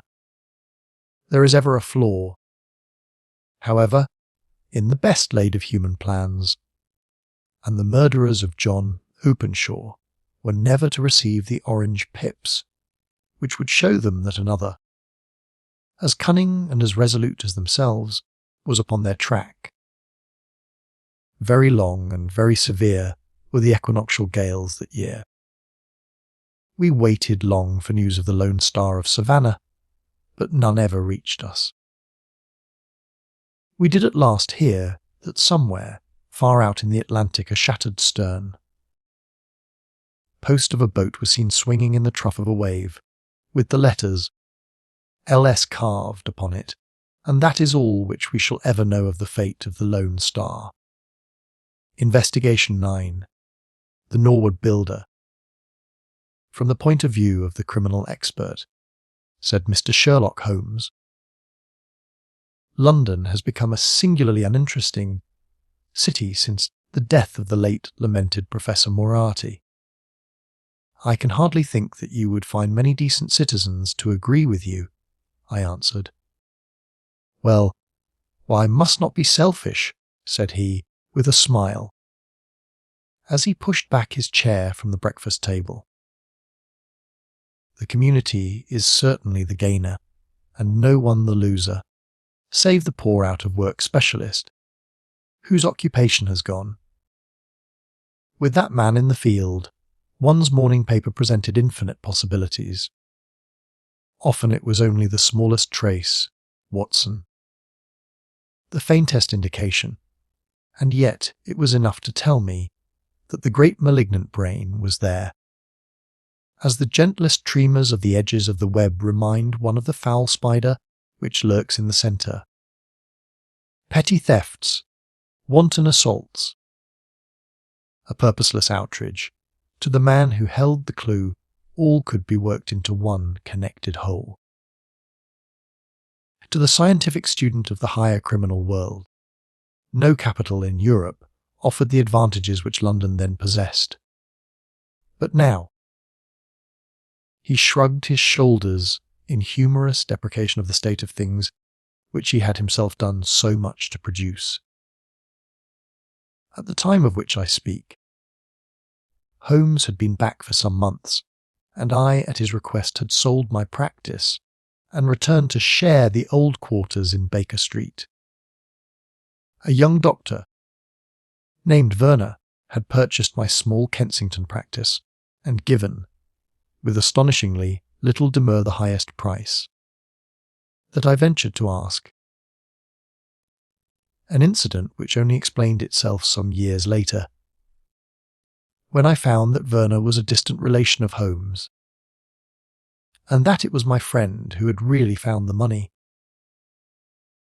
Our months of partnership had not been so uneventful as he had stated, for I find, on looking over my notes, that this period includes the case of the papers of ex-President Murillo, and also the shocking affair of the Dutch steamship Friesland, which so nearly cost us both our lives.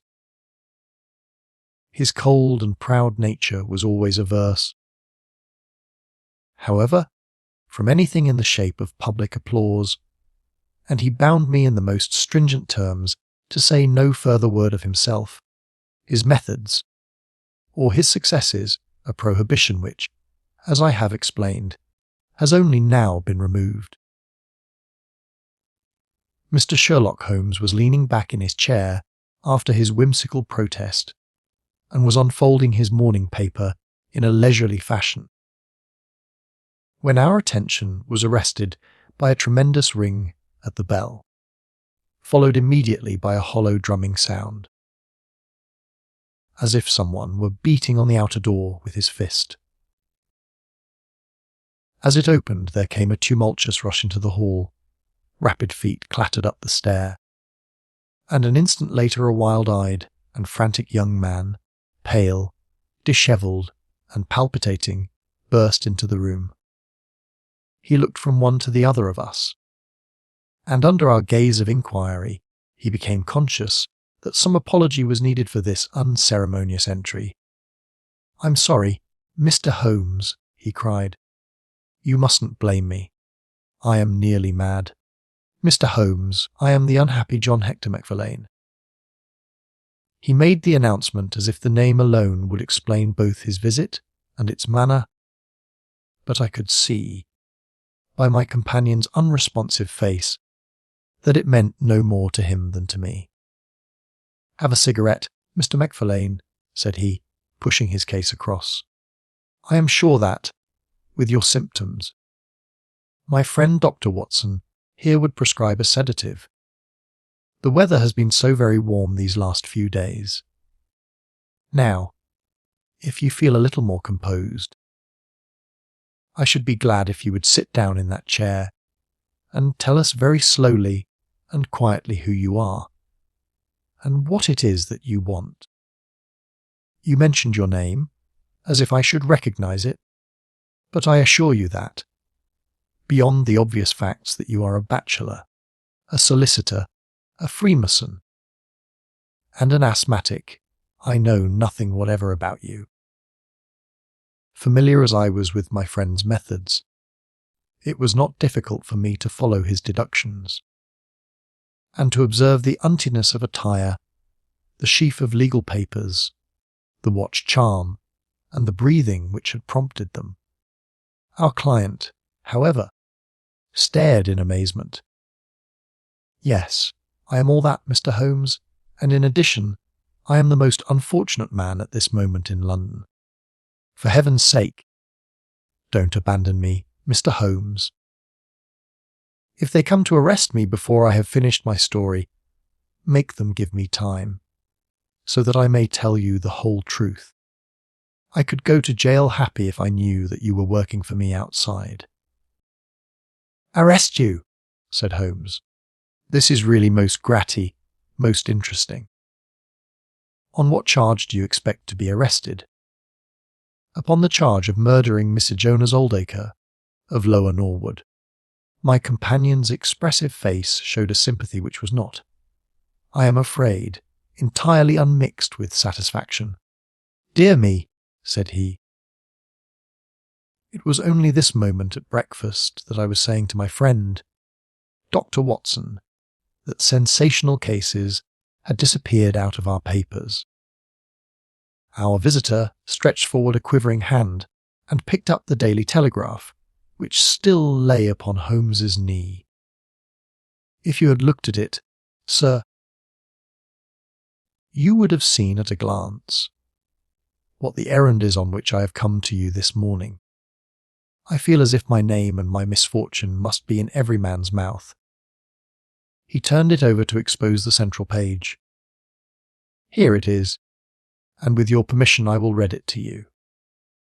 Listen to this, Mr. Holmes. The headlines are: Mysterious Affair at Lower Norwood. Disappearance of a well-known builder. Suspicion of murder and arson. A clue to the criminal. That is the clue which they are already following, Mr. Holmes, and I know that it leads infallibly to me. I have been followed from London Bridge Station, and I am sure that they are only waiting for the warrant to arrest me. It will break my mother's heart. It will break her heart!" He wrung his hands in an agony of apprehension, and swayed backward and forward in his chair. I looked with interest upon this man, who was accused of being the perpetrator of a crime of violence. He was flaxen-haired and handsome, in a washed-out negative fashion, with frightened blue eyes and a clean-shaven face with a weak, sensitive mouth. His age may have been about 27, his dress and bearing that of a gentleman. From the pocket of his light summer overcoat protruded the bundle of endorsed papers which proclaimed his profession. "We must use what time we have," said Holmes. "Watson, would you have the kindness to take the paper and to read the paragraph in question?" Underneath the vigorous headlines which our client had quoted, I read the following suggestive narrative. "Late last night, or early this morning, an incident occurred at Lower Norwood which points, it is feared, to a serious crime. Mr. Jonas Alderker is a well-known resident of that suburb, where he has carried on his business as a builder for many years. Mr. Alderker is a bachelor, 52 years of age, and lives in Deep Dean House, at the Sydenham end of the road of that name. He has had the reputation of being a man of eccentric habits, secretive and retiring. For some years he has practically withdrawn from the business, in which he is said to have amassed considerable wealth. A small timber yard still exists, however, at the back of the house, and last night, about 12 o'clock, an alarm was given that one of the stacks was on fire. The engines were soon upon the spot, but the dry wood burned with great fury, and it was impossible to arrest the conflagration until the stack had been entirely consumed. Up to this point the incident bore the appearance of an ordinary accident, but fresh indications seemed to point to serious crime. Surprise was expressed at the absence of the master of the establishment from the scene of the fire, and an inquiry followed, which showed that he had disappeared from the house. An examination of his room revealed that the bed had not been slept in, that a safe which stood in it was open, that a number of important papers were scattered about the room, and finally, that there were signs of a murderous struggle, slight traces of blood being found within the room, and an oaken walking stick, which also showed stains of blood upon the handle. It is known that Mr. Jonas Alderker had received a late visitor in his bedroom upon that night, and the stick found has been identified as the property of this person, who is a young London solicitor named John Hector Macfarlane, junior partner of Graham and Macfarlane of 426 Gresham Buildings, EC.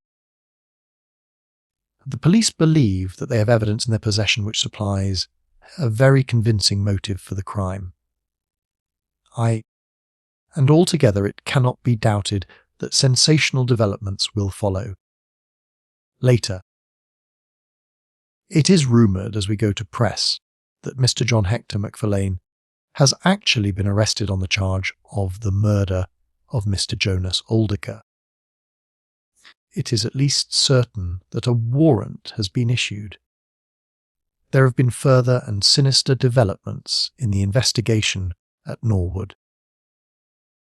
Besides the signs of a struggle in the room of the unfortunate builder, it is now known that the French windows of his bedroom, which is on the ground floor, were found to be open, that there were marks as if some bulky object had been dragged across to the wood pile, and, Finally, it is asserted that charred remains have been found among the charcoal ashes of the fire. The police theory is that a most sensational crime has been committed. That the victim was clubbed to death in his own bedroom, his papers rifled, and his dead body dragged across to the wood stack, which was then ignited so as to hide all traces of the crime. The conduct of the criminal investigation has been left in the experienced hands of Inspector Lestrade of Scotland Yard, who is following up the clues with his accustomed energy and sagacity. Sherlock Holmes listened with closed eyes and fingertips together to this remarkable account.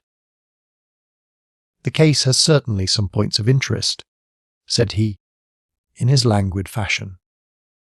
"May I ask, in the first place, more Macfarlane, how it is that you are still at liberty, since there appears to be enough evidence to justify your arrest?" "I live at Torrington Lodge, Blackheath, with my parents, Mr. Holmes, but last night, having to do business very late with Mr. Jonas Oldecker, I stayed at an hotel in Norwood, and came to my business from there. I knew nothing of this affair until I was in the train, when I read what you have just heard. I at once saw the horrible danger of my position, and I hurried to put the case into your hands.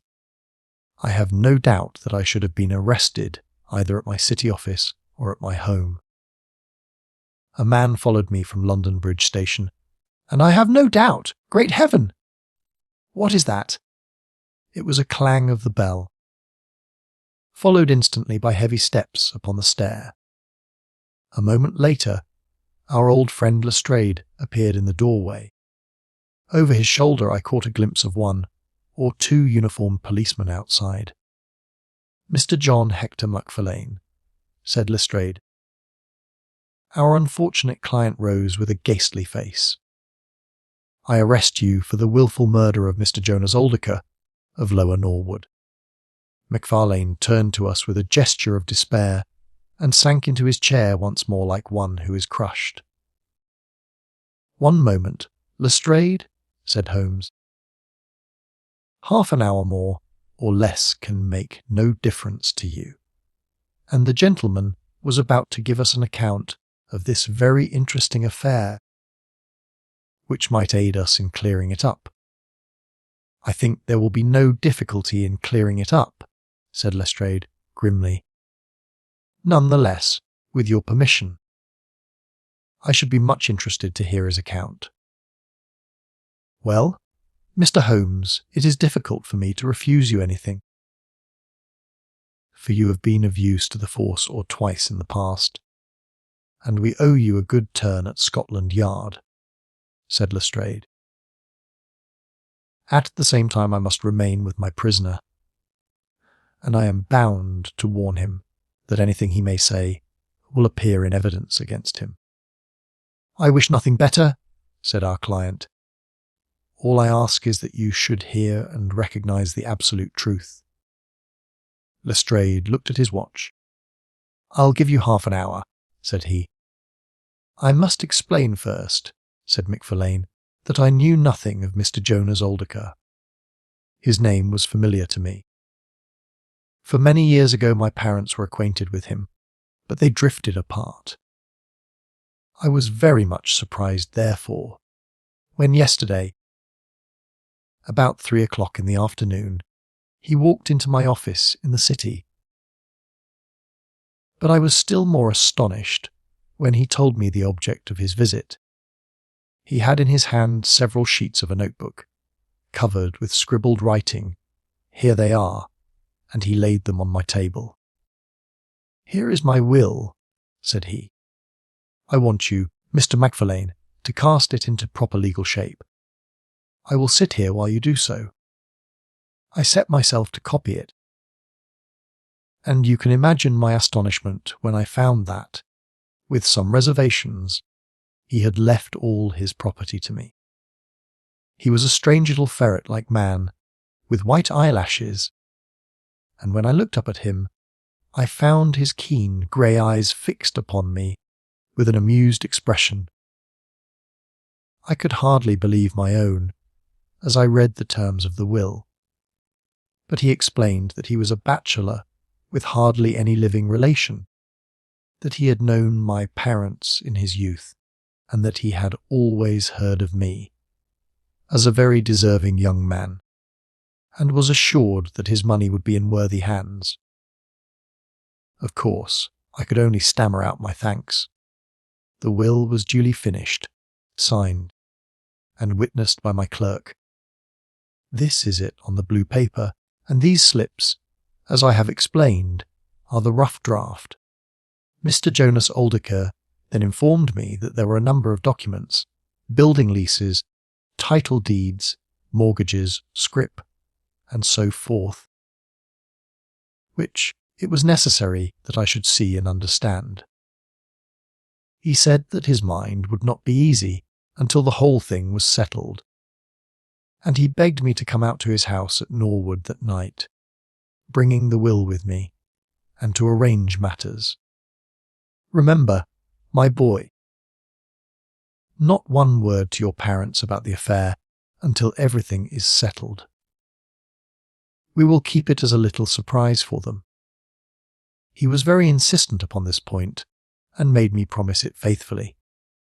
You can imagine, Mr. Holmes, that I was not in a humour to refuse him anything that he might ask. He was my benefactor, and all my desire was to carry out his wishes in every particular. I sent a telegram home, therefore, to say that I had important business on hand, and that it was impossible for me to say how late I might be. Mr. Oldeker had told me that he would like me to have supper with him at 9, as he might not be home before that hour. I had some difficulty in finding his house, however, and it was nearly past before I reached it. I found him. "One moment," said Holmes, who opened the door. A middle-aged woman who was, I suppose, his housekeeper, and it was she, I presume, who mentioned your name. "Exactly," said Macfarlane. "Pray proceed." Macfarlane wiped his damp brow, and then continued his narrative. I was shown by this woman into a sitting room, where a frugal supper was laid out. Afterwards, Mr. Jonas Oldeker led me into his bedroom, in which there stood a heavy safe. This he opened, and took out a mass of documents, which we went over together. It was between 11 and 12 when we finished. He remarked that we must not disturb the housekeeper.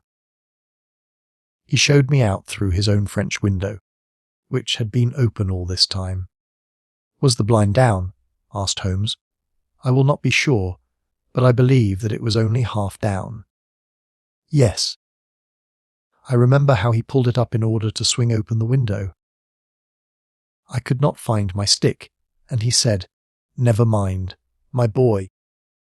I shall see a good deal of you now, I hope, and I will keep your stick until you come back to claim it.' I left him there, the safe open, and the papers made up in packets upon the table. It was so late that I could not get back to Blackheath, so I spent the night at the Ennerley Arms, and I knew nothing more until I read of this horrible affair in the morning. Anything more that you would like to ask, Mr. Holmes?" said Lestrade, whose eyebrows had gone up once or twice during this remarkable explanation. "Not until I have been to Blackheath." "You mean to Norwood?" said Lestrade. "Oh, yes, no doubt. That is what I must have meant," said Holmes, with his enigmatical smile. Lestrade had learned by more experiences than he would care to acknowledge that that brain could cut through, that which was impenetrable to him. I saw him look curiously at my companion.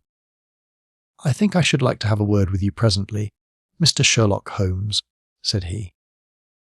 Now, Mr. Mufflane, two of my constables are at the door, and there is a four-wheeler waiting." The wretched young man arose, and with a last beseeching glance at us walked from the room. The officers conducted him to the cab, but Lestrade remained. Holmes had picked up the pages which formed the rough draft of the will, and was looking at them with the keenest interest upon his face. "There are some points about that document, Lestrade, are there not?"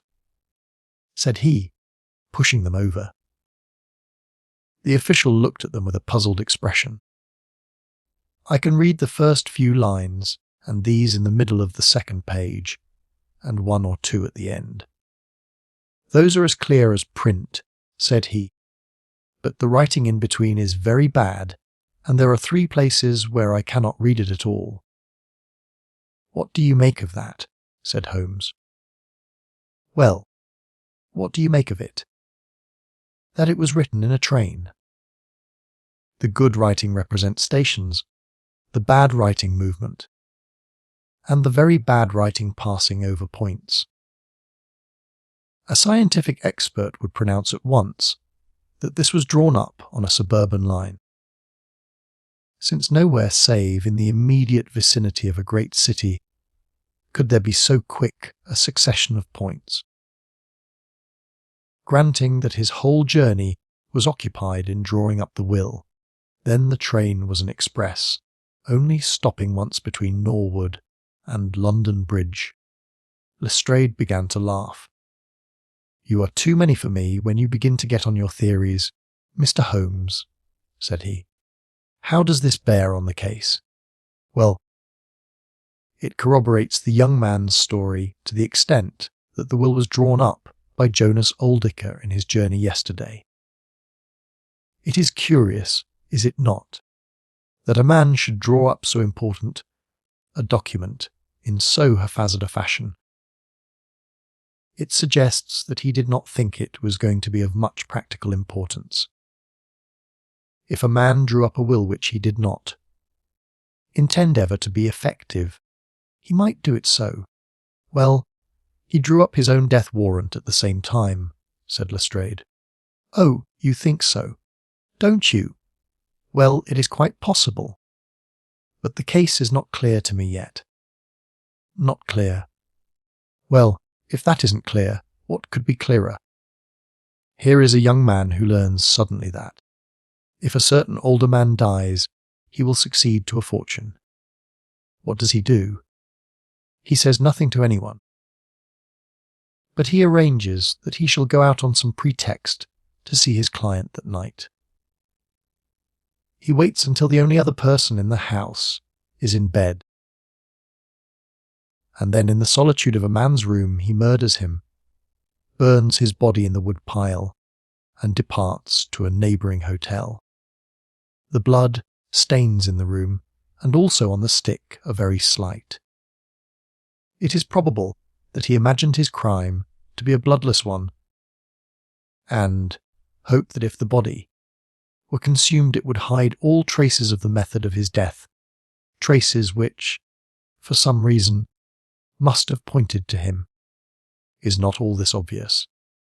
It strikes me, my good Lestrade, as being just a trifle too obvious," said Holmes. "You do not add imagination to your other great qualities. But if you could for one moment put yourself in the place of this young man, would you choose the very night after the will had been made to commit your crime? Would it not seem dangerous to you to make so very close a relation between the two incidents? Again, would you choose an occasion when you are known to be in the house, when a servant has let you in?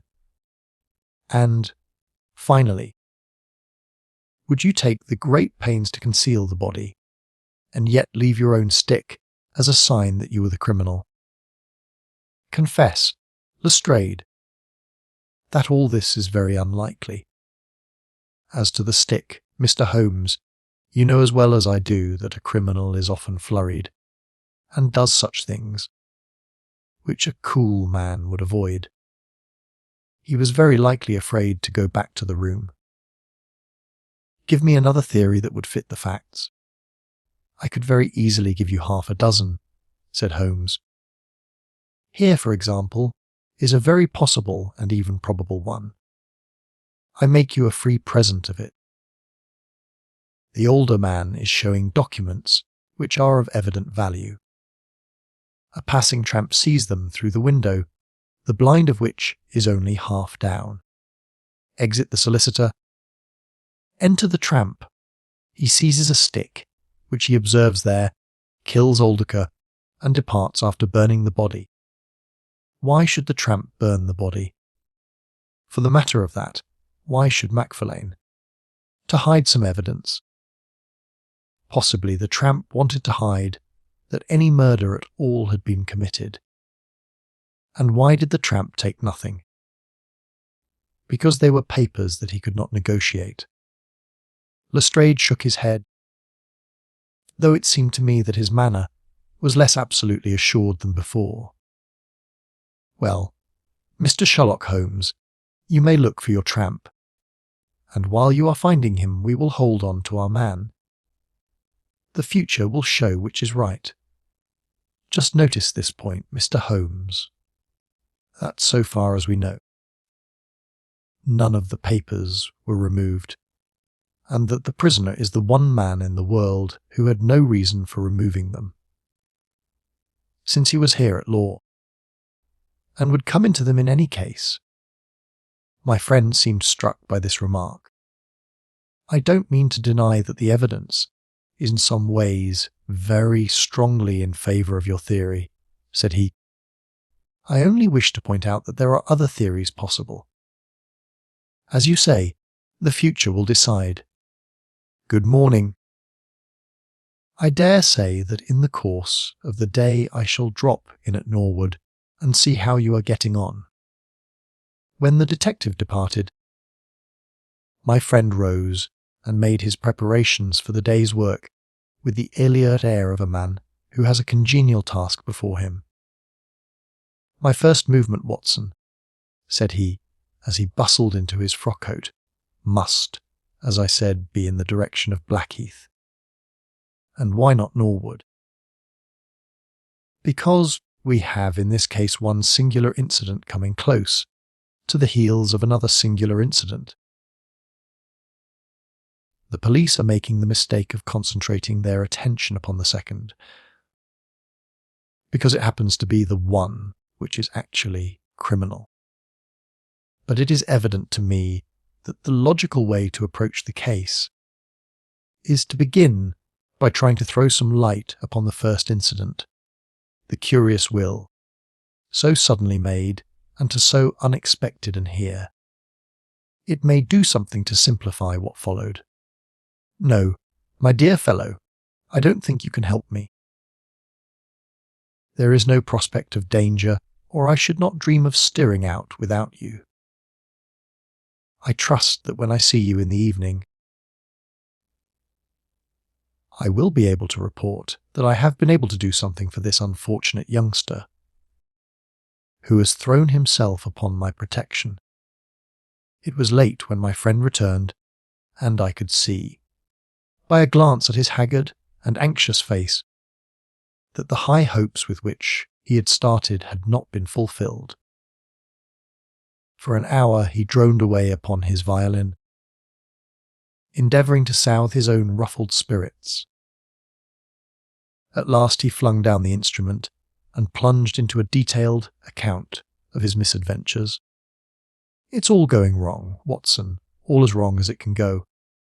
I kept a bold face before Lestrade, but, upon my soul, I believe that for once the fellow is on the right track, and we are on the wrong. All my instincts are one way, and all the facts are the other, and I much fear that British juries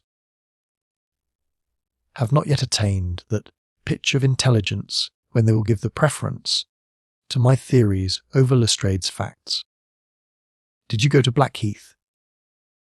Yes, Watson, I went there, and I found very quickly that the late lamented Oldacre was a pretty considerable blackguard. The father was away in search of his son.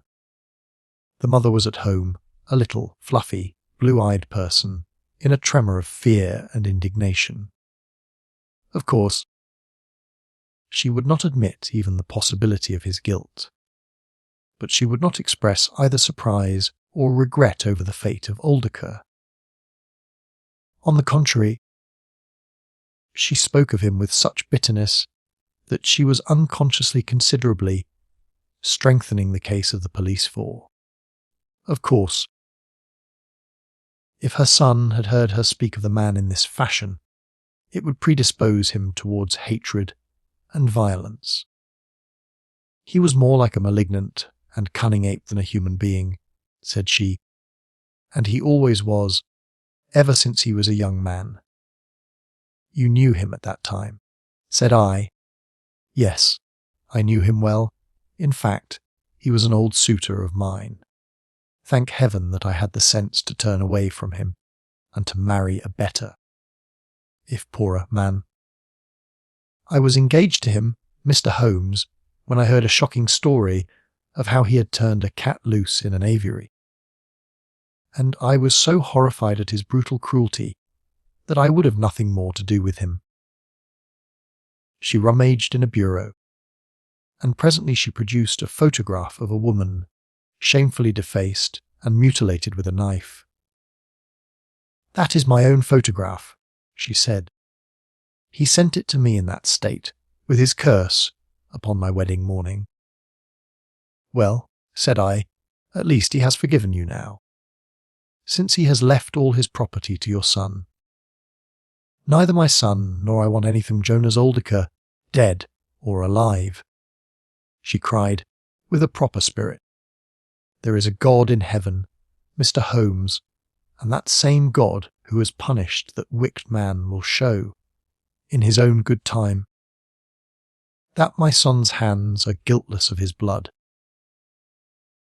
Well, I tried one or two leads, but could get at nothing which would help our hypothesis, and several points which would make against it. I gave it up at last, and off I went to Norwood.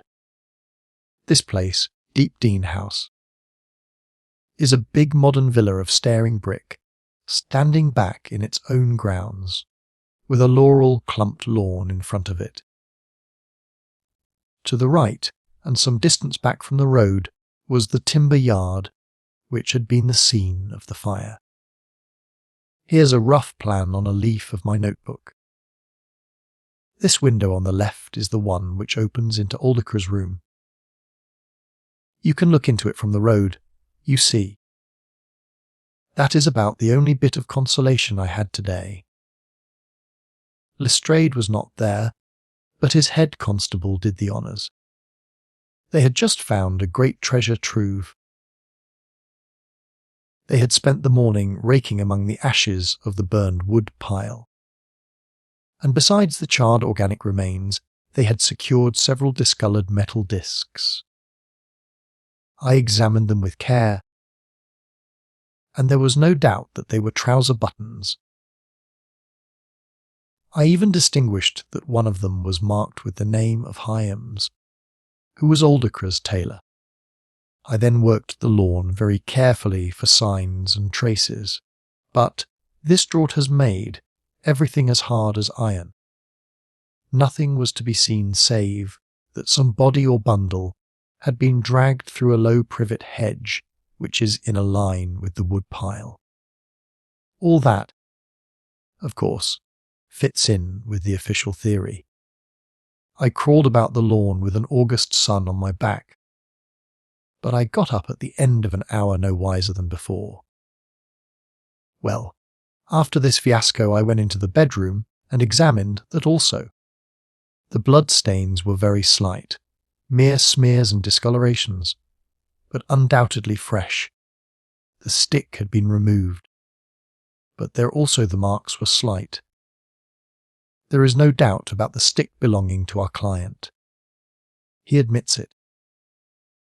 Footmarks of both men could be made out on the carpet, but none of any third person, which again is a trick for the other side. They were piling up their score all the time, and we were at a standstill. Only one little gleam of hope did I get, and yet it amounted to nothing. I examined the contents of the safe, most of which had been taken out and left on the table. The papers had been made up into sealed envelopes, one or two of which had been opened by the police. They were not, so far as I could judge, of any great value, nor did the bank book show that Mr. Alderker was in such very affluent circumstances. But it seemed to me that all the papers were not there. There were allusions to some deeds, possibly the more valuable, which I could not find. This, of course, if we could definitely prove it, would turn Lestrade's argument against himself, for who would steal a thing if he knew that he would shortly inherit it? Finally, having drawn every other cover and picked up no scent, I tried my luck with the housekeeper.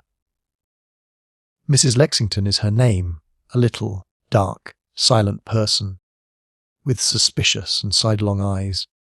She could tell us something if she would, I am convinced of it. But she was as close as wax. Yes. She had let Mr. Macfarlane in at 9:30. She wished her hand had withered before she had done so. She had gone to bed at 10:30. Her room was at the other end of the house, and she could hear nothing of what had passed. Mr. Macfarlane had left his hat, and to the best of her belief his stick, in the hall. She had been awakened by the alarm of fire. Her poor, dear master had certainly been murdered. Had he any enemies? Well, every man had enemies, but Mr. Alderker kept himself very much to himself, and only met people in the way of business. She had seen the buttons, and was sure that they belonged to the clothes which he had worn last night. The wood pile was very dry, for it had not rained for a month. It burned like tinder, and by the time she reached the spot, nothing could be seen but flames. She and all the firemen smelled the burned flesh from inside it. She knew nothing of the papers, nor of Mr. Alderker's private affairs. So, my dear Watson, there's my report of a failure. And yet, he clenched his thin hands in a paroxysm of conviction. I know it's all wrong. I feel it in my bones. There is something that has not come out, and that housekeeper knows it. There was a sort of sulky defiance in her eyes, which only goes with guilty knowledge. However, there's no good talking any more about it. Watson. But unless some lucky chance comes our way, I fear that the Norwood disappearance case will not figure in that chronicle of our successes, which I foresee that a patient public will sooner or later have to endure. Surely, said I, the man's appearance would go far with any jury. That is a dangerous argument, my dear Watson. You remember that terrible murderer, Bert Stevens, who wanted us to get him off in 87. Was there ever a more mild-mannered, Sunday school young man? It is true. Unless we succeed in establishing an alternative theory, this man is lost. You can hardly find a flaw in the case which can now be presented against him, and all further investigation has served to strengthen it. By the way, there is one curious little point about those papers which may serve us as the starting point for an inquiry. On looking over the bank book, I found that the low state of the balance was principally due to large cheques, which had been made out during the last year to Mr. Cornelius. I confess that I should be interested to know who this Mr. Cornelius may be, with whom a retired builder has such very large transactions. Is it possible that he has had a hand in the affair? Cornelius might be a broker, but we have found no scrip to correspond with these large payments. Failing any other indication, my researchers must now take the direction of an inquiry at the bank for the gentleman who has cashed these cheques. But I fear, my dear fellow, that our case will end ingloriously by Lestrade hanging our client, which will certainly be a triumph for Scotland Yard. I do not know how far Sherlock Holmes took any sleep that night, but when I came down to breakfast I found him pale and harassed. His bright eyes the brighter for the dark shadows round them. The carpet round his chair was littered with cigarette ends and with the early editions of the morning papers. An open telegram lay upon the table. "What do you think of this, Watson?" he asked, tossing it across. It was from Norwood and ran as follows: "Important fresh evidence to hand. Macfarlane's guilt definitely established. Advise you to abandon case. Lestrade." "This sounds serious," said I. "It is Lestrade's little cock a doddle of victory," Holmes answered with a bitter smile. "And yet it may be premature to abandon the case. After all, important fresh evidence is a two-edged thing, and may possibly cut in a very different direction to that which Lestrade imagines. Take your breakfast, Watson, and we will go out together and see what we can do. I feel as if I shall need your company and your moral support today." My friend had no breakfast himself, for it was one of his peculiarities that in his more intense moments he would permit himself no food. And I have known him presume upon his iron strength until he has fainted from pure inanition. "At present I cannot spare energy and nerve force for digestion," he would say in answer to my medical remonstrances. I was not surprised, therefore, when this morning he left his untouched meal behind him and started with me for Norwood. A crowd of morbid sightseers was still gathered round Deepdene House, which was just such a suburban villa as I had pictured. Within the gates Lestrade met us, his face flushed with victory, his manner grossly triumphant. "Well, Mr. Holmes, have you proved us to be wrong yet?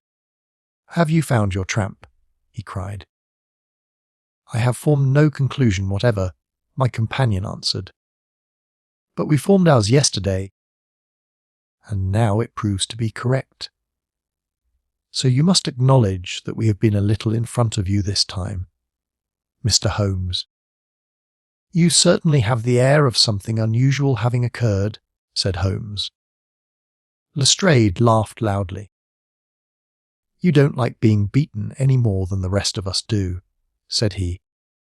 "A man can't expect always to have it his own way, can he, Dr. Watson? Step this way, if you please, gentlemen, and I think I can convince you once for all that it was John Macfarlane who did this crime." He led us through the passage and out into a dark hall beyond. "This is where young Macfarlane must have come out to get his hat after the crime was done," said he. "Now look at this." With dramatic suddenness he struck a match, and by its light exposed a stain of blood upon the whitewashed wall. As he held the match nearer, I saw that it was more than a stain.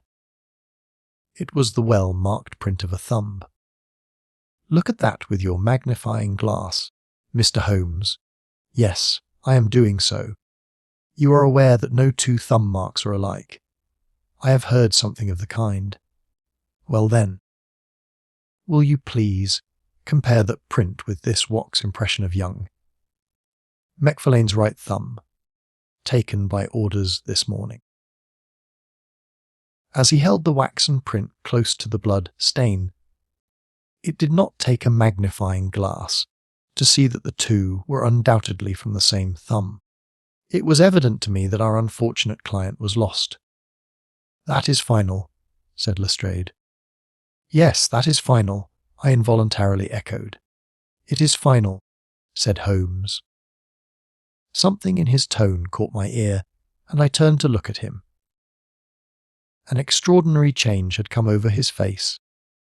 It was writhing with inward merriment. His two eyes were shining like stars. It seemed to me that he was making desperate efforts to restrain a convulsive attack of laughter. Dear me, he said at last. Well now, who would have thought it?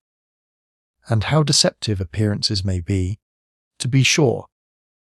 Such a nice young man to look at. It is a lesson to us not to trust our own judgment, is it not, Lestrade? Yes, some of us are a little too much inclined to be cocksure. Mr. Holmes, said Lestrade. The man's insolence was maddening, but we could not resent it. What a providential thing that this young man should press his right thumb against the wall in taking his hat from the peg. Such a very natural action, too, if you come to think of it. Holmes was outwardly calm, but his whole body gave a wriggle of suppressed excitement as he spoke. By the way, Lestrade, who made this remarkable discovery? It was the housekeeper, Mrs. Lexington, who drew the night constable's attention to it. Where was the night constable? He remained on guard in the bedroom where the crime was committed, so as to see that nothing was touched. But why didn't the police see this mark yesterday? Well, we had no particular reason to make a careful examination of the hall. Besides, it's not in a very prominent place, as you see. No, of course not. I suppose there is no doubt that the mark was there yesterday. Lestrade looked at Holmes as if he thought he was going out of his mind. I confess that I was myself surprised both at his hilarious manner and at his rather wild observation. I don't know whether you think that Macfarlane came out of jail in the dead of the night in order to strengthen the evidence against himself, said Lestrade. I leave it to any expert in the world where that is not the mark of his thumb. It is unquestionably the mark of his thumb. There. That's enough, said Lestrade. I am a practical man, Mr. Holmes, and when I have got my evidence I come to my conclusions. If you have anything to say, you will find me writing my report in the sitting room. Holmes had recovered his equanimity, although I still seemed to detect gleams of amusement in his expression. Dear me, this is a very sad development, Watson, is it not? Said he. And yet there are singular points about it which hold out some hopes for our client. I am delighted to hear it, said I, heartily. I was afraid it was all up with him. I would hardly go so far as to say that, my dear Watson. The fact is that there is one really serious flaw in this evidence to which our friend attaches so much importance. Indeed, Holmes, what is it? Only this. That I know that that mark was not there when I examined the hall yesterday. And now, Watson, let us have a little stroll round in the sunshine. With a confused brain, but with a heart into which some warmth of hope was returning, I accompanied my friend in a walk round the garden. Holmes took each face of the house in turn and examined it with great interest. He then led the way inside and went over the whole building from basement to attic. Most of the rooms were unfurnished, but none the less Holmes inspected them all minutely. Finally, on the top corridor, which ran outside 3 untenanted bedrooms, he again was seized with a spasm of merriment. There are really some very unique features about this case, Watson, said he. I think it is time now that we took our friend Lestrade into our confidence. He has had his little smile at our expense, and perhaps we may do as much by him, if my reading of this problem proves to be correct. Yes, yes. I think I see how we should approach it. The Scotland Yard inspector was still writing in the parlour when Holmes interrupted him. "I understood that you were writing a report of this case," said he. "So I am. Don't you think it may be a little premature? I can't help thinking that your evidence is not complete." Lestrade knew my friend too well to disregard his words.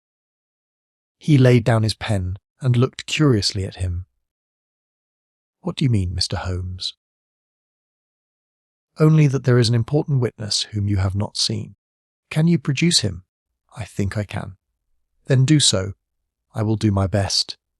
How many constables have you?" "There are 3 within call." "Excellent," said Holmes. "May I ask if they are all large, able-bodied men with powerful voices?" "I have no doubt they are, although I fail to see what their voices have to do with it." "Perhaps I can help you to see that, and 1 or 2 other things as well," said Holmes. "Kindly summon your men, and I will try." 5 minutes later, 3 policemen had assembled in the hall. "In the outhouse you will find a considerable quantity of straw," said Holmes. "I will ask you to carry in 2 bundles of it. I think it will be of the greatest assistance in producing the witness whom I require." "Thank you very much. I believe you have some matches in your pocket, Watson. Now, Mr. Lestrade, I will ask you all to accompany me to the top landing. As I have said, there was a broad corridor there, which ran outside 3 empty bedrooms. At one end of the corridor, we were all marshalled by Sherlock Holmes.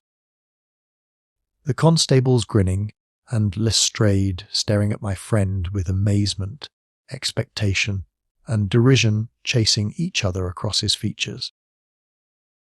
Holmes stood before us with the air of a conjurer who is performing a trick. "Would you kindly send one of your constables for 2 buckets of water? Put the straw on the floor here, free from the wall on either side. Now I think that we are all ready." Lestrade's face had begun to grow red and angry. "I don't know whether you are playing a game with us, Mr. Sherlock Holmes," said he. "If you know anything, you can surely say it without all this tomfoolery. I assure you, my good Lestrade, that I have an excellent reason for everything that I do. You may possibly remember that you chaffed me a little some hours ago, when the sun seemed on your side of the hedge, so you must not grudge me a little pomp and ceremony now. Might I ask you, Watson, to open that window, and then to put a match to the edge of the straw?"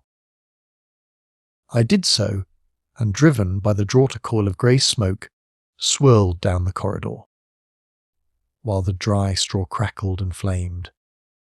"Now we must see if we can find this witness for you, Lestrade. Might I ask you all to join in the cry of 'Fire!' Now then, 1, 2, 3, 'Fire!' We all yelled. I will trouble you once again. 'Fire!' Just once more, gentlemen, and all together. 'Fire!' The shout must have rung over Norwood. It had hardly died away when an amazing thing happened. A door suddenly flew open out of what appeared to be solid wall at the end of the corridor, and a little, wizened man darted out of it, like a rabbit out of its burrow. "Capital!" said Holmes calmly. "Watson, a bucket of water over the straw." "That will do, Lestrade." "Allow me to present you with your principal missing witness, Mr. Jonas Alderker." The detective stared at the newcomer with blank amazement. The latter was blinking in the blight of the corridor, and peering at us, and at the smouldering fire. It was an odious face, crafty, vicious, e-malignant with shifty, light grey eyes and white lashes. "What's this, then?" said Lestrade, at last. "What have you been doing all this time?" Aldacra gave an uneasy laugh, shrinking back from the furious red face of the angry detective. "I have done no harm. No harm. You have done your best to get an innocent man hanged. If it wasn't for this gentleman here, I am not sure that you would not have succeeded." The wretched creature began to whimper. "I am sure, sir, it was only my practical joke." "Oh, joke, was it? You won't find the laugh on your side, I promise you. Take him down and keep him in the sitting-room until I come. Mr. Holmes," he continued when they had gone. "I could not speak before the constables, but I don't mind saying, in the presence of Dr. Watson, that this is the brightest thing that you have done yet, though it is a mystery to me how you did it. You have saved an innocent man's life, and you have prevented a very grave scandal, which would have ruined my reputation in the force." Holmes smiled and clapped Lestrade upon the shoulder. "Instead of being ruined, my good sir, you will find that your reputation has been enormously enhanced. Just make a few alterations in that report which you were writing, and they will understand how hard it is to throw dust in the eyes of Inspector Lestrade. And you don't want your name to appear. Not at all. The work is its own reward. Perhaps I shall get the credit also at some distant day, when I permit my zealous historian to lay out his foolscap once more. Watson. Well, now let us see where this rat has been lurking." A lath and plaster partition had been run across the passage 6 feet from the end, with a door cunningly concealed in it. It was lit within by slits under the eaves. A few articles of furniture and a supply of food and water were within, together with a number of books and papers. "There's the advantage of being a builder," said Holmes, as we came out.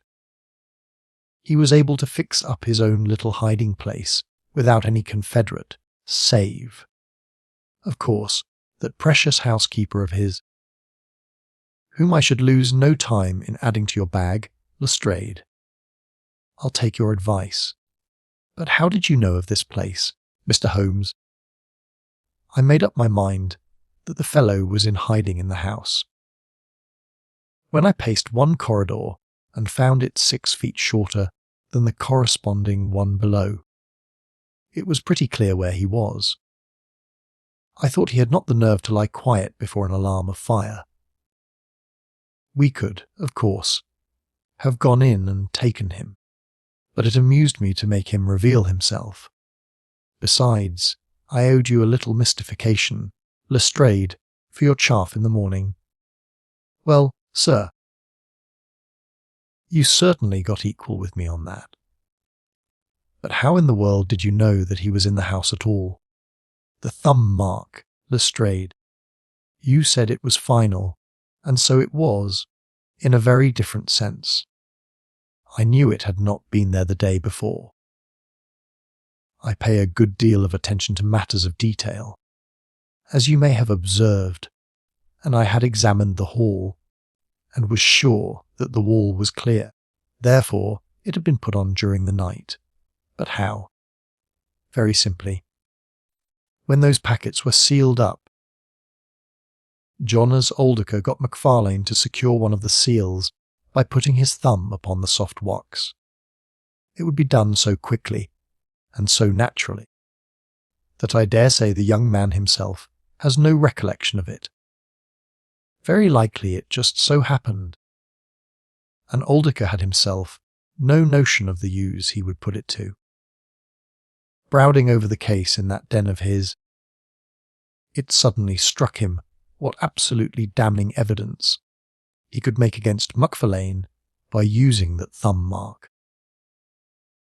It was the simplest thing in the world for him to take a wax impression from the seal, to moisten it in as much blood as he could get from a pin prick, and to put the mark upon the wall during the night, either with his own hand or with that of his housekeeper. If you examine among those documents which he took with him into his retreat, I will lay you a wager that you find the seal with the thumb mark upon it." "Wonderful," said Lestrade. "Wonderful. It's all as clear as crystal, as you put it. But what is the object of this deep deception, Mr. Holmes?"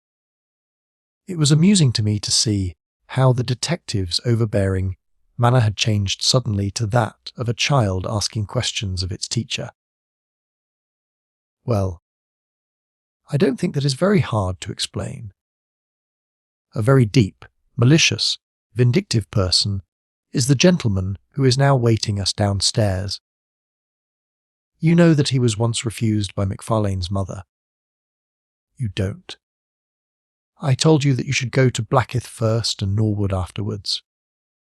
Well, this injury, as he would consider it, has rankled in his wicked, scheming brain, and all his life he has longed for vengeance, but never seen his chance. During the last year or two, things have gone against him, secret speculation, I think, and he finds himself in a bad way. He determines to swindle his creditors, and for this purpose he pays large cheques to a certain Mr. Cornelius, who is, I imagine, himself under another name. I have not traced these cheques yet, but I have no doubt that they were banked under that name at some provincial town where Aldicott from time to time led a double existence. He intended to change his name altogether, draw this money, and vanish, starting life again elsewhere. Well, that's likely enough. It would strike him that in disappearing he might throw all pursuit off his track, and at the same time have an ample and crushing revenge upon his old sweetheart. If he could give the impression that he had been murdered by her only child. It was a masterpiece of villainy, and he carried it out like a master. The idea of the will, which would give an obvious motive for the crime, the secret visit unknown to his own parents, the retention of the stick, the blood, and the animal remains and buttons in the woodpile, all were admirable. It was a net from which it seemed to me, a few hours ago, that there was no possible escape. But he had not that supreme gift of the artist, the knowledge of when to stop. He wished to improve that which was already perfect, to draw the rope tighter yet round. The neck of his unfortunate victim, and so he ruined all. Let us descend, Lestrade. There are just one or two questions that I would ask him. The malignant creature was seated in his own parlour, with a policeman upon each side of him. It was a joke, my good sir, a practical joke, nothing more. He whined incessantly. I assure you, sir, that I simply concealed myself in order to see the effect of my disappearance. And I am sure that you would not be so unjust as to imagine that I have allowed any harm to befall poor young Mr. Macfarlane. That's for a jury to decide, said Lestrade. Anyhow, we shall have you on a charge of conspiracy, if not for attempted murder. And you'll probably find that your creditors will impound the banking account of Mr. Cornelius, said Holmes. The little man started, and turned his malignant eyes upon my friend. I have to thank you for a good deal, said he. Perhaps I'll pay my debt some day. Holmes smiled indulgently. I fancy that, for some few years, you will find your time very fully occupied, said he. By the way, what was it you put into the wood pile besides your old trousers? A dead dog, or rabbits, or what? You won't tell, Dear me, how very unkind of you. Well, I dare say that a couple of rabbits would account both for the blood and for the charred ashes. If ever you write an account, Watson, you can make rabbits serve your turn. Investigation 10. The Copper Beeches. To the man who loves art for its own sake, remarked Sherlock Holmes. Tossing aside the advertisement sheet of the Daily Telegraph, it is frequently in its least important and lowliest manifestations that the keenest pleasure is to be derived.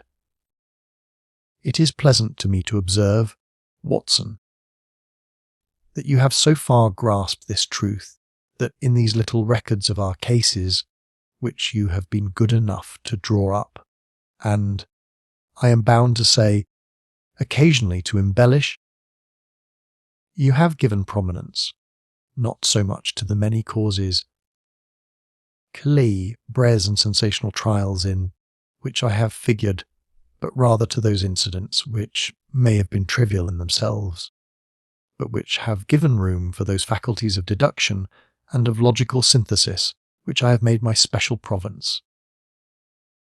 And yet, said I, smiling, I cannot quite hold myself absolved from the charge of sensationalism which has been urged against my records. You have erred, perhaps, he observed, taking up a glowing cinder with the tongs and lighting with it. The long cherrywood pipe, which was wont to replace his clay, when he was in a disputatious, rather than a meditative mood. You have erred perhaps in attempting to put colour and life of each of your statements instead of confining yourself to the task of placing upon record that severe reasoning from cause to effect, which is really the only notable feature about the thing. It seems to me that I have done you full justice in the matter, I remarked with some coldness, for I was repelled by the egotism which I had more than once observed to be a strong factor in my friend's singular character. No, it is not selfishness or conceit, said he, answering, as was his wont, my thoughts rather than my words. If I claim full justice for my art, it is because it is an impersonal thing, a thing beyond myself. Crime is common. Logic is rare. Therefore it is upon the logic rather than upon the crime that you should dwell. You have degraded what should have been a course of lectures into a series of tales. It was a cold morning of the early spring, and we sat after breakfast on either side of a cheery fire in the old room at Baker Street. A thick fog rolled down between the lines of dun-coloured houses, and the opposing windows loomed like dark, shapeless blurs through the heavy yellow wreaths. Our gas was lit and shone on the white cloth and glimmer of china and metal, for the table had not been cleared yet. Sherlock Holmes had been silent all the morning, dipping continuously into the advertisement columns of a succession of papers, until at last, having apparently given up his search, he had emerged in no very sweet temper to lecture me upon my literary shortcomings. At the same time, he remarked after a pause, during which he had sat puffing at his long pipe and gazing down into the fire, you can hardly be open to a charge of sensationalism. For out of these cases, which you have been so kind as to interest yourself in, a fair proportion do not treat of crime, in its legal sense, at all. The small matter in which I endeavoured to help the King of Bohemia, the singular experience of Miss Mary Sutherland, the problem connected with the man with the twisted lip, and the incident of the noble bachelor were all matters which are outside the pale of the law. But in avoiding the sensational, I fear that you may have bordered on the trivial. The end may have been so, I answered, but the methods I hold to have been novel and of interest. Sure, my dear fellow, what do the public, the great unobservant public, who could hardly tell a weaver by his tooth or a compositor by his left thumb, care about the finer shades of analysis and deduction? But, indeed, if you are trivial, I cannot blame you, for the days of the great cases are past. Man, or at least criminal man, has lost all enterprise and originality. As to my own little practice, it seems to be degenerating into an agency for recovering lost lead pencils and giving advice to young ladies from boarding schools. I think that I have touched bottom at last, however. This note I had this morning marks my 0 point, I fancy. Read it. He tossed a crumpled letter across to me. It was dated from Montague Place upon the preceding evening, and ran thus. Dear Mr. Holmes, I am very anxious to consult you as to whether I should not accept a situation which has been offered to me as governess. I shall call at 10:30 tomorrow if I do not inconvenience you. Yours faithfully, Violet Hunter. Do you know the young lady? I asked. Not I. It is 10:30 now. Yes, and I have no doubt that is her ring. It may turn out to be of more interest than you think. You remember that the affair of the blue carbuncle, which appeared to be a mere whim, at first developed into a serious investigation. It may be so in this case, also. Well, let us hope so. But our doubts will very soon be solved, for here, unless I am much mistaken, as the person in question. As he spoke, the door opened, and a young lady entered the room.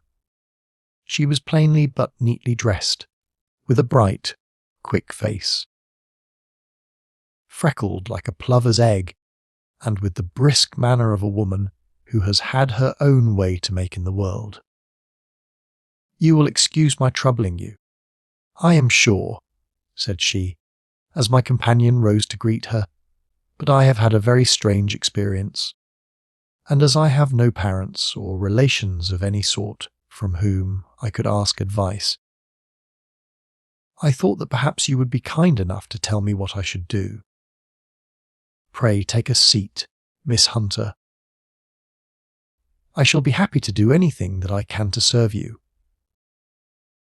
I could see that Holmes was favourably impressed by the manner and speech of his new client. He looked her over in his searching fashion, and then composed himself, with his lids drooping and his finger-tips together, to listen to her story. I have been a governess for 5 years, said she, in the family of Colonel Spence Munro. But 2 months ago the Colonel received an appointment at Halifax in Nova Scotia and took his children over to America with him, so that I found myself without a situation. I advertised, and I answered advertisements, but without success. At last the little money which I had saved began to run short, and I was at my wits' end as to what I should do. There is a well-known agency for governesses in the West End, called Westaway's, and there I used to call about once a week, in order to see whether anything had turned up which might suit me. Westaway was the name of the founder of the business, but it is really managed by Miss Stoper. She sits in her own little office, and the ladies who are seeking employment wait in an anteroom, and are then shown in one by one, when she consults her ledgers and sees whether she has anything which would suit them. Well, when I called last week, I was shown into the little office as usual, but I found that Miss Stoper was not alone. A prodigiously stout man with a very smiling face, and a great heavy chin which rolled down, in fold upon fold over his throat, sat at her elbow with a pair of glasses on his nose.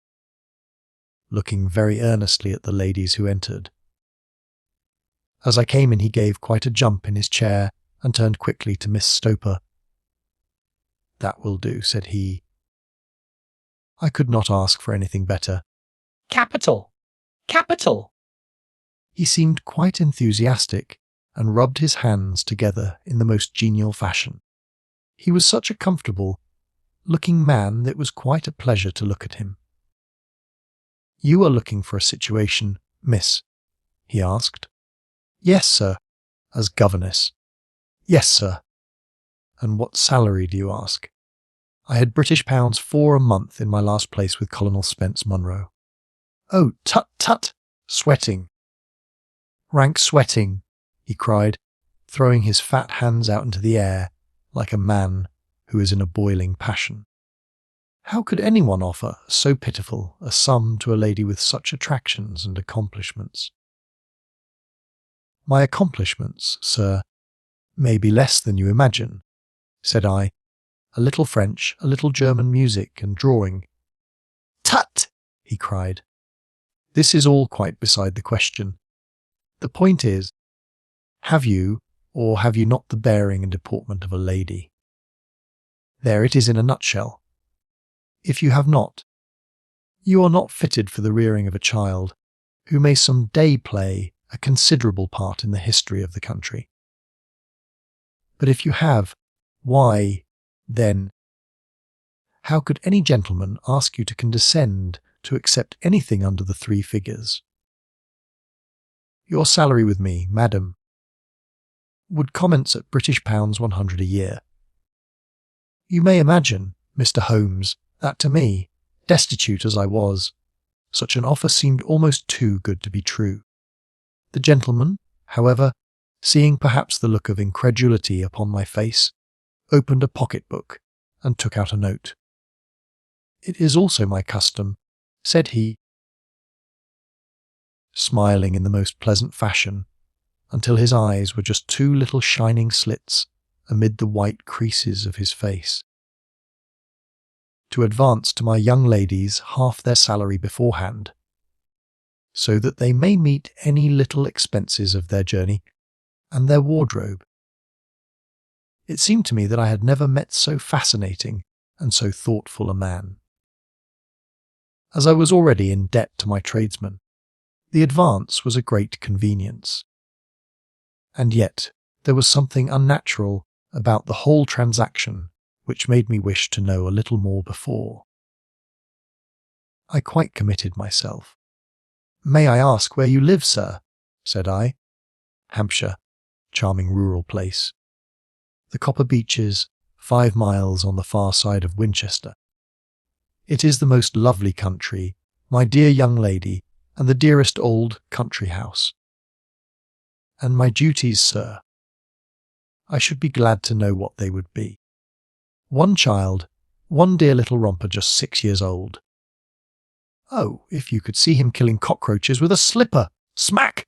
Smack! Smack! 3 gone before you could wink." He leaned back in his chair and laughed his eyes into his head again. I was a little startled at the nature of the child's amusement, but the father's laughter made me think that perhaps he was joking. "My sole duties, then," I asked, "are to take charge of a single child?"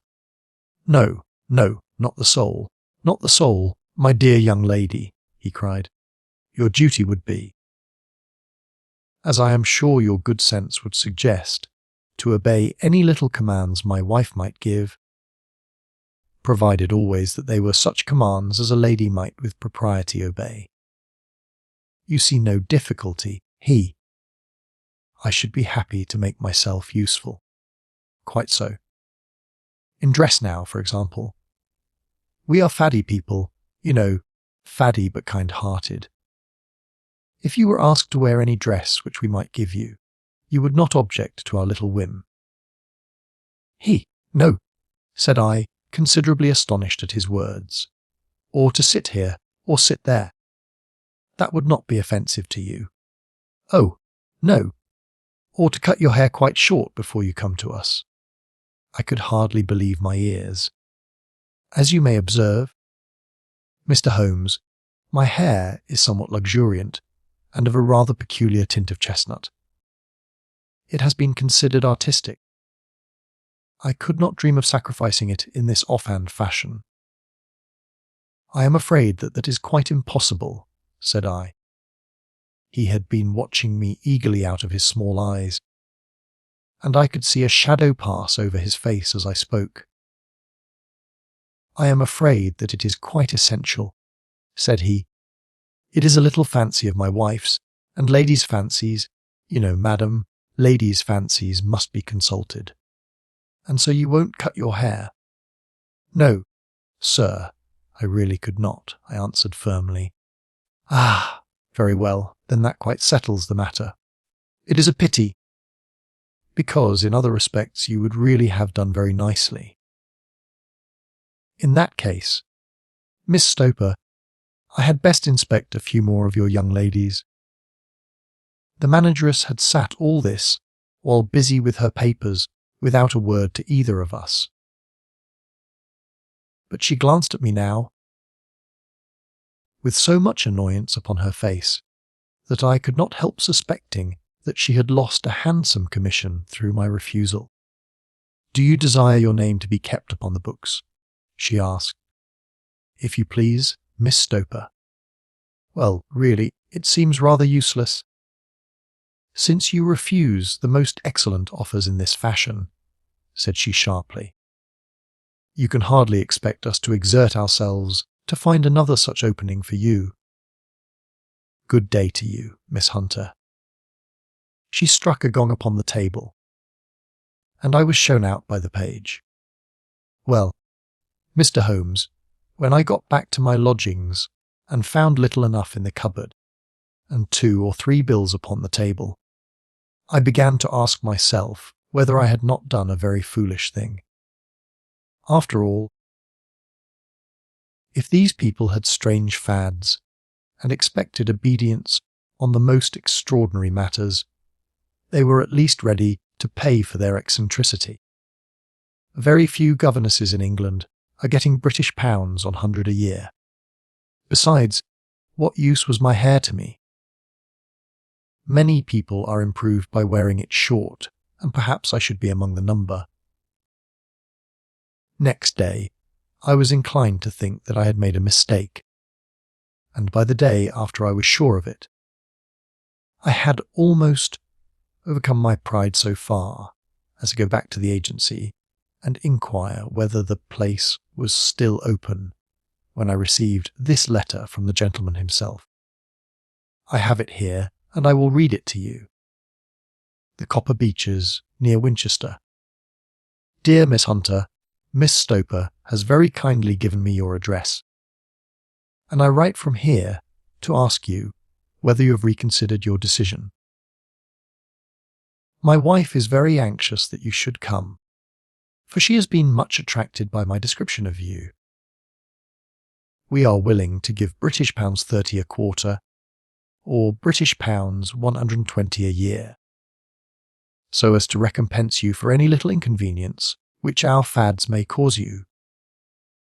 They are not very exacting, after all. My wife is fond of a particular shade of electric blue, and would like you to wear such a dress indoors in the morning. You need not, however, go to the expense of purchasing one, as we have one belonging to my dear daughter Alice, now in Philadelphia, which would, I should think, fit you very well. Then, as to sitting here or there, or amusing yourself in any manner indicated, that need cause you no inconvenience. As regards your hair, it is no doubt a pity, especially as I could not help remarking its beauty during our short interview. But I am afraid that I must remain firm upon this point, and I only hope that the increased salary may recompense you for the loss. Your duties, as far as the child is concerned, are very light. Now do try to come, and I shall meet you with the dog-cart at Winchester. Let me know your train. Yours faithfully, Jepro Rucastle. That is the letter which I have just received, Mr. Holmes, and my mind is made up that I will accept it. I thought, however, that before taking the final step, I should like to submit the whole matter to your consideration. Well, Miss Hunter, if your mind is made up, that settles the question, said Holmes, smiling. But you would not advise me to refuse. I confess that it is not the situation which I should like to see a sister of mine apply for. What is the meaning of it all, Mr. Holmes? Ah, I have no data. I cannot tell. Perhaps you have yourself formed some opinion? Well, there seems to me to be only one possible solution. Mr. Rucastle seemed to be a very kind, good-natured man. Is it not possible that his wife is a lunatic? That he desires to keep the matter quiet for fear she should be taken to an asylum, and that he humours her fancies in every way in order to prevent an outbreak? That is a possible solution. In fact, as matters stand, it is the most probable one. But in any case it does not seem to be a nice household for a young lady. But the money, Mr. Holmes, the money? Well, yes. Of course the pay is good, too good. That is what makes me uneasy. Why should they give you British pounds on 120 a year, when they could have their pick for British pounds 40? There must be some strong reason behind. I thought that if I told you the circumstances you would understand afterwards if I wanted your help. I should feel so much stronger if I felt that you were at the back of me. Oh, you may carry that feeling away with you. I assure you that your little problem promises to be the most interesting which has come my way for some months. There is something distinctly novel about some of the features, if you should find yourself in doubt or in danger. Danger? What danger do you foresee? Holmes shook his head gravely. It would cease to be a danger if we could define it, said he, but at any time, day or night. A telegram would bring me down to your help. That is enough. She rose briskly from her chair with the anxiety all swept from her face. I shall go down to Hampshire quite easy in my mind now. I shall write to Mr. Rucastle at once, sacrifice my poor hair tonight, and start for Winchester tomorrow. With a few grateful words to Holmes, she bade us both good night and bustled off upon her way. At least, said I as we heard her quick, firm steps descending the stairs, she seems to be a young lady who is very well able to take care of herself. And she would need to be, said Holmes gravely. I am much mistaken if we do not hear from her before many days are past. It was not very long before my friend's prediction was fulfilled. A fortnight went by, during which I frequently found my thoughts turning in her direction, and wondering what strange side, alley of human, experience this lonely woman had strayed into. The unusual salary, the curious conditions, the light duties, all pointed to something abnormal, though whether a fad or a plot, or whether the man were a philanthropist or a villain, it was quite beyond my powers to determine. As to Holmes, I observed that he sat frequently for half an hour on end, with knitted brows and an abstracted air, but he swept the matter away with a wave of his hand when I mentioned it. "Data! Data! Data!" he cried impatiently. I can't make bricks without clay. And yet he would always wind up by muttering that no sister of his should ever have accepted such a situation. The telegram, which we eventually received, came one night, just as I was thinking of turning in and Holmes was settling down to one of those all-night chemical researches which he frequently indulged in. When I would leave him stooping over a retort and a test tube at night, and find him in the same position when I came down to breakfast in the morning. He opened the yellow envelope, and then, glancing at the message, threw it across to me. "Just look up the trains in Bradshaw," said he, and turned back to his chemical studies. The summons was a brief and urgent one. "Please be at the Black Swan Hotel at Winchester at midday tomorrow," it said. "Do come! I am at my wit's end." "Hunter, will you come with me?" asked Holmes, glancing up. "I should wish to." "Just look it up, then." "There is a train at 9:30, said I, glancing over my Bradshaw. "It is due at Winchester at 11:30. "That will do very nicely." Then perhaps I had better postpone my analysis of the acetones, as we may need to be at our best in the morning. By 11 o'clock the next day, we were well upon our way to the old English capital. Holmes had been buried in the morning papers all the way down, but after we had passed the Hampshire border he threw them down and began to admire the scenery. It was an ideal spring day, a light blue sky, flecked with little fleecy white clouds drifting across from west to east.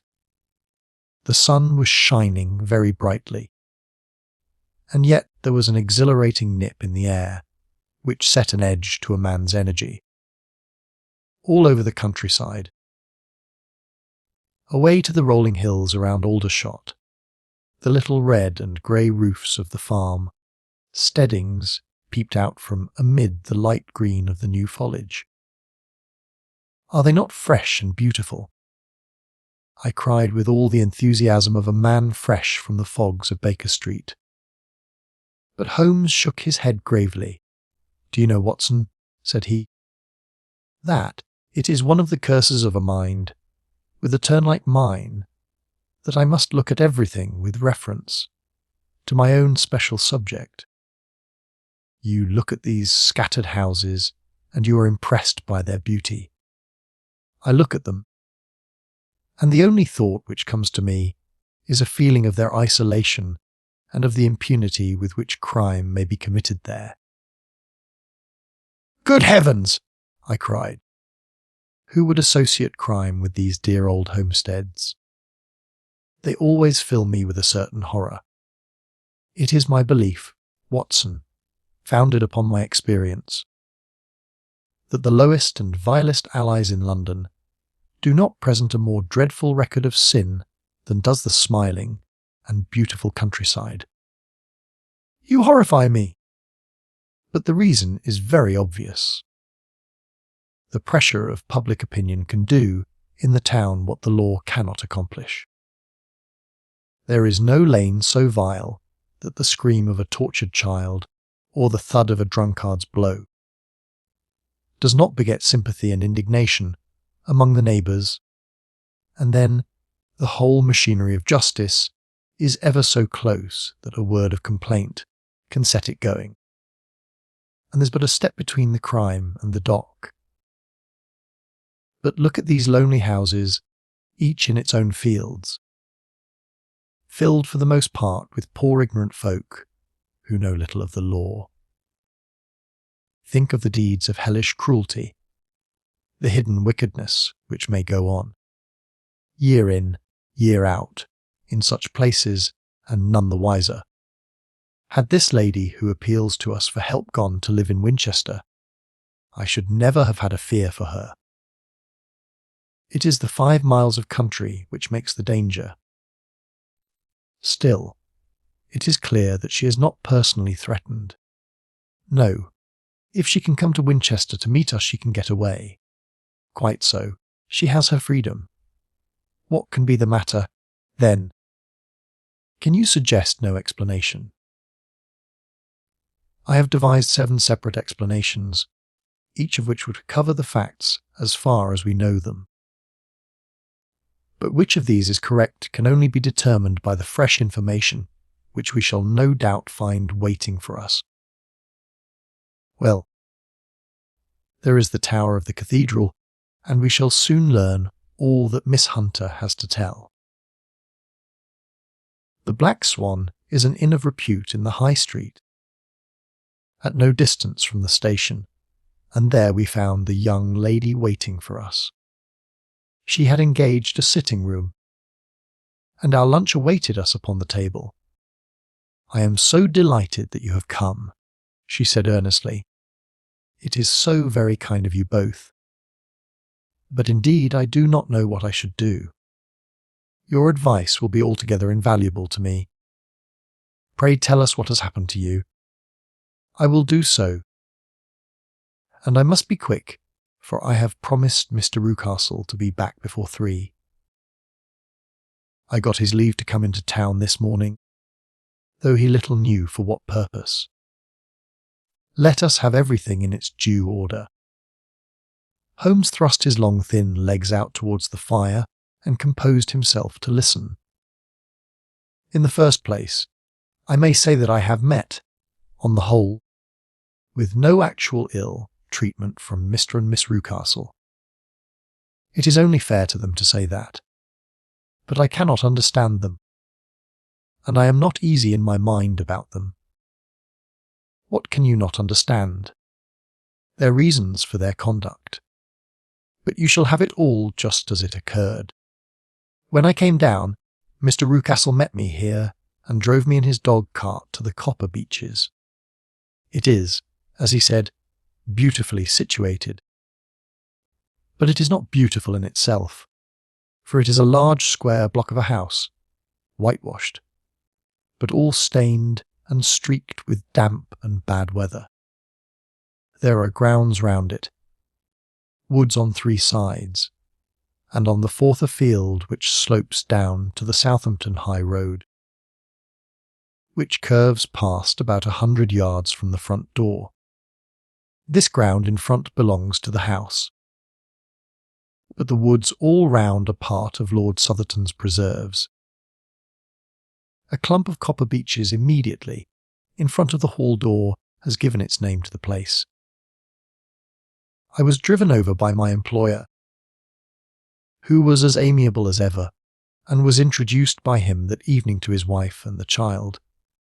There was no truth, Mr. Holmes, in the conjecture which seemed to us to be probable in your rooms at Baker Street. Mrs. Rucastle is not mad.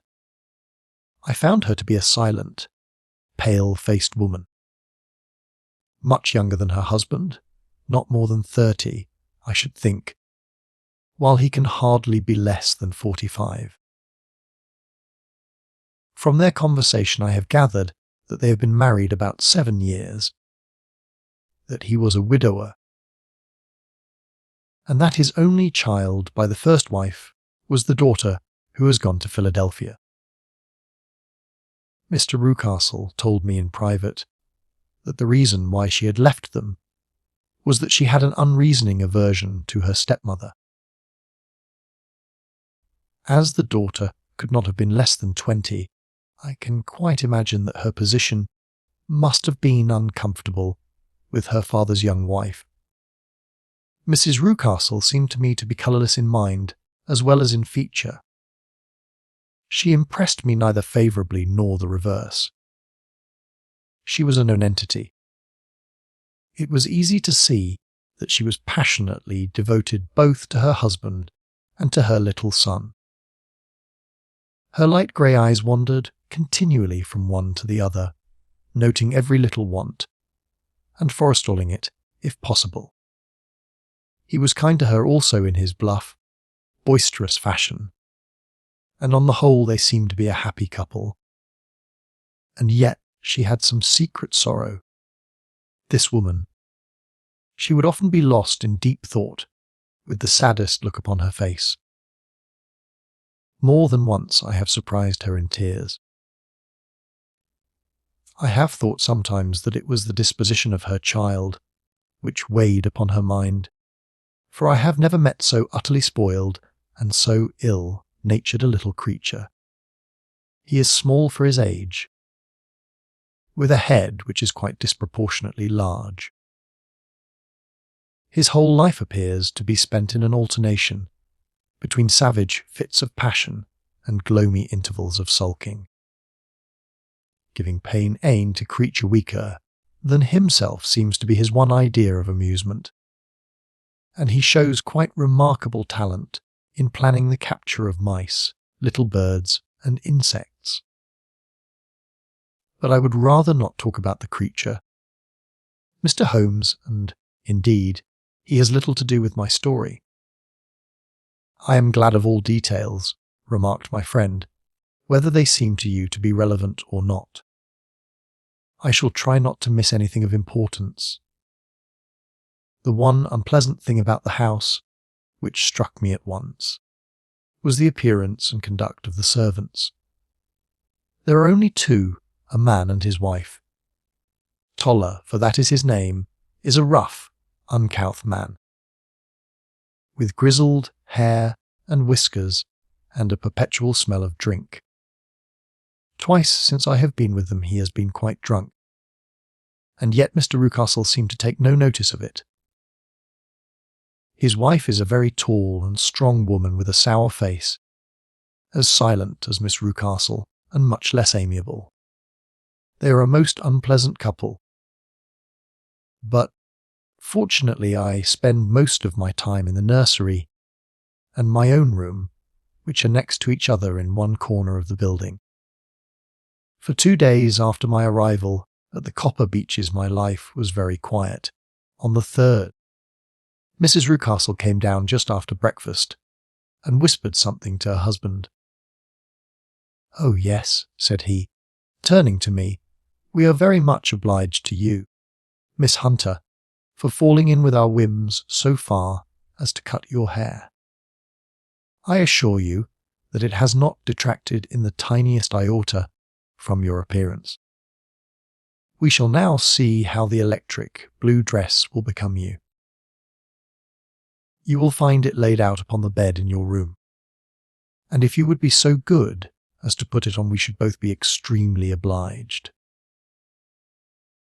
The dress which I found waiting for me was of a peculiar shade of blue. It was of excellent material, a sort of beige, but it bore unmistakable signs of having been worn before. It could not have been a better fit if I had been measured for it. Both Mr. and Mrs. Rucastle expressed a delight at the look of it, which seemed quite exaggerated in its vehemence. They were waiting for me in the drawing-room, which is a very large room, stretching along the entire front of the house, with 3 long windows reaching down to the floor. A chair had been placed close to the central window, with its back towards it. In this I was asked to sit, and then Mr. Rucastle, walking up and down on the other side of the room, began to tell me a series of the funniest stories that I have ever listened to. You cannot imagine how comical he was, and I laughed until I was quite weary. Mrs. Rucastle, however, who has evidently no sense of humour, never so much as smiled, but sat with her hands in her lap and a sad, anxious look upon her face. After an hour or so, Mr. Rucastle suddenly remarked that it was time to commence the duties of the day, and that I might change my dress and go to little Edward in the nursery. 2 days later this same performance was gone through under exactly similar circumstances. Again I changed my dress, again I sat in the window, and again I laughed very heartily at the funny stories of which my employer had an immense repertoire, and which he told inimitably. Then he handed me a yellow, backed novel, and moving my chair a little sideways, that my own shadow might not fall upon the page, he begged me to read aloud to him. I read for about 10 minutes, beginning in the heart of a chapter, and then suddenly, in the middle of a sentence, he ordered me to cease and to change my dress. You can easily imagine, Mr. Holmes, How curious I became as to what the meaning of this extraordinary performance could possibly be. They were always very careful, I observed, to turn my face away from the window, so that I became consumed with the desire to see what was going on behind my back. At first it seemed to be impossible, but I soon devised a means. My hand mirror had been broken, so a happy thought seized me, and I concealed a piece of the glass in my handkerchief. On the next occasion, in the midst of my laughter, I put my handkerchief up to my eyes, and was able with a little management to see all that there was behind me. I confess that I was disappointed. There was nothing. At least that was my first impression. At the second glance, however, I perceived that there was a man standing in the Southampton Road. A small bearded man in a grey suit, who seemed to be looking in my direction. The road is an important highway, and there are usually people there. This man, however, was leaning against the railings which bordered our field, and was looking earnestly up. I lowered my handkerchief and glanced at Mrs. Rucastle to find her eyes fixed upon me with a most searching gaze. She said nothing, but I am convinced that she had divined that I had a mirror in my hand and had seen what was behind me. She rose at once. "Jeffro," said she, "there is an impertinent fellow upon the road there who stares up at Miss Hunter." "No friend of yours, Miss Hunter?" he asked. "No. I know no one in these parts." "Dear me, how very importunate. Kindly turn round and motion to him to go away. Surely it would be better to take no notice." No, we should have him loitering here always. Kindly turn round and wave him away like that." I did as I was told, and at the same instant Mrs. Rucastle drew down the blind. That was a week ago, and from that time I have not sat again in the window, nor have I worn the blue dress, nor seen the man in the road. "Pray continue," said Holmes. "Your narrative promises to be a most interesting one." "You will find it rather disconnected, I fear, and there may prove to be little relation between the different incidents of which I speak. On the very first day that I was at the Copper Beeches, Mr. Rucastle took me to a small outhouse which stands near the kitchen door. As we approached it, I heard the sharp rattling of a chain, and the sound as of a large animal moving about. "Look in here," said Mr. Rucastle, showing me a slit between two planks. Is he not a beauty? I looked through and was conscious of two glowing eyes, and of a vague figure huddled up in the darkness. "Don't be frightened," said my employer, laughing at the start which I had given. "It's only Carlo. My mastiff. I call him mine, but really old Toller, my groom, is the only man who can do anything with him. We feed him once a day, and not too much then, so that he is always as keen as mustard. Toller lets him loose every night, and God help the trespasser whom he lays his fangs upon.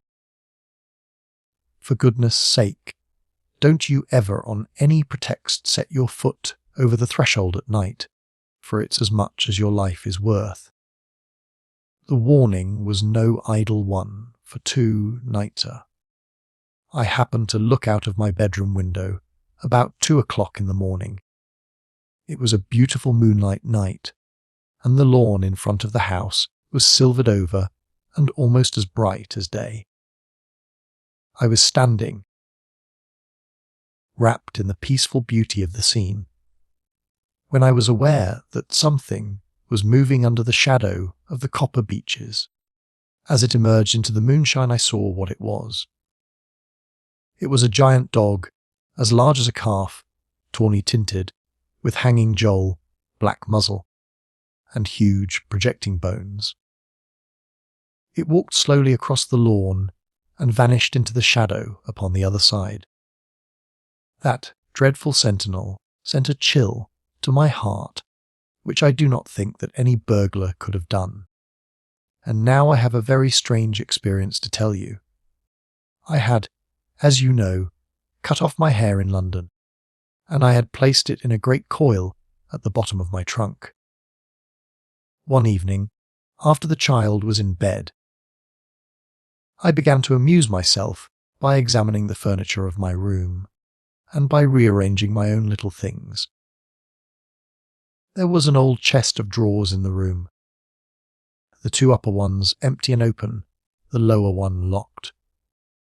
I had filled the first two with my linen, and as I had still much to pack away, I was naturally annoyed at not having the use of the third drawer.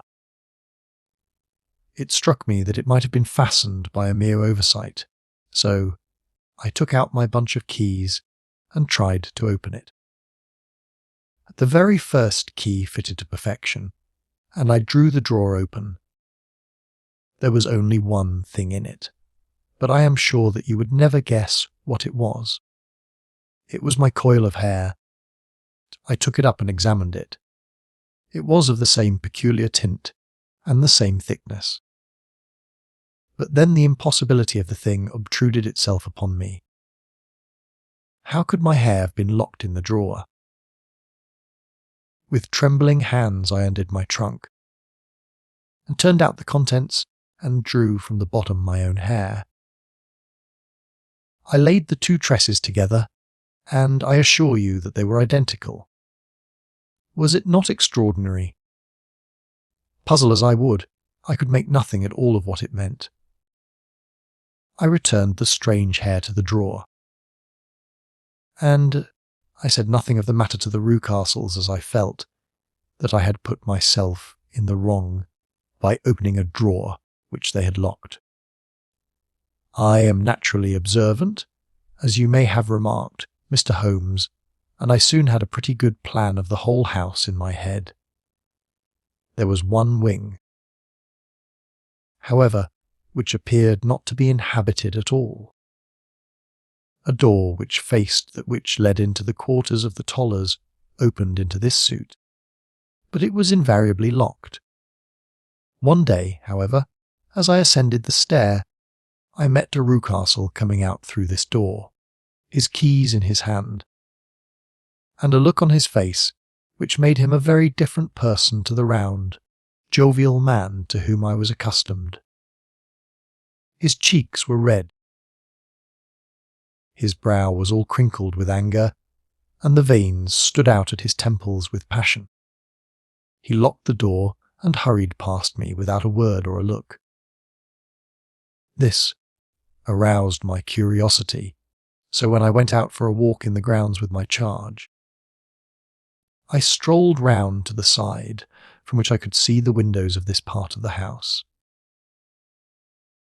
There were 4 of them in a row, 3 of which were simply dirty, while the 4th was shuttered up. They were evidently all deserted. As I strolled up and down, glancing at them occasionally, Mr. Rucastle came out to me, looking as merry and jovial as ever. "Ah!" said he. "You must not think me rude if I passed you without a word, my dear young lady. I was preoccupied with business matters." I assured him that I was not offended. "By the way," said I, "you seem to have quite a suite of spare rooms up there, and one of them has the shutters up." He looked surprised and, as it seemed to me, a little startled at my remark. "Photography is one of my hobbies," said he. "I have made my dark room up there. But dear me, what an observant young lady we have come upon. Who would have believed it? Who would have ever believed it?" He spoke in a jesting tone, but there was no jest in his eyes as he looked at me. I read suspicion there and annoyance, but no jest. Well, Mr. Holmes, from the moment that I understood that there was something about that suite of rooms which I was not to know, I was all on fire to go over them. It was not mere curiosity, though I have my share of that. It was more a feeling of duty, a feeling that some good might come from my penetrating to this place. They talk of woman's instinct. Perhaps it was woman's instinct which gave me that feeling. At any rate, it was there, and I was keenly on the lookout for any chance to pass the forbidden door. It was only yesterday that the chance came. I may tell you that. Besides Mr. Rucastle, both Toller and his wife find something to do in these deserted rooms, and I once saw him carrying a large black linen bag with him through the door. Recently he has been drinking hard, and yesterday evening he was very drunk, and when I came upstairs there was the key in the door.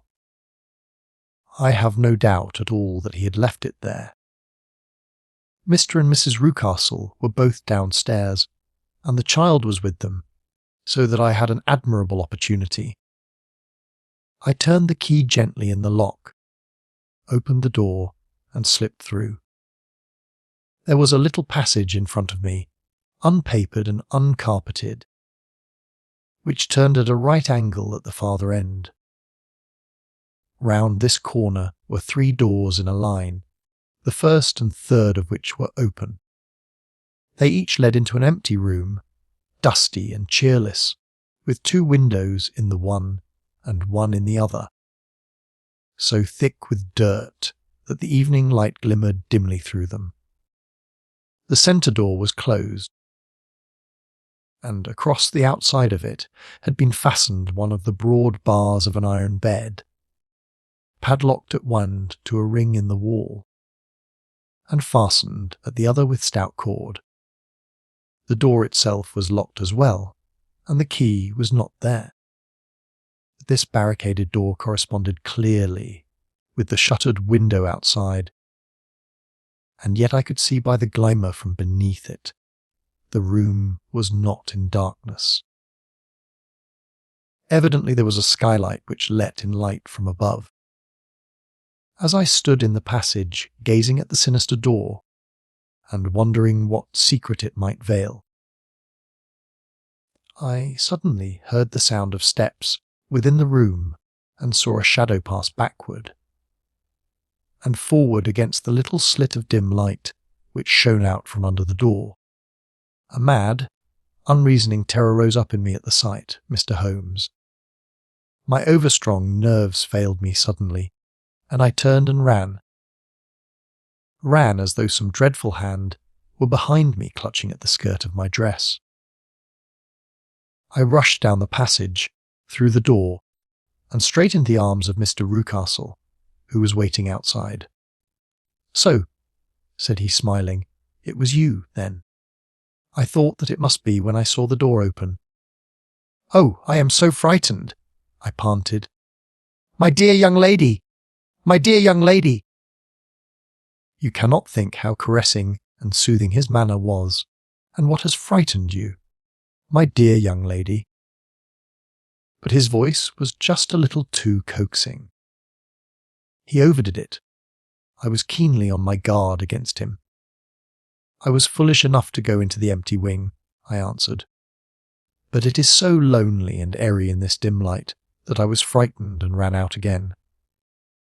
"Oh, it is so dreadfully still in there. Only that?" said he, looking at me keenly. "Why, what did you think?" I asked. "Why do you think that I locked this door? I am sure that I do not know. It is to keep people out who have no business there. Do you see?" He was still smiling in the most amiable manner. "I am sure if I had known. Well, then, you know now. And if you ever put your foot over that threshold again—" Here in an instant the smile hardened into a grin of rage, and he glared down at me with the face of a demon. "I'll throw you to the mastiff." I was so terrified that I do not know what I did. I suppose that I must have rushed past him into my room. I remember nothing until I found myself lying on my bed, trembling all over. Then I thought of you, Mr. Holmes. I could not live there longer without some advice. I was frightened of the house, of the man, of the woman, of the servants, even of the child. They were all horrible to me. If I could only bring you down, all would be well. Of course, I might have fled from the house, but my curiosity was almost as strong as my fears. My mind was soon made up. I would send you a wire. I put on my hat and cloak, went down to the office, which is about 1/2 a mile from the house, and then returned, feeling very much easier. A horrible doubt came into my mind as I approached the door, lest the dog might be loose. But I remembered that Toller had drunk himself into a state of insensibility that evening, and I knew that he was the only one in the household who had any influence with the savage creature, or who would venture to set him free. I slipped in safety, and lay awake half the night in my joy at the thought of seeing you. I had no difficulty in getting leave to come into Winchester this morning, but I must be back before 3 o'clock, for Mr. and Mrs. Rucastle are going on a visit, and will be away all the evening, so that I must look after the child. Now I have told you all my adventures, Mr. Holmes, and I should be very glad if you could tell me what it all means, and, above all, what I should do. Holmes and I had listened spellbound to this extraordinary story. My friend rose now and paced up and down the room, his hands in his pockets, and an expression of the most profound gravity upon his face. "Is Toller still drunk?" he asked. "Yes. I heard his wife tell Mrs. Rucastle that she could do nothing with him." "That is well."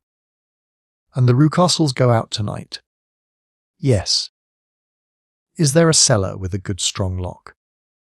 "Yes, the wine cellar." "You seem to me to have acted all through this matter like a very brave and sensible girl. Miss Hunter, do you think that you could perform one more feat?" "I should not ask it of you if I did not think you a quite exceptional woman." "I will try." "What is it?" "We shall be at the Copper Beeches by 7 o'clock, my friend and I. The Rucastles will be gone by that time, and Toller will, we hope, be incapable. There only remains Mrs. Toller, who might give the alarm. If you could send her into the cellar on some errand, and then turn the key upon her, you would facilitate matters immensely." "I will do it." "Excellent. We shall then look thoroughly into the affair. Of course, there is only one feasible explanation. You have been brought there to personate someone, and the real person is imprisoned in this chamber. That is obvious. As to who this prisoner is, I have no doubt that it is the daughter, Miss Alice Rucastle, if I remember right, who was said to have gone to America. You were chosen, doubtless, as resembling her in height, figure, and the colour of your hair. Hers had been cut off, very possibly in some illness through which she has passed, and so, of course, yours had to be sacrificed also. By a curious chance you came upon her tresses. The man in the road was undoubtedly some friend of hers, possibly her fiancé, and no doubt, as you wore the girl's dress, and were so like her, he was convinced from your laughter, whenever he saw you, and afterwards from your gesture, that Miss Rucastle was perfectly happy, and that she no longer desired his attentions. The dog is let loose at night to prevent him from endeavouring to communicate with her. So much is fairly clear. The most serious point in the case is the disposition of the child. What on earth has that to do with it? I ejaculated. My dear Watson, You as a medical man are continually gaining light as to the tendencies of a child by the study of the parents. Don't you see that the converse is equally valid? I have frequently gained my first real insight into the character of parents by studying their children. This child's disposition is abnormally cruel, merely for cruelty's sake, and whether he derives this from his smiling father, as I should suspect, or from his mother, it bodes evil for the poor girl who is in their power. I am sure that you are right, Mr. Holmes, cried our client. 1,000 things come back to me which make me certain that you have hit it. Oh, let us lose not an instant in bringing help to this poor creature. We must be circumspect, for we are dealing with a very cunning man. We can do nothing until 7 o'clock. At that hour we shall be with you, and it will not be long before we solve the mystery. We were as good as our word, for it was just 7 when we reached the copper Beeches, having put up our trap at a wayside public house. The group of trees, with their dark leaves shining like burnished metal in the light of the setting sun, was sufficient to mark the house, even had Miss Hunter not been standing smiling on the doorstep. "Have you managed it?" asked Holmes. A loud thudding noise came from somewhere downstairs. "That is Mrs. Toller in the cellar," said she. "Her husband lies snoring on the kitchen rug. Here are his keys, which are the duplicates of Mr. Rucastle's." "You have done well indeed," cried Holmes with enthusiasm. "Now lead the way, and we shall soon see the end of this black business." We passed up the stair, unlocked the door, followed on down a passage, and found ourselves in front of the barricade which Miss Hunter had described. Holmes cut the cord and removed the transverse bar. Then he tried the various keys in the lock, but without success. No sound came from within, and at the silence Holmes' face clouded over. "I trust that we are not too late," said he. "I think, Miss Hunter, that we had better go in without you. Now, Watson, put your shoulder to it, and we shall see whether we cannot make our way in." It was an old rickety door, and gave at once before our united strength. Together we rushed into the room. It was empty. There was no furniture save a little pallet bed, a small table, and a basketful of linen. The skylight above was open, and the prisoner gone. "There has been some villainy here," said Holmes. "This beauty has guessed Miss Hunter's intentions, and has carried his victim off. But how? Through the skylight. We shall soon see how he managed it." He swung himself up onto the roof. "Ah, yes," he cried. "Here's the end of a long light ladder against the eaves. That is how he did it." "But it is impossible," said Miss Hunter. "The ladder was not there when the Rucastles went away. He has come back and done it. I tell you that he is a clever and dangerous man. I should not be very much surprised if this were whose step I hear now upon the stair. I think, Watson, that it would be as well for you to have your pistol ready." The words were hardly out of his mouth before a man appeared at the door of the room. A very fat and burly man, with a heavy stick in his hand. Miss Hunter screamed and shrunk against the wall at the sight of him. But Sherlock Holmes sprang forward and confronted him. "You villain," said he, "where's your daughter?" The fat man cast his eyes round, and then up at the open skylight. "It is for me to ask you that," he shrieked, "you thieves! Spies and thieves! I have caught you, have I? You are in my power. I'll serve you!" He turned and clattered down the stairs as hard as he could go. "He's gone for the dog," cried Miss Hunter. "I have my revolver," said I. "Better close the front door," cried Holmes, and we all rushed down the stairs together. We had hardly reached the hall when we heard the baying of a hound, and then a scream of agony, with a horrible worrying sound which it was dreadful to listen to. An elderly man with a red face and shaking limbs came staggering out at a side door. "My God!" he cried. "Someone has loosed the dog. It's not been fed for 2 days. Quick, or it'll be too late." Holmes and I rushed out and round the angle of the house, with Toller hurrying behind us. There was the huge famished brute, its black muzzle buried in Rucastle's throat, while he writhed and screamed upon the ground. Running up, I blew its brains out, and it fell over with its keen white teeth still meeting in the great creases of his neck. With much labour we separated them, and carried him, living but horribly mangled, into the house. We laid him upon the drawing-room sofa, and having dispatched the sobered Toller to bear the news to his wife, I did what I could to relieve his pain. We were all assembled round him when the door opened, and a tall, gaunt woman entered the room. "Mrs. Toller!" cried Miss Hunter. "Yes, miss." "Mr. Rucastle let me out, when he came back before he went up to you." "Ah, miss, it is a pity you didn't let me know what you were planning, for I would have told you that your pains were wasted." "Ha!" said Holmes, looking keenly at her. "It is clear that Mrs. Toller knows more about this matter than anyone else."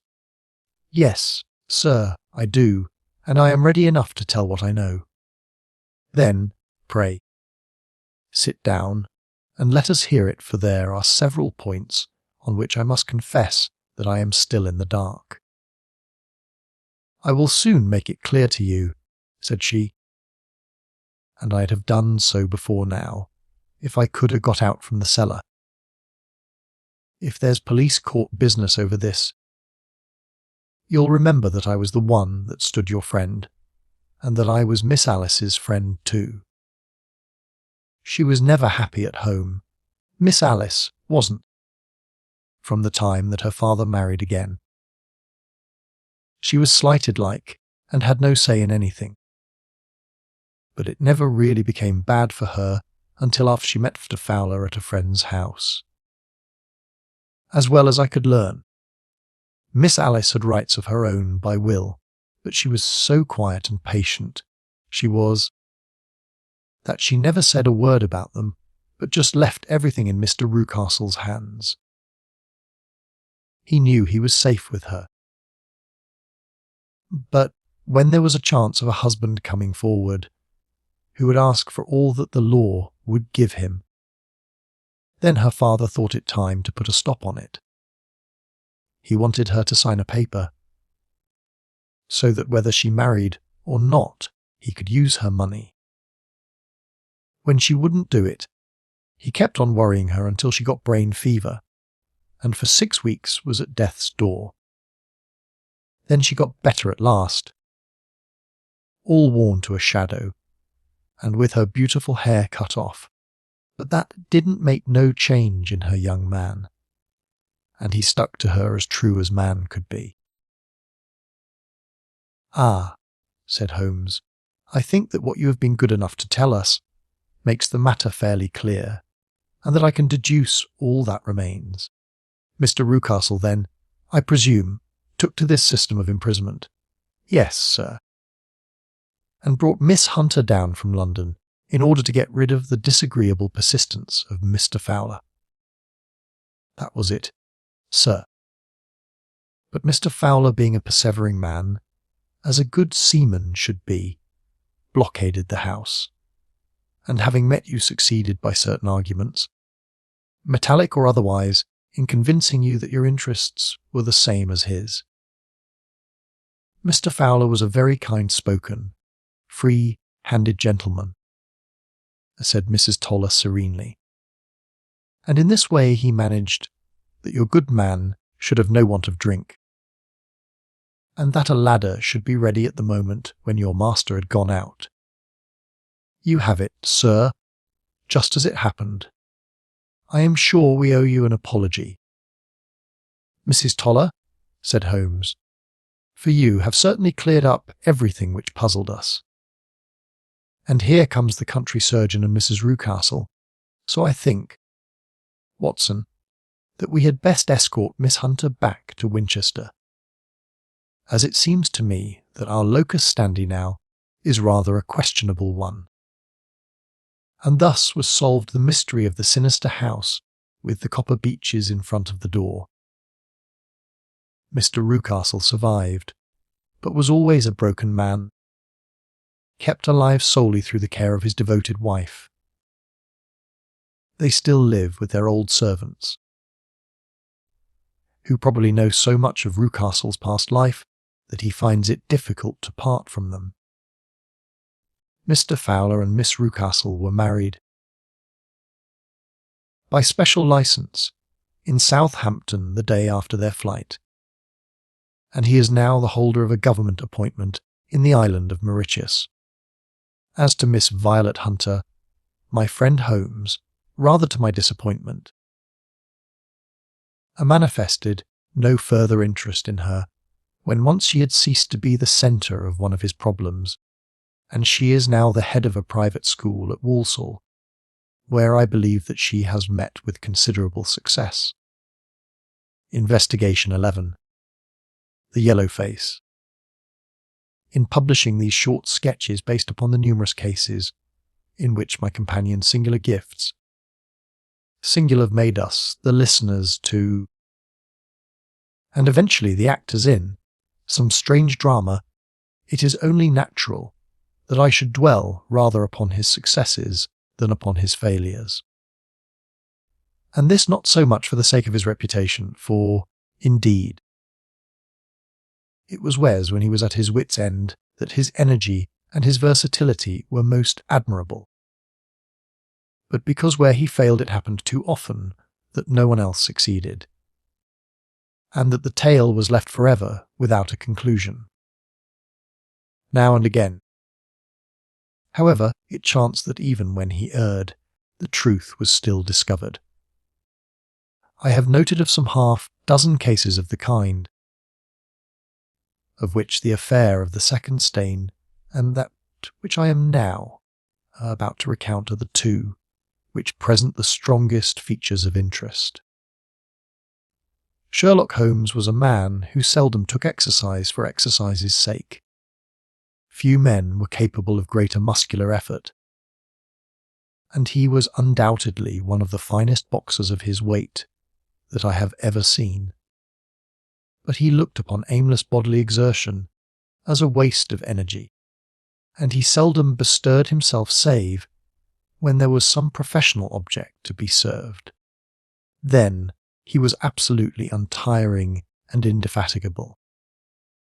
That he should have kept himself in training under such circumstances is remarkable, but his diet was usually of the sparest, and his habits were simple to the verge of austerity.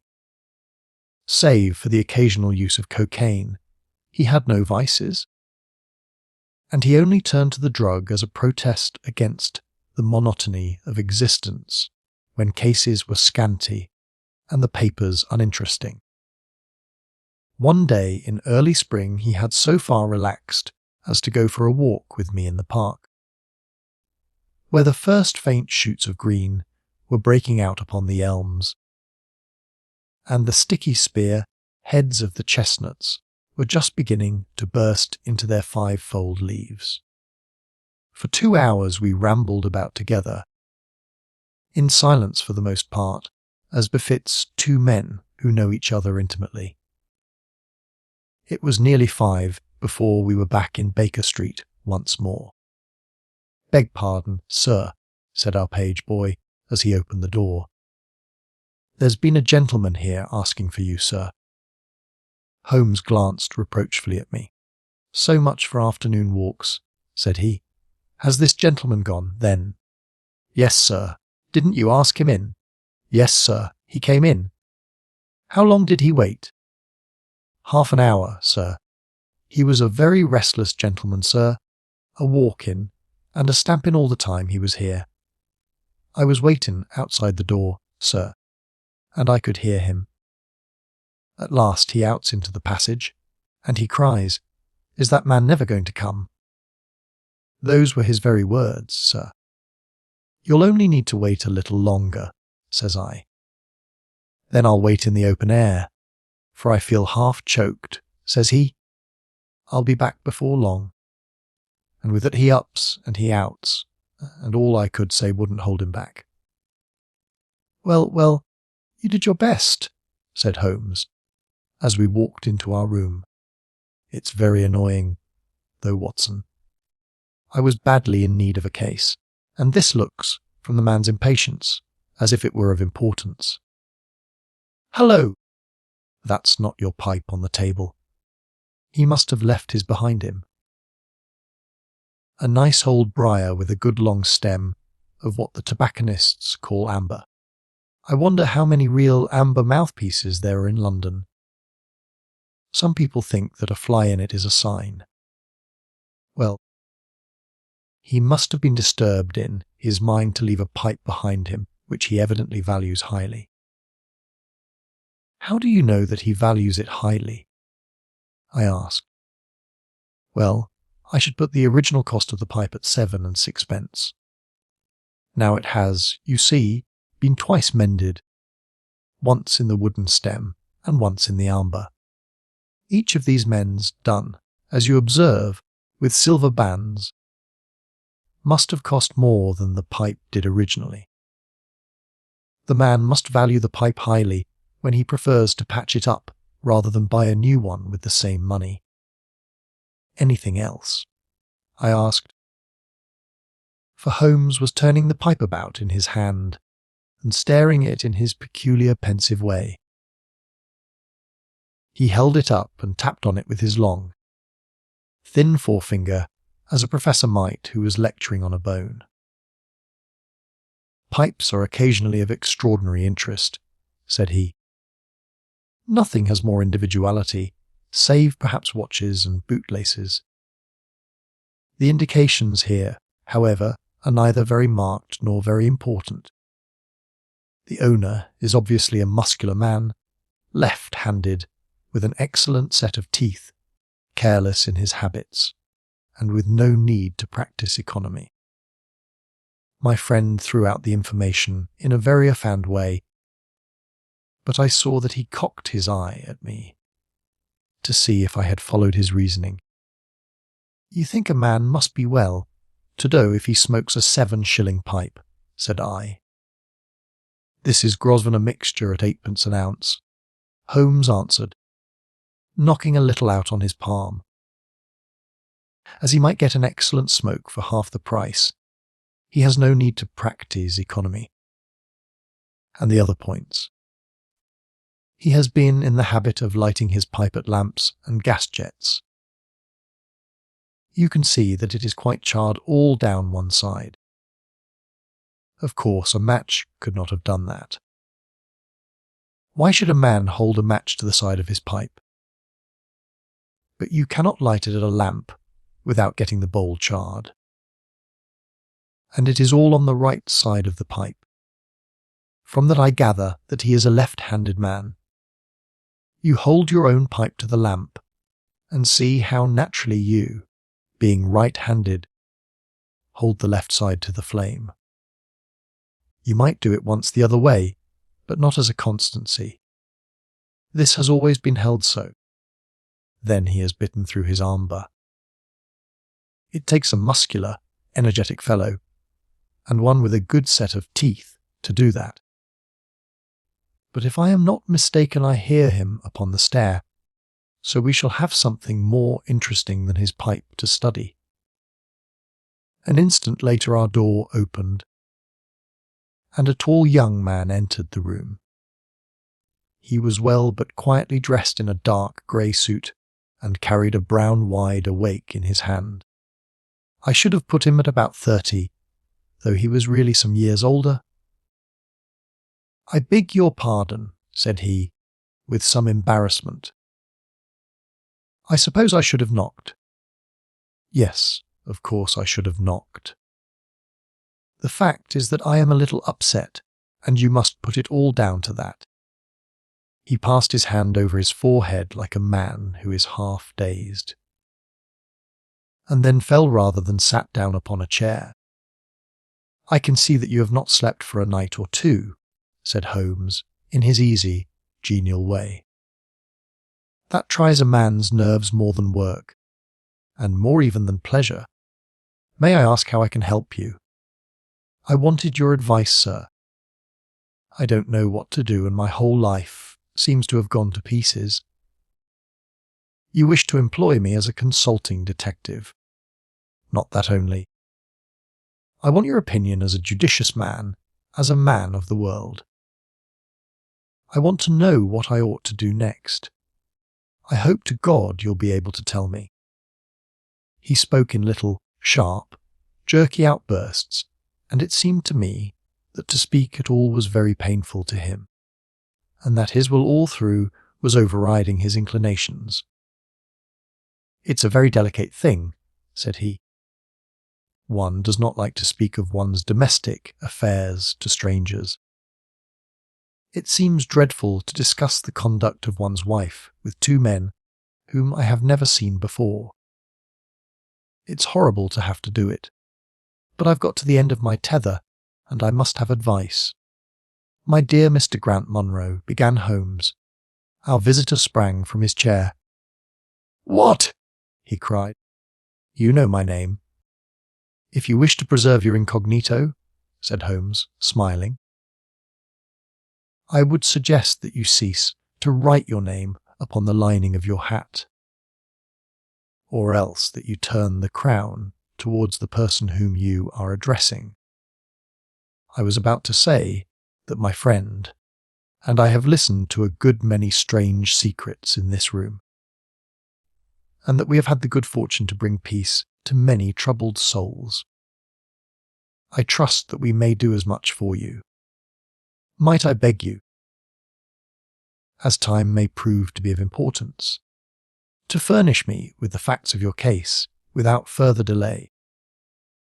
Our visitor again passed his hand over his forehead, as if he found it bitterly hard. From every gesture and expression I could see that he was a reserved, self-contained man, with a dash of pride in his nature, more likely to hide his wounds than to expose them. Then suddenly, with a fierce gesture of his closed hand, like one who throws reserve to the winds, he began. "The facts are these to Holmes," said he. "I am a married man, and have been so for 3 years. During that time my wife and I have loved each other as fondly, and lived as happily as any two that ever were joined. We have not had a difference, not one, in thought or word or deed. And now, since last Monday, there has suddenly sprung up a barrier between us. And I find that there is something in her life, and in her thought of which I know as little as if she were the woman who brushes by me in the street. We are estranged, and I want to know why. Now there is one thing that I want to impress upon you before I go any further, Mr. Holmes. Effie loves me. Don't let there be any mistake about that. She loves me with her whole heart and soul, and never more than now. I know it. I feel it. I don't want to argue about that. A man can tell easily enough when a woman loves him. But there's this secret between us, and we can never be the same until it is cleared. Kindly let me have the facts, Mr. Munro, said Holmes, with some impatience. I'll tell you what I know about Effie's history. She was a widow when I met her first, though quite young, only 25. Her name then was Mrs. Hebron. She went out to America when she was young, and lived in the town of Atlanta. where she married this Hebron, who was a lawyer with a good practice. They had one child, but the yellow fever broke out badly in the place, and both husband and child died of it. I have seen his death certificate. This sickened her of America, and she came back to live with a maiden aunt at Pinner, in Middlesex. I may mention that her husband had left her comfortably off, and that she had a capital about £4,500, which had been so well invested by him that it returned an average of 7%. She had only been 6 months at Pinner when I met her. We fell in love with each other, and we married a few weeks afterwards. I am a hop merchant myself, and as I have an income of 700 or 800, we found ourselves comfortably off and took a nice £80 a year villa at Norbury. Our little place was very countrified, considering that it is so close to town. We had an inn and 2 houses a little above us, and a single cottage at the other side of the field which faces us, and except those there were no houses until you got halfway to the station. My business took me into town at certain seasons, but in summer I had less to do. And then in our country home my wife and I were just as happy as could be wished. I tell you that there never was a shadow between us until this accursed affair began. There's one thing I ought to tell you before I go further. When we married, my wife made over all her property to me, rather against my will, for I saw how awkward it would be if my business affairs went wrong. However, she would have it so, and it was done. Well, about 6 weeks ago she came to me. "Jack," said she, "when you took my money you said that if ever I wanted any I was to ask you for it." "Certainly," said I, "it's all your own." "Well," said she, "I want £100. I was a bit staggered at this, for I had imagined it was simply a new dress or something of the kind that she was after. "What on earth for?" I asked. "Oh," said she, in her playful way, "you said that you were only my banker, and bankers never ask questions, you know. If you really mean it, of course you shall have the money," said I. "Oh, yes, I really mean it. And you won't tell me what you want it for. Some day. Perhaps, but not just at present, Jack."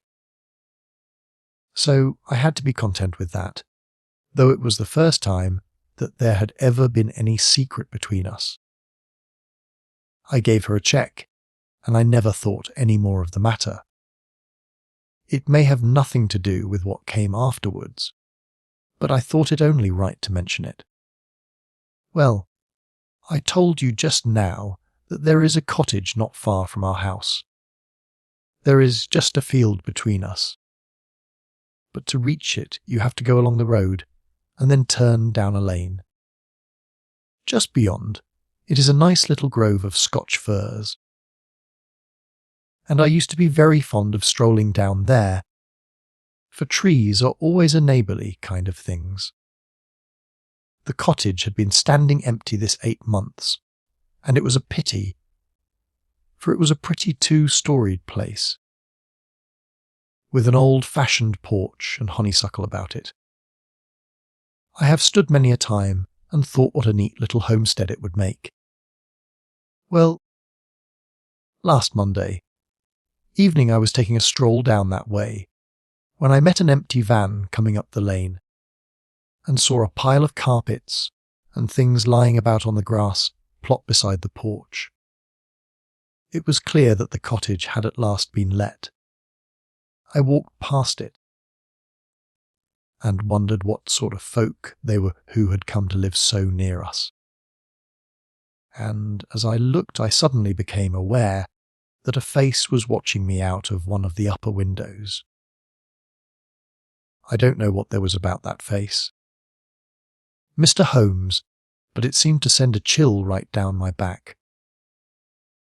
I was some little way off, so that I could not make out the features, but there was something unnatural and inhuman about the face. That was the impression that I had, and I moved quickly forwards to get a nearer view of the person who was watching me. But as I did so, the face suddenly disappeared. So suddenly that it seemed to have been plucked away into the darkness of the room. I stood for 5 minutes thinking the business over and trying to analyse my impressions. I could not tell if the face were that of a man or a woman. It had been too far from me for that. But its colour was what had impressed me most. It was of a livid chalky white, and with something set and rigid about it which was shockingly unnatural. So disturbed was I that I determined to see a little more of the new inmates of the cottage. I approached and knocked at the door, which was instantly opened by a tall, gaunt woman with a harsh, forbidding face. "What may you be wanting?" she asked in a northern accent. "I am your neighbour over yonder," said I, nodding towards my house. "I see that you have only just moved in, so I thought that if I could be of any help to you in any— we'll just ask ye when we want ye," said she, and shut the door in my face. Annoyed at the churlish rebuff, I turned my back and walked home. All evening, though I tried to think of other things, my mind would still turn to the apparition at the window and the rudeness of the woman. I determined to say nothing about the former to my wife, for she is a nervous, highly strung woman, and I had no wish that she would share the unpleasant impression which had been produced upon myself. I remarked to her, however, before I fell asleep, that the cottage was now occupied, to which she returned no reply. I am usually an extremely sound sleeper. It has been a standing jest in the family that nothing could ever wake me during the night. And yet somehow on that particular night, whether it may have been the slight excitement produced by my little adventure, or not I know not, but I slept much more lightly than usual. Half in my dreams, I was dimly conscious that something was going on in the room, and gradually became aware that my wife had dressed herself and was slipping on her mantle and her bonnet. My lips were parted to murmur out some sleepy words of surprise or remonstrance at this untimely preparation, when suddenly my half-opened eyes fell upon her face, illuminated by the candle light, and astonishment held me dumb. She wore an expression such as I had never seen before, such as I should have thought her incapable of assuming. She was deadly pale and breathing fast, glancing furtively towards the bed as she fastened her mantle, to see if she had disturbed me. Then, thinking that I was still asleep, she slipped noiselessly from the room. And an instant later I heard a sharp creaking, which could only come from the hinges of the front door. I sat up in bed and rapped my knuckles against the rail to make certain that I was truly awake.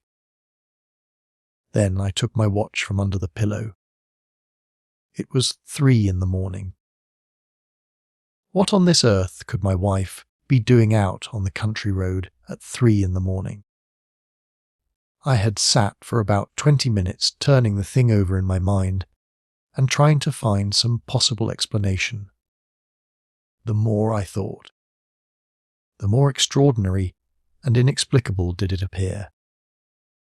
I was still puzzling over it when I heard the door gently close again, and her footsteps coming up the stairs. "Where in the world have you been, Effie?" I asked as she entered. She gave a violent start and a kind of gasping cry when I spoke, and that cry and start troubled me more than all the rest. For there was something indescribably guilty about them. My wife had always been a woman of a frank, open nature, and it gave me a chill to see her slinking into her own room and crying out and wincing when her own husband spoke to her. "You awake, Jack?" she cried, with a nervous laugh. Why, I thought that nothing could awake you. "Where have you been?" I asked, more sternly. "I don't wonder that you are surprised," said she, and I could see that her fingers were trembling as she undid the fastenings of her mantle. Why? I never remember having done such a thing in my life before. The fact is that I felt as though I were choking and had a perfect longing for a breath of fresh air. I really think that I should have fainted if I had not gone out. I stood at the door for a few minutes, and now I am quite myself again. All the time that she was telling me this story, she never once looked in my direction, and her voice was quite unlike her usual tones. It was evident to me that she was saying what was false. I said nothing in reply, but turned my face to the wall, sick at heart, with my mind filled with 1,000 venomous doubts and suspicions. What was it that my wife was concealing from me? Where had she been during that strange expedition? I felt that I should have no peace until I knew, and yet I shrank from asking her again after once she had told me what was false. All the rest of the night I tossed and tumbled, framing theory after theory, each more unlikely than the last. I should have gone to the city that day, but I was too disturbed in my mind to be able to pay attention to business matters. My wife seemed to be as upset as myself, and I could see, from the little questioning glances which she kept shooting at me, that she understood that I disbelieved her statement, and that she was at her wit's end what to do. We hardly exchanged a word during breakfast, and immediately afterwards I went out for a walk, that I might think the matter out in the fresh morning air. I went as far as the Crystal Palace, spent an hour in the grounds, and was back in Norbury by 1 o'clock. It happened that my way took me past the cottage, and I stopped for an instant to look at the windows, and to see if I could catch a glimpse of the strange face which had looked out at me on the day before. As I stood there, imagine my surprise, Mr. Holmes, when the door suddenly opened and my wife walked out. I was struck dumb with astonishment at the sight of her, but my emotions were nothing to those which showed themselves upon her face when our eyes met. She seemed for an instant to wish to shrink back inside the house again, and then, seeing how useless all concealment must be, she came forward, with a very white face and frightened eyes which belied the smile upon her lips. "Ah, Jack," she said, "I have just been in to see if I can be of any assistance to our new neighbours." "Why do you look at me like that, Jack? You are not angry with me." "So," said I, "this is where you went during the night." "What do you mean?" she cried. "You came here? I am sure of it. Who are these people, that you should visit them at such an hour? I have not been here before. How can you tell me what you know is false?" I cried. "Your very voice changes as you speak. When have I ever had a secret from you? I shall enter that cottage, and I shall probe the matter to the bottom."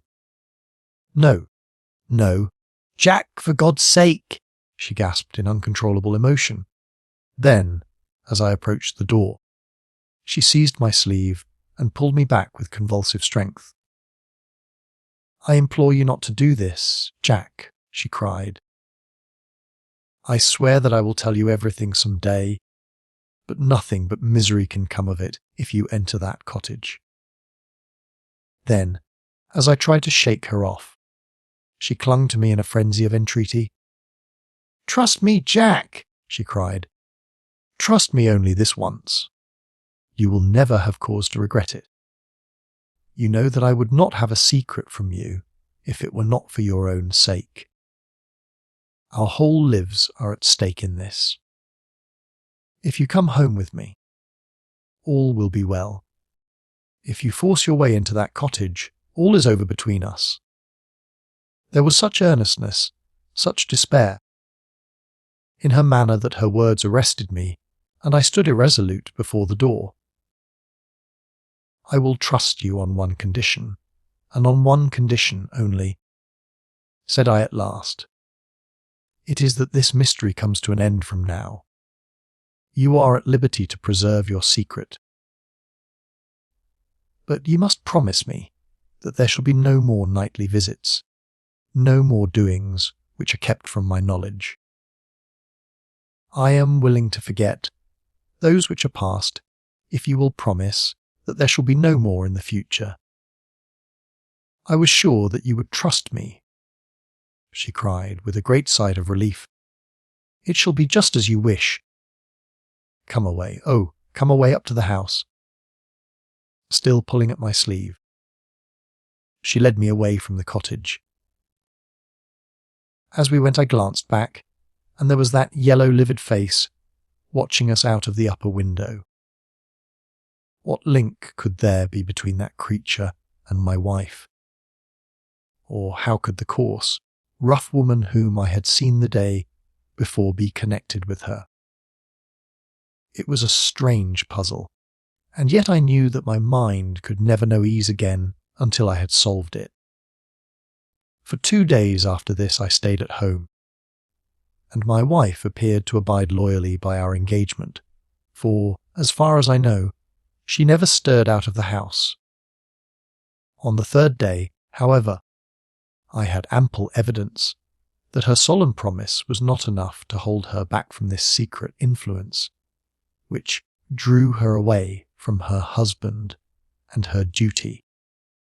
I had gone into town on that day, but I returned by the 240 instead of the 336, which is my usual train. As I entered the house, the maid ran into the hall with a startled face. "Where is your mistress?" I asked. "I think that she has gone out for a walk," she answered. My mind was instantly filled with suspicion. I rushed upstairs to make sure that she was not in the house. As I did so, I happened to glance out of one of the upper windows, and saw the maid with whom I had just been speaking running across the field in the direction of the cottage. Then, of course, I saw exactly what it all meant. My wife had gone over there, and had asked the servant to call her if I should return. Tingling with anger, I rushed down and hurried across, determined to end the matter once and forever. I saw my wife and the maid hurrying back along the lane, but I did not stop to speak with them. In the cottage lay the secret which was casting a shadow over my life. I vowed that, come what might, it should be a secret no longer. I did not even knock when I reached it, but turned the handle and rushed into the passage. It was all still and quiet upon the ground floor. In the kitchen a kettle was singing on the fire, and a large black cat lay, coiled up in the basket. But there was no sign of the woman whom I had seen before. I ran into the other room, but it was equally deserted. Then I rushed up the stairs, only to find 2 other rooms empty and deserted at the top. There was no one at all in the whole house. The furniture and pictures were of the most common and vulgar description, save in the one chamber at the window, of which I had seen the strange face. That was comfortable and elegant, and all my suspicions rose into a spitter flame when I saw that on the mantelpiece stood a copy of a full-length photograph of my wife, which had been taken at my request only 3 months ago. I stayed long enough to make certain that the house was absolutely empty. Then I left it, feeling a weight at my heart such as I had never had before. My wife came out into the hall as I entered my house, but I was too hurt and angry to speak with her, and pushing past her, I made my way into my study. She followed me, however, before I could close the door. "I am sorry that I broke my promise, Jack," said she, "but if you knew all the circumstances, I am sure that you would forgive me." "Tell me everything, then," said I. "I cannot, Jack, I cannot," she cried. "Until you tell me who it is that has been living in that cottage, and who it is to whom you have given that photograph, there can never be any confidence between us," said I, and breaking away from her, I left the house. That was yesterday, Mr. Holmes, and I have not seen her since, nor do I know anything more about this strange business. It is the first shadow that has come between us, and it has so shaken me that I do not know what I should do for the best. Suddenly this morning it occurred to me that you were the man to advise me, so I have hurried to you now, and I place myself unreservedly in your hands. If there is any point which I have not made clear, pray question me about it. But, above all, tell me quickly what I am to do, for this misery is more than I can bear. Holmes, and I had listened with the utmost interest to this extraordinary statement, which had been delivered in the jerky, broken fashion of a man who is under the influence of extreme emotions. My companion sat silent for some time, with his chin upon his hand, lost in thought. "Tell me," said he at last, "could you swear that this was a man's face which you saw at the window?" "Each time that I saw it I was some distance away from it, so that it is impossible for me to say. You appear, however, to have been disagreeably impressed by it.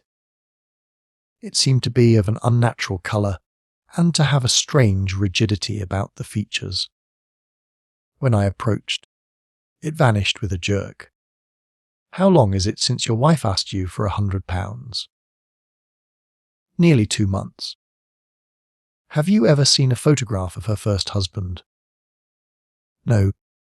There was a great fire at Atlanta very shortly after his death, and all her papers were destroyed, and yet she had a certificate of death. You say that you saw it." "Yes, she got a duplicate after the fire. Did you ever meet anyone who knew her in America?" "No. Did she ever talk of revisiting the place?" "No. Or get letters from it?" "No. Thank you. I should like to think over the matter a little now. If the cottage is now permanently deserted, we may have some difficulty. If, on the other hand, as I fancy is more likely, the inmates were warned of your coming, and left before you entered yesterday, then they may be back now, and we should clear it all up easily. Let me advise you, then, to return to Norbury, and to examine the windows of the cottage again. If you have reason to believe that it is inhabited, do not force your way in, but send a wire to my friend and me. We shall be with you within an hour of receiving it, and we shall then very soon get to the bottom of the business. And if it is still empty, in that case I shall come out tomorrow and talk it over with you. Goodbye, and above all, do not fret until you know that you really have a cause for it. I am afraid that this is a bad business, Watson, said my companion, as he returned after accompanying Mr. Grant Munro to the door. What do you make of it? It had an ugly sound, I answered. Yes. There's blackmail in it, or I am much mistaken. And who is the blackmailer? Well, it must be the creature who lives in the only comfortable room in the place, and has her photograph above his fireplace. Upon my word, Watson, there is something very attractive about that livid face at the window, and I would not have missed the case for worlds. You have a theory. Yes. A provisional one. But I shall be surprised if it does not turn out to be correct. This woman's first husband is in that cottage. Why do you think so? How else can we explain her frenzied anxiety that her second one should not enter it? The facts, as I read them, are something like this.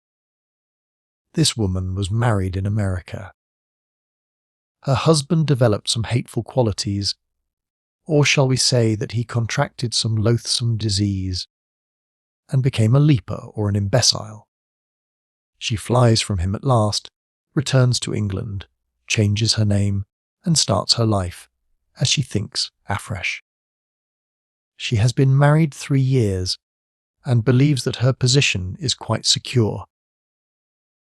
Having shown her husband the death certificate of some man, whose name she has assumed, when suddenly her whereabouts is discovered by her first husband, or, we may suppose, by some unscrupulous woman who has attached herself to the invalid. They write to the wife, and threaten to come and expose her. She asks for £100, and endeavours to buy them off. They come in spite of it, and when the husband mentions casually to the wife that there are newcomers in the cottage, she knows in some way that they are her pursuers. She waits until her husband is asleep, and then she rushes down to endeavour to persuade them to leave her in peace. Having no success, she goes again next morning, and her husband meets her, as he has told us, as she comes out. She promises him then not to go there again. But 2 days afterwards the hope of getting rid of those dreadful neighbours was too strong for her, and she made another attempt. Taking down with her the photograph which had probably been demanded from her. In the midst of this interview, the maid rushed in to say that the master had come home, on which the wife, knowing that he would come straight down to the cottage, hurried the inmates out at the back door into the grove of fir trees, probably, which was mentioned as standing near. In this way he found the place deserted. I shall be very much surprised, however, if it is still so when he reconnoitres it this evening. What do you think of my theory? It is all surmise, but at least it covers all the facts. When new facts come to our knowledge which cannot be covered by it, it will be time enough to reconsider it. We can do nothing more until we have a message from our friend at Norbury. But we had not a very long time to wait for that. It came just as we had finished our tea. The cottage is still tenanted, it said. Have seen the face again at the window. Will meet the 7 o'clock train, and will take no steps until you arrive. He was waiting on the platform when we stepped out, and we could see in the light of the station lamps that he was very pale, and quivering with agitation. They are still there, Mr. Holmes, said he, laying his hand hard upon my friend's sleeve. I saw lights in the cottage as I came down. We shall settle it now once and for all. What is your plan, then? Asked Holmes, as he walked down the dark tree-lined road. I am going to force my way in and see for myself who is in the house. I wish you both to be there as witnesses. You are quite determined to do this, in spite of your wife's warning that it is better that you should not solve the mystery. Yes, I am determined. Well, I think that you are in the right. Any truth is better than indefinite doubt. We had better go up at once. Of course, legally, we are putting ourselves hopelessly in the wrong. But I think that it is worth it. It was a very dark night, and a thin rain began to fall as we turned from the high road into a narrow lane, deeply rutted, with hedges on either side. Mr. Grant Monro pushed impatiently forward, however, and we stumbled after him as best we could. "There are the lights of my house," he murmured, pointing to a glimmer among the trees. "And here is the cottage which I am going to enter."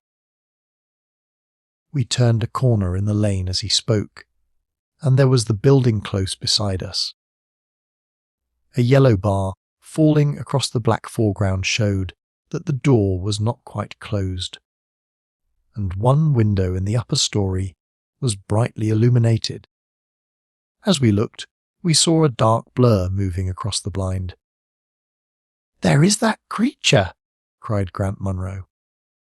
"You can see for yourselves that someone is there. Now follow me, and we shall soon know all."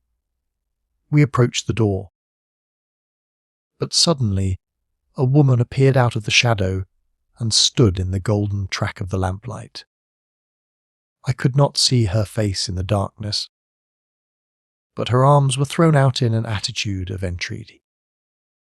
"For God's sake, don't Jack!" she cried. "I had a presentiment that you would come this evening." "Think better of it, dear! Trust me again, and you will never have cause to regret it. I have trusted you too long, Effie," he cried sternly. "Leave go of me! I must pass you. My friends and I are going to settle this matter once and forever." He pushed her to one side, and we followed closely after him. As he threw the door open, an old woman ran out in front of him and tried to bar his passage, but he thrust her back, and an instant afterwards we were all upon the stairs. Grant Munro rushed into the lighted room at the top, and we entered at his heels. It was a cosy, well-furnished apartment with 2 candles burning upon the table and 2 upon the mantelpiece. In the corner, stooping over a desk, there sat what appeared to be a little girl. Her face was turned away as we entered, but we could see that she was dressed in a red frock, and that she had long white gloves on. As she whisked round to us, I gave a cry of surprise and horror. The face which she turned towards us was the strangest livid tint, and the features were absolutely devoid of any expression. An instant later the mystery was explained. Holmes, with a laugh, passed his hand behind the child's ear. A mask peeled off from her countenance, and there was a little coal-black negress, with all her white teeth flashing in amusement at our amazed faces. I burst out laughing, out of sympathy with her merriment, but Grant Munro stood staring, with his hand clutching his throat. "My God," he cried, "what can be the meaning of this?" "I will tell you the meaning of it," cried the lady, sweeping into the room with a proud, set face. "You have forced me, against my own judgment, to tell you, and now we must both make the best of it. My husband died at Atlanta. My child survived. Your child." She drew a large silver locket from her bosom. "You have never seen this open. I understood that it did not open." She touched a spring, and the front hinged back. There was a portrait within of a man strikingly handsome and intelligent looking, but bearing unmistakable signs upon his features of his African descent. "That is John Hebron, of Atlanta," said the lady, "and a nobler man never walked the earth. I cut myself off from my race in order to weed him, but never once while he lived did I, for an instant, regret it. It was our misfortune that our only child took after his people rather than mine. It is often so in such matches, and little Lucy is darker far than ever her father was. But dark or fair, she is my own dear little girlie, and her mother's pet. The little creature ran across at the words and nestled up against the lady's dress. When I left her in America, she continued, it was only because her health was weak, and the change might have done her harm. She was given to the care of a faithful Scotchwoman who had once been our servant. Never for an instant did I dream of disowning her as my child. But when chance threw you in my way, Jack, and I learned to love you, I feared to tell you about my child. God forgive me. I feared that I should lose you, and I had not the courage to tell you. I had to choose between you, and in my weakness I turned away from my own little girl. For 3 years I have kept her existence a secret from you, but I heard from the nurse, and I knew that all was well with her. At last, however, there came an overwhelming desire to see the child once more. I struggled against it, but in vain. Though I knew the danger, I determined to have the child over, if it were but for a few weeks. I sent £100 to the nurse, and I gave her instructions about this cottage, so that she might come as a neighbour, without my appearing to be in any way connected with her. I pushed my precautions so far as to order her to keep the child in the house during the daytime, and to cover up her little face and hands, so that even those who might see her at the window should not gossip about there being a black child in the neighbourhood. If I had been less cautious, I might have been more wise, but I was half crazy with fear that you should learn the truth. It was you who told me first that the cottage was occupied. I should have waited for the morning, but I could not sleep for excitement. And so at last I slipped out, knowing how difficult it is to awake you. But you saw me go, and that was the beginning of my troubles. Next day you had my secret at your mercy, but you nobly refrained from pursuing your advantage. 3 days later, however, the nurse and child only just escaped from the back door as you rushed in at the front one. And now tonight you at last know all. And I ask you what is to become of us, my child and me. She clasped her hands and waited for an answer. It was a long 10 minutes before Grant Munro broke the silence, and when his answer came it was one of which I love to think.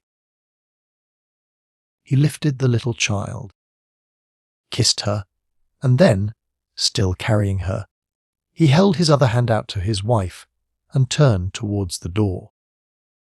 "We can talk it over more comfortably at home," said he.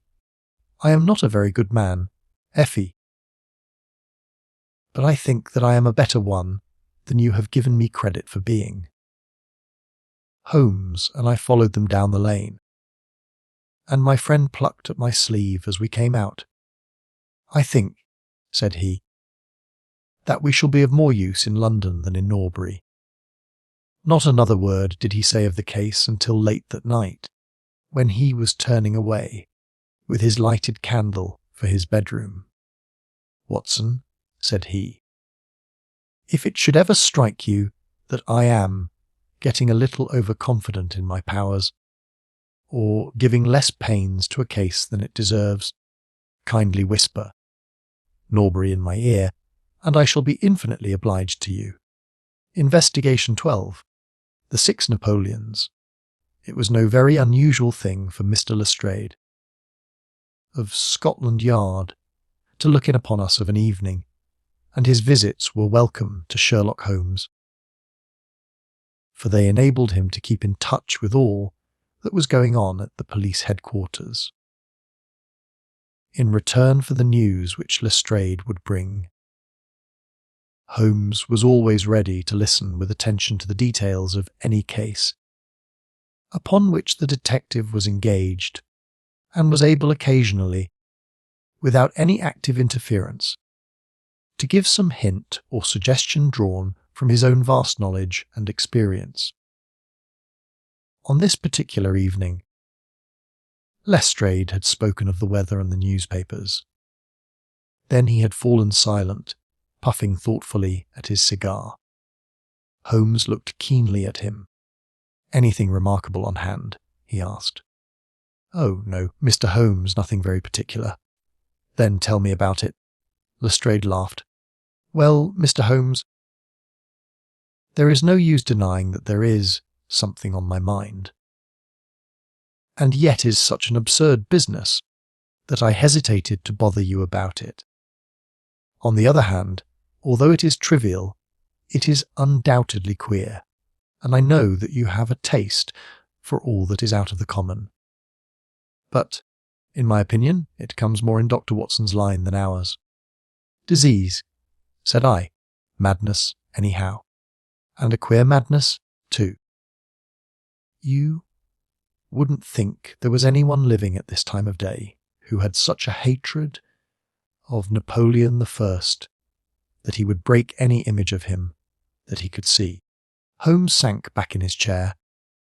"That's no business of mine," said he. "Exactly, that's what I said. But then, when the man commits burglary in order to break images, which are not his own, that brings it away from the doctor and on to the policeman." Holmes sat up again. "Burglary? This is more interesting. Let me hear the details." Lestrade took out his official notebook and refreshed his memory from its pages. "The first case reported was 4 days ago," said he. "It was at the shop of Morse Hudson, who has a place for the sale of pictures and statues in the Kennington Road. The assistant had left the front shop for an instant, when he heard a crash, and hurrying in he found a plaster bust of Napoleon, which stood with several other works of art upon the counter, lying shivered into fragments. He rushed out into the road, but, although several passers-by declared that they had noticed a man run out of the shop, he could neither see anyone nor could he find any means of identifying the rascal. It seemed to be one of those senseless acts of hooliganism which occur from time to time, and it was reported to the constable on the beat as such. The plaster cast was not worth more than a few shillings, and the whole affair appeared to be too childish for any particular investigation. The second case, however, was more serious and also more singular. It occurred only last night, in Kennington Road, and within a few hundred yards of Morse Hudson's shop there lives a well-known medical practitioner named Dr. Barnicot, who has one of the largest practices upon the south side of the Thames. His residence and principal consulting room is at Kennington Road, but he has a branch surgery and dispensary at Lower Brixton Road, 2 miles away. This Dr. Barnicot is an enthusiastic admirer of Napoleon, and his house is full of books, pictures, and relics of the French Emperor. Some little time ago, he purchased from Morse Hudson 2 duplicate plaster casts of the famous head of Napoleon by the French sculptor Devine. One of these he placed in his hall in the house at Kennington Road, and the other on the mantelpiece of the surgery at Lower Brixton. Well, when Dr. Barnicot came down this morning, he was astonished to find that his house had been burgled during the night, but that nothing had been taken save the plaster head from the hall. It had been carried out and had been dashed savagely against the garden wall. under which its splintered fragments were discovered. Holmes rubbed his hands. "This is certainly very novel," said he. "I thought it would please you, but I have not got to the end yet." Dr. Barnicot was due at his surgery at 12 o'clock, and you can imagine his amazement when, on arriving there, he found that the window had been opened in the night, and that the broken pieces of his second bust were strewn all over the room. It had been smashed to atoms where it stood. In neither case were there any signs which should give us a clue as to the criminal or lunatic who had done the mischief. Now, Mr. Holmes, you have got the facts. They are singular, not to say grotesque, said Holmes. May I ask whether the two busts smashed in Dr. Barnicot's rooms were the exact duplicates of the one which was destroyed in Morse, Hudson's shop? They were taken from the same mould. Such a fact must tell against the theory that the man who breaks them is influenced by any general hatred of Napoleon. Considering how many hundreds of statues of the great emperor must exist in London, it is too much to suppose such a coincidence as that a promiscuous iconoclast should chance to begin upon 3 specimens of the same bust. Well, I thought as you do, said Lestrade. On the other hand, this Morse Hudson is the purveyor of busts in that part of London, and these 3 were the only ones which had been in his shop for years. So, although, as you say, there are many hundreds of statues in London, it is very probable that these 3 were the only ones in that district. Therefore, a local fanatic would begin with them. What do you think? Dr. Watson. There are no limits to the possibilities of monomania, I answered. There is the condition which the modern French psychologists have called the idée fixe, which may be trifling in character, and accompanied by complete sanity in every other way. A man who had read deeply about Napoleon, or who had possibly received some hereditary family injury through the Great War, might conceivably form such an idée fixe and under its influence be capable of any fantastic outrage. That won't do, my dear Watson, said Holmes, shaking his head, for no amount of idée fixe would enable your interesting monomaniac to find out where these busts were situated. Well, how do you explain it? I don't attempt to do so. I would only observe that there is a certain method in the gentleman's eccentric proceedings. For example, in Dr. Barnicot's hall, where a sound might arouse the family, the bust was taken outside before being broken, whereas in the surgery, where there was less danger of an alarm, it was smashed where it stood. The affair seems absurdly trifling, and yet I dare call nothing trivial when I reflect that some of my most classic cases have had the least promising commencement. You will remember, Watson, how the dreadful business of the Abernethy family was first brought to my notice by the depth which the parsley had sunk into the butter upon a hot day. I can't afford, therefore, to smile at your 3 broken busts, Lestrade, and I shall be very much obliged to you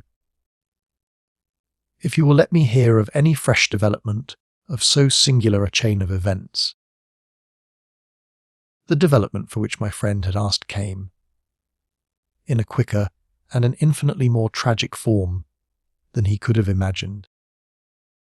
I was still dressing in my bedroom next morning when there was a tap at the door and Holmes entered, a telegram in his hand. He read it aloud. Come instantly, 131 Pitt Street, Kensington, Lestrade. What is it then? I asked. Don't know. Maybe anything. But I suspect it is the sequel of the story of the statues. In that case, our friend the image breaker has begun operations in another quarter of London. There's coffee on the table, Watson, and I have a cab at the door. In half an hour we had reached Pitt Street, a quiet little backwater just beside one of the briskest currents of London life. Number 131 was one of a row, all flat-chested, respectable, and most unromantic dwellings. As we drove up, we found the railings in front of the house lined by a curious crowd. Holmes whistled. "By George! It's attempted murder at the least. Nothing less will hold the London message boy. There's a deed of violence indicated in that fellow's round shoulders and outstretched neck. What's this, Watson? The top step swilled down and the other one's dry. Footsteps enough, anyhow. Well, there's Lestrade at the front window, and we shall soon know all about it." The official received us with a very grave face and showed us into a sitting room, where an exceedingly unkempt and agitated elderly man, clad in a flannel dressing gown, was pacing up and down. He was introduced to us as the owner of the house, Mr. Horace Harker, of the Central Press Syndicate. "It's the Napoleon bust business again," said Lestrade. "You seemed interested last night, Mr. Holmes, so I thought perhaps you would be glad to be present now that the affair has taken a very much graver turn." "What has it turned to then?" "To murder." "Mr. Harker, will you tell these gentlemen exactly what has occurred?" The man in the dressing gown turned upon us with a most melancholy face. "It's an extraordinary thing," said he, "that all my life I have been collecting other people's news. And now that a real piece of news has come my own way, I am so confused and bothered that I can't put two words together. If I had come in here as a journalist, I should have interviewed myself and had 2 columns in every evening paper. As it is, I am giving away valuable copy by telling my story over and over to a string of different people, and I can make no use of it myself. However, I've heard your name, Mr. Sherlock Holmes, and if you'll only explain this queer business, I shall be paid for my trouble in telling you the story." Holmes sat down and listened. "It all seems to centre round that bust of Napoleon which I bought for this very room about 4 months ago. I picked it up cheap from Harding Brothers, 2 doors from the High Street station. A great deal of my journalistic work is done at night, and I often write until the early morning. So it was today. I was sitting in my den, which is at the back of the top of the house, about 3 o'clock, when I was convinced that I heard some sounds downstairs. I listened, but they were not repeated, and I concluded that they came from outside. Then suddenly, about 5 minutes later, there came a most horrible yell, the most dreadful sound, Mr. Holmes, that ever I heard. It will ring in my ears as long as I live. I sat frozen with horror for a minute or 2. Then I seized the poker and went downstairs. When I entered this room I found the window wide open, and I at once observed that the bust was gone from the mantelpiece. Why any burglar should take such a thing passes my understanding, for it was only a plaster cast, and of no real value whatever. You can see for yourself that anyone going out through that open window could reach the front doorstep by taking a long stride. This was clearly what the burglar had done, so I went round and opened the door. Stepping out into the dark, I nearly fell over a dead man who was lying there. I ran back for a light, and there was the poor fellow, a great gash in his throat, and the whole place swimming in blood. He lay on his back, his knees drawn up, and his mouth horribly open. I shall see him in my dreams. I had just time to blow on my police whistle. And then I must have fainted, for I knew nothing more until I found the policeman standing over me in the hall. Well, who was the murdered man? Asked Holmes. There's nothing to show who he was, said Lestrade. You shall see the body at the mortuary, but we have made nothing of it up to now. He is a tall man, sunburned, very powerful, not more than 30. He is poorly dressed, and yet does not appear to be a labourer. A horn-handled clasp knife was lying in a pool of blood beside him. Whether it was the weapon which did the deed, or whether it belonged to the dead man, I do not know.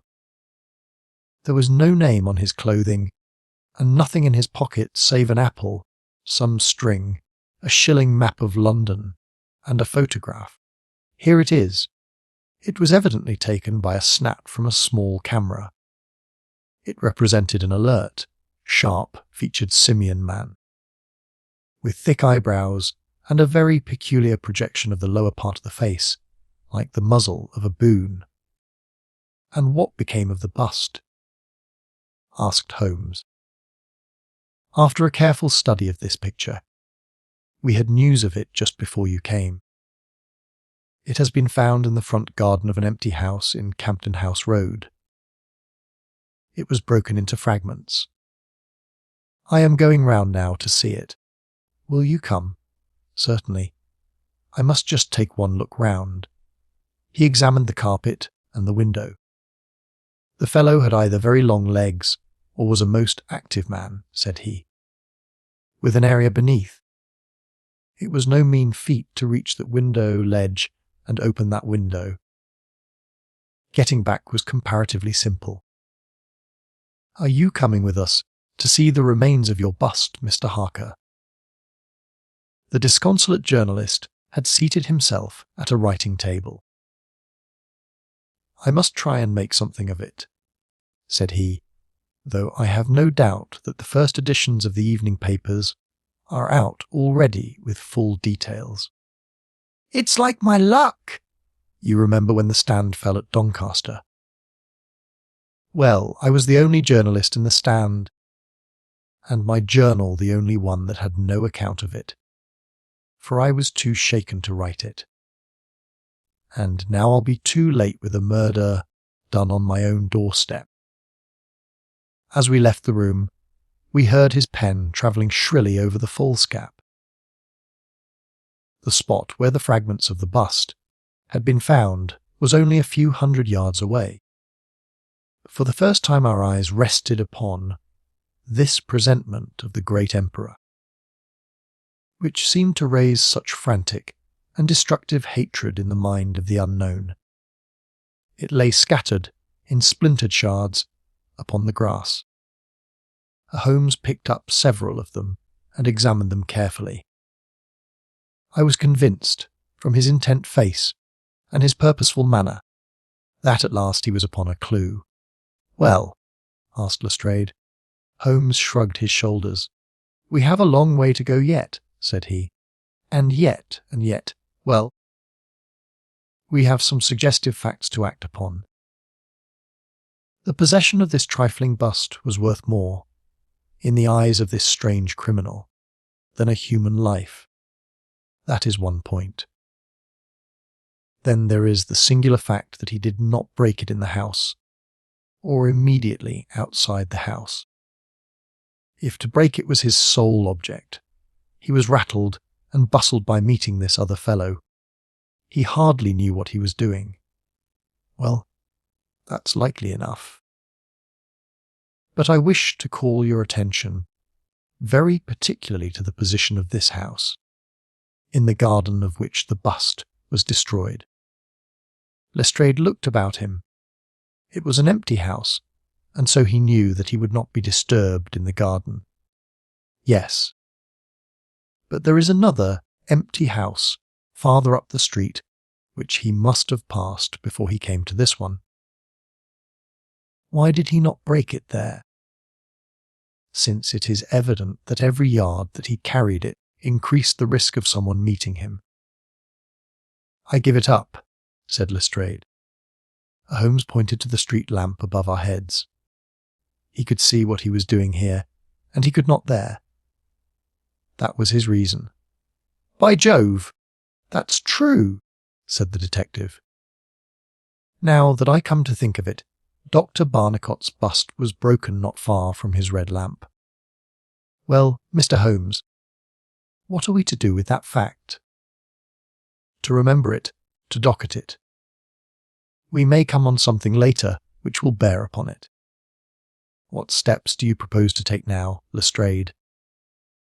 The most practical way of getting at it, in my opinion, is to identify the dead man. There should be no difficulty about that. When we have found who he is and who his associates are, we should have a good start in learning what he was doing in Pitt Street last night, and who it was who met him and killed him on the doorstep of Mr. Horace Harker. Don't you think so? No doubt. And yet is not quite the way in which I should approach the case. What would you do then? Oh, you must not let me influence you in any way. I suggest that you go on your line and I on mine. We can compare notes afterwards, and each will supplement the other.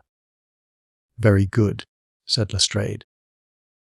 If you were going back to Pitt Street, you might see Mr. Horace Harker. Tell him for me that I have quite made up my mind, and that it is certain that a dangerous homicidal lunatic with Napoleonic delusions was in his house last night. It will be useful for his article. Lestrade stared. You don't seriously believe that? Holmes smiled. Don't I? Well, perhaps I don't. But I am sure that it will interest Mr. Horace Harker and the subscribers of the Central Press Syndicate. Now, Watson, I think we shall find that we have a long and rather complex day's work before us. I should be glad, Lestrade, if you could make it convenient to meet us at Baker Street at 6 o'clock this evening. Until then I should like to keep this photograph found in the dead man's pocket. It is possible that I may have to ask your company and assistance upon a small expedition which will have been undertaken tonight, if my chain of reasoning should prove to be correct. Until then, goodbye and good luck. Sherlock Holmes and I walked together to the High Street, where we stopped at the shop of Harding Brothers, whence the bust had been purchased. A young assistant informed us that Mr. Harding would be absent until afternoon, and that he was himself a newcomer, who could give us no information. Holmes's face showed his disappointment and annoyance. Well, we can't expect to have it all our own way, Watson, he said, at last. We must come back in the afternoon, if Mr. Harding will not be here until then. I am, as you have no doubt surmised, endeavouring to trace these busts to their source, in order to find, if there is not something peculiar which may account for their remarkable fate. Let us make for Mr. Morse Hudson, of the Kennington Road, and see if he can throw any light upon the problem. A drive of an hour brought us to the picture dealer's establishment. He was a small, stout man with a red face and a peppery manner. Yes, sir. On my very counter, sir, said he. What we pay rates and taxes for I don't know, when any ruffian can come in and break one's goods. Yes, sir. It was I who sold Dr. Barnicot his 2 statues. Disgraceful, sir! A nihilist plot. That's what I make it. No one but an anarchist would go about breaking statues. Red Republicans, that's what I call them. Who did I get the statues from? I don't see what that has to do with it.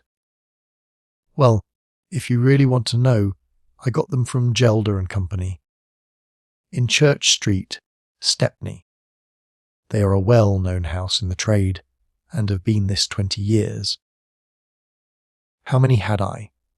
3, 2 and 1 are 3, 2 of Dr. Barnicot's, and 1 smashed in broad daylight on my own counter. Do I know that photograph? No, I don't. Yes, I do, though. Why, it's Beppo. He was a kind of Italian piece workman who made himself useful in the shop. He could carve a bit and gild and frame and do odd jobs. The fellow left me last week, and I've heard nothing of him since. No.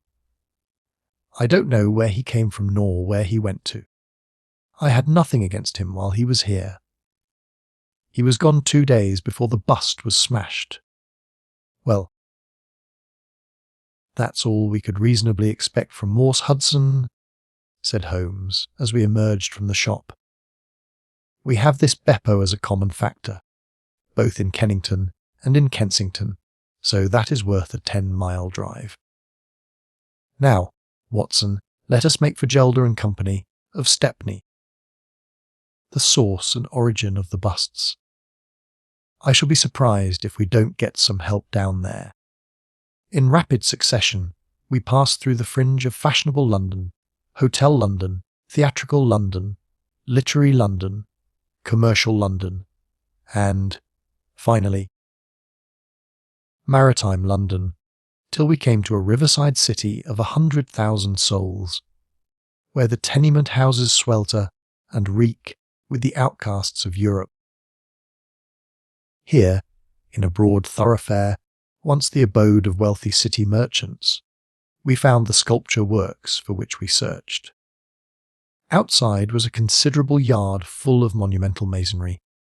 Inside was a large room in which 50 workers were carving or moulding. The manager, a big blonde German, received us civilly and gave a clear answer to all Holmes's questions. A reference to his books showed that hundreds of casts had been taken from a marble copy of Divine's Head of Napoleon, but that the 3 which had been sent to Morse Hudson a year or so before had been half of a batch of 6. The other 3 being sent to Harding Brothers of Kensington. There was no reason why those 6 should be different from any of the other casts. He could suggest no possible cause why anyone should wish to destroy them. In fact, he laughed at the idea. Their wholesale price was 6 shillings, but the retailer would get 12 or more. The cast was taken in 2 moulds from each side of the face. And then these 2 profiles of plaster of Paris were joined together to make the complete bust. The work was usually done by Italians, in the room we were in. When finished, the busts were put on a table in the passage to dry, and afterwards stored. That was all he could tell us. But the production of the photograph had a remarkable effect upon the manager. His face flushed with anger, and his brows knotted over his blue Teutonic eyes. "Ah, the rascal!" he cried. "Yes, indeed, I know him very well. This has always been a respectable establishment, and the only time that we have ever had the police in it was over this very fellow. It was more than a year ago now. He knifed another Italian in the street, and then he came to the works with the police on his heels, and he was taken here. Beppo was his name. His second name I never knew. Serve me right for engaging a man with such a face. But he was a good workman.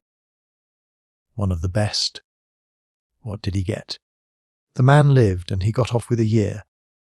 I have no doubt he is out now, but he has not dared to show his nose here.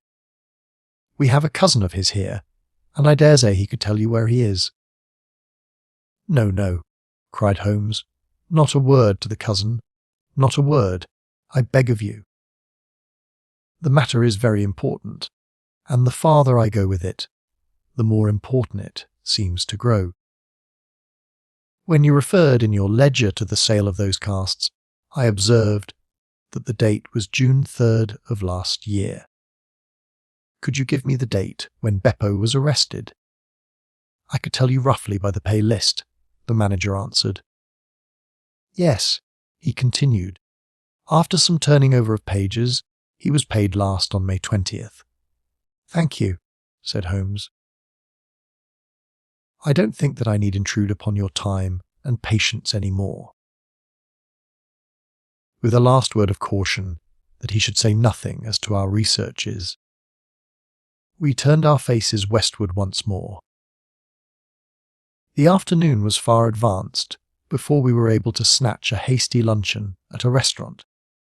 A news bill at the entrance announced Kensington outrage, murder by a madman, and the contents of the paper showed that Horace Harker had got his account into print.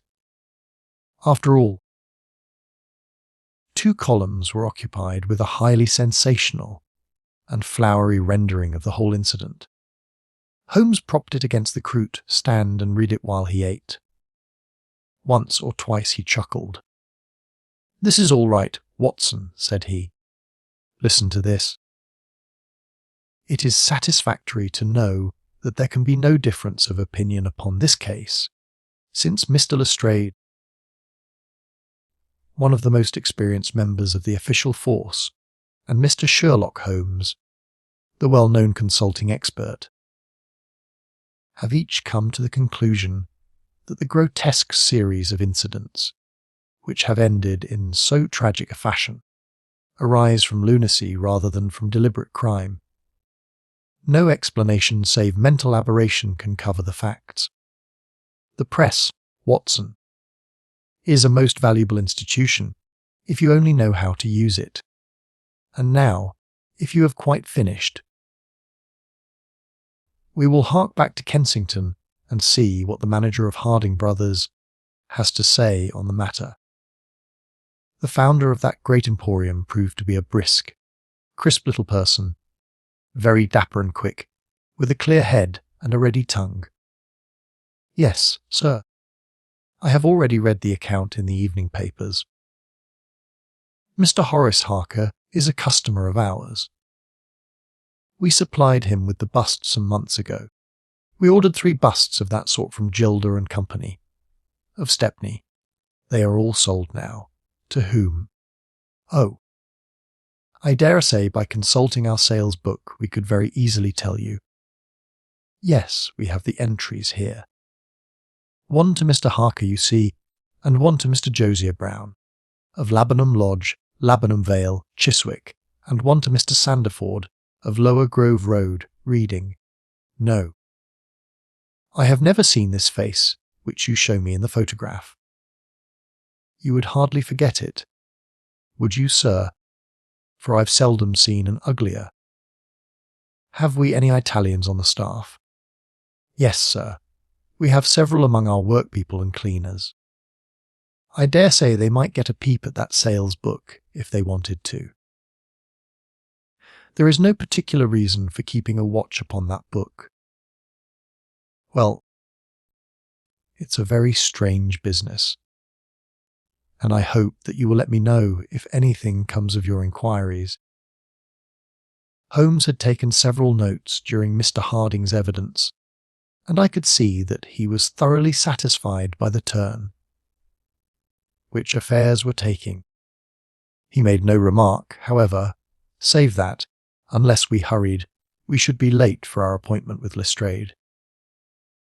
Sure enough, when we reached Baker Street the detective was already there, and we found him pacing up and down in a fever of impatience. His look of importance showed that his day's work had not been in vain. "Well," he asked, "what luck, Mr. Holmes? We have had a very busy day, and not entirely a wasted one," my friend explained. "We have seen both the retailers and also the wholesale manufacturers. I can trace each of the busts now from the beginning." "The busts," cried Lestrade. Well, You have your own methods, Mr. Sherlock Holmes, and it is not for me to say a word against them, but I think I have done a better day's work than you. I have identified the dead man. You don't say so, and found a cause for the crime. Splendid! We have an inspector who makes a specialty of Saffron Hill and the Italian Quarter. Well, this dead man had some Catholic emblem round his neck, and that, along with his colour, made me think he was from the south. Inspector Hill knew him the moment he caught sight of him. His name is Pietro Venucci, from Naples, and he is one of the greatest cut-throats in London. He is connected with the Mafia, which, as you know, is a secret political society enforcing its decrees by murder. Now, you see how the affair begins to clear up. The other fellow is probably an Italian also, and a member of the Mafia. He has broken the rules in some fashion. Pietro is set upon his track. Probably the photograph we found in his pocket is the man himself, so that he may not knife the wrong person. He dogs the fellow, he sees him enter a house, he waits outside for him, and in the scuffle he receives his own death wound. How is that, Mr. Sherlock Holmes? Holmes clapped his hands approvingly. Excellent, Lestrade, excellent! He cried. But I didn't quite follow your explanation of the destruction of the busts. The busts. You never can get those busts out of your head. After all, that is nothing, petty larceny, 6 months at the most. It is the murder that we are really investigating, and I tell you that I am gathering all the threads into my hands. And the next stage is a very simple one. I shall go down with Hill to the Italian Quarter, find the man whose photograph we have got, and arrest him on the charge of murder. Will you come with us? I think not. I fancy we can attain our end in a simpler way. I can't say for certain, because it all depends, well, it all depends upon a factor which is completely outside our control. But I have great hopes. In fact, the betting is exactly 2-1. That, if you will come with us tonight, I shall be able to help you to lay him by the heels. In the Italian Quarter? No. I fancy Chiswick is an address which is more likely to find him. If you will come with me to Chiswick tonight, Lestrade. I'll promise to go to the Italian Quarter with you tomorrow, and no harm will be done by the delay. And now I think that a few hours' sleep would do us all good, for I do not propose to leave before 11 o'clock, and it is unlikely that we shall be back before morning. You'll dine with us, Lestrade, and then you are welcome to the sofa until it is time for us to start. In the meantime, Watson, I should be glad if you would ring for an express messenger, for I have a letter to send, and it is important that it should go at once.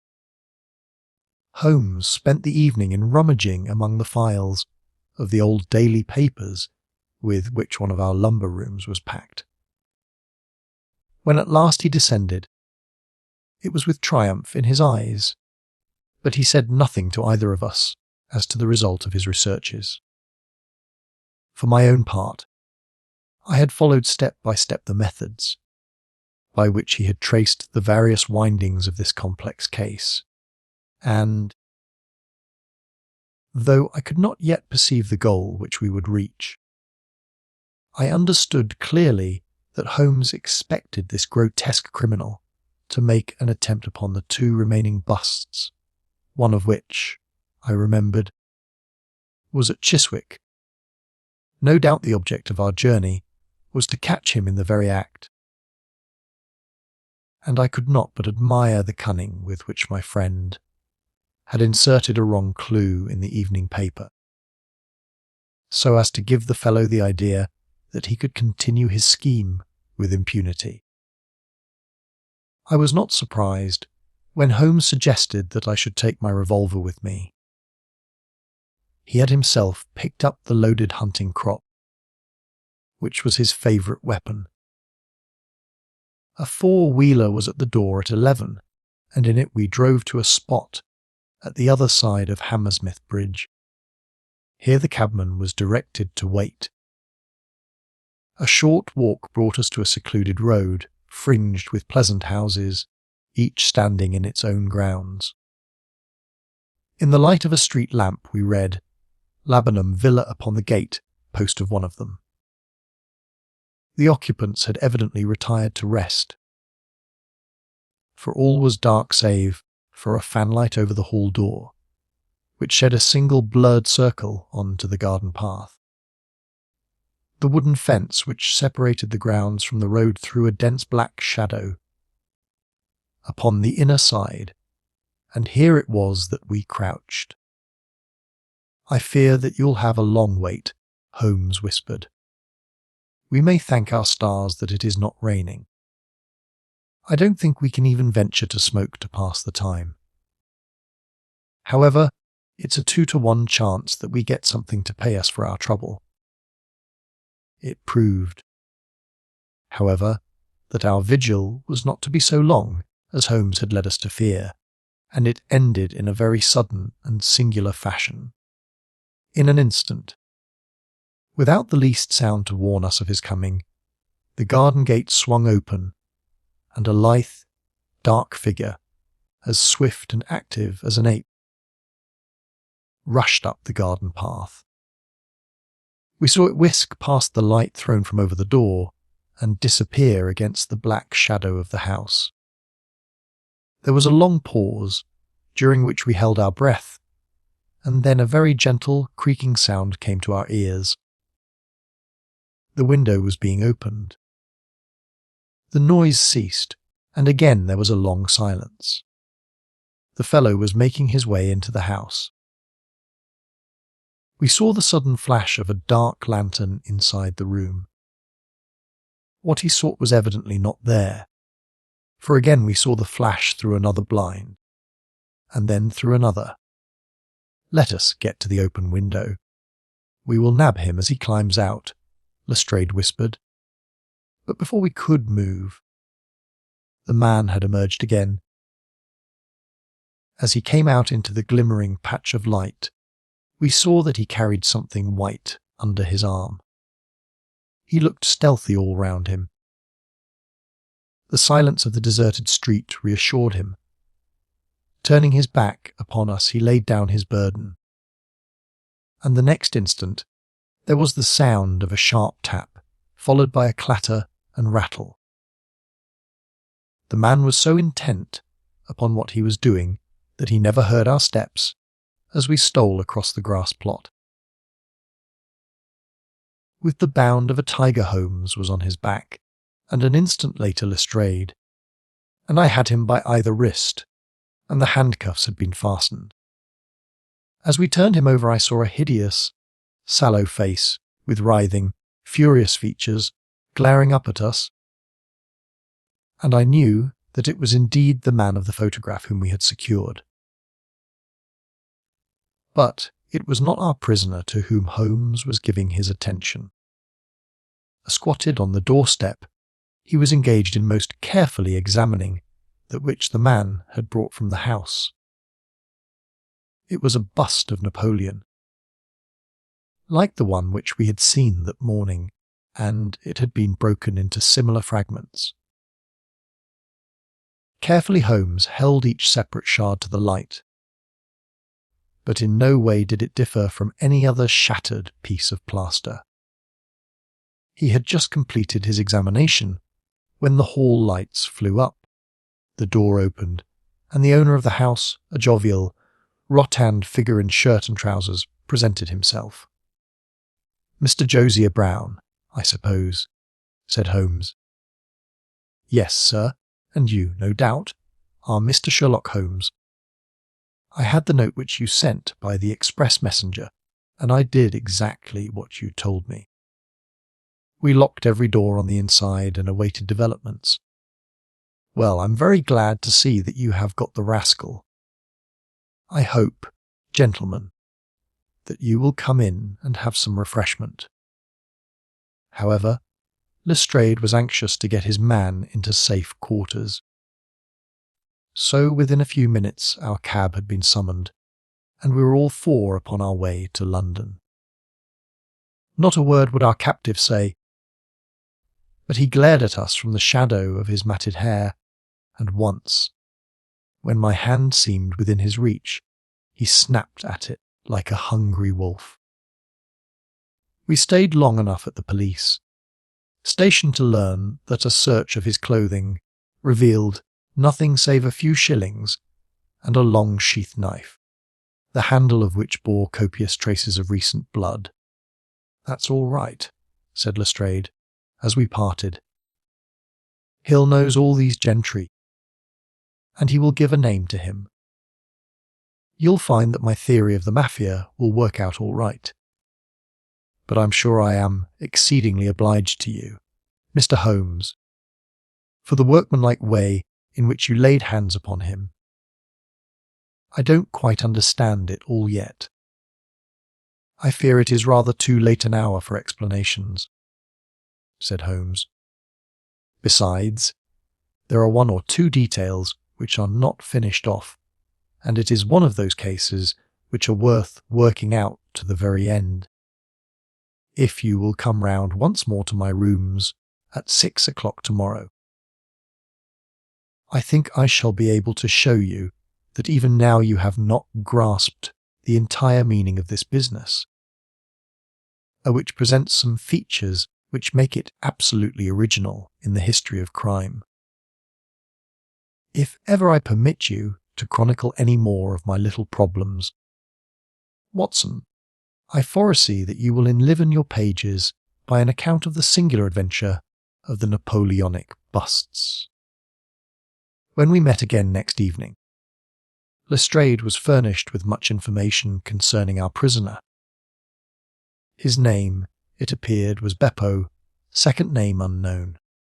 He was a well-known ne'er-do, well among the Italian colony. He had once been a skilful sculptor and had earned an honest living. But he had taken to evil courses and had twice already been in jail, once for a petty theft, and once, as we had already heard, for stabbing a fellow countryman. He could talk English perfectly well. His reasons for destroying the busts were still unknown, and he refused to answer any questions upon the subject. But the police had discovered that these same busts might very well have been made by his own hands, since he was engaged in this class of work at the establishment of Gelder and Company. To all this information, much of which we already knew, Holmes listened with polite attention, but I, who knew him so well, could clearly see that his thoughts were elsewhere, and I detected a mixture of mingled uneasiness and expectation beneath that mask which he was wont to assume. At last he started in his chair, and his eyes brightened. There had been a ring at the bell. A minute later we heard steps upon the stairs, and an elderly red-faced man with grizzled side whiskers was ushered in. In his right hand he carried an old, fashioned carpet bag, which he placed upon the table. "Is Mr. Sherlock Holmes here?" My friend bowed and smiled. "Mr. Sandford of Reading, I suppose," said he. "Yes, sir. I fear that I am a little late, but the trains were awkward. You wrote to me about a bust that is in my possession." "Exactly. I have your letter here. You said, I desire to possess a copy of Devine's Napoleon, and am prepared to pay you £10 for the one which is in your possession. Is that right?" "Certainly." "I was very much surprised at your letter, for I could not imagine how you knew that I owned such a thing." "Of course you must have been surprised. but the explanation is very simple. Mr. Harding of Harding Brothers said that they had sold you their last copy, and he gave me your address. Oh, that was it. Did he tell you what I paid for it? No, he did not. Well, I am an honest man, though not a very rich one. I only gave 15 shillings for the bust, and I think you ought to know that before I take £10 from you. I am sure the scruple does you honour, Mr. Sandford, but I have named that price, so I intend to stick to it. Well, it is very handsome of you, Mr. Holmes. I brought the bust up with me, as you asked me to do. Here it is! He opened his bag, and at last we saw placed upon our table a complete specimen of that bust which we had already seen more than once in fragments. Holmes took a paper from his pocket and laid a £10 note upon the table. You will kindly sign that paper, Mr. Sandford, in the presence of these witnesses. It is simply to say that you transfer every possible right that you ever had in the bust to me. I am a methodical man, you see, and you never know what turn events might take afterwards. Thank you. Mr. Sandford, here is your money, and I wish you a very good evening. When our visitor had disappeared, Sherlock Holmes's movements were such as to rivet our attention. He began by taking a clean white cloth from a drawer and laying it over the table. Then he placed his newly acquired bust in the centre of the cloth. Finally, he picked up his hunting crop and struck Napoleon a sharp blow on the top of the head. The figure broke into fragments, and Holmes bent eagerly over the shattered remains. Next instant, with a loud shout of triumph, he held up one splinter, in which a round, dark object was fixed like a plum in a pudding. Gentlemen, he cried, let me introduce you to the famous black pearl of the Borgias. Lestrade and I sat silent for a moment, and then, with a spontaneous impulse, we both broke at clapping, as at the well-wrought crisis of a play. A flush of colour sprang to Holmes's pale cheeks, and he bowed to us like the master dramatist who receives the homage of his audience. It was at such moments that for an instant he ceased to be a reasoning machine, and betrayed his human love for admiration and applause. The same singularly proud and reserved nature which turned away with disdain from popular notoriety was capable of being moved to its depths by spontaneous wonder and praise from a friend.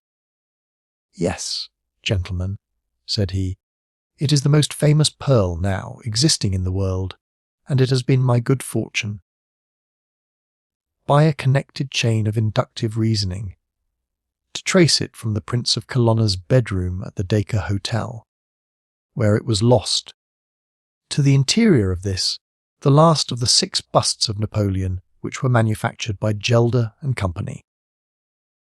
Of Stepney, you will remember Lestrade. The sensation caused by the disappearance of this valuable jewel, and the vain efforts of the London police to recover it. I was myself consulted upon the case, but I was unable to throw any light upon it.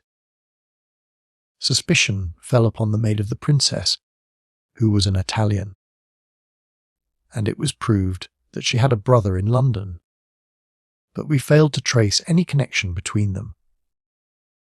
The maid's name was Lucretia Venuxi, and there is no doubt in my mind that this Pietro, who was murdered 2 nights ago, was the brother.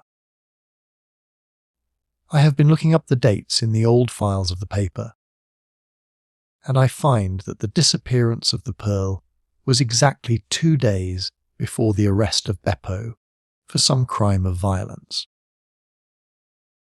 an event which took place in the factory of Gelder and Company, at the very moment when these busts were being made. Now you clearly see the sequence of events, though you see them, of course, in the inverse order to the way in which they presented themselves to me. Beppo had the pearl in his possession. He may have stolen it from Pietro. He may have been Pietro's confederate. He may have been the go-between of Pietro and his sister. It is of no consequence to us which is the correct solution. The main fact is that he had the pearl, and at that moment, when it was on his person, he was pursued by the police. He made for the factory in which he worked, and he knew that he had only a few minutes in which to conceal this enormously valuable prize, which would otherwise be found on him when he was searched. 6 plaster casts of Napoleon were drying in the passage. One of them was still soft. In an instant Beppo, a skilful workman, made a small hole in the wet plaster, dropped in the pearl, and with a few touches covered over the aperture once more. It was an admirable hiding place. No one could possibly find it. But Beppo was condemned to a year's imprisonment, and in the meanwhile his 6 busts were scattered over London. He could not tell which contained his treasure. Only by breaking them could he see. Even shaking would tell him nothing, for as the plaster was wet it was probable that the pearl would adhere to it, as, in fact, it has done. Beppo did not despair, and he conducted his search with considerable ingenuity and perseverance. Through a cousin who works with Gelder, he found out the retail firms who had bought the busts. He managed to find employment with Morse Hudson, and in that way tracked down 3 of them. The pearl was not there. Then, with the help of some Italian employee, he succeeded in finding out where the other 3 busts had gone. The first was at Harker's. There he was dogged by his confederate, who held Beppo responsible for the loss of the pearl, and he stabbed him in the scuffle which followed. If he was his confederate, why should he carry his photograph? I asked. As a means of tracing him, if he wished to inquire about him from any third person. That was the obvious reason. Well, after the murder I calculated that Beppo would probably hurry rather than delay his movements. He would fear that the police would read his secret, and so he hastened on before they should get ahead of him. Of course, I could not say that he had not found the pearl in Harker's bust. I had not even concluded for certain that was the pearl, but it was evident to me that he was looking for something, since he carried the bust past the other houses in order to break it in the garden, which had a lamp overlooking it. Since Harker's bust was 1 in 3, the chances were exactly as I told you, 2 to 1 against the pearl being inside it. There remained 2 busts, and it was obvious that he would go for the London one first. I warned the inmates of the house, so as to avoid a second tragedy, and we went down with the happiest results. By that time, of course, I knew for certain that it was the Borgia pearl that we were after. The name of the murdered man linked the one event with the other. There only remained a single bust, the reading one, and the pearl must be there. I bought it in your presence from the owner, and there it lies. We sat in silence for a moment. Well, said Lestrade, I've seen you handle a good many cases, Mr. Holmes, but I don't know that I ever knew a more workmanlike one than that. We're not jealous of you at Scotland Yard. No, sir, we are very proud of you, and if you come down tomorrow, there's not a man, from the oldest inspector to the youngest constable, who wouldn't be glad to shake you by the hand. "Thank you," said Holmes. "Thank you." And as he turned away, it seemed to me that he was more nearly moved by the softer human emotions than I had ever seen him. A moment later he was the cold and practical thinker once more. "Put the pearl in the safe, Watson," said he, "and get out the papers of the Conk Singleton forgery case. Goodbye, Lestrade. If any little problem comes your way, I shall be happy, if I can, to give you a hint or two as to its solution. Investigation 13. The Empty House. It was in the spring of the year 1894 that all London was interested, and the fashionable world dismayed, by the murder of the Honourable Ronald Adair under most unusual and inexplicable circumstances. The public has already learned those particulars of the crime which came out in the police investigation. But a good deal was suppressed upon that occasion, since the case for the prosecution was so overwhelmingly strong that it was not necessary to bring forward all the facts. Only now, at the end of nearly 10 years, am I allowed to supply those missing links which make up the whole of that remarkable chain. The crime was of interest in itself, but that interest was as nothing to me compared to the inconceivable sequel, which afforded me the greatest shock and surprise of any event in my adventurous life. Even now, after this long interval, I find myself thrilling as I think of it, and feeling once more that sudden flood of joy, amazement, and incredulity which utterly submerged my mind. Let me say to that public, which has shown some interest in those glimpses which I have occasionally given them of the thoughts and actions of a very remarkable man, that they are not to blame me if I have not shared my knowledge with them, for I should have considered it my first duty to do so, had I not been barred by a positive prohibition from his own lips, which was only withdrawn upon the 3rd of last month. It can be imagined that my close intimacy with Sherlock Holmes had interested me deeply in crime, and that after his disappearance I never failed to read with care the various problems which came before the public. And I even attempted, more than once, for my own private satisfaction, to employ his methods in their solution, though with indifferent success. There was none, however, which appealed to me like this tragedy of Ronald Adair. As I read the evidence at the inquest, which led up to a verdict of wilful murder against some person or persons unknown, I realized more clearly than I had ever done the loss which the community had sustained by the death of Sherlock Holmes.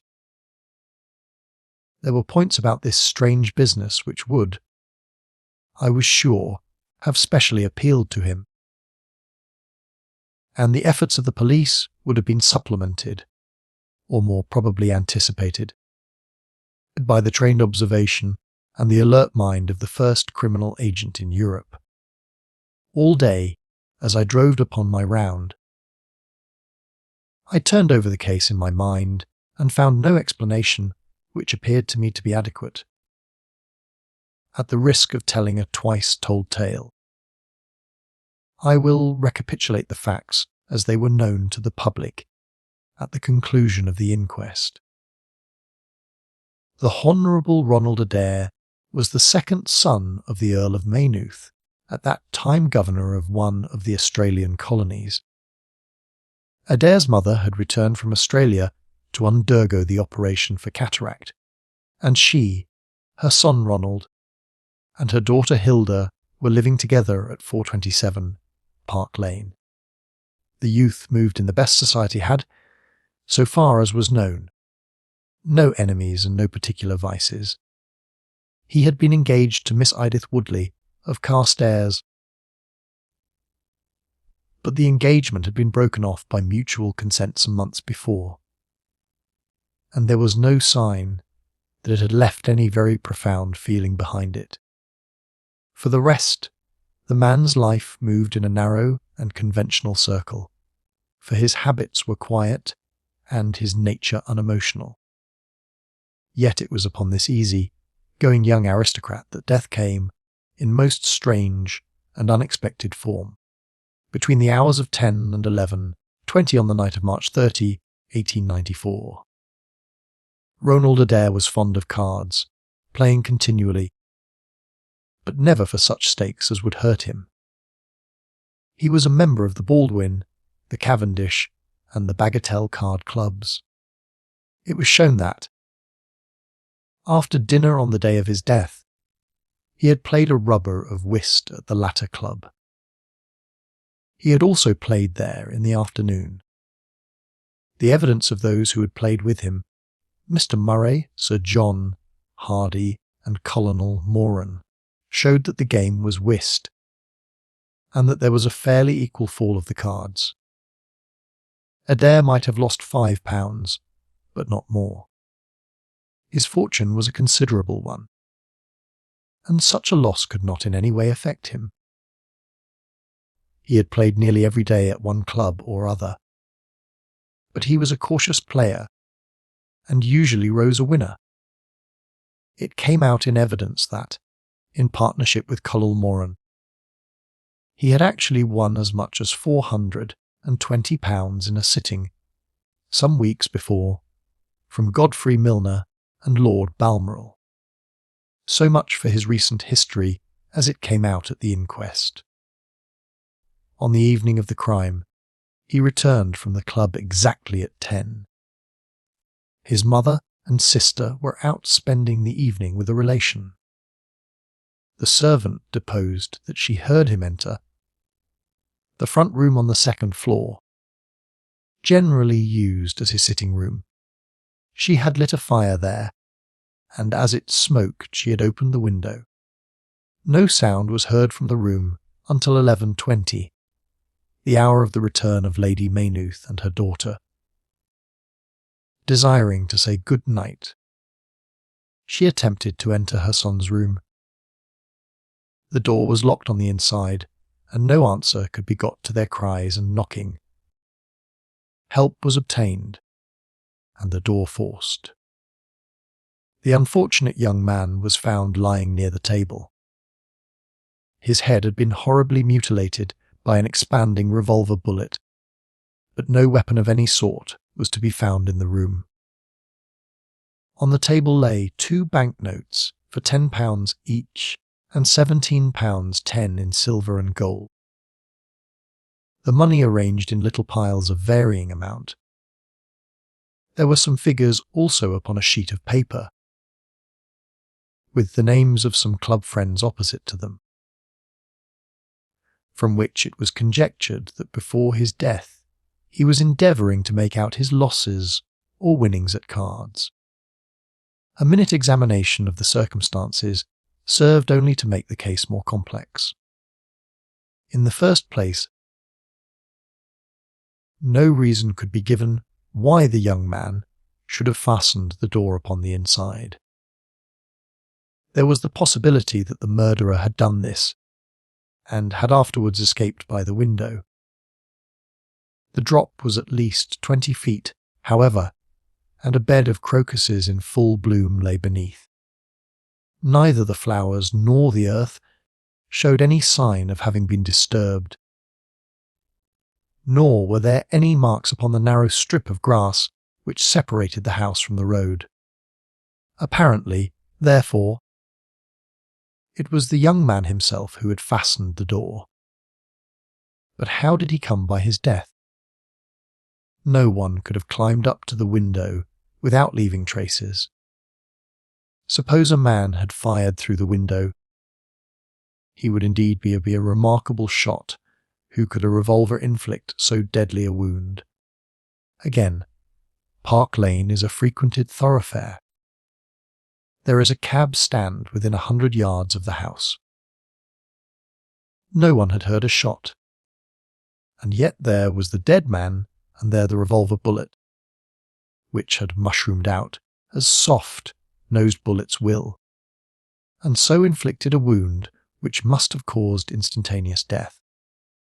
Such were the circumstances of the Park Lane mystery, which were further complicated by entire absence of motive, since, as I have said, young Adair was not known to have any enemy, and no attempt had been made to remove the money or valuables in the room.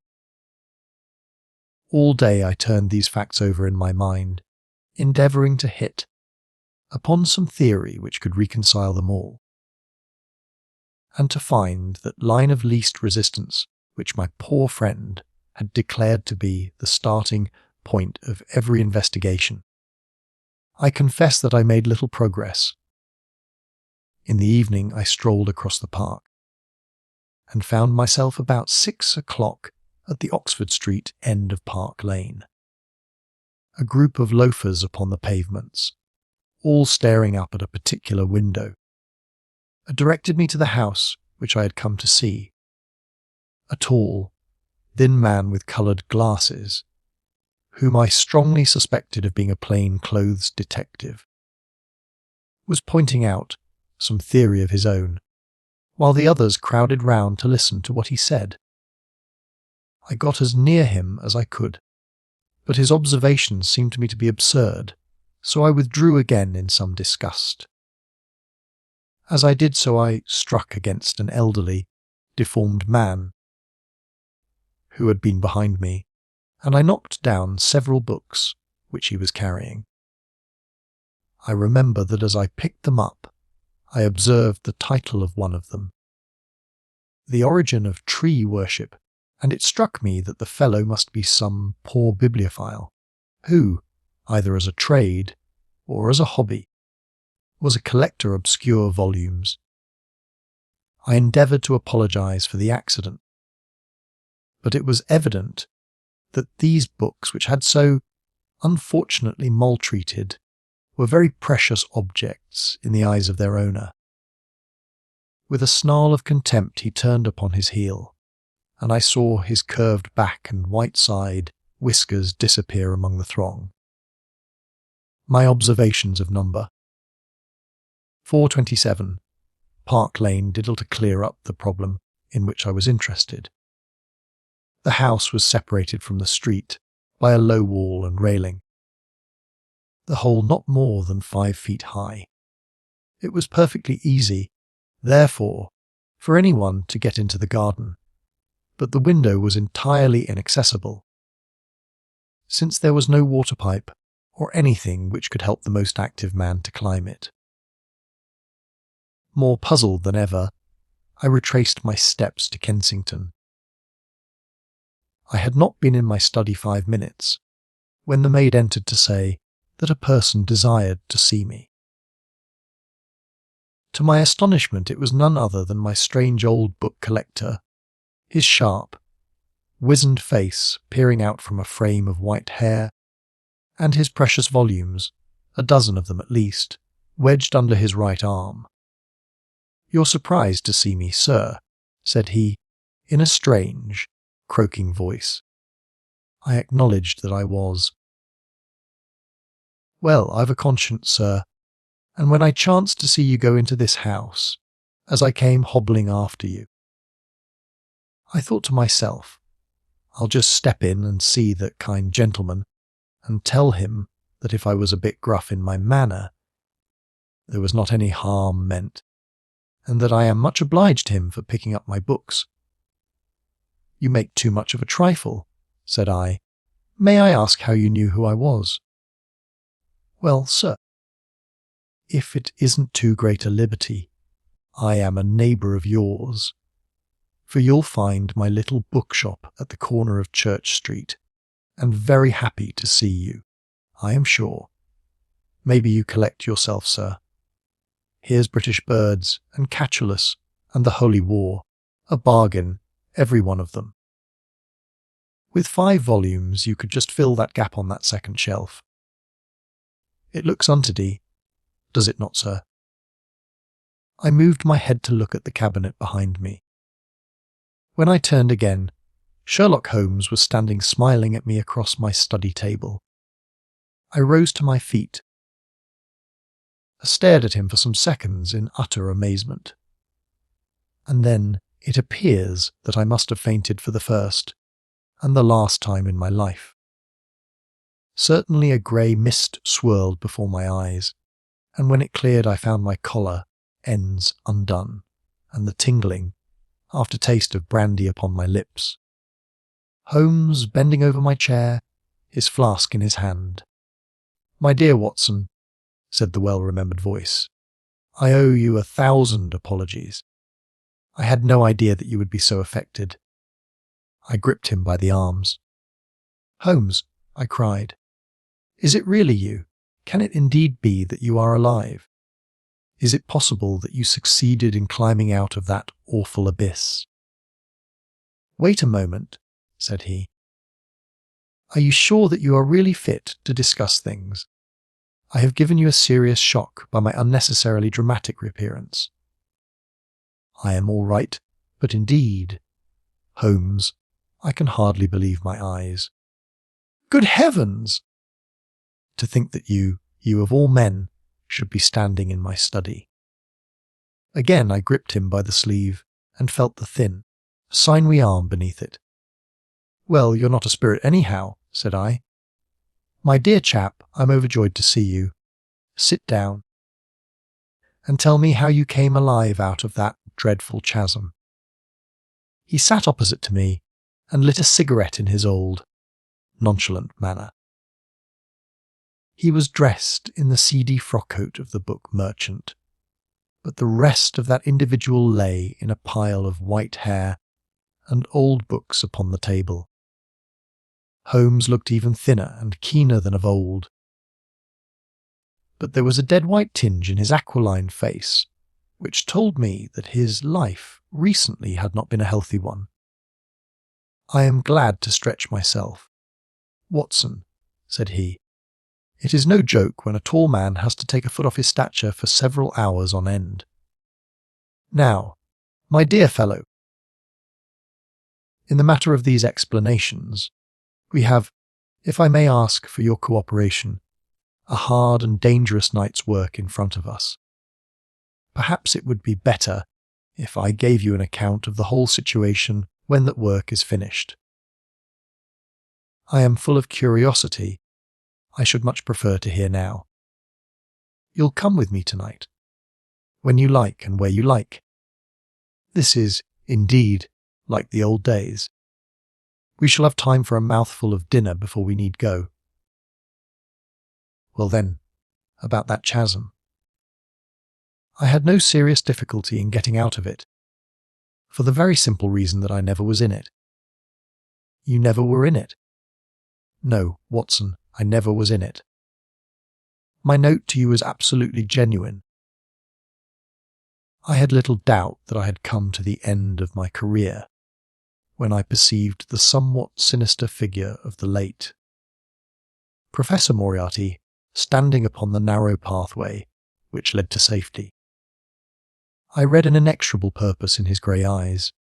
I exchanged some remarks with him, therefore, and obtained his cautious permission to write the short note which you afterwards received.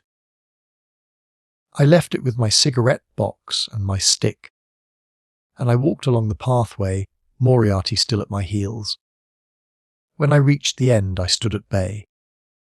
He drew no weapon, but he rushed at me and threw his long arms around me. He knew that his own game was up, and was only anxious to revenge himself upon me. We tottered together upon the brink of the fall. I have some knowledge, however, of Baritsu, or the Japanese system of wrestling, which has more than once been very useful to me. I slipped through his grip, and he with a horrible scream kicked madly for a few seconds, and clawed the air with both his hands. But for all his efforts he could not get his balance, and over he went. With my face over the brink, I saw him fall for a long way. Then he struck a rock, bounded off, and splashed into the water. I listened with amazement to this explanation, which Holmes delivered between the puffs of his cigarette. "But the tracks," I cried. I saw, with my own eyes, that two went down the path, and none returned. It came about in this way. The instant the professor had disappeared, it struck me what a really extraordinarily lucky chance fate had placed in my way. I knew that Moriarty was not the only man who had sworn my death. There were at least 3 others whose desire for vengeance upon me would only be increased by the death of their leader. They were almost dangerous men. One or other would certainly get me. On the other hand, if all the world was convinced that I was dead, they would take liberties. These men, they would soon lay themselves open. And sooner or later I could destroy them. Then it would be time for me to announce that I was still in the land of the living. So rapidly does the brain act that I believe I had thought this all out before Professor Moriarty had reached the bottom of the Reichenbach fall. I stood up and examined the rocky wall behind me. In your picturesque account of the matter, which I read with great interest some months later, you assert that the wall was sheer. That was not literally true. A few small footholds presented themselves, and there was some indication of a ledge. The cliff is so high that to climb it all was an obvious impossibility. And it was equally impossible to make my way along the wet path without leaving some tracks. I might, it is true, have reversed my boots, as I have done on similar occasions, but the sight of 3 sets of tracks in one direction would certainly have suggested a deception. On the whole, then, it was best that I should risk the climb. It was not a pleasantness, Watson. The fall roared beneath me. I am not a fanciful person, but I give you my word that I seemed to hear Moriarty's voice screaming at me out of the abyss. A mistake would have been fatal. More than once, as tufts of grass came out in my hand, or my foot slipped in the wet notches of the rock, I thought that I was gone. But I struggled upward, and at last I reached a ledge several feet deep and covered with soft green moss, where I could lie unseen, in the most perfect comfort. There I was stretched when you, my dear Watson, and all your following were investigating in the most sympathetic and inefficient manner the circumstances of my death. At last, when you had all formed your inevitable and totally erroneous conclusions, you departed for the hotel, and I was left alone. I had imagined that I had reached the end of my adventures, but a very unexpected occurrence showed me that there were surprises still in store for me. A huge rock, falling from above, boomed past me, struck the path, and bounded over into the chasm.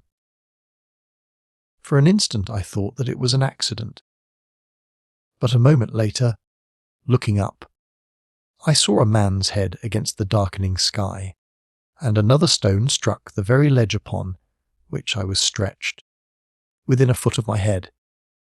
Of course, the meaning of this was obvious. Moriarty had not been alone. A confederate. And even that one glance had told me how dangerous a man that confederate was had kept guard while the professor had attacked me. From a distance, unseen by me, he had been a witness of his friend's death and of my escape.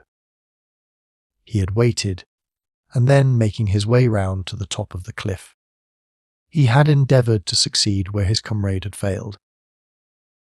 I did not take long to think about it. Watson. Again I saw that grim face look over the cliff. and I knew that it was the precursor of another stone. I scrambled down onto the path. I don't think I could have done it in cold blood. It was 100 times more difficult than getting up. But I had no time to think of the danger, for another stone sang past me as I hung by my hands from the edge of the ledge. Halfway down I slipped, but, by the blessing of God, I landed, of torn and bleeding, upon the path. I took to my heels, did 10 miles over the mountains in the darkness, and a week later I found myself in Florence, with the certainty that no one in the world knew what had become of me.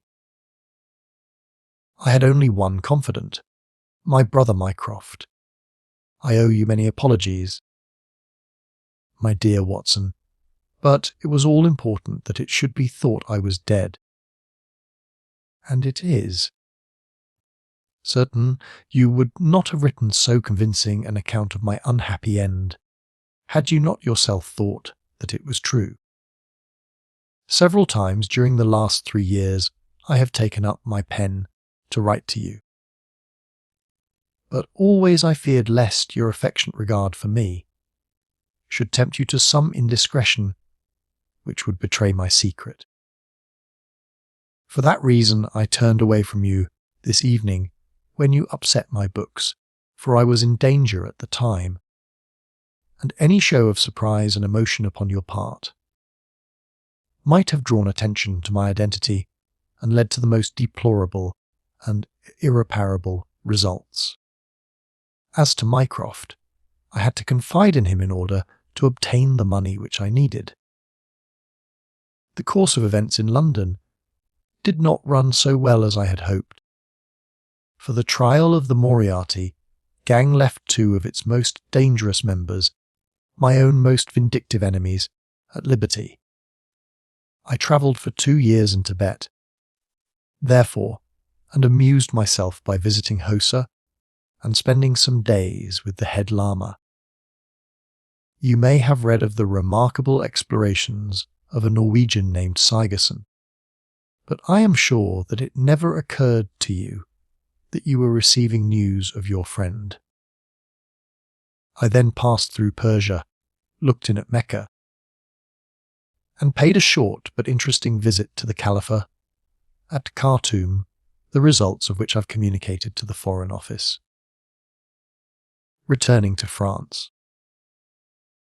I spent some months in a research into the coal-hole tar derivatives, which I conducted in a laboratory at Montpellier, in the south of France.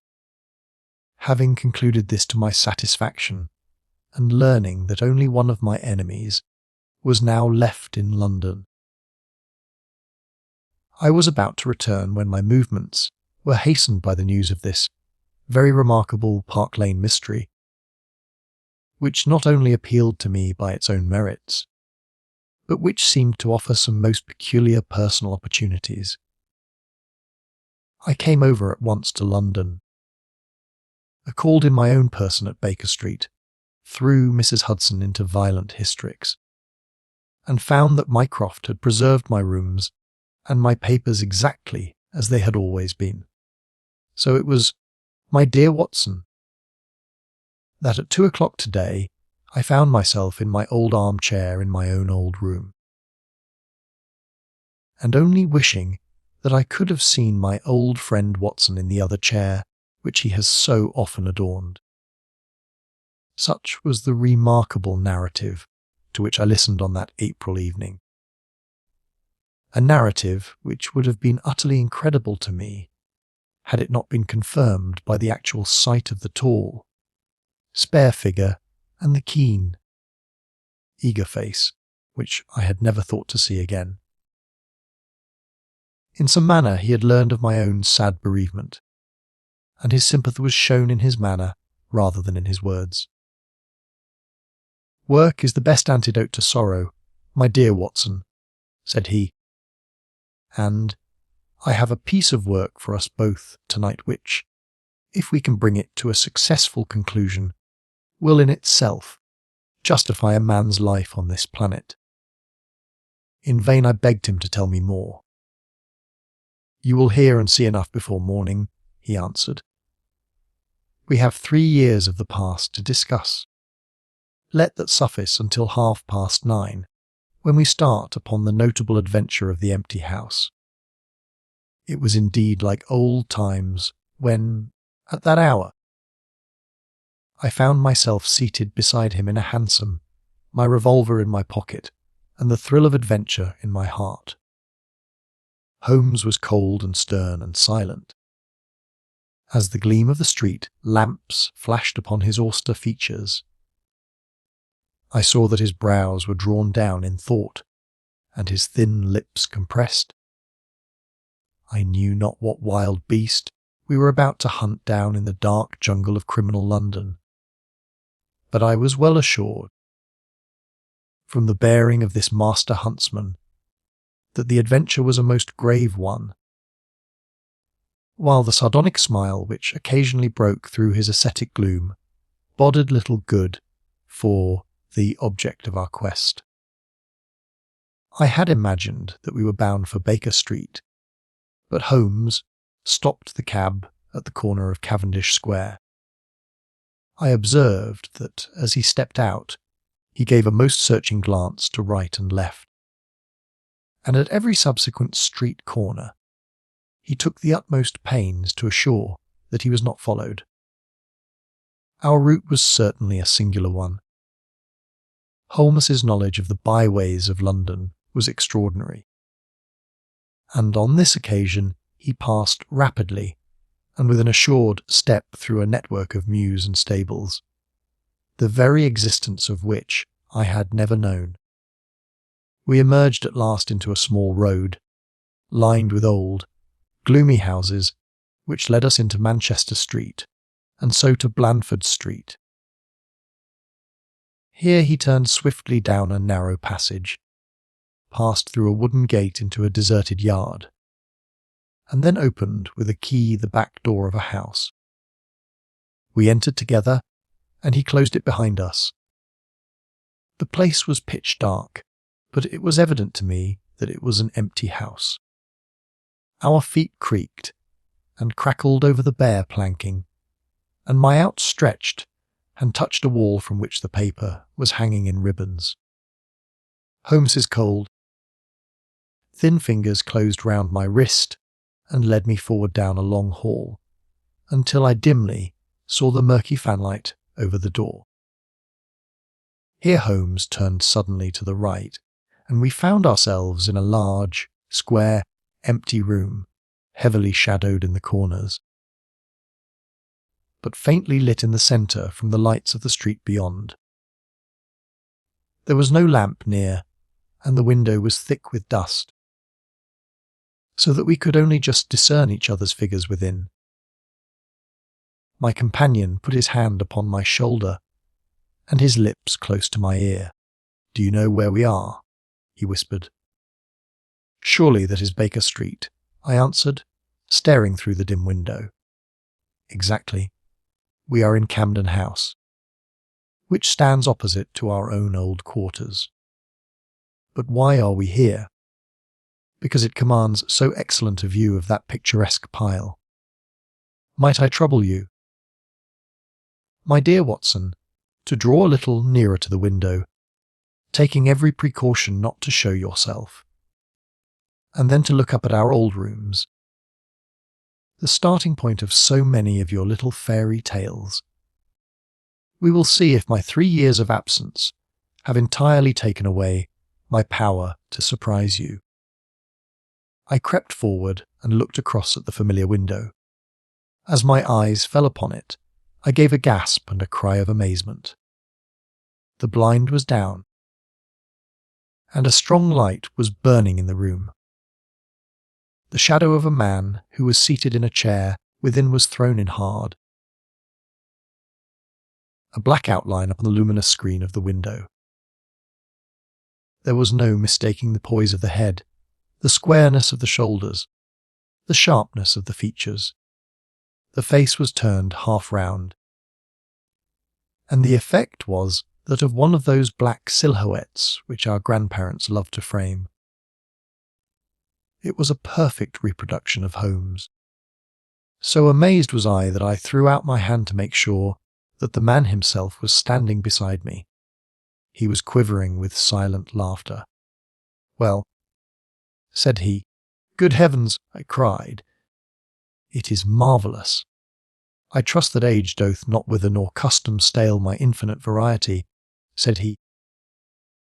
And I recognised in his voice the joy and pride which the artist takes in his own creation. "It really is rather like me, is it not? I should be prepared to swear that it was you.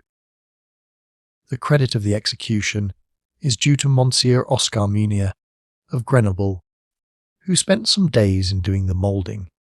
It is a bust in wax. The rest I arranged myself during my visit to Baker Street this afternoon. But why? Because, my dear Watson, I had the strongest possible reason for wishing certain people to think that I was there when I was really elsewhere. And you thought the rooms were watched.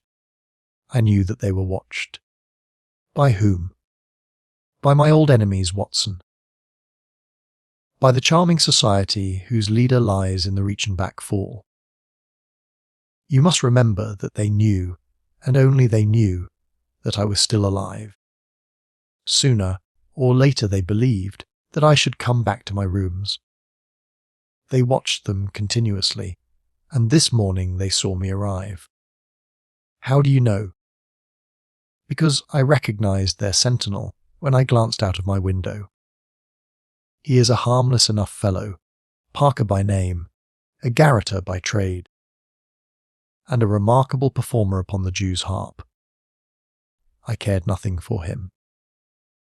But I cared a great deal for the much more formidable person who was behind him. The bosom friend of Moriarty, the man who dropped the rocks over the cliff, the most cunning and dangerous criminal in London.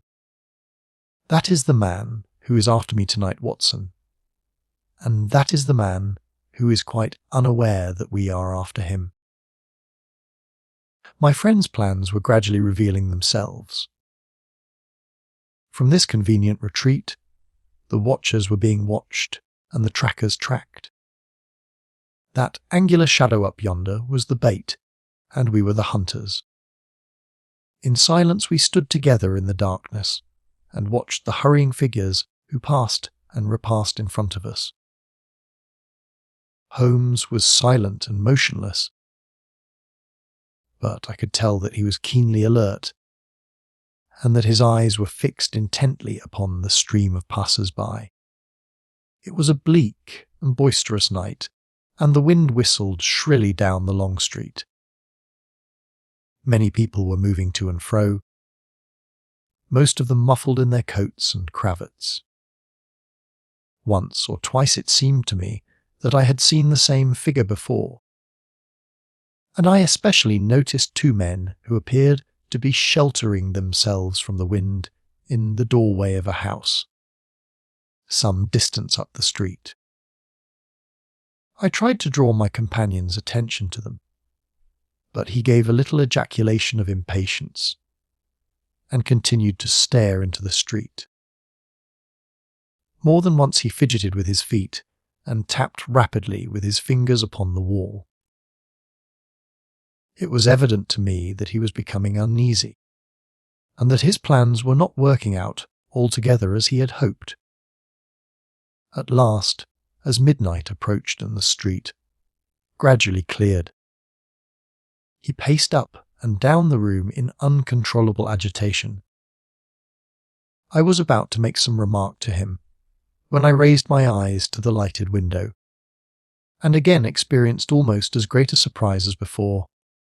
I clutched Holmes's arm and pointed upward. "The shadow has moved!" I cried. It was indeed no longer the profile, but the back, which was turned towards us. 3 years had certainly not smoothed the asperities of his temper or his impatience with a less active intelligence than his own. "Of course it has moved," said he. "Am I such a farcical bungler, Watson? that I should erect an obvious dummy and expect that some of the sharpest men in Europe would be deceived by it. We have been in this room 2 hours, and Mrs. Hudson has made some change in that figure 8 times, or once in every quarter of an hour. She works it from the front, so that her shadow may never be seen. Ah! He drew in his breath with a shrill, excited intake. In the dim light I saw his head thrown forward, his whole attitude rigid with attention. Outside the street was absolutely deserted.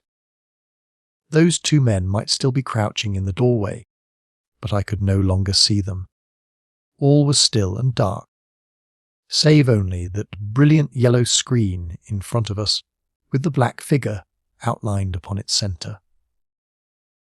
Again in the utter silence I heard that thin, sibilant note which spoke of intense, suppressed excitement. An instant later he pulled me back into the blackest corner of the room, and I felt his warning hand upon my lips. The fingers which clutched me were quivering. Never had I known my friend more moved. And yet the dark street still stretched lonely and motionless before us. But suddenly I was aware of that which his keener senses had already distinguished. A low, stealthy sound came to my ears, not from the direction of Baker Street, but from the back of the very house in which we lay concealed. A door opened and shut. An instant later steps crept down the passage, steps which were meant to be silent, but which reverberated harshly through the empty house. Holmes crouched back against the wall, and I did the same, my hand closing upon the handle of my revolver. Peering through the gloom, I saw the vague outline of a man, a shade blacker than the blackness of the open door. He stood for an instant, and then he crept forward, crouching, menacing, into the room. He was within 3 yards of us, this sinister figure, and I had braced myself to meet his spring, before I realized that he had no idea of our presence. He passed close beside us, stole over to the window, and very softly and noiselessly raised it for half a foot. As he sank to the level of this opening, the light of the street, no longer dimmed by the dusty glass, fell full upon his face. The man seemed to be beside himself with excitement.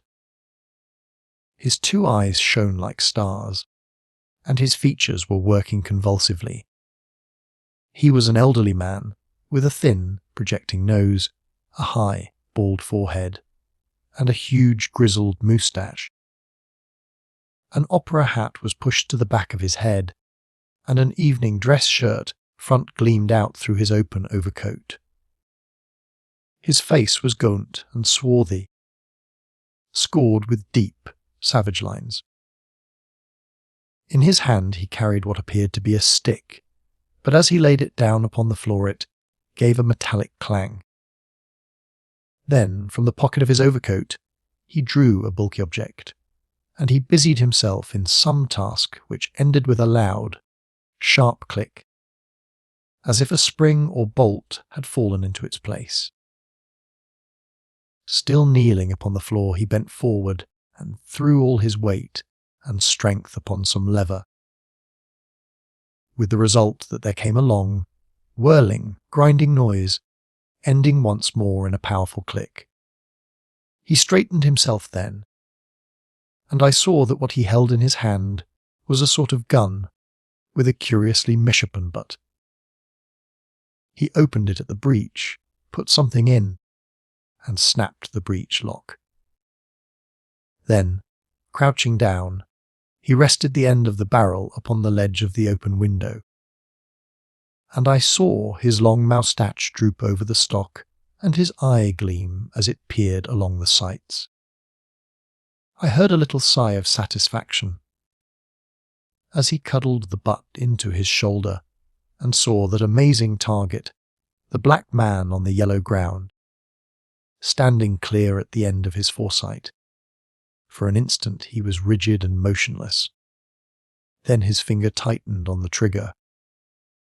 There was a strange, loud whiz and a long, silvery tinkle of broken glass. At that instant Holmes sprang like a tiger on to the marksman's back and hurled him flat upon his face. He was up again in a moment, and with convulsive strength he seized Holmes by the throat. But I struck him on the head with the butt of my revolver, and he dropped again upon the floor.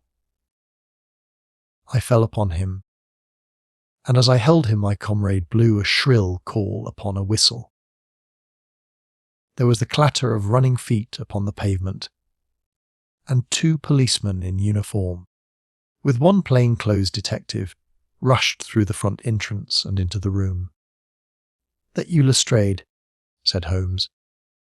"Yes, de Holmes. I took the job myself. It's good to see you back in London, sir. I think you want a little unofficial help. 3 undetected murders in 1 year won't do. Lestrade. But you handled the Molesey mystery with less than your usual. That's to say, you handled it fairly well. We had all risen to our feet. Our prisoner breathing hard, with a stalwart constable on each side of him.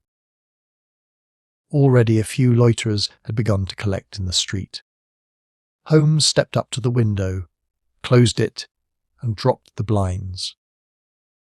Lestrade had produced 2 candles, and the policemen had uncovered their lanterns. I was able at last to have a good look at our prisoner. It was a tremendously virile and yet sinister face which was turned towards us. With the brow of a philosopher above, and the jaw of a sensualist below, the man must have started with great capacities for good or for evil. But one could not look upon his cruel blue eyes, with their drooping, cynical lids, or upon the fierce, aggressive nose and the threatening, deep-lined brow, without reading nature's plainest danger signals. He took no hide of any of us. But his eyes were fixed upon Holmes's face with an expression in which hatred and amazement were equally blended. "You fiend!" he kept on muttering. "You clever, clever fiend!" "Arnold," said Holmes, arranging his rumpled collar. "Journeys end in lovers' meetings, as the old play says.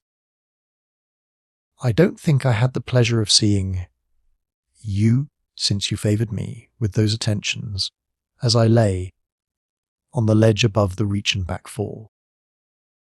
The colonel still stared at my friend like a man in a trance. "You cunning, cunning fiend," was all that he could say. "I have not introduced you yet," said Holmes. "This, gentlemen, is Colonel Sebastian Moran, once of Her Majesty's Indian Army, and the best heavy game shot that our Eastern Empire has ever produced. I believe I am correct, Colonel, in saying that your bag of tigers still remains unrivalled." The fierce old man said nothing, but still glared at my companion. With his savage eyes and bristling moustache, he was wonderfully like a tiger himself. "I wonder that my very simple stratagem could deceive so old a shikari," said Holmes. "It must be very familiar to you. Have you not tethered a young kid under a tree, lain above it with your rifle, and waited for the bait to bring up your tiger? This empty house is my tree, and you are my tiger. You have possibly had other guns in reserve in case there should be several tigers, or in the unlikely supposition of your own aim failing you.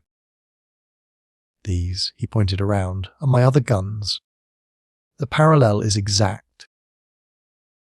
Colonel Moran sprang forward with a snarl of rage, but the constables dragged him back. The fury upon his face was terrible to look at. "I confess that you had one small surprise for me," said Holmes. "I did not anticipate that you would yourself, make use of this empty house and this convenient front window. I had imagined you as operating from the street, where my friend, Lestrade, and his merry men were awaiting you. With that exception, all has gone as I expected. Colonel Moran turned to the official detective. You may or may not have just cause for arresting me, said he, but at least there can be no reason why I should submit to the gibes of this person. If I am in the hands of the law, let things be done in a legal way. Well, that's reasonable enough, said Lestrade. Nothing further you have to say, Mr. Holmes, before we go. Holmes had picked up the powerful air gun from the floor and was examining its mechanism. An admirable and unique weapon, said he, noiseless and of tremendous power. I knew von Herder, the blind German mechanic, who constructed it to the order of the late Professor Moriarty. For years I have been aware of its existence, though I have never before had the opportunity of handling it. I commend it very specially to your attention. Lestrade, and also the bullets which fit it. You can trust us to look after that, Mr. Holmes, said Lestrade, as the whole party moved towards the door. Anything further to say? Only to ask what charge you intend to prefer. What charge, sir? Why, of course, the attempted murder of Mr. Sherlock Holmes. Not so, Lestrade. I do not propose to appear in the matter at all. To you, and to you only, belongs the credit of the remarkable arrest which you have effected. Yes, Lestrade, I congratulate you. With your usual happy mixture of cunning and audacity, you have got him. Got him? Got whom, Mr. Holmes? The man that the whole force has been seeking in vain, Colonel Sebastian Moran, who shot the Honourable Ronald Adair with an expanding bullet from an air gun through the open window of the second floor front of number 427, Park Lane, upon the 30th of last month. That's the charge, Lestrade. And now, Watson, if you can endure the draught from a broken window, I think that half an hour in my study, over a cigar, may afford you some profitable amusement. Our old chambers had been left unchanged through the supervision of Mycroft Holmes and the immediate care of Mrs. Hudson. As I entered I saw, it is true, an unwonted tidiness, but the old landmarks were all in their place. There were the chemical corner and the acid-stained deal top table. There upon a shelf was the row of formidable scrapbooks and books of reference which many of our fellow citizens would have been so glad to burn. The diagrams, the violin case, and the pipe rack, even the Persian slipper which contained the tobacco, all met my eyes as I glanced round me. There were two occupants of the room, one, Mrs. Hudson, who beamed upon us both as we entered, the other, the strange dummy which had played so important a part in the evening's adventures. It was a wax-coloured model of my friend, so admirably done that it was a perfect facsimile. It stood on a small pedestal table, with an old dressing gown of Homer's so draped round it that the illusion from the street was absolutely perfect. I hope you observed all precautions, Mrs. Hudson, said Holmes. I went to it on my knees, sir, just as you told me. Excellent. You carried the thing out very well. Did you observe where the bullet went? Yes, sir. I'm afraid it has spilt your beautiful bust, for it passed right through the head and flattened itself on the wall. I picked it up from the carpet. Here it is! Holmes held it out to me. A soft revolver bullet, as you perceive, Watson. There's genius in that, for who would expect to find such a thing fired from an air gun? All right. Mrs. Hudson, I am much obliged for your assistance. And now, Watson, let me see you in your old seat once more, for there are several points which I should like to discuss with you." He had thrown off the seedy frock-coat, and now he was the Holmes of old in the mouse-coloured dressing gown which he took from his effigy. "The old shikari's nerves have not lost their steadiness, nor his eyes their keenness," said he, with a laugh, as he inspected the shattered forehead of his bust. Plumb in the middle of the back of the head and smack through the brain.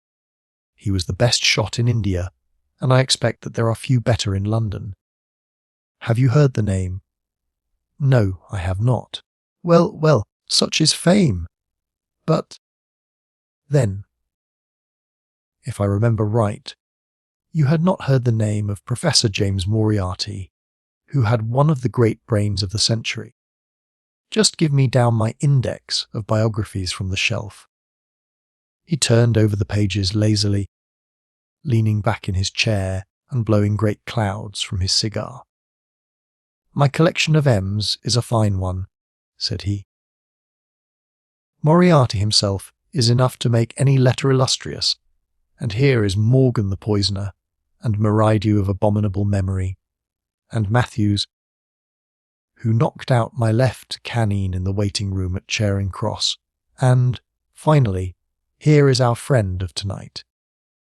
He handed over the book, and I read, "Moran, Sebastian, Colonel, unemployed, formerly 1st Bangalore Pioneers, born London, 1840, son of Sir Augustus Moran, C.B., once British Minister to Persia, educated Eton and Oxford, served in Jawaki Campaign, Afghan Campaign, Karasiab, Dispatches, Sherpa, and Kabul, author of Heavy Game of the Western Himalayas, 1881, 3 Months in the Jungle, 1884, address, Conduit Street, clubs, the Anglo-Indian, the Tankerville, the Bagatelle Card Club."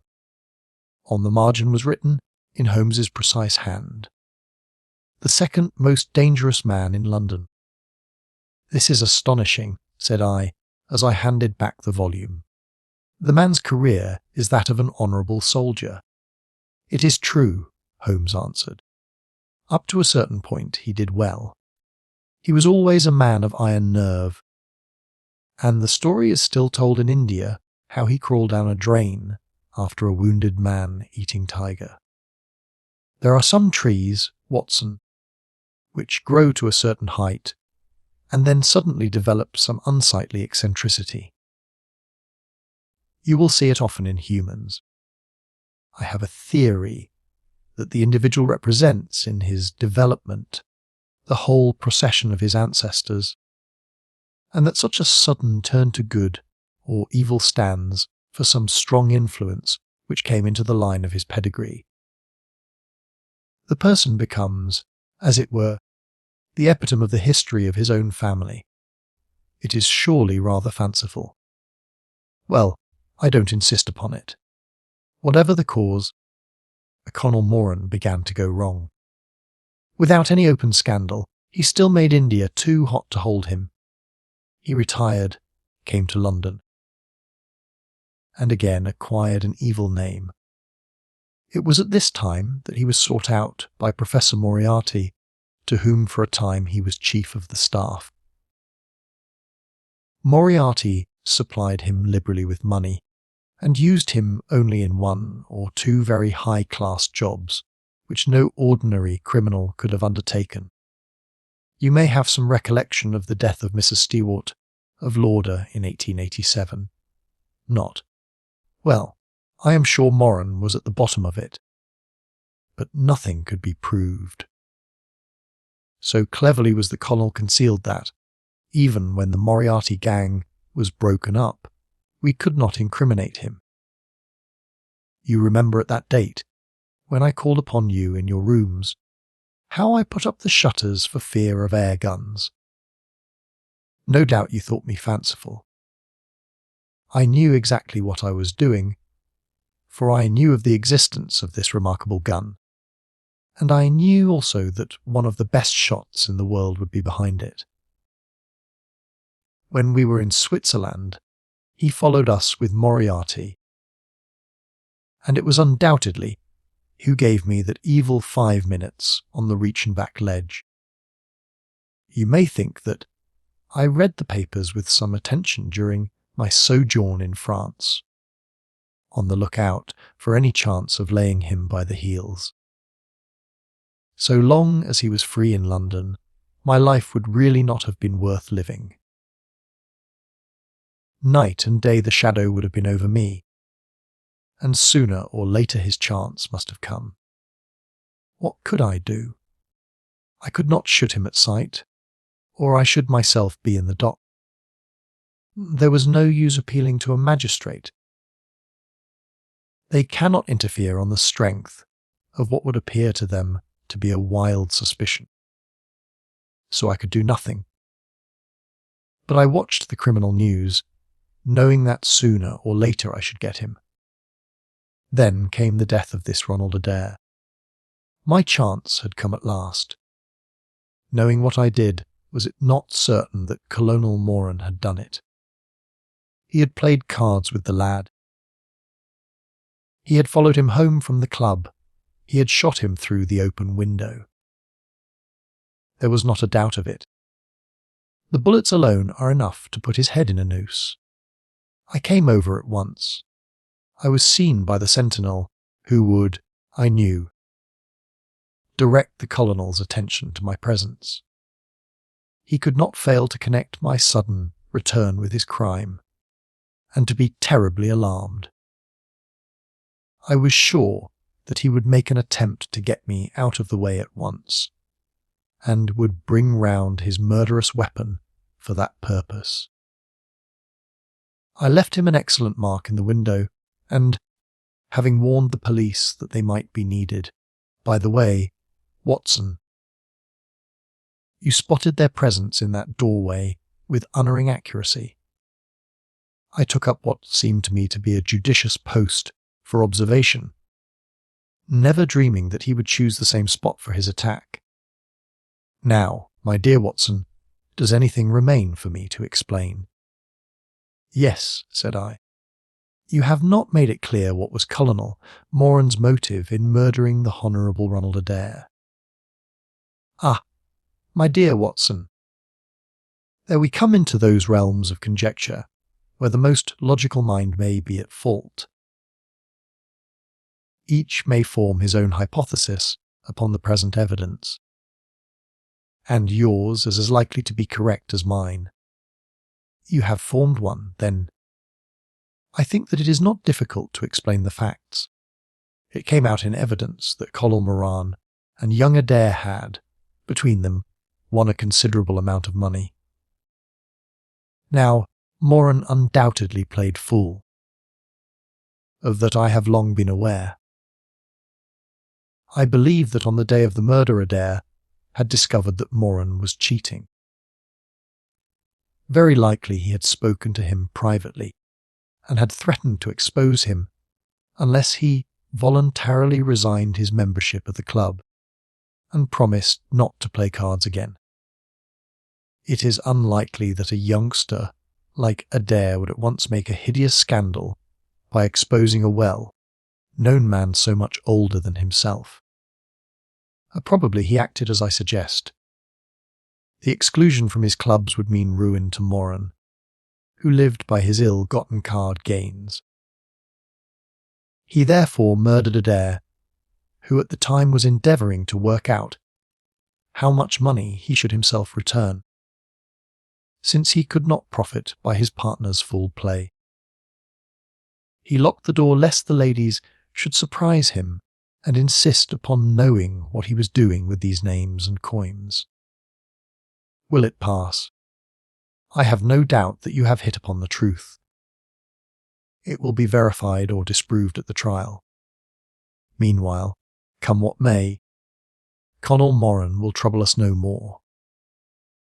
The famous heir Gunnar von Herder will embellish the Scotland Yard Museum.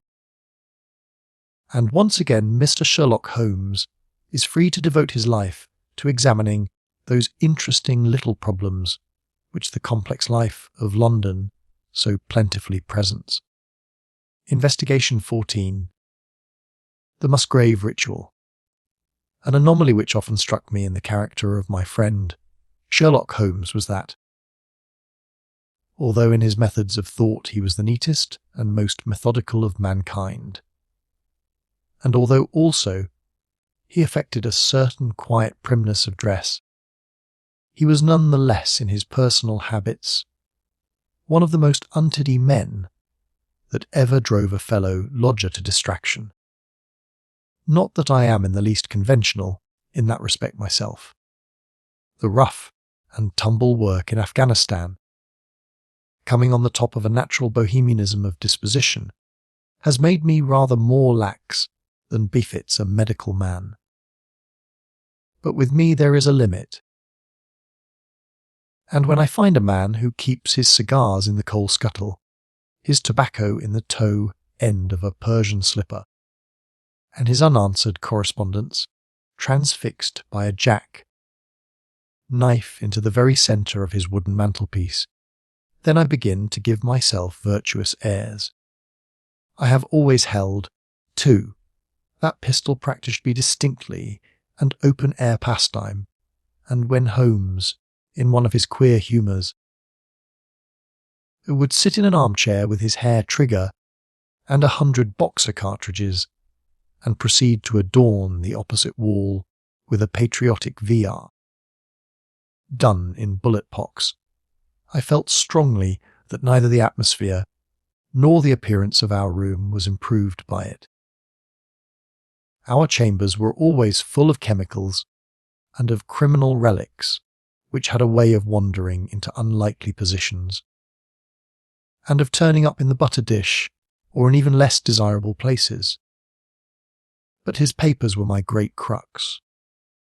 He had a horror of destroying documents, especially those which were connected with his past cases, and yet it was only once in every year or two that he would muster energy to docket and arrange them, for, as I have mentioned somewhere in these incoherent memoirs, the outbursts of passionate energy, when he performed the remarkable feats with which his name is associated, were followed by reactions of lethargy, during which he would lie about with his violin and his books, hardly moving save from the sofa to the table. Thus month after month his papers accumulated, until every corner of the room was stacked with bundles of manuscript which were on no account to be burned, and which could not be put away save by their owner. One winter's night, as we sat together by the fire, I ventured to suggest to him that, as he had finished pasting extracts into his common place book, he might employ the next 2 hours in making our room a little more habitable. He could not deny the justice of my request, so with a rather rueful face he went off to his bedroom, from which he returned presently pulling a large tin box behind him. This he placed in the middle of the floor, and, squatting down upon a stool in front of it, he threw back the lid. I could see that it was already a third full of bundles of paper tied up with red tape into separate packages. "There are cases enough here, Watson," said he, looking at me with mischievous eyes. "I think that if you knew all that I had in this box, you would ask me to pull some out instead of putting others in. These are the records of your early work, then?" I asked. "I have often wished that I had notes of those cases." "Yes, my boy. These were all done prematurely, before my biographer had come to glorify me." He lifted bundle after bundle in a tender, caressing sort of way. "They are not all successes, Watson," said he, "but there are some pretty little problems among them. Here's the record of the Tarleton murders, and the case of Vanbury, the wine merchant, and the adventure of the old Russian woman, and the singular affair of the aluminium crutch, as well as a full account of Ricoletti of the clubfoot and his abominable wife. And here, now, this really is something a little research. He dived his arm down to the bottom of the chest and brought up a small wooden box with a sliding lid, such as children's toys are kept in. From within, he produced a crumpled piece of paper, an old-fashioned brass key, a peg of wood with a ball of string attached to it, and 3 rusty old discs of metal. "Well, my boy, what do you make of this lot?" he asked, smiling at my expression. "It is a curious collection." "Very curious, and the story that hangs round it will strike you as being more curious still." "These relics have a history then?" "So much so that they are history." "What do you mean by that?" Sherlock Holmes picked them up one by one and laid them along the edge of the table. Then he reseated himself in his chair and looked them over with a gleam of satisfaction in his eyes. "These," said he, "are all that I have left to remind me of the adventure of the Musgrave ritual." I had heard him mention the case more than once, though I had never been able to gather the details. "I should be so glad," said I, "if you would give me an account of it." "And leave the litter as it is?" he cried, mischievously. "Your tiredness won't bear much strain after all, Watson. But I should be glad that you should add this case to your annals, for there are points in it which make it quite unique in the criminal records of this, or, I believe, of any other country. A collection of my trifling achievements would certainly be incomplete which contained no account of this very singular business. You may remember how the affair of the Gloria Scott, and my conversation with the unhappy man, whose fate I told you of, first turned my attention in the direction of the profession which has become my life's work. You see me now, when my name has become known far and wide, and when I am generally recognized both by the public and by the official force as being a final court of appeal in doubtful cases. Even when you knew me first, at the time of the affair which you have commemorated in a study in scarlet, I had already established a considerable, though not a very lucrative connection. You can hardly realize, then, how difficult I found it at first, and how long I had to wait before I succeeded in making any headway. When I first came up to London, I had rooms in Montague Street, just round the corner from the British Museum, and there I waited, filling in my too abundant leisure time by studying all those branches of science which make me more efficient. Now and again cases came in my way, principally through the introduction of old fellow students, for during my last years at the university there was a good deal of talk there about myself and my methods. The third of these cases was that of the Musgrave ritual, and it is to the interest which was aroused by that singular chain of events, and the large issues which proved to be at stake, that I trace my first stride towards the position which I now hold. Reginald Musgrave had been in the same college as myself, and I had some slight acquaintance with him. He was not generally popular among the undergraduates, though it always seemed to me that what was set down as pride was really an attempt to cover extreme natural diffidence. In appearance he was a man of exceedingly aristocratic type, thin, high-nosed, and large-eyed, with languid and yet courtly manners. He was indeed a scion of one of the very oldest families in the kingdom, although his branch was a cadet one which had separated from the northern Musgraves sometime in the 16th century, and had established itself in western Sussex, where the manor house of Hurlstone is perhaps the oldest inhabited building in the county. Something of his birthplace seemed to cling to the man, and I never looked at his pale, keen face or the poise of his head without associating him with grey archways and mullioned windows and all the venerable wreckage of a feudal keep. Once or twice we drifted into talk, and I can remember that more than once he expressed a keen interest in my methods of observation and inference. For 4 years I had seen nothing of him until one morning he walked into my room in Montague Street. He had changed little, was dressed like a young man of fashion.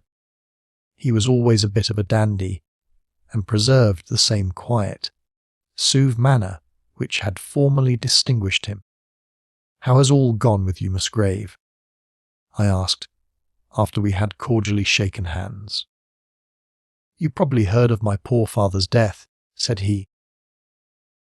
"He was carried off about 2 years ago.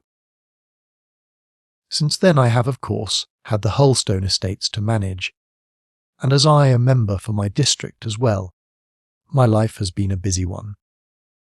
But I understand, Holmes, that you are turning to practical ends those powers with which you used to amaze us." "Yes," said I. "I have taken to living by my wits." "I am delighted to hear it, for your advice at present would be exceedingly valuable to me. We have had some very strange doings at Hurlstone, and the police have been able to throw no light upon the matter. It is really the most extraordinary and inexplicable business. You can imagine with what eagerness I listened to him, Watson, for the very chance for which I had been painting during all those months of inaction seemed to have come within my reach. In my inmost heart I believed that I could succeed where others failed, and now I had the opportunity to test myself. "Pray, let me have the details," I cried. Reginald Musgrave sat down opposite to me, and lit the cigarette which I had pushed towards him.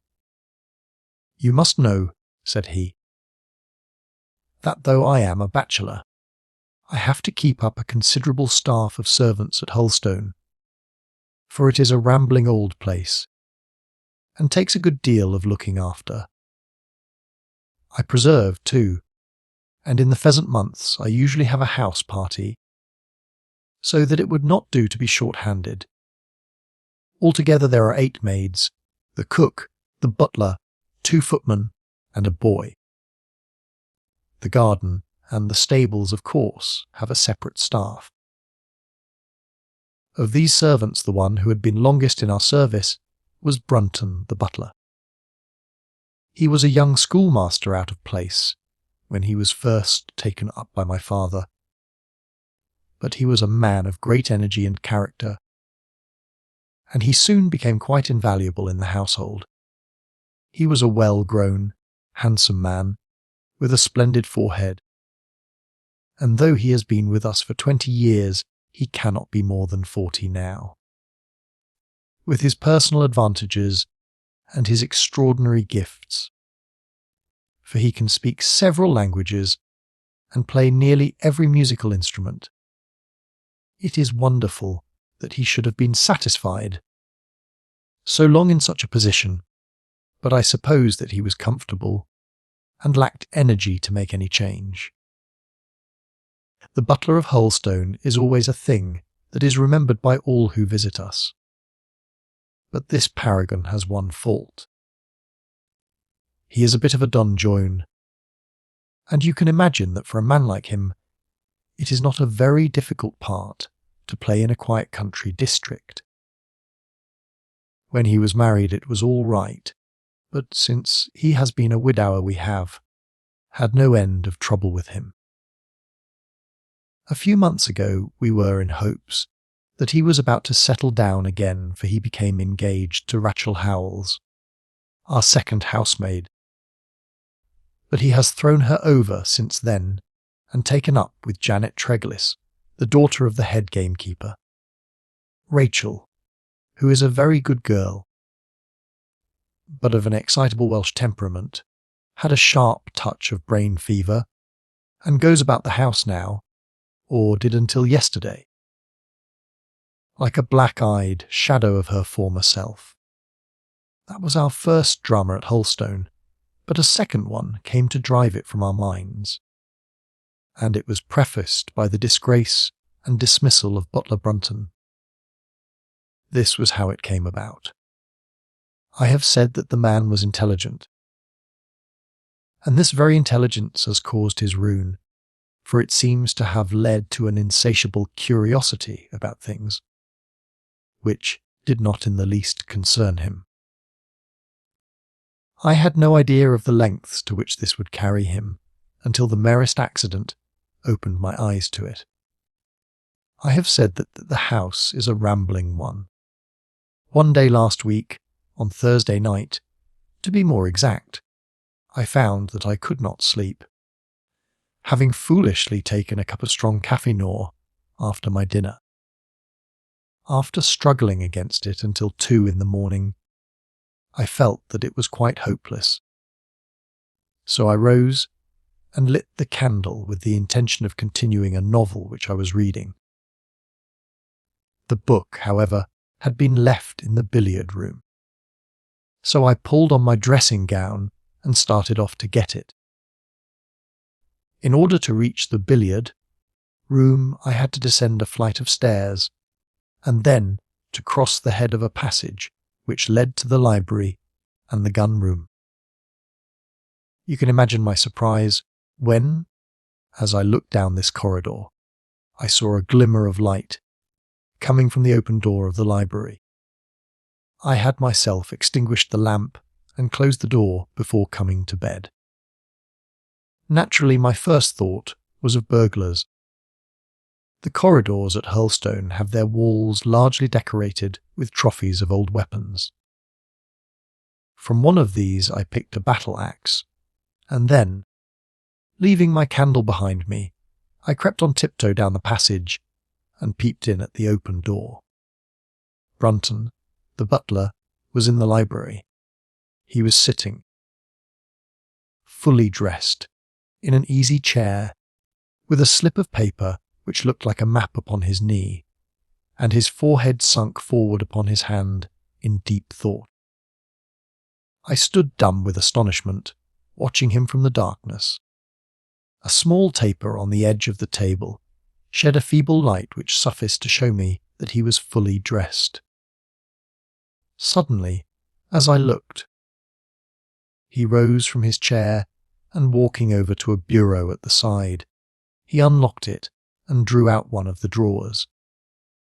From this he took a paper and, returning to his seat, he flattened it out beside the taper on the edge of the table and began to study it with minute attention. My indignation at this calm examination of our family documents overcame me so far that I took a step forward, and Brunton, looking up, saw me standing in the doorway. He sprang to his feet, his face turned livid with fear, and he thrust into his breast the chart, like paper which he had been originally studying. "So," said I, "this is how you repay the trust which we have reposed in you. You will leave my service tomorrow." He bowed with the look of a man who is utterly crushed and slunk past me without a word. The taper was still on the table, and by its light I glanced to see what the paper was which Brunton had taken from the bureau. To my surprise, it was nothing of any importance at all, but simply a copy of the questions and answers in the singular old observance called the Musgrave ritual. It is a sort of ceremony peculiar to our family, which each Musgrave for centuries past has gone through on his coming of age. a thing of private interest, and perhaps of some little importance to the archaeologist, like our own blasonings and charges, but of no practical use whatever. "We had better come back to the paper afterwards," said I. "If you think it really necessary," he answered, with some hesitation. To continue my statement, however, I relocked the bureau, using the key which Brunton had left, and I had turned to go when I was surprised to find that the butler had returned, and was standing before me. "Mr. Musgrave, sir," he cried, in a voice which was hoarse with emotion, "I can't bear disgrace, sir. I've always been proud above my station in life, and disgrace would kill me. My blood will be on your head, sir, it will, indeed. If you drive me to despair, if you cannot keep me after what has passed, then for God's sake let me give you notice, and leave in a month. As if of my own free will. I could stand that, Mr. Musgrave, but not to be cast out before all the folk that I know so well." "You don't deserve much consideration, Brunton," I answered. "Your conduct has been most infamous. However, as you have been a long time in the family, I have no wish to bring public disgrace upon you. A month, however, is too long. Take yourself away in a week, and give what reason you like for going. Only a week, sir," he cried in a despairing voice. "A fortnight, say at least a fortnight." "A week," I repeated, "and you may consider yourself to have been very leniently dealt with." He crept away, his face sunk upon his breast, like a broken man, while I put out the light and returned to my room. For 2 days after this Brunton was most assiduous in his attention to his duties. I made no allusion to what had passed, and waited with some curiosity to see how he would cover his disgrace. On the 3rd morning, however, he did not appear, as was his custom, after breakfast to receive my instructions for the day. As I left the dining room, I happened to meet Rachel Howells, the maid. I have told you that she had only recently recovered from an illness, and was looking so wretchedly pale and wan that I remonstrated with her for being at work. "You should be in bed," I said. "Come back to your duties when you are stronger." She looked at me with so strange an expression that I began to suspect that her brain was affected. "I am strong enough, Mr. Musgrave," said she. "We will see what the doctor says," I answered. "You must stop work now, and when you go downstairs just say that I wish to see Brunton." "The butler is gone," said she. "Gone? Gone where?" "He is gone. No one has seen him. He is not in his room." "Oh yes, he is gone. He is gone." She fell back against the wall with shriek after shriek of laughter, while I, horrified at this sudden hysterical attack, rushed to the bell to summon help.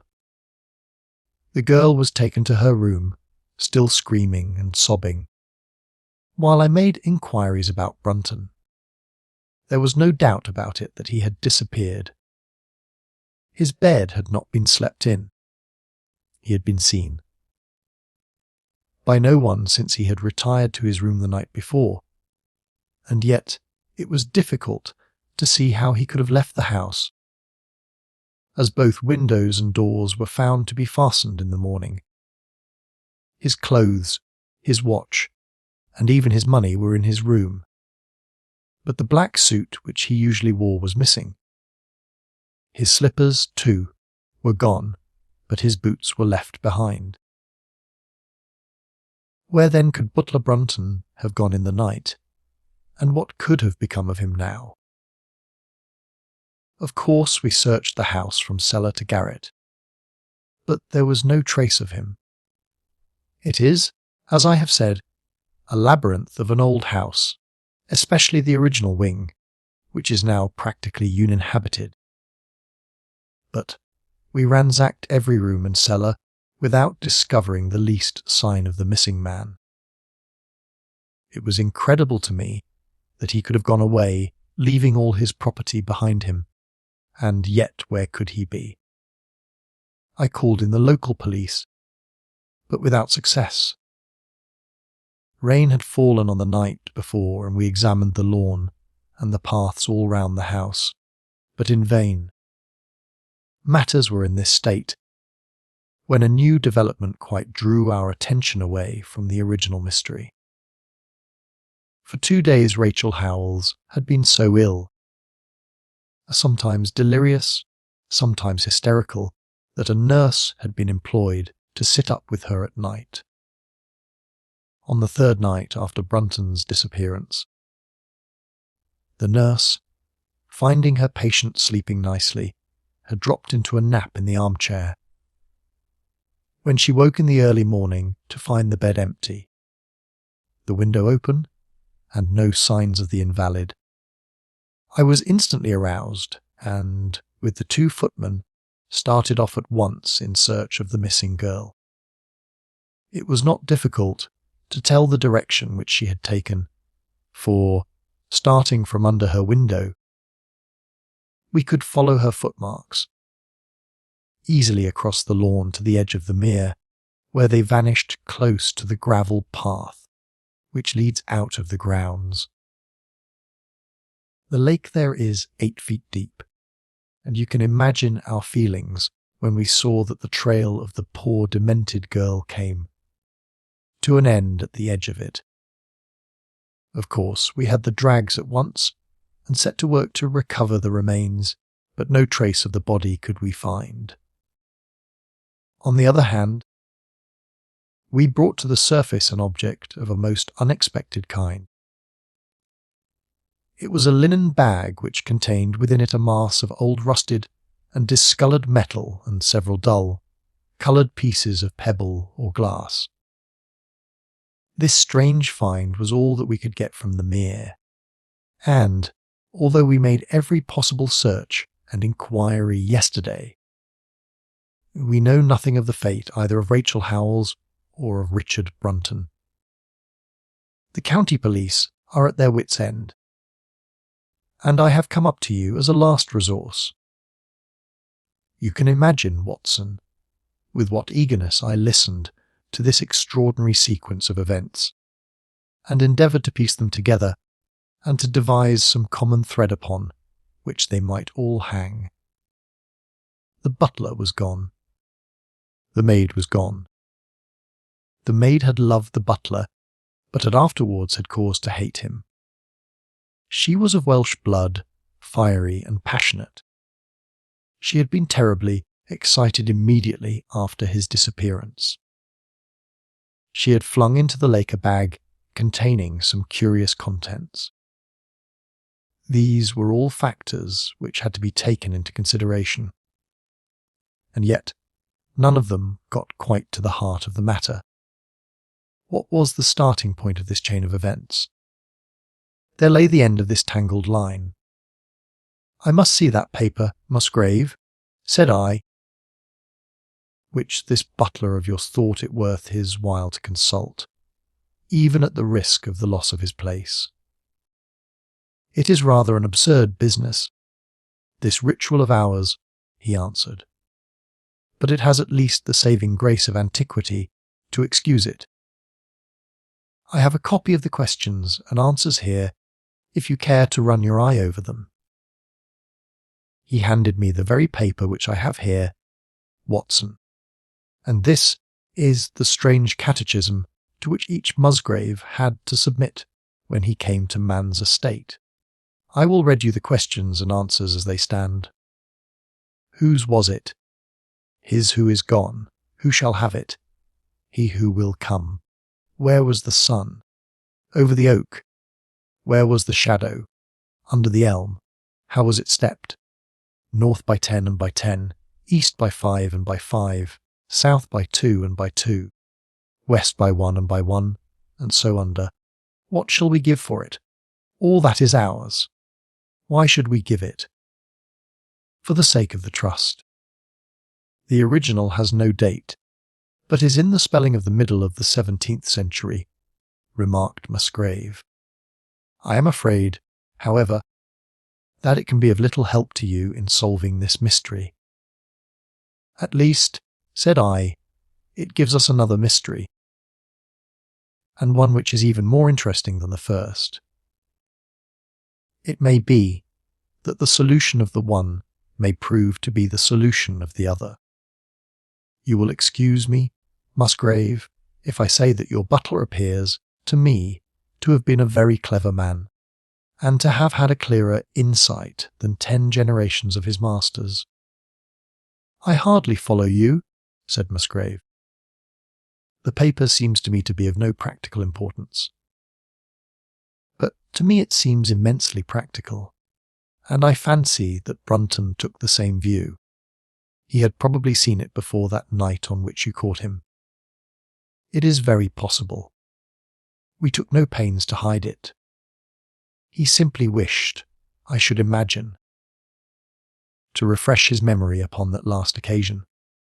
He had, as I understand, some sort of map or chart which he was comparing with the manuscript, and which he thrust into his pocket when you appeared. That is true. But what could he have to do with this old family custom of ours? And what does this rigmarole mean? I don't think that we should have much difficulty in determining that, said I. With your permission, we will take the first train down to Sussex, and go a little more deeply into the matter upon the spot. The same afternoon saw us both at Hurlstone. Possibly you have seen pictures and read descriptions of the famous old building, so I will confine my account of it to saying that it is built in the shape of an L, the long arm being the more modern portion, and the shorter the ancient nucleus from which the other had developed. Over the low, heavily linteled door, in the centre of this old part, is chiselled the date 1607, but experts are agreed that the beams and stonework are really much older than this. The enormously thick walls and tiny windows of this part had in the last century driven the family into building the new wing, and the old one was used now as a storehouse and a cellar when it was used at all. A splendid park with fine old timber surrounds the house, and the lake, to which my client had referred, lay close to the avenue, about 200 yards from the building.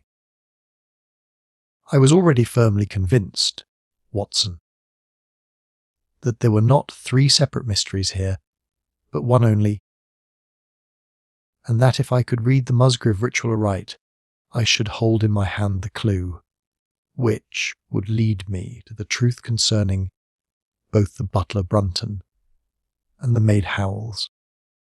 To that then I turned all my energies.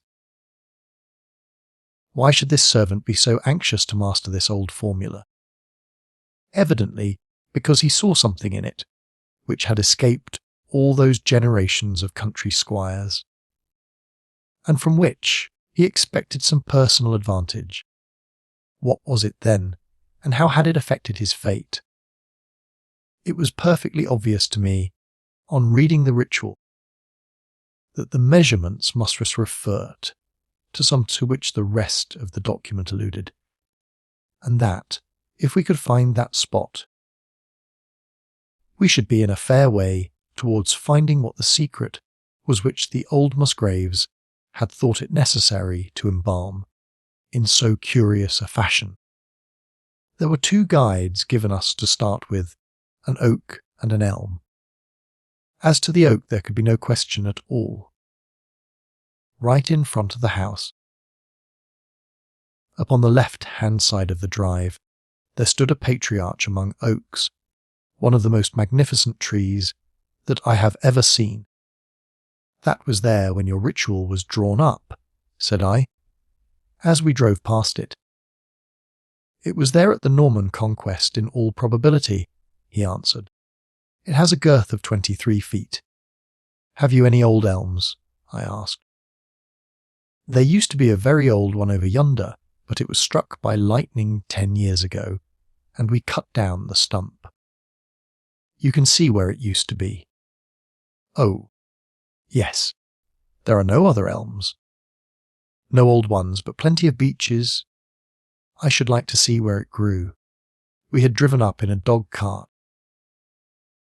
And my client led me away at once, without our entering the house, to the scar on the lawn where the elm had stood.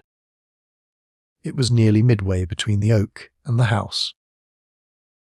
My investigation seemed to be progressing. I suppose it is impossible to find out how high the elm was, I asked. I can give you it at once. It was 64 feet. How do you come to know it? I asked, in surprise. When my old tutor used to give me an exercise in trigonometry, it always took the shape of measuring heights. When I was a lad, I worked out every tree and building in the estate. This was an unexpected piece of luck. My data were coming more quickly than I could have reasonably hoped. Tell me, I asked, did your butler ever ask you such a question? Reginald Musgrave looked at me in astonishment. Now that you call it to my mind, he answered. Brunton did ask me about the height of the tree some months ago, in connection with some little argument with the groom. This was excellent news, Watson, for it showed me that I was on the right road. I looked up at the sun. It was low in the heavens, and I calculated that in less than an hour it would lie, just above the topmost branches of the old oak. One condition mentioned in the ritual would then be fulfilled. And the shadow of the elm must mean the farther end of the shadow, otherwise the trunk would have been chosen as the guide. I had, then, to find where the far end of the shadow would fall when the sun was just clear of the oak. That must have been difficult, Holmes, when the elm was no longer there. Well, at least I knew that if Brunton could do it, I could also. Besides, there was no real difficulty. I went with Musgrave to his study and whittled myself this peg, to which I tied this long string with a knot at each yard. Then I took 2 lengths of a fishing rod, which came to just 6 feet, and I went back with my client to where the elm had been. The sun was just grazing the top of the oak. I fastened the rod on end, marked out the direction of the shadow, and measured it. It was 9 feet in length. Of course, the calculation now was a simple one. If a rod of 6 feet threw a shadow of 9, a tree of 64 feet would throw one of 96, and the line of the one would of course be the line of the other. I measured out the distance, which brought me almost to the wall of the house, and I thrust a peg into the spot. You can imagine my exultation, Watson, when within 2 inches of my peg I saw a conical depression in the ground. I knew that it was the mark by Brunton in his measurements, and that I was still upon his trail. From this starting point I proceeded to step, having first taken the cardinal points by my pocket compass. 10 steps with each foot took me along parallel with the wall of the house, and again I marked my spot with a peg. Then I carefully paced off 5 to the east and 2 to the south. It brought me to the very threshold of the old door. 2 steps to the west meant now that I was to go 2 paces down the stone, flagged passage, and this was the place indicated by the ritual.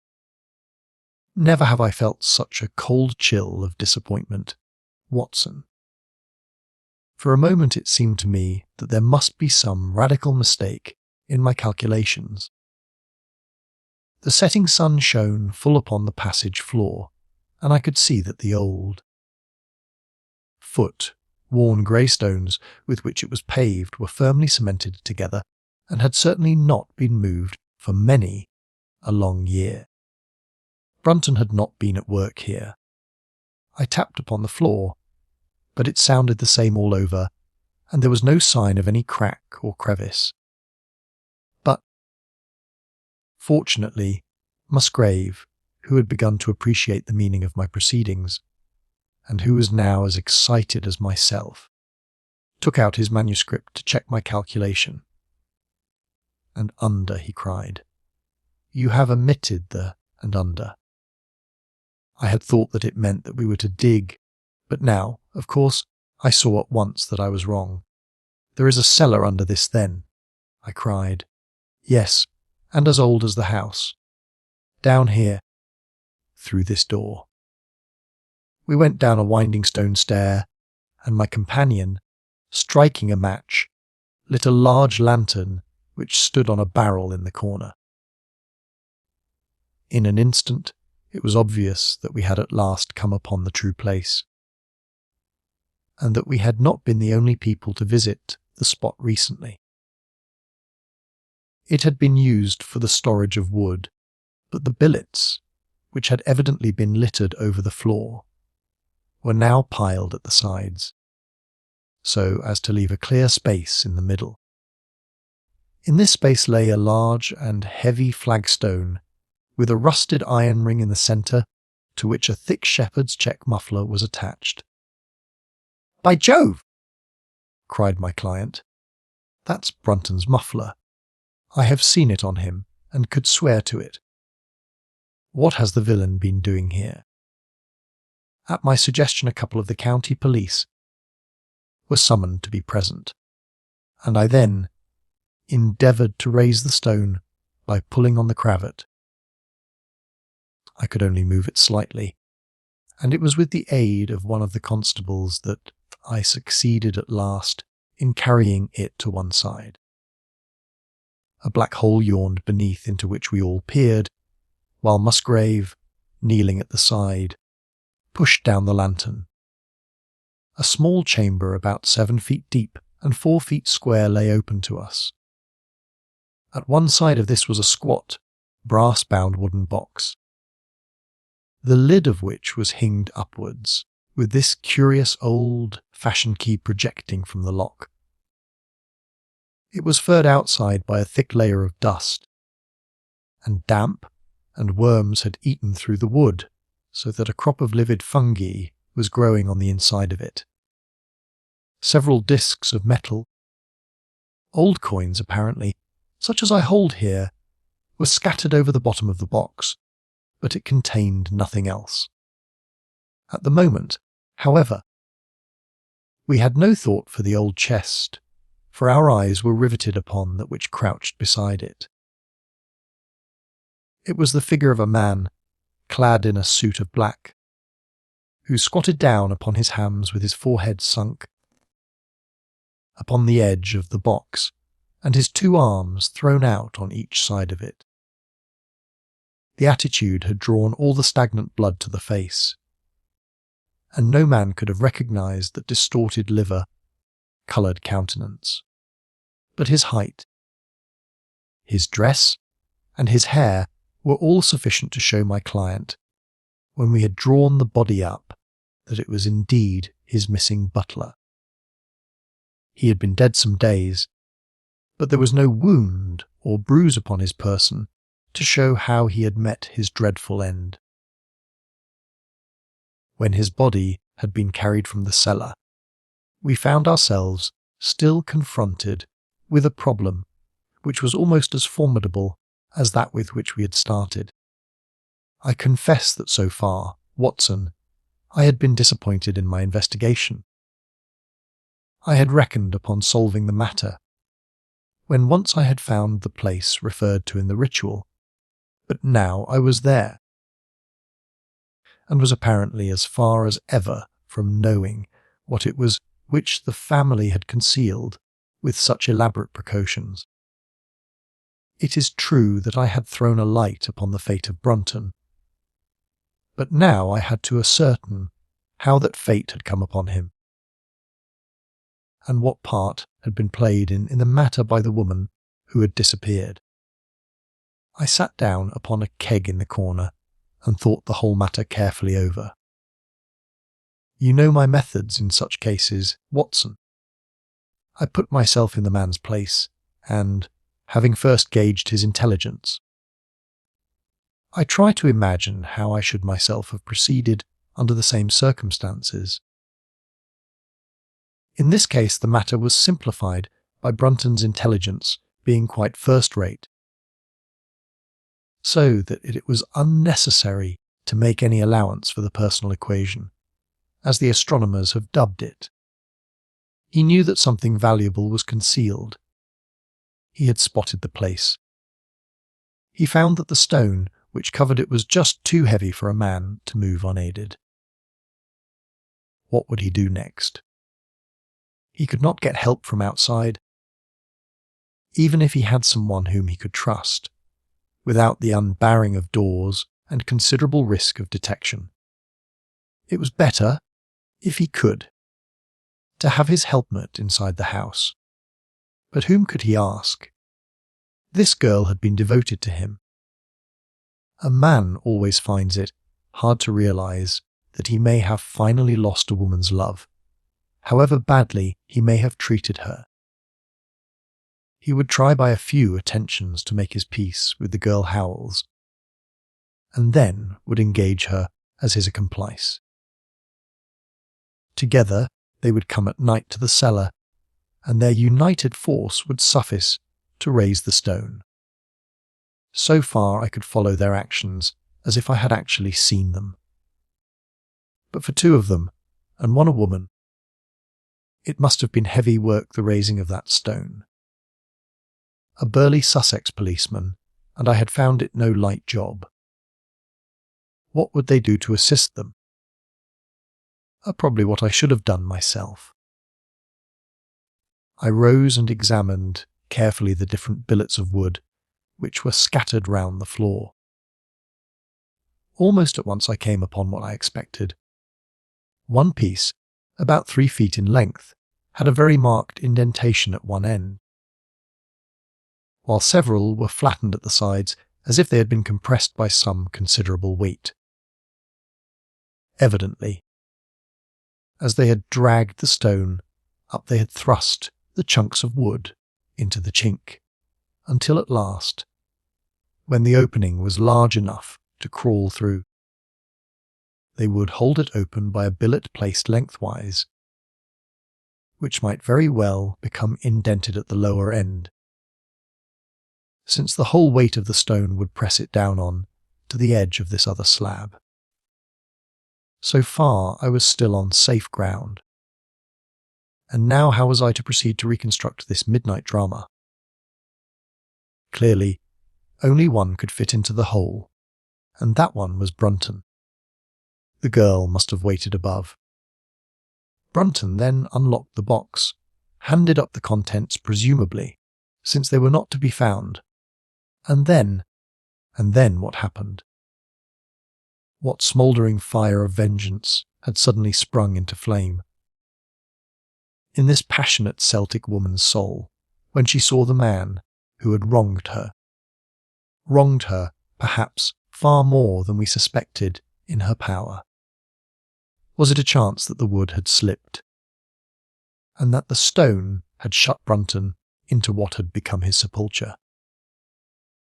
Had she only been guilty of silence as to his fate?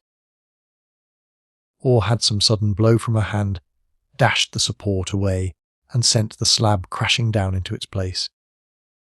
Be that as it might, I seemed to see that woman's figure still clutching at her treasure trove and flying wildly up the winding stair, with her ears ringing, perhaps, with the muffled screams from behind her, and with the drumming of frenzied hands against the slab of stone which was choking her faithless lover's life out. Here was the secret of her blanched face, her shaken nerves, her peals of hysterical laughter on the next morning. But what had been in the box? What had she done with that? Of course, it must have been the old metal and pebbles which my client had dragged from the mere. She had thrown them there at the first opportunity to remove the last trace of her crime. For 20 minutes I had sat motionless, thinking the matter out. Musgrave still stood with a very pale face, swinging his lantern and peering down into the hole. "These are coins of Charles I," said he, holding out the few which had been in the box. "You see, we were right in fixing our date for the ritual." "We may find something else of Charles I cried, as the probable meaning of the first two questions of the ritual broke suddenly upon me. "Let me see the contents of the bag which you fished from the mere." We ascended to his study, and he laid the debris before me. I could understand his regarding it of small importance when I looked at it, for the metal was almost black, and the stones lustreless and dull. I rubbed one of them on my sleeve, however, and it glowed afterwards like a spark in the dark hollow of my hand. The metalwork was in the form of a double ring, but it had been bent and twisted out of its original shape.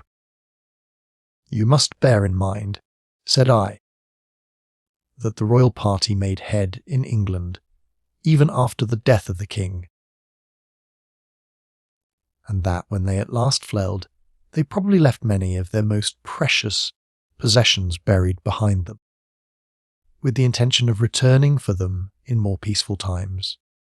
My ancestor, Sir Ralph Musgrave, was a prominent cavalier and the right-hand man of Charles II in his wanderings," said my friend. "Ah, indeed," I answered. "Well now, I think that really should give us the last link that we wanted.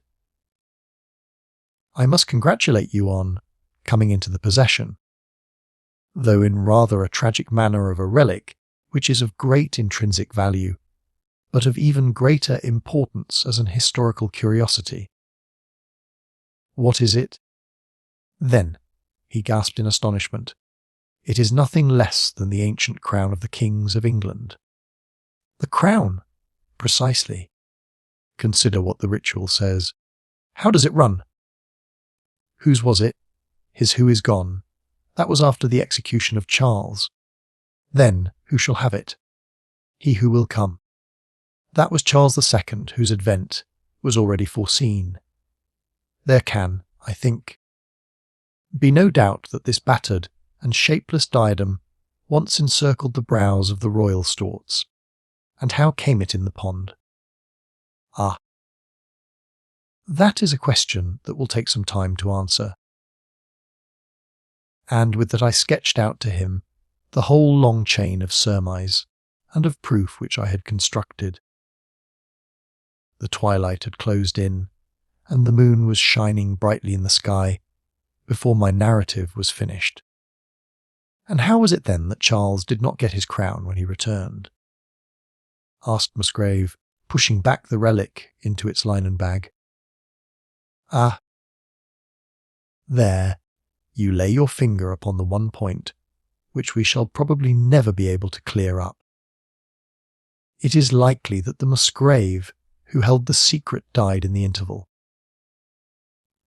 and by some oversight left this guide to his descendant, without explaining the meaning of it.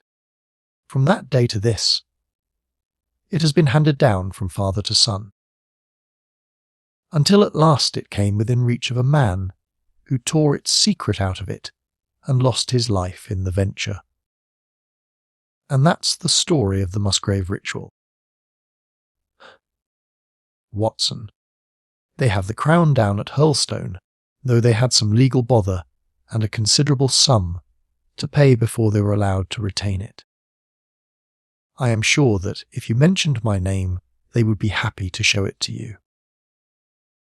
Of the woman nothing was ever heard, and the probability is that she got away out of England and carried herself and the memory of her crime to some land beyond the seas. Investigation 15. The final problem. It is with a heavy heart that I take up my pen to write these the last words in which I shall ever record the singular gifts by which my friend, Mr. Sherlock Holmes, was distinguished in an incoherent and, as I deeply feel, an entirely inadequate fashion. I have endeavoured to give some account of my strange experiences in his company from the chance which first brought us together at the period of the study in scarlet up to the time of his interference in the matter of the Naval Treaty, an interference which had the unquestionable effect of preventing a serious international complication. It was my intention to have stopped there, and to have said nothing of that event, which has created a void in my life which the lapse of 2 years has done little to fill.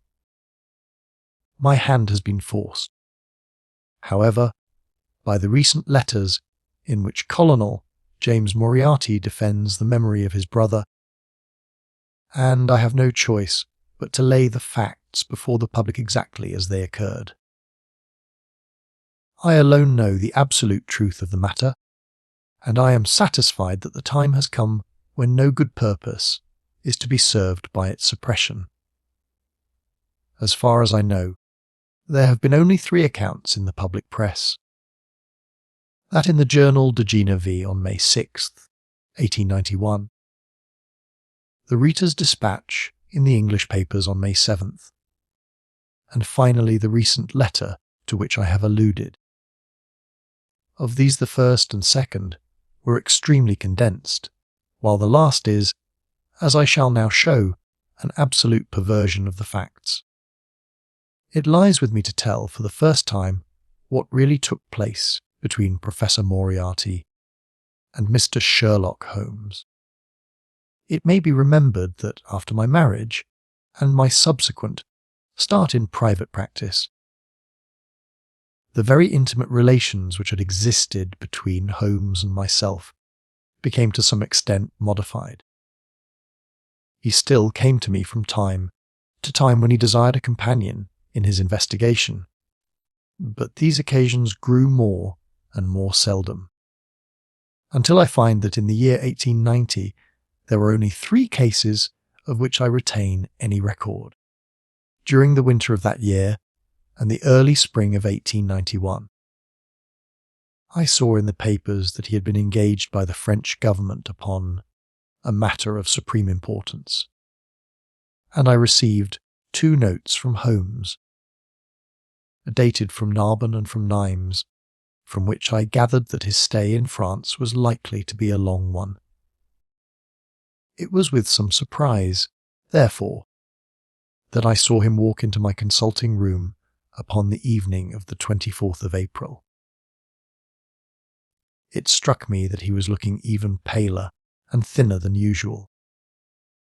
"Yes, I have been using myself up rather too freely," he remarked, in answer to my look rather than to my words. "I have been a little pressed of late. Have you any objection to my closing your shutters?"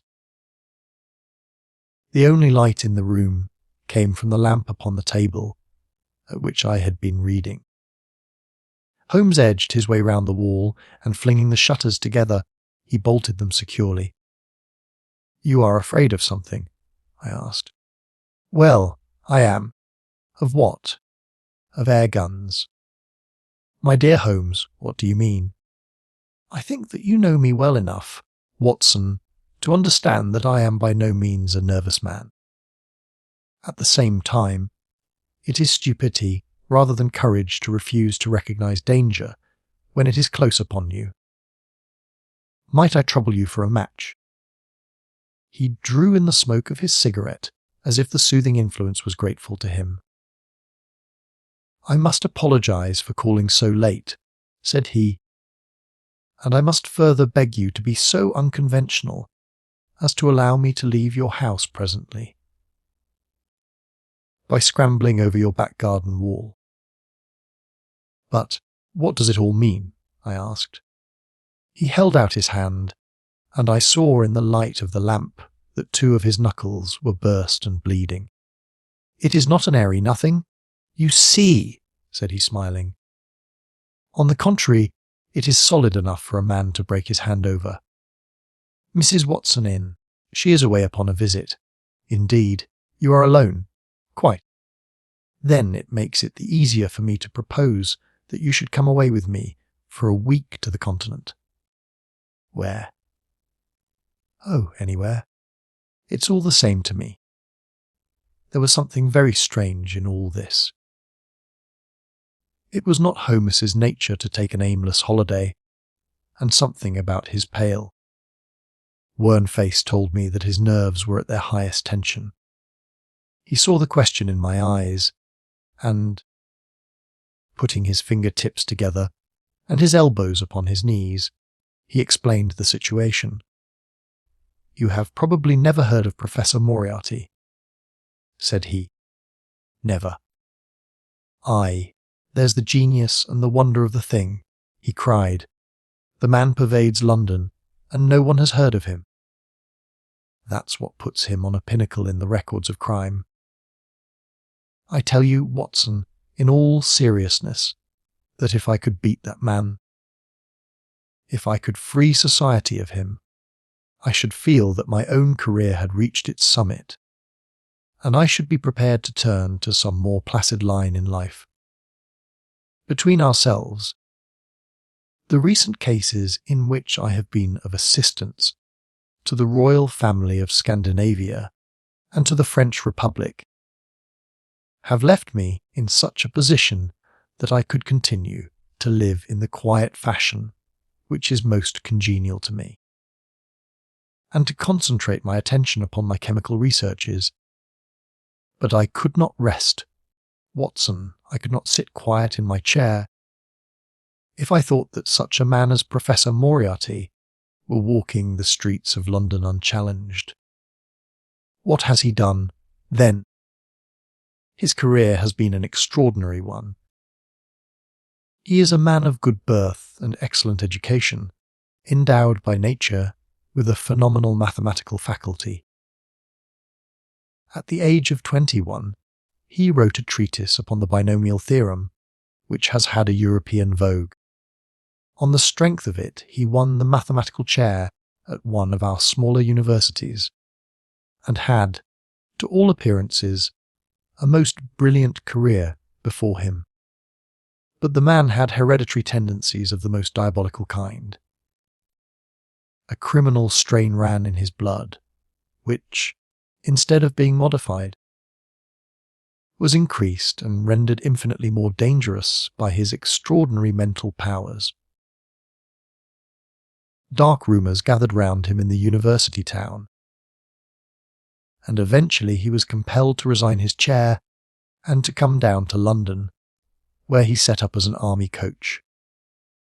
So much is known to the world, but what I am telling you now is what I have myself discovered. As you are aware, Watson, there is no one who knows the higher, criminal world of London so well as I do. For years past I have continually been conscious of some power behind the malefactor, some deep organising power which forever stands in the way of the law and throws its shield over the wrong doer. Again and again, in cases of the most varying sorts, forgery cases, robberies, murders, I have felt the presence of this force, and I have deduced its action in many of those undiscovered crimes in which I have not been personally consulted. For years I have endeavoured to break through the veil which shrouded it, and at last the time came when I seized my thread and followed it, until it led me, after 1,000 cunning windings, to ex-Professor Moriarty of mathematical celebrity. He is the Napoleon of crime, Watson.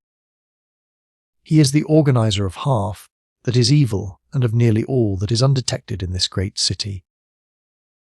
He is a genius, a philosopher, an abstract thinker. He has a brain of the first order. He sits motionless, like a spider in the centre of its web, but that web has 1,000 radiations, and he knows well every quiver of each of them. He does little himself. He only plans. But his agents are numerous and splendidly organized. Is there a crime to be done, a paper to be abstracted, we will say, a house to be rifled, a man to be removed? The word is passed to the professor. The matter is organized and carried out. The agent may be caught. In that case, money is found for his bail or his defence. But the central power which uses the agent is never caught, never so much as suspected. This was the organisation which I deduced, Watson, and which I devoted my whole energy to exposing and breaking up. But the professor was fenced round with safeguards so cunningly devised that, do what I would, it seemed impossible to get evidence which would convict in a court of law. You know my powers, my dear Watson. And yet at the end of 3 months I was forced to confess that I had at last met an antagonist who was my intellectual equal. My horror at his crimes was lost in my admiration at his skill. But at last he made a trip, only a little trip. But it was more than he could afford when I was so close upon him. I had my chance, and starting from that point, I have woven my net round him until now it is all ready to close. In 3 days, that is to say, on Monday next, matters will be ripe, and the professor, with all the principal members of his gang, will be in the hands of the police. Then will come the greatest criminal trial of the century, the clearing up of over 40 mysteries, and the rope for all of them.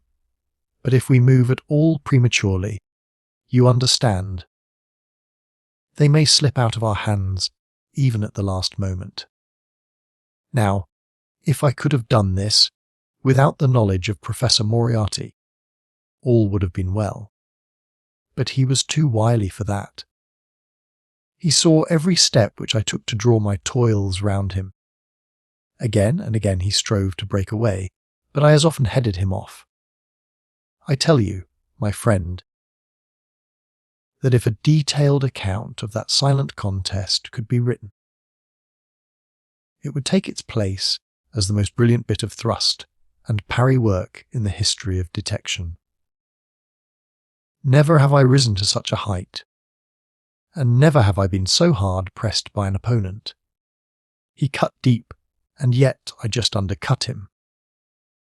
This morning the last steps were taken, and 3 days only were wanted to complete the business. I was sitting in my room thinking the matter over, when the door opened and Professor Moriarty stood before me. My nerves are fairly proof, Watson. But I must confess to a start when I saw the very man who had been so much in my thoughts standing there on my threshold. His appearance was quite familiar to me. He is extremely tall and thin. His forehead dumbs out in a white curve, and his 2 eyes are deeply sunken in his head. He is clean-shaven, pale, and ascetic-looking, retaining something of the professor in his features. His shoulders are rounded from much study, and his face protrudes forward, and is forever slowly oscillating from side to side in a curiously reptilian fashion. He peered at me with great curiosity in his puckered eyes. "You have less frontal development than I should have expected," said he, at last. "It is a dangerous habit to finger loaded firearms in the pocket of one's dressing gown." The fact is that upon his entrance, I had instantly recognized the extreme personal danger in which I lay. The only conceivable escape for him lay in silencing my tongue. In an instant, I had slipped the revolver from the drawer into my pocket, and was covering him through the cloth. At his remark, I drew the weapon out and laid it cocked upon the table. He still smiled and blinked, but there was something about his eyes which made me feel very glad that I had it there. "You evidently don't know me," said he. "On the contrary," I answered, "I think it is fairly evident that I do. Pray take a chair. I can spare you 5 minutes if you have anything to say."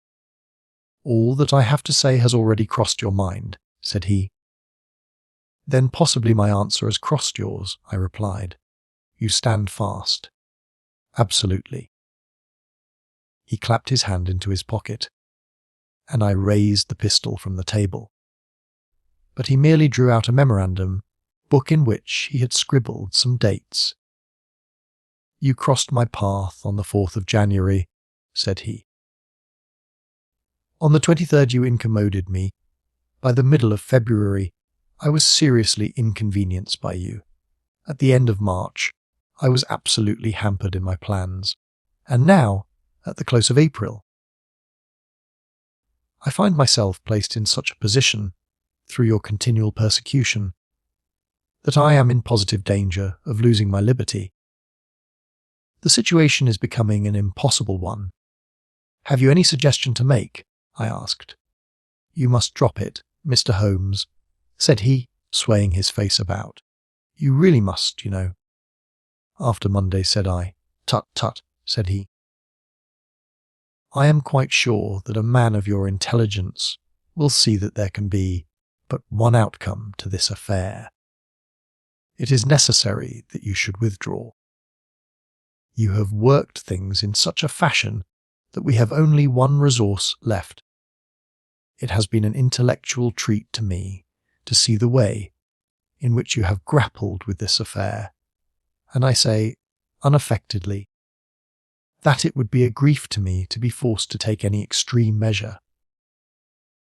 You smile, sir, but I assure you that it really would." "Danger is part of my trade," I remarked. "That is not danger," said he. "It is inevitable destruction. You stand in the way not merely of an individual, but of a mighty organization, the full extent of which you, with all your cleverness, have been unable to realize. You must stand clear, Mr. Holmes, or be trodden underfoot. I am afraid," said I, rising, "that in the pleasure of this conversation I am neglecting business of importance which awaits me elsewhere."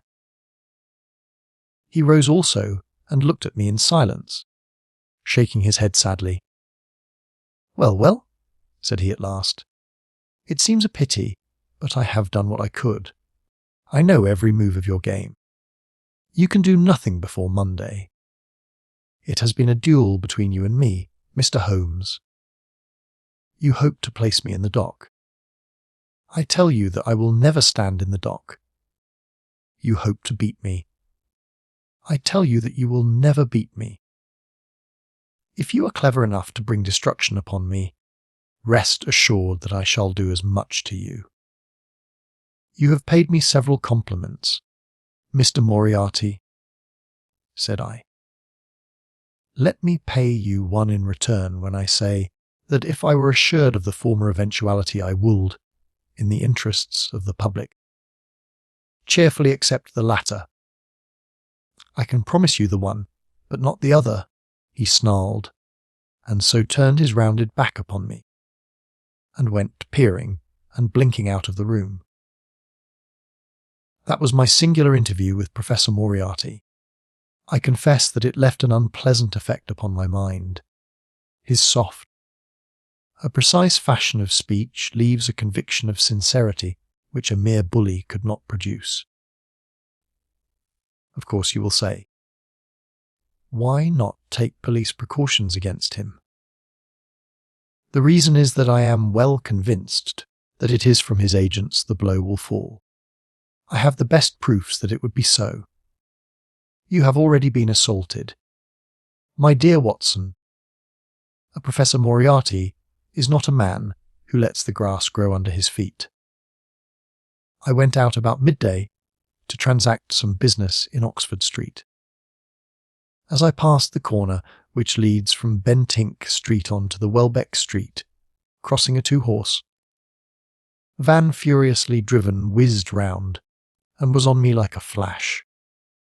I sprang for the footpath and saved myself by the fraction of a second. The van dashed round by Marylebone Lane and was gone in an instant. I kept to the pavement after that, Watson. But as I walked down Vere Street, a brick came down from the roof of one of the houses and was shattered to fragments at my feet. I called the police and had the place examined. There were slates and bricks piled up on the roof preparatory to some repairs, and they would have me believe that the wind had toppled over one of these. Of course I knew better, but I could prove nothing. I took a cab after that and reached my brother's rooms in Pall Mall, where I spent the day. Now I have come round to you, and on my way I was attacked by a rough with a bludgeon. I knocked him down, and the police have him in custody. But I can tell you with the most absolute confidence that no possible connection will ever be traced between the gentleman upon whose front teeth I have barked my knuckles and the retiring mathematical coach, who is, I dare say, working out problems upon a blackboard 10 miles away. You will not wonder, Watson, that my first act on entering your rooms was to close your shutters, and that I have been compelled to ask your permission to leave the house by some less conspicuous exit than the front door. I had often admired my friend's courage, but never more than now, as he sat quietly checking off a series of incidents must have combined to make up a day of horror. You will spend the night here, I said. No. My friend, you might find me a dangerous guest. I have my plans laid, and all will be well. Matters have gone so far now that they can move without my help as far as the arrest goes, though my presence is necessary for a conviction. It is obvious, therefore, that I cannot do better than get away for the few days which remain before the police are at liberty to act. It would be a great pleasure to me, therefore, if you could come on to the continent with me. The practice is quiet, said I, and I have an accommodating neighbour. I should be glad to come, and to start tomorrow morning, if necessary. Oh yes, it is most necessary. Then these are your instructions, and I beg, my dear Watson, that you will obey them to the letter. For you are now playing a double-handed game with me against the cleverest rogue and the most powerful syndicate of criminals in Europe. Now listen.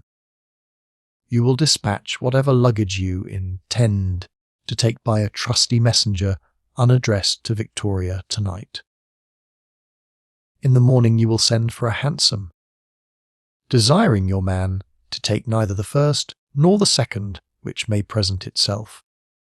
Into this hansom you will jump,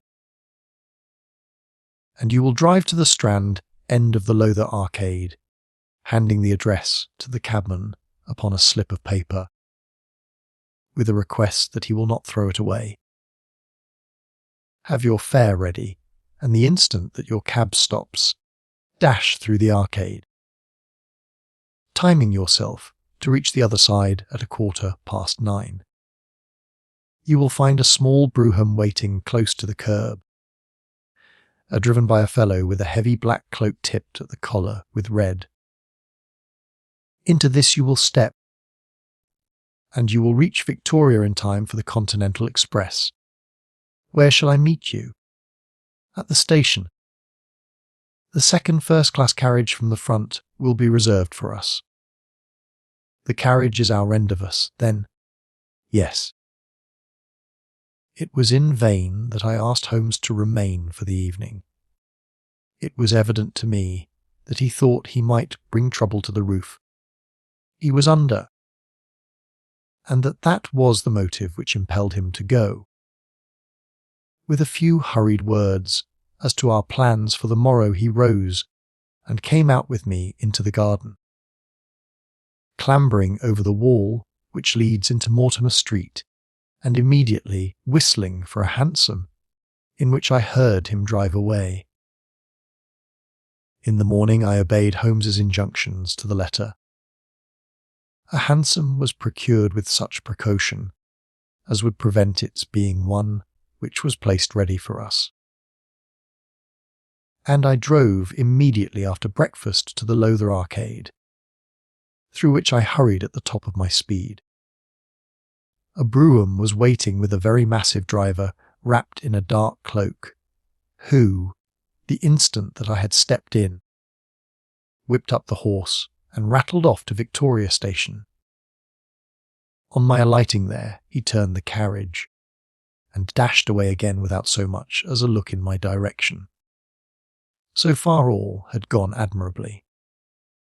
My luggage was waiting for me, and I had no difficulty in finding the carriage which Holmes had indicated, the less so as it was the only one in the train which was marked engaged. My only source of anxiety now was the non-appearance of Holmes.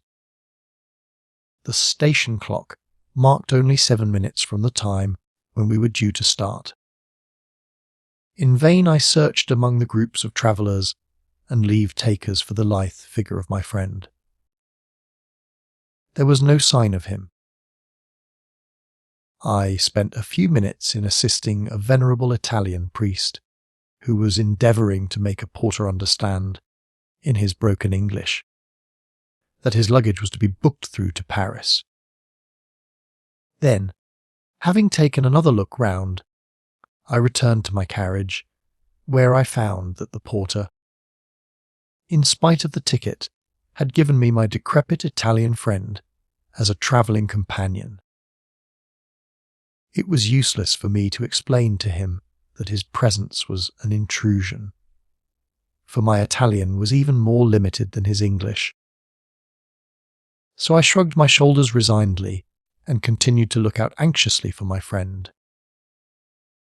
A chill of fear had come over me, as I thought that his absence might mean that some blow had fallen during the night.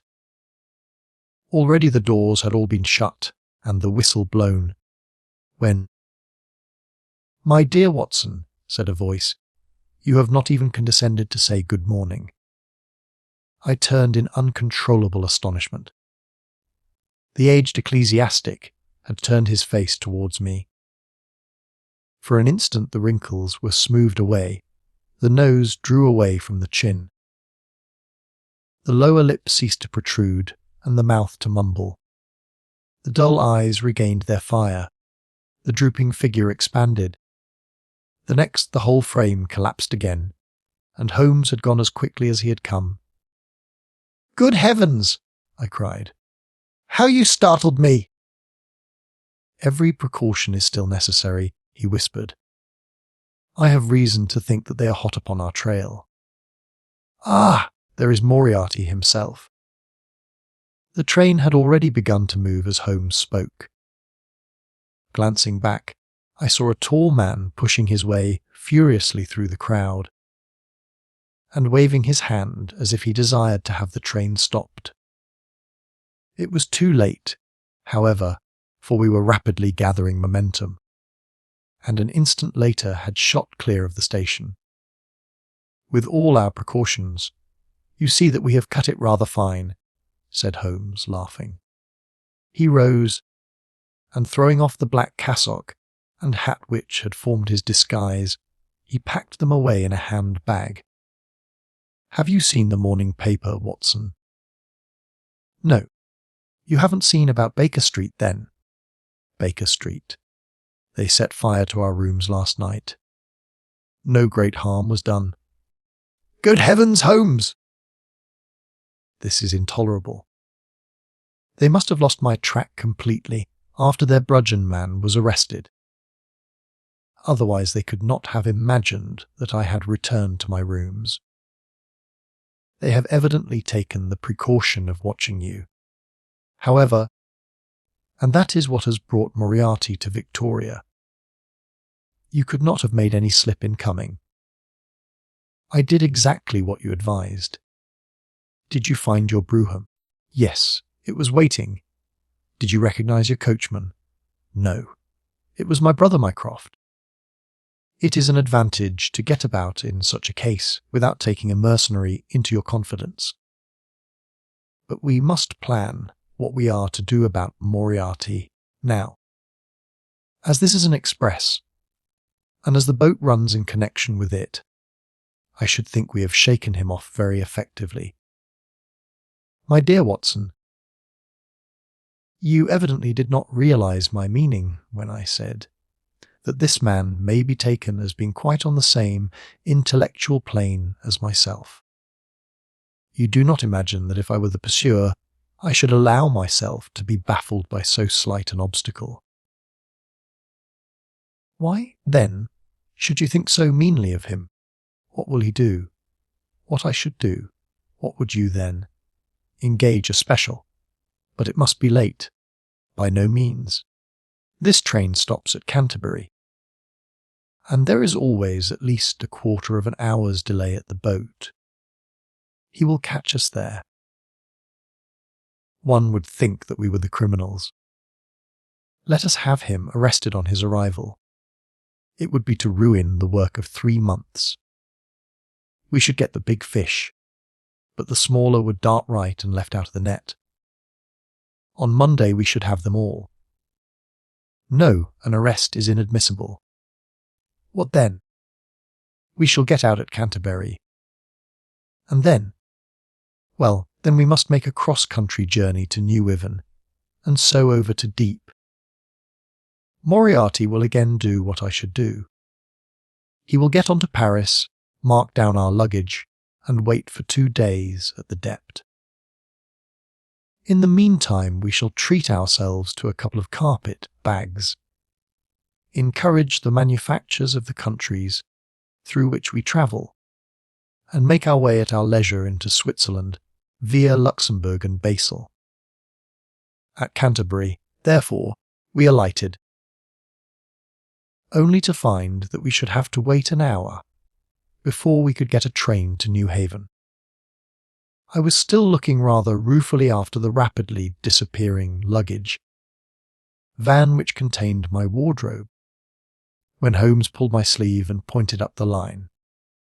"Already, you see," said he. Far away, from among the Kentish woods, there rose a thin spray of smoke.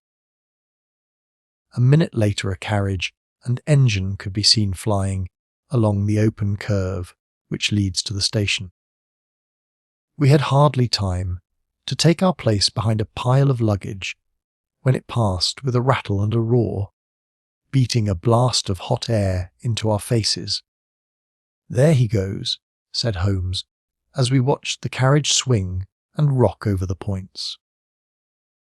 There are limits, you see, to our friend's intelligence. It would have been a coup. Demeter had, he deduced what I would deduce and acted accordingly. And what would he have done had he overtaken us? There cannot be the least doubt that he would have made a murderous attack upon me. It is, however, a game at which two may play. The question now is whether we should take a premature lunch here, or run our chance of starving before we reach the buffet at Newhaven. We made our way to Brussels that night and spent 2 days there, moving on upon the 3rd day as far as Strasbourg. On the Monday morning Holmes had telegraphed to the London police, and in the evening we found a reply waiting for us at our hotel. Holmes tore it open, and then, with a bitter curse, hurled it into the grate. "I might have known it," he groaned. "He has escaped." Moriarty. They have secured the whole gang with the exception of him. He has given them the slip. Of course.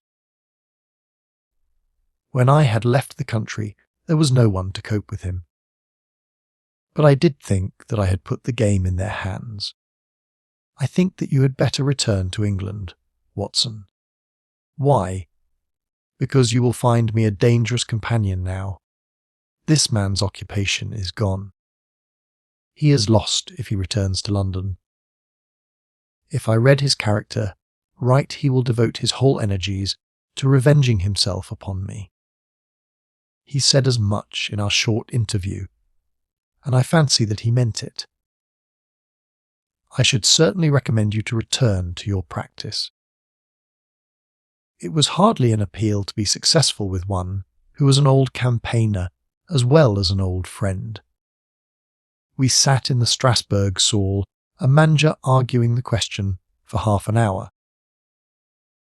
But the same night we had resumed our journey and were well on our way to Geneva. For a charming week we wandered up the valley of the Rhone, and then, branching off at Leek, we made our way over the Gemmi Pass, still deep in snow, and so, by way of Interlaken, to Meiringen. It was a lovely trip. The dainty green of the spring below, the virgin white of the winter above. But it was clear to me that never for one instant did Holmes forget the shadow which lay across him. In the homely alpine villages, or in the lonely mountain passes, I could tell by his quick, glancing eyes and his sharp scrutiny of every face that passed us that he was well convinced that, walk where we would, we could not walk ourselves clear of the danger which was dogging our footsteps. Once, I remember, as we passed over the Gemmi and walked along the border of the melancholy Dorbansee, a large rock which had been dislodged from the ridge upon our right clattered down and roared into the lake behind us. In an instant Holmes had raced up onto the ridge and, standing upon a lofty pinnacle, craned his neck in every direction. It was in vain that our guide assured him that a fall of stones was a common chance in the springtime at that spot. He said nothing, but he smiled at me with the air of a man who sees the fulfilment of that which he had expected. And yet, for all his watchfulness, he was never depressed. On the contrary, I can never recollect having seen him in such exuberant spirits. Again and again he recurred to the fact that if he could be assured that society was freed from Professor Moriarty, he would cheerfully bring his own career to a conclusion. I think that I may go so far as to say, Watson, that I have not lived wholly in vain, he remarked. If my record were closed tonight, I could still survey it with equanimity. The air of London is the sweeter for my presence. In over 1,000 cases, I am not aware that I have ever used my powers upon the wrong side. Of late, I have been tempted to look into the problems furnished by nature, rather than those more superficial ones for which our artificial state of society is responsible. Your memoirs will draw to an end, Watson, upon the day that I crown my career by the capture or extinction of the most dangerous and capable criminal in Europe. I shall be brief and yet exact in the little which remains for me to tell. It is not a subject on which I would willingly dwell, and yet I am conscious that a duty devolves upon me to omit no detail. It was on the 3rd of May that we reached the little village of Meiringen, where we put up at the Englischer Hof, then kept by Peter Stuyler the elder. Our landlord was an intelligent man, and spoke excellent English, having served for 3 years as waiter at the Grosvenor Hotel in London. At his advice, on the afternoon of the 4th we set off together, with the intention of crossing the hills and spending the night at the hamlet of Rosenley.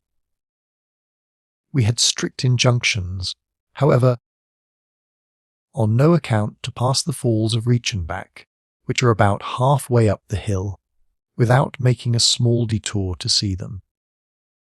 It is indeed a fearful place. The torrent, swollen by the melting snow, plunges into a tremendous abyss, from which the spray rolls up like the smoke from a burning house. The shaft into which the river hurls itself is an immense chasm, lined by glistening coal, black rock, and narrowing into a creaming, boiling pit of incalculable depth, which brims over and shoots the stream onward over its jagged lip. The long sweep of green water roaring forever down, and the thick flickering curtain of spray hissing forever upward, turn a man giddy with their constant whirl and clamour. We stood near the edge, peering down at the gleam of the breaking water far below us against the black rocks, and listening to the half-human shout which came booming up with the spray out of the abyss. The path has been cut half, way round the fall to afford a complete view, but it ends abruptly, and the traveller has to return as he came. We had turned to do so, when we saw a Swiss lad come running along it with a letter in his hand. It bore the mark of the hotel which we had just left, and was addressed to me by the landlord. It appeared that within a very few minutes of our leaving, an English lady had arrived who was in the last stage of consumption. She had wintered at Davers Platz, and was journeying now to join her friends at Lucerne, when a sudden hemorrhage had overtaken her. It was thought that she could hardly live a few hours, but it would be a great consolation to her to see an English doctor, and, if I would only return, etc. The good Steeler assured me in a postscript that he would himself look upon my compliance as a very great favour, since the lady absolutely refused to see a Swiss physician, and he could not but feel that he was incurring a great responsibility. The appeal was one which could not be ignored. It was impossible to refuse the request of a fellow countrywoman dying in a strange land. Yet I had my scruples about leaving Holmes. It was finally agreed, however, that he should retain the young Swiss messenger, with him as guide and companion, while I returned to Meiringen. My friend would stay some little time at the fall, he said, and would then walk slowly over the hill to Rosenlaue, where I was to rejoin him in the evening. As I turned away I saw Holmes, with his back against a rock and his arms folded, gazing down at the rush of the waters.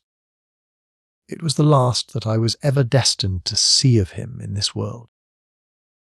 When I was near the bottom of the descent I looked back.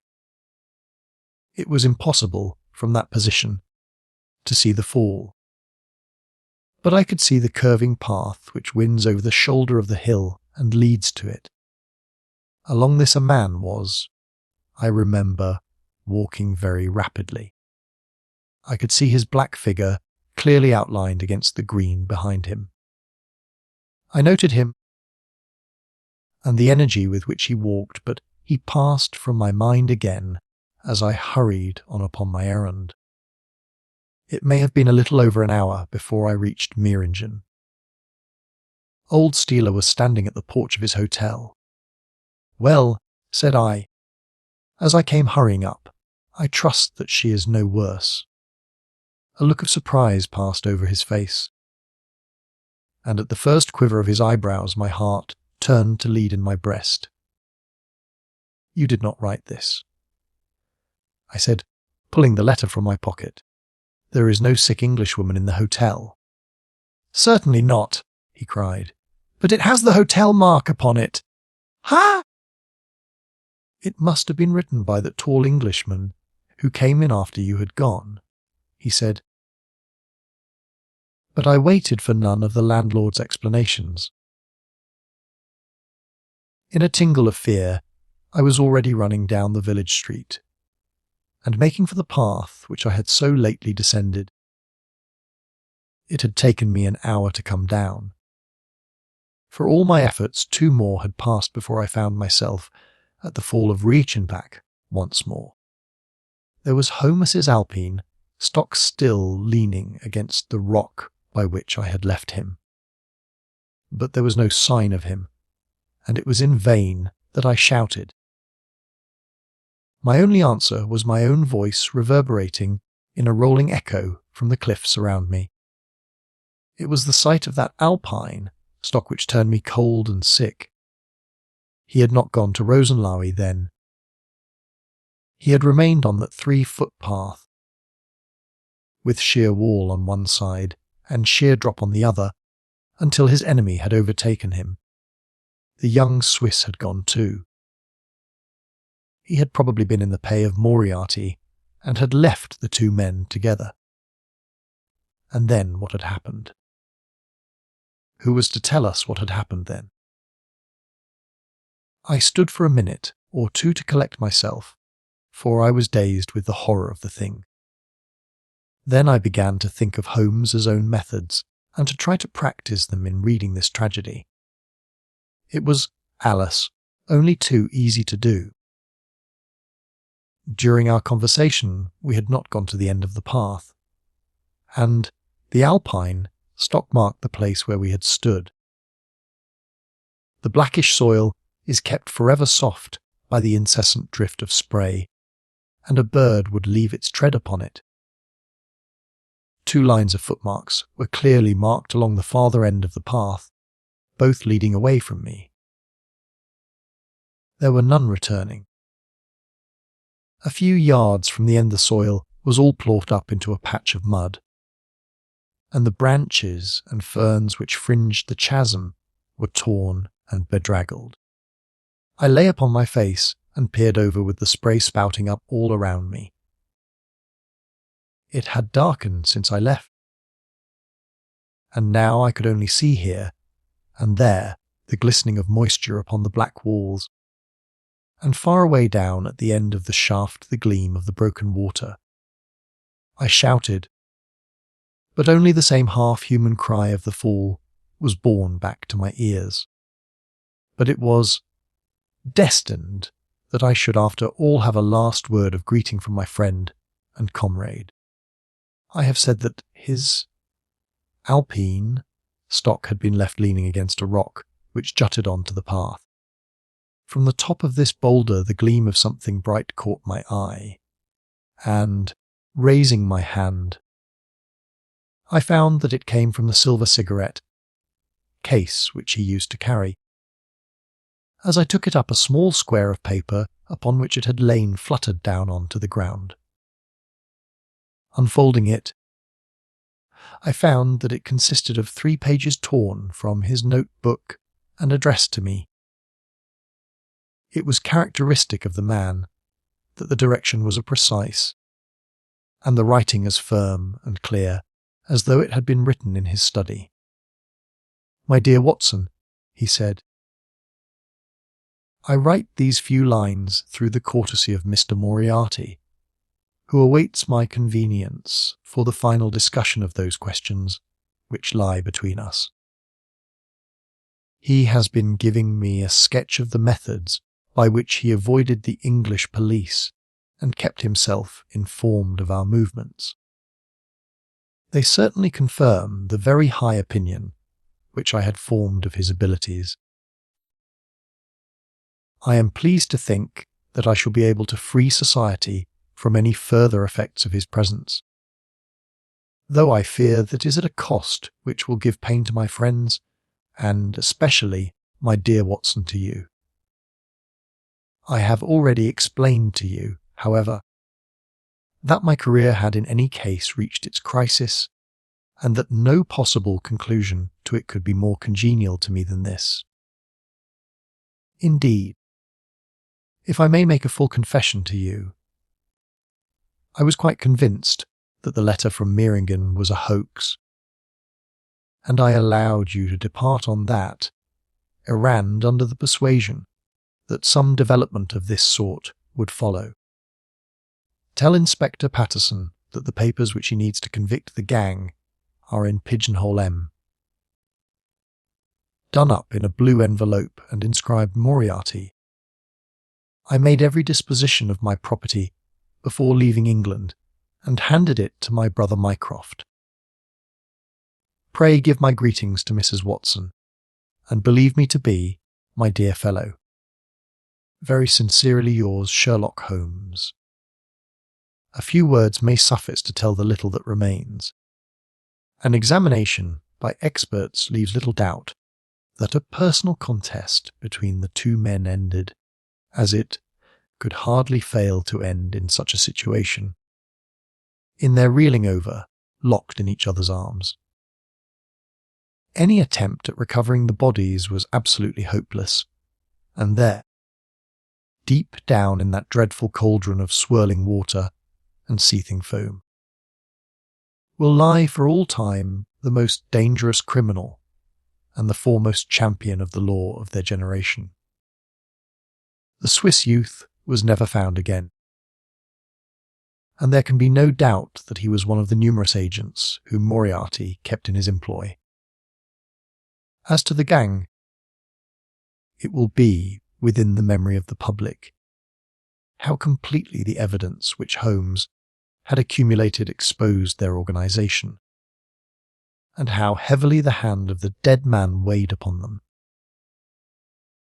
Of their terrible chief few, details came out during the proceedings,